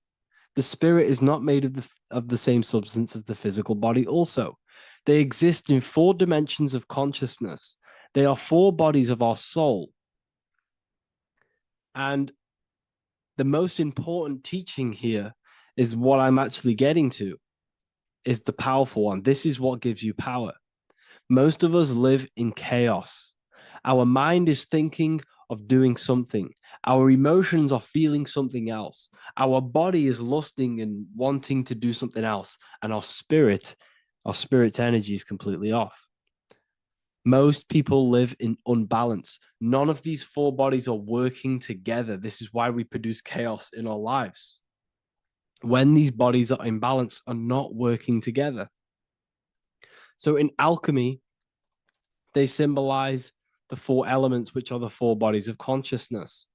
These are the furnaces with the fire. They represent transmutation of each body. We have to sync these bodies. We have to sync the mind with our emotions, and our emotions with our actions, the physical body, and with our spirit. These 4 key bodies need to be in line in order for us to create consciously in our life. Because each one of us is a creator, a miniature version of God, creating our own earth, creating our own material reality. And in order for us to create consciously and with effect and power, we must have these bodies unified so that we can create consciously and not create chaos. So this is very, very important. And this is a secret teaching found in all ancient societies. But this is what the hidden symbolism of astrology actually is. The sun is our soul, and the 12 zodiacs are 12 aspects of our soul. And we have the 4 aspects of the 4 main bodies. This is what we're looking at. We're not looking at the sky. We're actually looking at aspects of ourselves, aspects of our soul that we must master and transmute in order to become our highest potential. So I hope this makes sense. And It may take a while for you to fully understand this, but the key knowledge in order for you to understand any of these teachings that I've gone through today is the major teaching of as above, so below. What is above is below. What is within is without. Your inner reality projects the outer reality. What is inside of you is outside of you in some form or way. Whatever trees, whatever roots that go down will always shoot up. When you throw a bouncing ball, you shoot it down, it will go up. As above, so below. As within, so without. God did not make a creation separate from himself. We are all extensions of the divine made in physical form, and we are incarnated into 4 sections. Our soul is separated into 4 sections. These are the 4 corners of reality. These are the 4 pillars of reality that we must control. So in order to access our soul in meditation, we must turn off these 4 things. Turn off the mind, the emotion, the spirit, and the body. And then we access the soul. So I hope this video helps today. And you can learn all about this in the Book of Wisdom, Volume 2. This book is a revolution in consciousness. I do not recommend everyone reads this book. This book is only for people who are serious and want to transform their lives. This book is a book that will change the scope you see reality. It will change your perspective on yourself because you will resonate with this. This book does not just give you information. It gives you a sense of well-being. It gives you truth, and you will find your power from this information. This information is not just information, it's a key to your path of enlightenment and transformation. So you can find this book in the description of this video. And if you are part of the university, I will see you on the live calls. Thank you, everyone. Please leave a like, subscribe, and a comment, and let me know whatever videos you want me to make next. Anything that you fail to understand or have any confusion with, I can make a video on it. So let me know in the comment section any reviews or anything I should do. Thank you all, people. Have a great day. Welcome to Revival of Wisdom. This video is going to be about the flat earth and the breakdown of the whole cosmology. We're going to be digging very deep. I've got a lot of pictures and images to show you, and a lot of dots to connect. So let's start with the Freemasonry art. So this artwork we have here is the Freemasonic cosmology as they know and believe. So what is it symbolizing? We obviously have to start off with the 4 pillars representing the 4 corners of the earth. The 4 corners with duality. You see, there's everything on earth. There's good and evil. Good, evil, positive, negative. Good, bad. This is the checkered board. This is what it symbolizes. Okay. Obviously, we have the sun, the moon. The sun gives you energy. It's the anode. The moon is the cathode. It's the opposite. It takes your energy. So therefore, you become sleepy when the moon comes out. You see, everything on earth, everything in the universe is balanced. There's complete balance symbolized by duality. There's always 2 opposites. We have the all-seeing eye, and obviously 7 stars representing the 7 planets, but not planets as in we know planets. They're not physical spinning balls of gas. They are energies. They are lights emitting from the realm above this realm. They are lights through the firmament, through the electromagnetic field. So let's go through that again. The 4 corners, duality, positive and negative, cold, dry. Everyone on earth has an opposite. Everyone, there's 2. Okay, and then we have the sun, the moon, the 7 planets with a 5-pointed star. What's the 5-pointed star? Of course, it's the 5 elements: spirit, water, earth, fire, and air.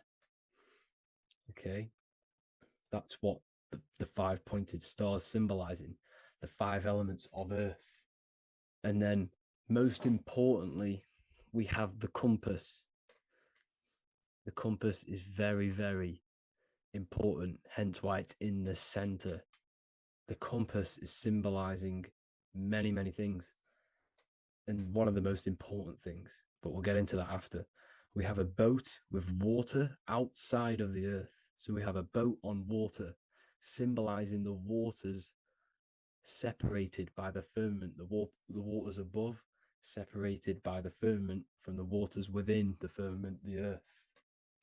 So this is what it's symbolizing. So the compass, what's the compass? This is where the compass comes from. The Polaris, the most important star there is, because it's in the center of Earth, the sun, the moon, and the black hole, black sun. Because all creation comes from center, the seed center. Okay, but we'll get into this after. But also, this is a very important Masonic symbol because they use this symbol a lot. This is one of their main symbols, hence why Neil Armstrong has the Masonic ring with the compass on it. The people who supposedly went to the moon, which obviously they faked to push this globe model, because the globe model is based upon fear. Because the globe model, if they can sell you the globe model, they can sell you anything then. You don't know where you actually are. The globe model is to push fear upon the masses, because the globe model means there's not enough resources.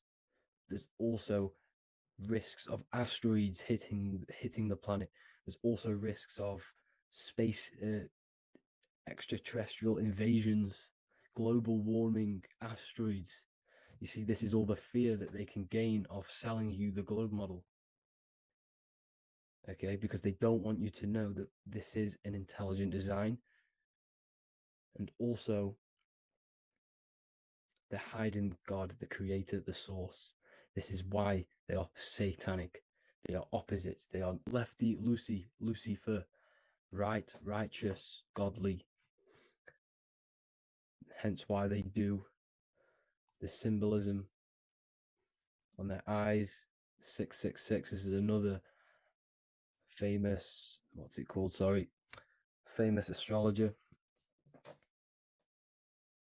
astronaut. This is another famous astronaut doing 666, showing that he's in the alliance of the occult.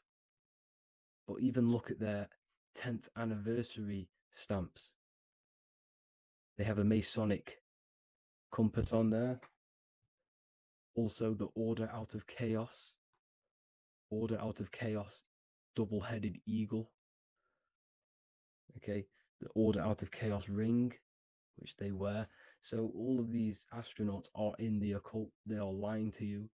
They are in with this order, this Masonic New World Order, whatever you want to call it. So let's break this compass down a lot more. Because as I showed you here, the center, okay, this is what the compass is symbolizing. Let's go into the North Pole map. This is from 1595. This is a rough estimate of where this map came from. It's from around the 1500s to the 1600s, maybe 1400s. There's not an actual set date on this map because obviously our history has been tampered with.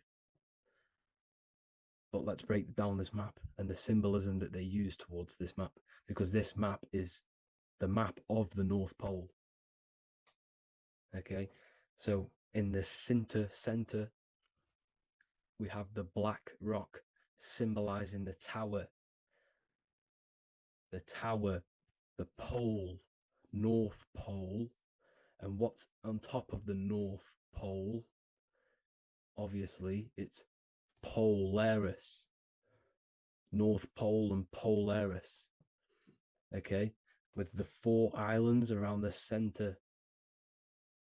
Okay, 4 islands around the center. And this is what blew my mind, right? They say that Santa sounds similar. And if you look at this pole that's pointing to the North Pole, you see this line here. So this is obviously from the 1600s. What color is Santa? He's red and white. Just like this map pointing to the center is red and white, and Santa comes from the North Pole. So it's not a coincidence that they use red and white. They're mocking this map because obviously they took over after the 1500s, 1600s. They took over around the 1800s. So they're mocking this map with Santa coming from the North Pole with this red and white line to the North Pole. Notice the 4 islands, okay, like windows, their symbol. They obviously, in the occult, they're part of the New World Order, is symbolizing these 4 islands with the blue behind it for the water. Okay, so this is another occult logo. They're symbolizing this center because the center is so important. Okay, we'll get into that. Also, we have the Mayan cosmology. This is the Mayan cosmology. This is what they created. This is their artwork, with also 4 major lands around the center. You see this 4 with green in between them all. 4 major lands with the underworld. You see this underworld is also symbolized by the Masons with the coffin of the skull and bones, the deceased, the dead. Okay, so this is also mentioned in the Book of Enoch. Okay, and it's called Sheol. Sheol, the underworld. Okay, and in the Book of Enoch, it says all spirits of the dead go to these hollow places, that they'll wait until their appointed time of judgment. And it also says in the Book of Enoch, there are 4 hollow places underneath. 4 as above, so below, representing the 4 islands. As above, so below. That's where that could link in. Okay. The Book of Enoch is very important because it was found in a cave thousands of years ago and has a lot of truths about this realm and about this world we live in. So let's go back to the Mayan cosmology. So the ancient cosmology, they all must have had some sort of communication. They must all be at peace with each other, because all of their cosmologies linked together. See, the Greek, Babylonian, Indian, Celtic. Okay, they're all linked in together. They all knew that they were in an enclosed system with an underworld and obviously a firmament. Okay, so this is what they all knew. They all must have had some sort of communication. They were a lot more advanced than us. They knew the center of the realm. Okay, and obviously the United Nations flag also symbolizes their center. You see how it has like a grid with a circle around the center. It's symbolizing that center of the realm, because that center of Earth is so important. The United Nations flag, they all have it. See, some different ones will have that circle around the center. Because the center is the seed. All things come from a center. So the torus field is so important because it is the spark of life. It's the building blocks of the universe, this creation. Because all things have a torus field. Just like an apple An apple, with what's in the center of an apple? A seed. Because the center is where the energies hold, is where the energies meet, and it creates that spark of life, just like your heart is the center of your body, and it has an electromagnetic field.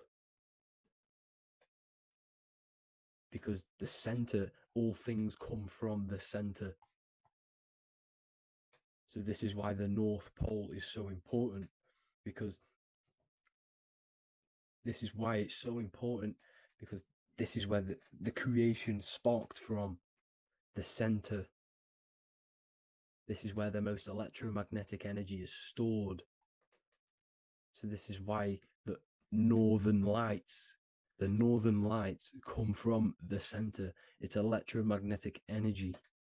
This is what the northern lights are. It's being emitted from this black hole in the center.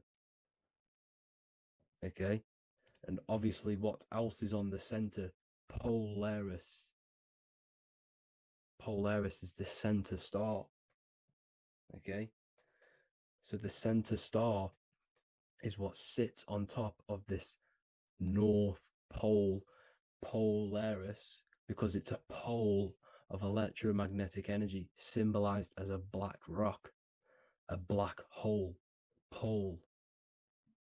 You see, because all creation comes from void. Light is born from darkness. Without light, darkness can't be born from light. You see, but light can be born from darkness. This is why darkness is so important. And this is why there's a black hole in the center of our realm, like the black sun. The black sun. The Polaris star, the North Star.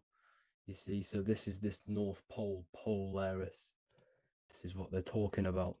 And this is why compasses are an 8-pointed star, because Polaris is symbolized as an 8-pointed star. This is where a compass will point you to. It will point you to that center. So notice how a compass has this black hole in the middle. You see? And it will point you to this meeting point, the north, because in the center is the center of the torus field of the earth. This is where the most electromagnetic energy is. You see, everything gets sucked into the black hole. Okay, this whole reality is being projected from that center point, just like your eyes suck in light. It's a black hole. Your eyes suck in the light of this light being emitted from this center place, this electromagnetic energy at the center, which is the seed of everything, of everyone. You see, just like an apple has the seed in the center in darkness, because in the center of the apple, it's dark. It's black. It's pitch black. But that's where the seeds are. That's where the life is. But Polaris is so important because it's that center star which lines up. It is the pole, it's the top of the pole of the torus field. So Polaris would be here at the very, very top. And this is where the compasses point you to. And this is why the star of Ishtar, the 8-pointed star of the Sumerians, also talked about this 8-pointed star, and it's called the Star of Ishtar. Okay, and who is Ishtar? Ishtar is the goddess. Okay, so she's not a male, she's a female, because every creation is brought through a female, a womb. Every single human on earth is brought through the womb, the sacred feminine energy. And the womb is pure darkness. There's no light in a womb, just like the center of our realm. It's a black hole. Okay, and guess what? She's the god of vitality and sexuality. She is responsible for all life. Okay, so the star of Ishtar is the star of Polaris, which is symbolizing the responsibility for all life, the center of our realm, the black sun, the black hole. Okay, so this is what that god of Ishtar of the Sumerians is talking about, the goddess, the womb, the seed of creation. So this would be the portal, more than likely the portal in and out of our realm, because it's the top of the Taurus field. And what's above this realm is the heavens. So this is where you get sucked in from the heavens. Your soul gets sucked in and brought onto this plane of existence called Earth. These are some space NASA symbols. Look how much Polaris symbolism there is. And notice how it's at the center. You see this circle? This is like a half circle. And at the center is an 8-pointed star of Ishtar. It's the same thing. It's Polaris. It's at the center. And notice on some of these, look, this one is a bear holding the key and an arrow pointing to the Polaris star, so that they hold the key to Polaris. And another one with like a demon holding a key to the what? Polaris on top of him. Also an eagle, which is a Masonic symbol. The eagle holding a key on top of the center. You see, and notice how there's an arrow going up to the Polaris and an arrow down, as above, so below, to Earth. So you can go out to Earth, out of Earth, and into Earth through Polaris. And the eagle holds the key. You see? The eagle holds the key, just like this. This demon dragon holds the key to Polaris. And look at this one, Earth, with an arrow up to Polaris, an 8-pointed star. So Polaris is more than likely that portal which the Anunnaki used, the Sumerian gods used, because the Anunnaki symbol is also an 8-pointed star.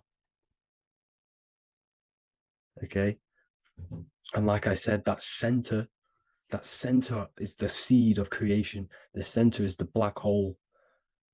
Okay, just like your pineal gland is at the center of your brain. The pineal gland is at the center of your brain, and that's what connects you to that spirit realm, to the source. That's it for this video, guys. Thank you all for tuning in. I hope you all learned something today. Please leave a like, a comment, and please subscribe to the channel for more content. God bless you all. Welcome to Revival of Wisdom. Today, we're going to be talking about portal symbolism, what portals are, okay, and how they show them to us, because they have to tell you the truth, guys.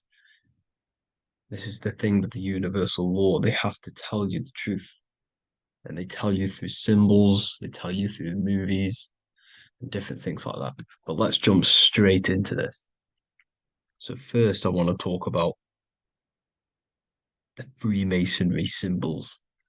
Okay, so first we got, obviously this is some Freemasonry art, but notice how you've got the ladder with a key. Okay, so this is ladder symbolism with a key. So maybe this is talking about ascending. Okay, because look, because this is ascending into the heavens. because it's a ladder with humans going up it with a key. In order to ascend, you must have the key. Okay, so what else do we have with a key? Well, the Netflix show Lock and Key, which is all about portals and keys. Because what the keys do, they open doors, gateways. Okay. So what's interesting about this is that they've got this key here, which represents the Kundalini energy rising up the spine. Okay, but we'll come back to this. But it's that same portal key symbolism. We've also got the Vatican.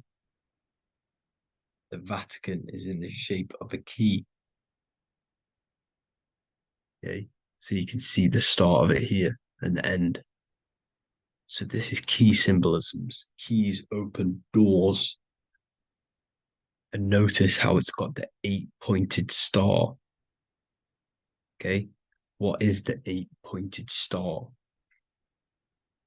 Okay, we'll come back to this. This all ties in, guys. I'll break it all down for you. But then you've also got the god Janus. Janus, okay, is known as the god of the doorways. He's an ancient god of Rome, and they worshipped him. However, he's not a god, he's more like a high-level ranked demon. Because he is the god of the doorways. And notice how he's got two faces. Because doorways always have two sides. You're going into somewhere, there's always two sides of a door. And he's always depicted with two sides of a face and a key, because he holds the key to the doorways, to the portals, to other worlds and realms. Okay, as you can see, he's always got two faces and a key. Okay, so now we have the Sumerians, the Anunnaki, and they are always depicted with the two faces. Why do they have the two faces? Because they're symbolizing doorways, and the Anunnaki come to Earth through doorways and portals. So these are what these gods are symbolizing in their artwork. But they always have the 8-pointed star. Okay, what is the 8-pointed star? You see how they always have, look, let me try to find another one.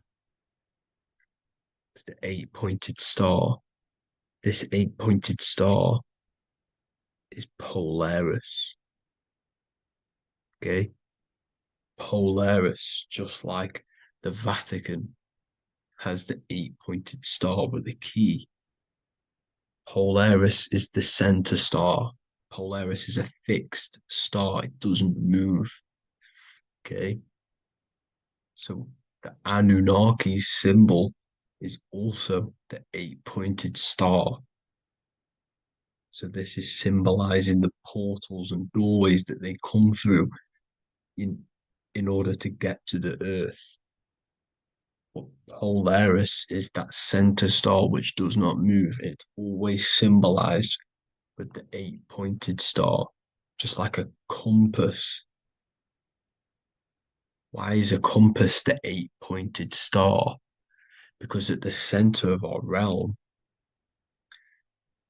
is where the most electromagnetic energy is stored. As you can see, we have an aura field, an electromagnetic aura field. So does the earth. And in the center, so like our heart, for example, is where the most energy is stored. And like the center of the earth, this is why all compasses point to the center, because this is where the most electromagnetic energy is stored. It's at the center of our realm. Okay. So like I was saying with the lock and key series, see this here? The Kundalini energy rising up the spine, just like your Kundalini energy rising up the spine. Let me try. I can't zoom in. But you know what I'm trying to say here? Let's go back to Polaris. Because at the center is where pole. Can you see the pole of electromagnetic energy? Polaris, the North Pole. It's symbolized. The truth is in the words. It's like a pole of electromagnetic energy. And this is where the aurora borealis comes from. Notice how it's got the word aura in it, because it's the Earth's aura, electromagnetic field. Just like you have an aura, also known as the northern lights, because it's coming out of this center hole in the center of our realm, where the black sun is. And this is where the electromagnetic energy is coming up from.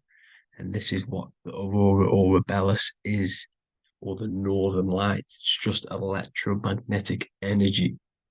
And it's symbolized through our symbols, the original O. Okay, because it's like a pole through the middle. Polaris. So this Polaris is the sky vault. It's the portal into this realm. Because this is what the Anunnaki are always talking about. Always symbolize it with the 8-pointed star.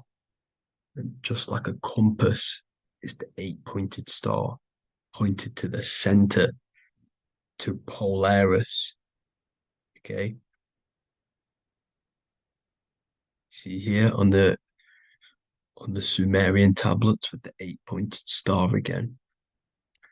And how we know it's talking about portals with this 8-pointed star is because CERN 666 are opening up portals to the underworld, letting in demonic entities into this realm. How do we know it's a portal? Because their Hydro Collider has 8 points, just like the 8-pointed star. So they are creating synthetic portals to the underworld to let these demonic entities into our realm. But what is the key? Because if we're talking about ascending through Polaris, notice how here on the masonry art, this luminary here, so this is the sun, that's the moon, this is Polaris, because it's a luminary with what? 1, 2, 3, 4, 5, 6, 7, 8 beams coming off the luminary, just like the 8-pointed star. So you see the ladder with the key going up to Polaris. It's symbolizing ascending out of Earth. So what is this key that they're keeping from us? Because it's a human holding a key going up the ladder to Polaris. Well, chakras. We have 7 chakras. Okay, so this is what they are telling us in the lock and key symbolism. The Kundalini energy rising up the spine. Okay, just like they have 33 vertebrae on the back of your spine. Okay, this represents the Kundalini energy going up your 33 vertebrae, just like in masonry has 33rd degrees. Okay, so what is the key? Your chakras. Your chakras have to be unlocked. Okay, you have to unlock your chakras, and you can't unlock this one without going through this one. You have to go through them all. It's like a ladder, just like Jacob's ladder. You can't go from the bottom to the top. You have to unlock each one. Okay, just like you have 7 chakras, you have 7 layers of your aura. Okay, you have to unlock your chakras to the highest point in order to reach Christ consciousness. And this is the key that they're talking about. They're symbolizing the organic portal within each and every one of us to ascend out of this realm. Okay, so this is the key that they're talking about, and they're holding back this knowledge to keep us trapped in this 3D realm. Okay, so like I was saying with the 33 vertebrae and the Kundalini energy coming up the spine, 33 vertebrae, you can see this sort of symbolism going up to the light, because it's the light. You see here, your crown chakra turns on and becomes enlightened, just like the Illuminati symbol. Can you see it? But also, Jesus also died at 33. So this is symbolizing, okay? They're symbolizing the death of the ego, the body. So once you open up your chakras and reach Christ consciousness, which is your 33rd vertebrae, once your Kundalini energy goes up your 33rd vertebrae, your body technically, not physically, but spiritually dies, because you then become formless. You reach Christ consciousness. So then you can travel other worlds. Okay. This is what they're talking about with Vatican, 8-pointed star, and the key. Janus with the key. The Sumerians with the 8-pointed star. Anunnaki, the 8-pointed star. Polaris, 8-pointed star. So Polaris is the way out of this realm, which is at the center. Pole, North Pole. Okay, so the key is that they're hiding from us is the knowledge to unlock our chakras. Okay, and without this knowledge that they keep from us is trapping our souls in this reality to keep reincarnating. Okay, well, thank you all for tuning in. I'm going to leave you all there. Make sure to leave a like and a comment in the comment section. Let me know some topics to talk about so I can break it down for you. God bless you all. Or like Freemasonry. Freemasonry is the middle path. And you can choose whether you can balance spirit and matter, the inner and the, it's just balance between the inner world and the outer world. If you close your eyes, you have an inner world. There's an inner being, there's an inner voice, there's an inner thoughts, inner emotions. And you have an outer world of this body. When you go to sleep, you go inside the inner world. When you wake up, you're in the outer world. It's just balance between the two. So when you're a Satanist, what do? You turn the pentagram upside down. So spirit is either on the top, meaning spirit over matter, or spirit below. Because is your spirit being controlled by matter, or are your spirit controlling matter? Is the inner controlling the outer, or is the outer controlling the inner? Ask yourself that. Are your senses ruling you? Are, these things ruling you? You have to ask yourself these things. Keep tapping the live, everyone. Let's get this to 50k likes. That'd be amazing. 50k likes. What about smoking? Well, these are the things we have to cast off. Every addiction. I'm not saying I'm perfect. Never have said, never will say that I'm perfect. But based on my research and realization of these mystical things, you have the inner world, which is immortal, and the outer world, which is mortal. So this body will die, but your inner world will not. So think of it like this. So when you die, you're left with your inner world. And if that inner world is still attached to, smoking, food, physical things, fame, ego, then you're going to want to reincarnate back into this world. Yeah, masturbation, exactly. We have to restructure our inner world so that we're no longer attached to it. Name of the book. The book's in my bio. It's the book that I wrote. The Book of Wisdom, Volume 1. You can get this PDF or paperback, English, French, German, Italian, Spanish, French, Polish, anything you can imagine. Just click the link in the bio. Plus there's a free ebook that tells you how to activate the third eye. What's the difference between astral projection and lucid dreaming? Good question. I go quite deep into that on volume 2, actually. I'll show you. I'm pretty sure I do. It's in the back somewhere here. So, astral projection, these are the planes. You have the physical world, the etheric world, the astral world, the mental world, the Buddhic world.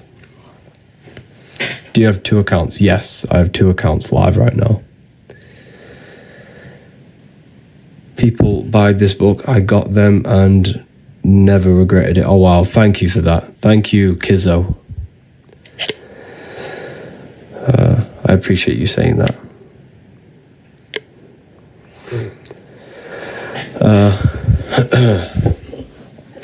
So, anyways, the physical world is pulled out of the imagination, the astral. The etheric plane, right, is basically, it's not really a plane of its own. It's a part of the physical world and the astral. Is the book on Amazon? No, it's only sold on my website. It's my book that I wrote myself. It's on my website. We have Trustpilot reviews. You can check everything out on there.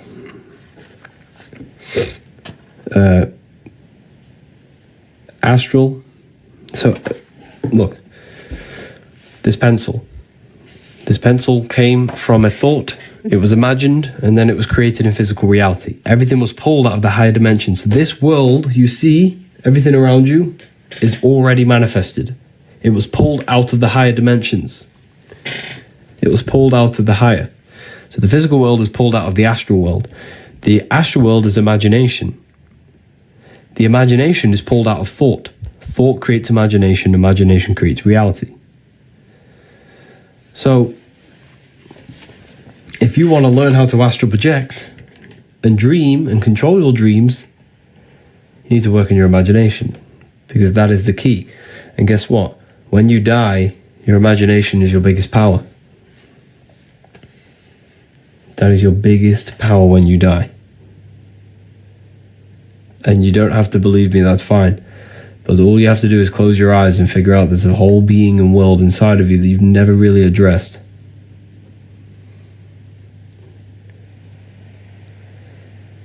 Okay, so your imagination is your vision when you die. That's how you see.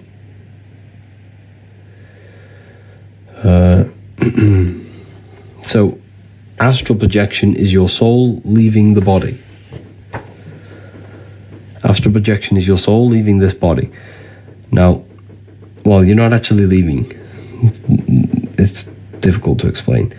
You're not actually leaving your body. You're just entering in another body that's already there.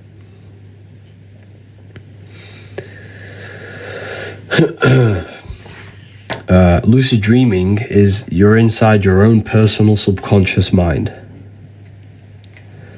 Does that make sense to anyone? Do I need to explain that? So, we all have a personal subconscious and a collective subconscious. When you dream, you're in your own personal mind, which means you're in your own subconscious mind. There's no one else that can be there and change things. Okay? So every person in your dream is an aspect of your own mind. Every person in your dream is a symbol of beliefs, constructs, fears, emotions in your own mind.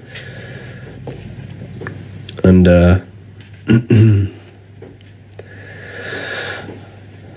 astral projection, you're actually entering the collective subconscious. You're entering the collective astral plane, the collective imagination.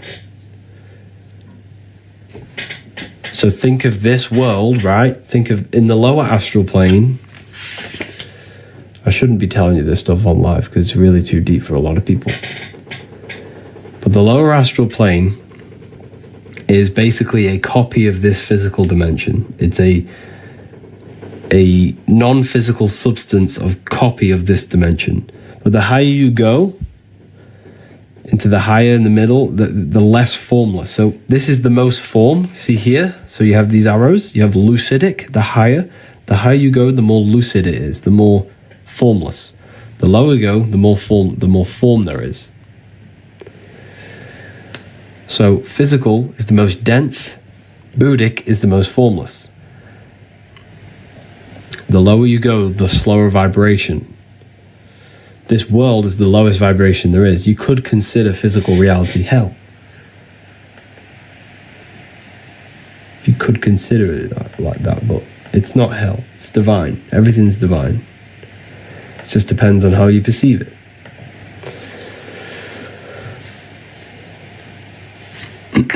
Just depends on where your consciousness is operating from. Is your consciousness operating from just a physical state? Because that is hell. If you only think about physical things and feed your physical ego, that's hell. But if you feed your mind with knowledge, feed your spirit with love,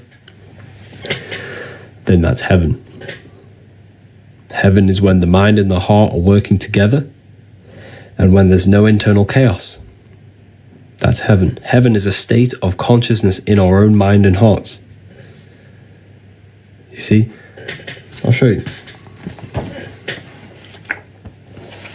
It's very powerful, this knowledge, and when you start to see it, you'll never unsee it. Heel is hell, head is heaven. Head's connected to the stars, astral. That's why the word astral has star in it. Rearrange it. And heel is hell, so the words show you the truth.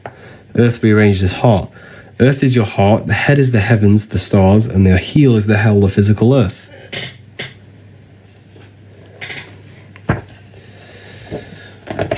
Heaven is a mind state. Yeah, heaven is a mind and emotional state. It's an overall state of consciousness. So what the Freemasons showing you here, birds represent the higher self. Why? Because they fly in the air, elevation. Ground animals represent the lower self. So what are the Sumerians showing you here? The Sumerians are showing you stepping over the ground animal to the bird. The Freemasons are showing you the ground animal and the bird. It's all about going above the lower self, the instinctual self, and rising to our higher self, to higher consciousness, higher understanding. What's the difference between Volume 1 and 2? They're both separate books. Volume 1's very visual, a lot of pictures. 2 separate books. Here we have the Temple of Solomon. But Volume 2 goes a bit more deeper on different topics. It's just completely up to you.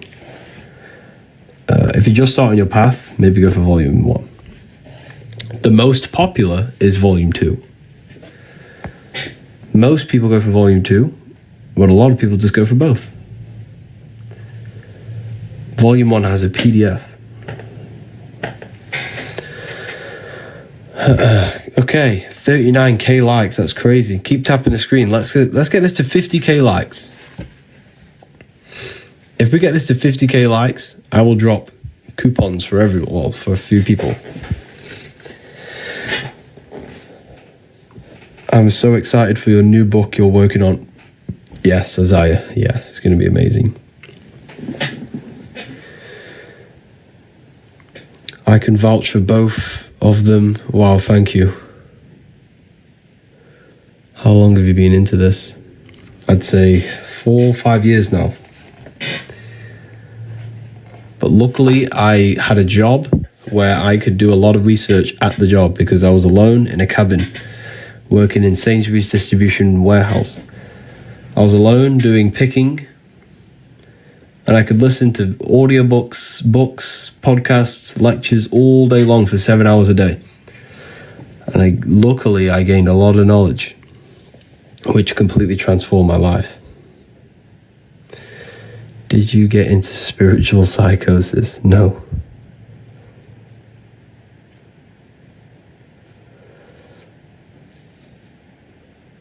Were you once religion? Yes. Well, not really, but I grew up in a Mormon household.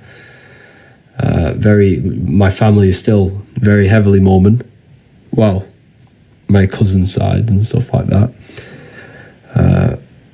Yeah, but I knew it was BS. I knew it was just for control. Even when I was going to church, me and my brothers would never believed any of it. Because, I don't know, I just knew subconsciously when I was young, it's just control. It's all for control.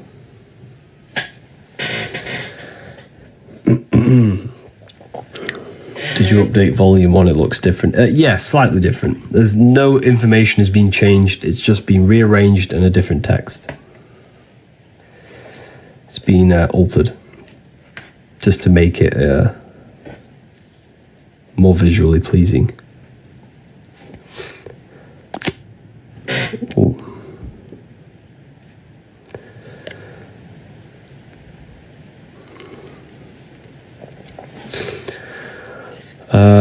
Please talk about LGBT. I'm not going to talk about that.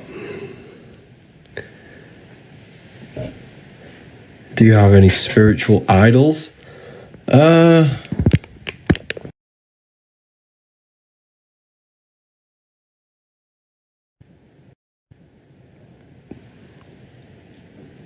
the Masons use? What do you mean by that? So yeah, the word astral has star in it. Astral is star. Astronomy, astro. You can't go on a rocket to space because why? Everything above our head is astral, spiritual. Everything above our head, the sun, the stars, the moon, they're spiritual forces. They're spiritual. Everything, okay, down here is matter, physical. Everything above is spirit, spirit and matter, light and darkness. The earth produces no light. It needs the light from above. The earth produces no light. It's in darkness. So all the light comes from above, which is the heavens. Astral plane, which is the imagination. You don't go there physically in a rocket. The rocket is your astral body, your light body. That's your rocket. In order to go there, you have to astral project. You have direct connect. You have a body. Like a fish has a body in the water. It has a body to work in water. We have a body for the stars, an astral body. The sun is matter. It's not matter. That's what they want you to believe. Everything they told you is that everything is physical. They tell you the planets are physical, the physical world is physical, you are just physical, your mind is physical, your mind is not physical. If your mind was physical, it would remain in the present moment because the physical world is bound by time. Okay, so the physical world is bound by time, which means this body is stuck in the present moment. It cannot go forwards or backwards in time, but the mind can, which means the mind is above and beyond time, which means the mind is not physical. The mind creates physical reality because everything in this physical reality was created by the mind. The mind is the architect of the universe. You just have to master the mind, and then you can master your reality.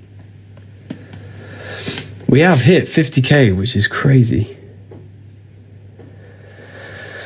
We've hit 50K likes. I did promise to give some codes to people, some coupons.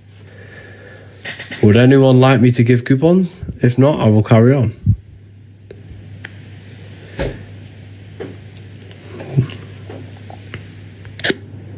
Yes, okay. A lot of people want the coupons.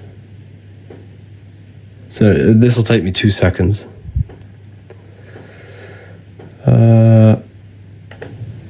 Okay, the next thing we'll go over is very deep. So I'm going to give you all a 15% off code. Okay. In fact, no, I'm going to give you 30% off. I'm going to be very generous. 30%. I'm going to be very generous.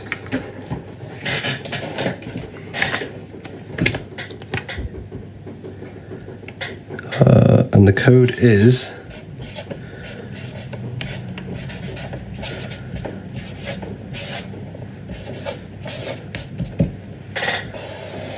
I'm only going to set 10 of them, so 10 people can use the code. And the code is Spring30. All caps. Spring30, all capital letters. So there's 10 available. Just click the link in the bio. As soon as you open up the website, there's a bundle. You'll see both books. That gives you an amount off already, and then you use this on top, and then it gives you more of amount off. Money is from the physical world too, of course. Yes. So yeah, use that code, Spring30, save yourself 30%. Day 30, asking you what your thoughts on time traveling. The mind is a time traveler. The mind is the time traveler. I wouldn't really get too caught up on that subject though. The only subjects that really matter is things that give you personal power. Is your university live webinars, or do you let me watch on our own time? So the university is, you get so many, there's over, I don't know how many lectures there are, I don't want to say. There's so many lectures on there.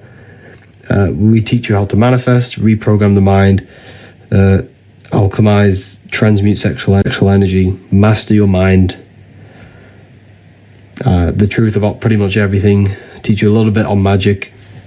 They're all pre-recorded, and you can re-watch the live recordings, the live discussions, and you can join the live discussions every single week, every Wednesday and Sunday. That's what happens in the university.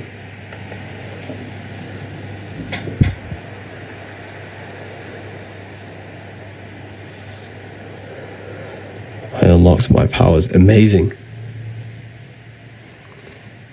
Do you have YouTube? Yeah, I do have a YouTube account, yeah.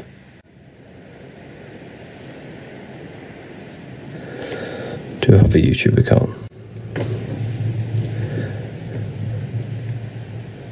Just joining, explain the caption. Good question. So, Lucifer is not a real entity, but Lucifer is a energy in our life. Okay? It's an energy in our life that keeps us restricted. Sorry, not restricted. That eludes you. It's evil cloaked in goodness. It's evil cloaked in light.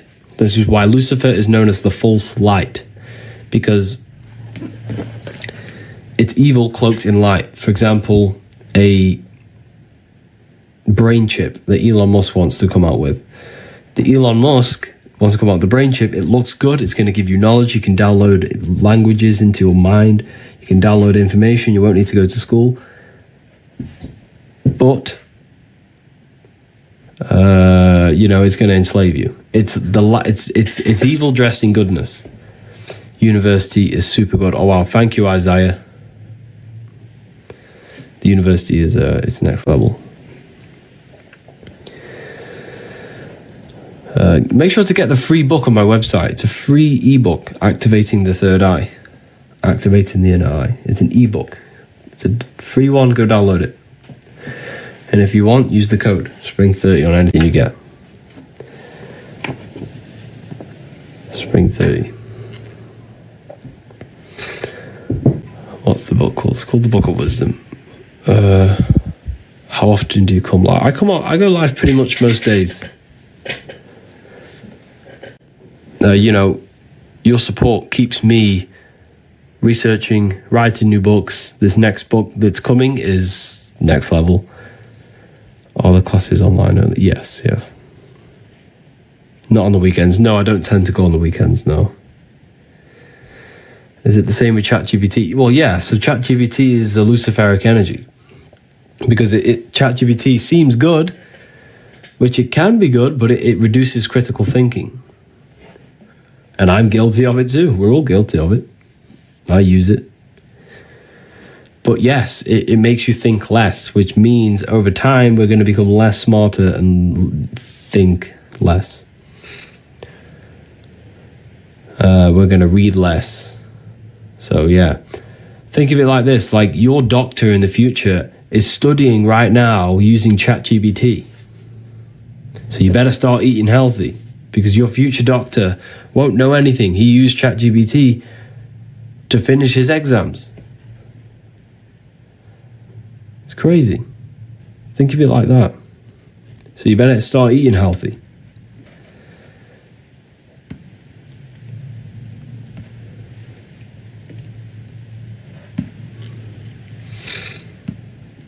So yeah, be careful.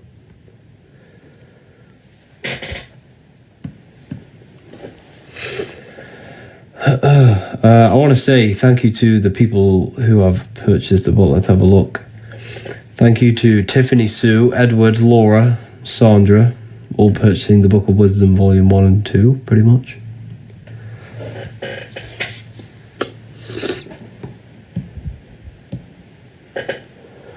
Yeah, thank you to everyone. Your life is about to change. Your life is about to change when you read it. There is one code left.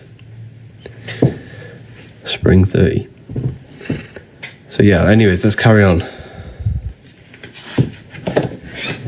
2 seconds.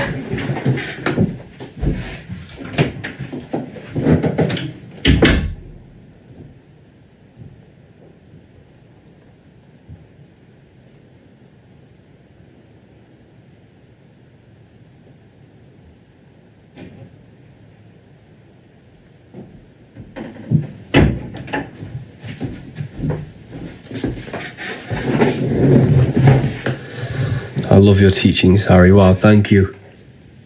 I appreciate that.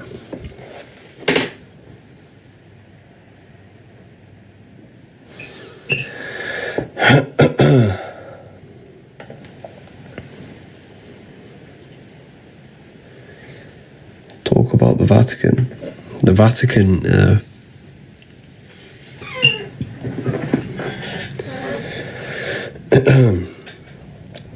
there's a lot of information on the Vatican.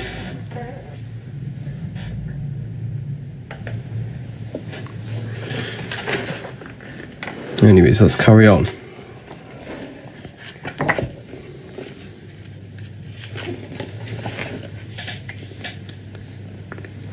What do you think about Tartaria? I think Rome took over Tartaria, and I think the Rome city was not built by Romans. This is a very unpopular opinion. But if you go to Rome, you will see the Tartarian symbol on most of the buildings. You'll see a lion with a eagle's hands. Go to Rome. Go and have a look on the buildings. You will see this. You will see a symbol of a lion. I'll show you. I'll show you. And when you study symbolism, your life will change. You'll see this everywhere. Honestly. You go to Rome, you'll see this symbol on most of the buildings. Because I think the Romans did not build any of this. I think Tartaria built all of these cities that we have today. I'm talking Manchester, London, Rome. I think all of this was built and it was taken over by the Romans. And then the Romans turned into the Catholic Church, the Christian Church. I think that's what happened. And Washington, all of these cities we have with the same architecture all around the world was Tartaria.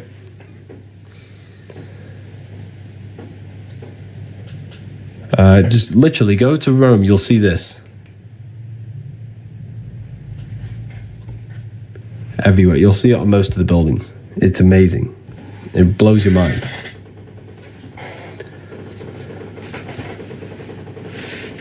All states' capital buildings. Yeah, I agree. I definitely agree. Who built the cities? Whoever built them was very, very, very advanced. We can't even replicate these buildings today. Like Rome, you go to Rome, we can't even fathom them buildings. They're so advanced. And it's still standing today after thousands. That was built thousands of years ago. Thousands. It's crazy.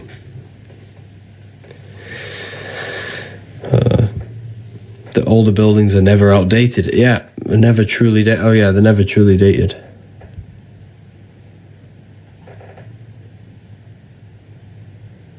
It's crazy. Why are Freemasons called the Freemasons? Well, Mason means builder. Okay, so Mason pretty much means builder. And they're not builders of physical temples, which they were. However, they're not builders of physical temples. They're builders of the inner temple, which is your consciousness.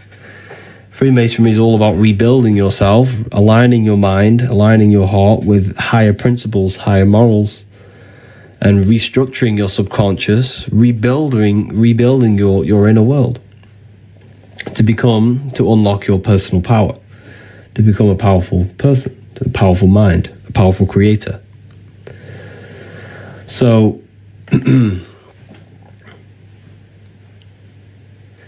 Freemasonry is all about building and restructuring your temple. And your temple is your consciousness, your mind.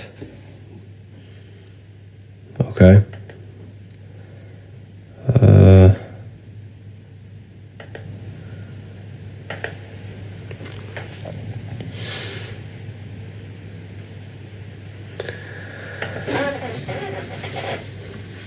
But why is it a secret? Because the reason why it's a secret is because I think personally is because the knowledge is not everyone should know the truth, because they can use it for bad, they can use it for personal gain. You see, knowledge is good and evil. You can use knowledge for good and bad. You could use it to gain your personal power, or you could use it to gain power over others. So it works both ways, and people are too ignorant for the truth. They're profane.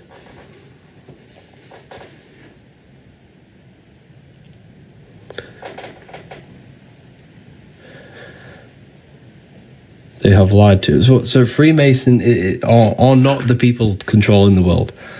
A lot of people think that. A lot of people think, Masons are controlling the world. They're not controlling the world. You have a Masonic lodge in your town. You will have a Masonic lodge probably near your house. They're everywhere, but it's just basically, it's just spiritual progression. Aligning the mind. Freemasons are the soldiers. They're not. We think that because the elites use Masonic symbolism. The elites use Masonic symbolism. And yes, most of, the actors, they're all Masons. Why? Because you must understand, there are two societies in the world. This is why it's called a secret society. It isn't a society. It's a brotherhood at the end of the day. So you have people who are ignorant and you have people who are very intelligent. And people who are very intelligent don't like mixing with people who are not very intelligent. That's just how it is, okay? For example, a genius would not hang around with a fool. So what the super intelligent people started to do was to create societies, secret societies like Freemasonry. Okay, so this is what it is. It's basically a society for people who are enlightened, people who have, I'm not saying every intelligent person doesn't mix in with other people, but I'm not saying that, but I'm just saying in general, people who, it's a very small percentage of people who are very intelligent, and they have a society for them people. It's basically that. It's why it's called a society, because a lot of society, it has its own society structure. Most police officers are Freemasons. Most judges are Freemasons. Most actors are Freemasons. Why? Because it's a society you can get involved in.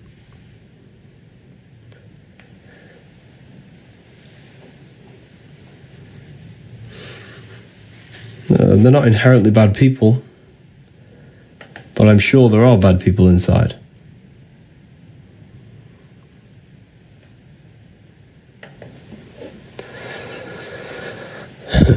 How to get the free third eye PDF. It's on the ebook section of the website. Ebook section. So here we're looking at spirit, matter, the compass and the square. The square creates circles, the compass creates the square creates squares, the compass creates circles. This is limited. The body is limited. Leonardo da Vinci.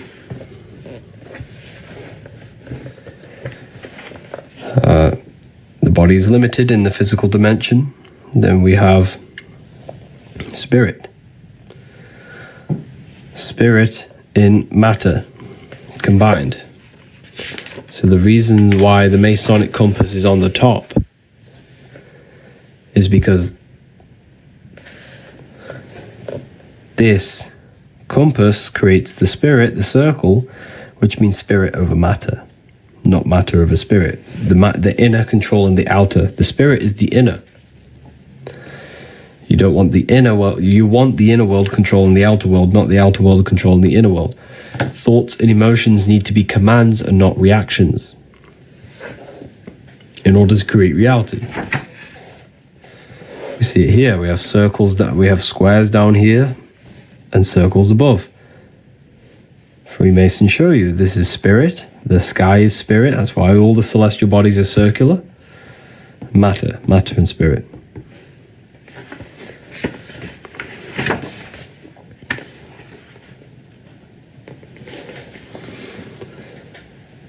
So meditation is key. Yes.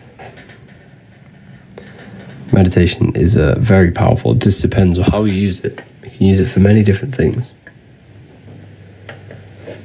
Many different things.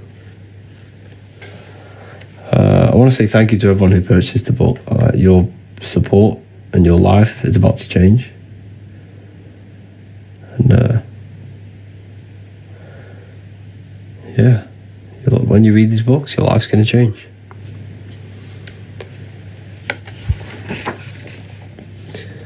$60,000 likes. Keep tapping the screen. Let's get this to 100K. So your heart is the chest. This is where the chest is, where the treasure is. The treasure's in your heart, where your soul is. Your soul is in the heart. The mind is in the brain and heart. So the brain is not the physical, the brain is not the mind, and the soul is not the heart. The heart is the physical manifestation of the soul. The brain is the physical manifestation of the mind. You have spirit and matter. You have invisible and visible.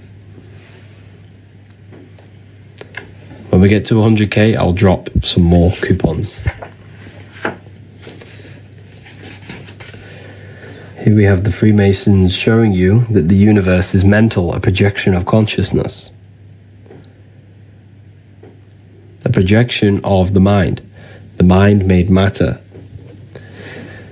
In the beginning was the Word, and the Word was God, says the Bible. The Word is the inner mental dialogue that creates all things. The inner voice. The inner voice that creates, that commands things into reality. Before you kick a football, there's a change in the inner voice. There's a change in consciousness.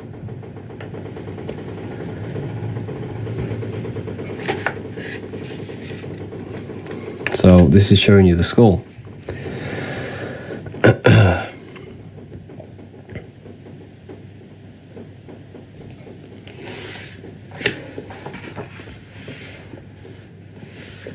or volume 1 and 2 paperbacks. You can get volume 2 in hardback. Where does consciousness come from? It's basically just the infinite. It's just infinite awareness.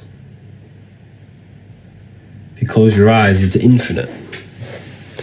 It can be anything, anyone, anywhere, anytime. The mind is an infinite spark. It's pretty much the universe. The mind is the whole infinity. It's infinite universe, no limitation. Infinite potential. So here we have your spinal cord. Matter, spirit. We have to go from ground to sky. From the bottom of the spine to your brain. Your brain is where spirit is. Your body's the temple. Look at the ancient structures. They look exactly like the body. The body is a temple for the universe. A temple for consciousness. Yet the Most High does not dwell in houses made by hand. Acts 7:4-8. The Bible tells you. The Most High does not dwell in houses made by human hand. That is your body. Your body is the only structure. Your body, animal bodies, plants, these are the only structures that are not made by human hand. Your body is God. Your body is the temple of God. God dwells in you. You are God, your very essence of you. Not your name, your job, your reputation, your ego. But I'm saying that awareness you have is God. That power to turn thought into reality is God. You just have to unlock that power.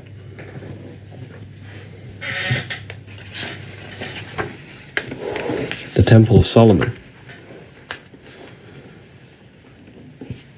Temple of Sol or Mon.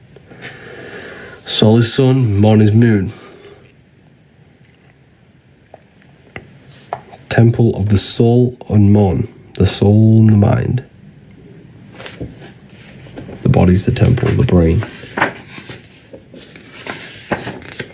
That's why your head's called a temple for a reason. Yet from my flesh I shall see God. Job 19:25. You are the temple. Your body is the divine made manifest.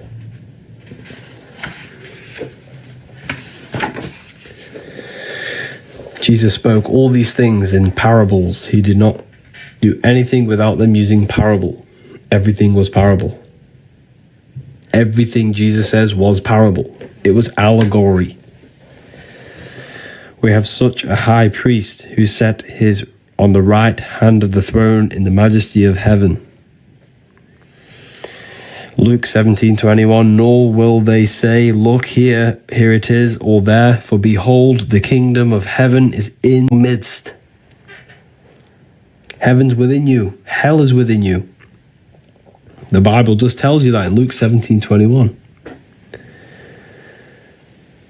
We have to transcend the limitations of the ego and limiting belief systems to reach our higher consciousness. Tithing. Does anyone know what tithing is? Anyone been to church before?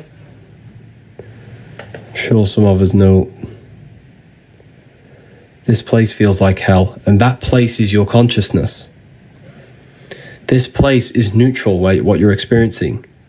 But your consciousness is the hell state, the negative thoughts, the negative emotions. That's what you need to change and transmute to heaven.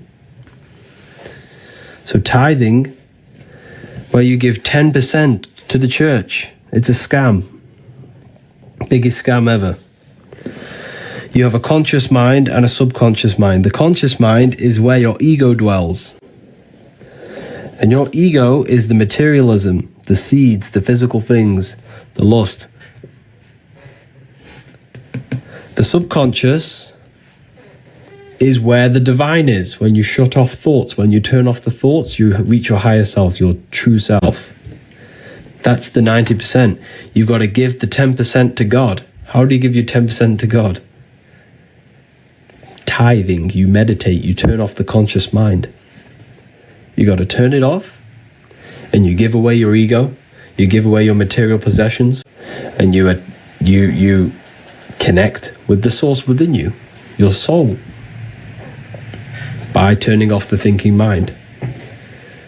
When we turn off the thinking mind, we reach God, source. Like I said, your name, your job, your reputation, your trauma, your friends, your family, these are all aspects of your thinking mind. And when you turn off the thinking mind, what is left? That's you. You are the thing. You are above the thinking mind. That's the true you. If you turn off your thinking mind, you're no longer your name, your job. You are awareness, consciousness.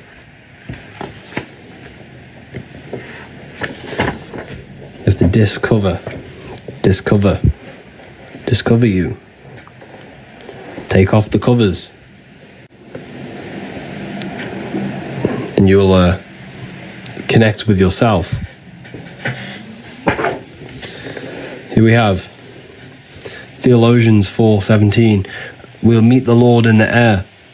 Corinthians. I declare to you, brothers and sisters, that flesh and blood cannot enter the kingdom of God.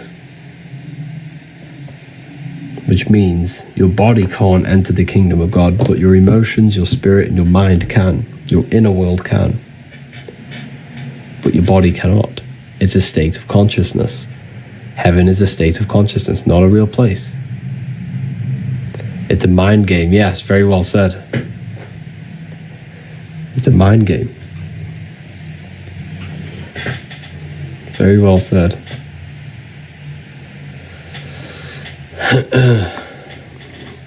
So we have 4 bodies: physical, emotional, spiritual, mental. We meet the Lord in the air in Theologians 4:17. The air is the mind. We meet God in the mind by raising our consciousness.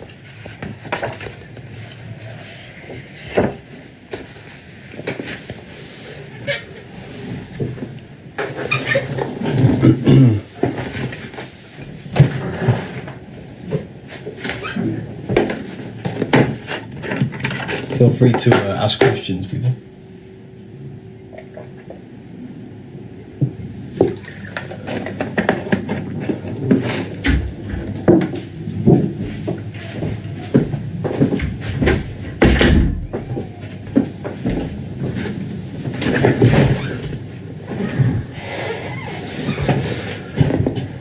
Do others know your thoughts? No.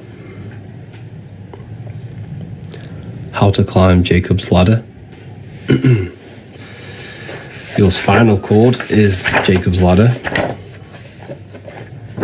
and you climb it by dwelling your thoughts. Where are your thoughts coming from? Are they coming from your reproductive system?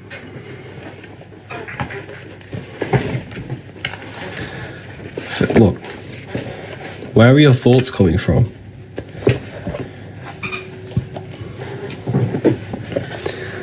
Are they coming from your gut? Are you always thinking about food and consumption? Are you always thinking about sex and lust? Where are your thoughts coming from? And you need to identify why you're acting the way you are, and where are these thoughts and emotions and impulses coming from. And we need to raise our thoughts to come from our head and our heart.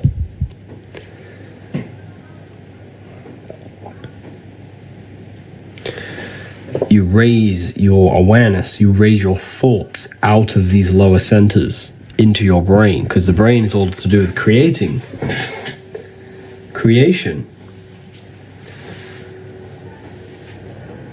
But the sexual organs is all about reproduction, consumption, surviving. So we have to raise our thoughts to the temple. God is in the temple. Tem is a place of worship. El is an ancient Canaanite name for God. The head is the temple of God.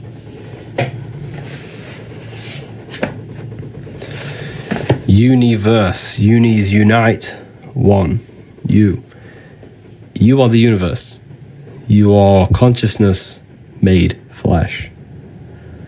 The brain is a downloader of consciousness. It does not produce consciousness.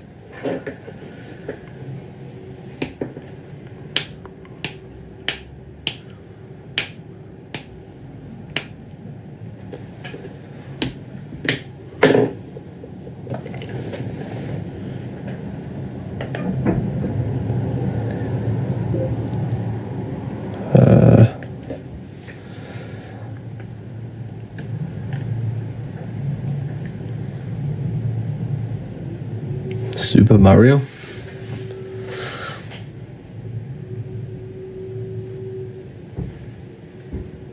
I got both books. Do you recommend one and two? It's completely up to you. Yeah. If you did buy both of them, read volume 1 first. Then go to volume 2. But it doesn't really matter. You can read either.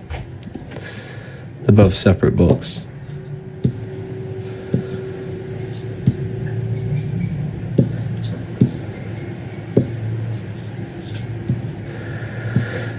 What are your thoughts on being rich and material possession? Nothing wrong with it at all. We should all strive for abundance in our life. We should all strive for the best possible versions of our life possible. But what I teach is that don't, even the Bible says it, never put your heart on it. Never let your soul become attached to it. Never ever attach your consciousness to anything external. But we should definitely strive for abundance in our life. The system is crashing. Yes, I agree.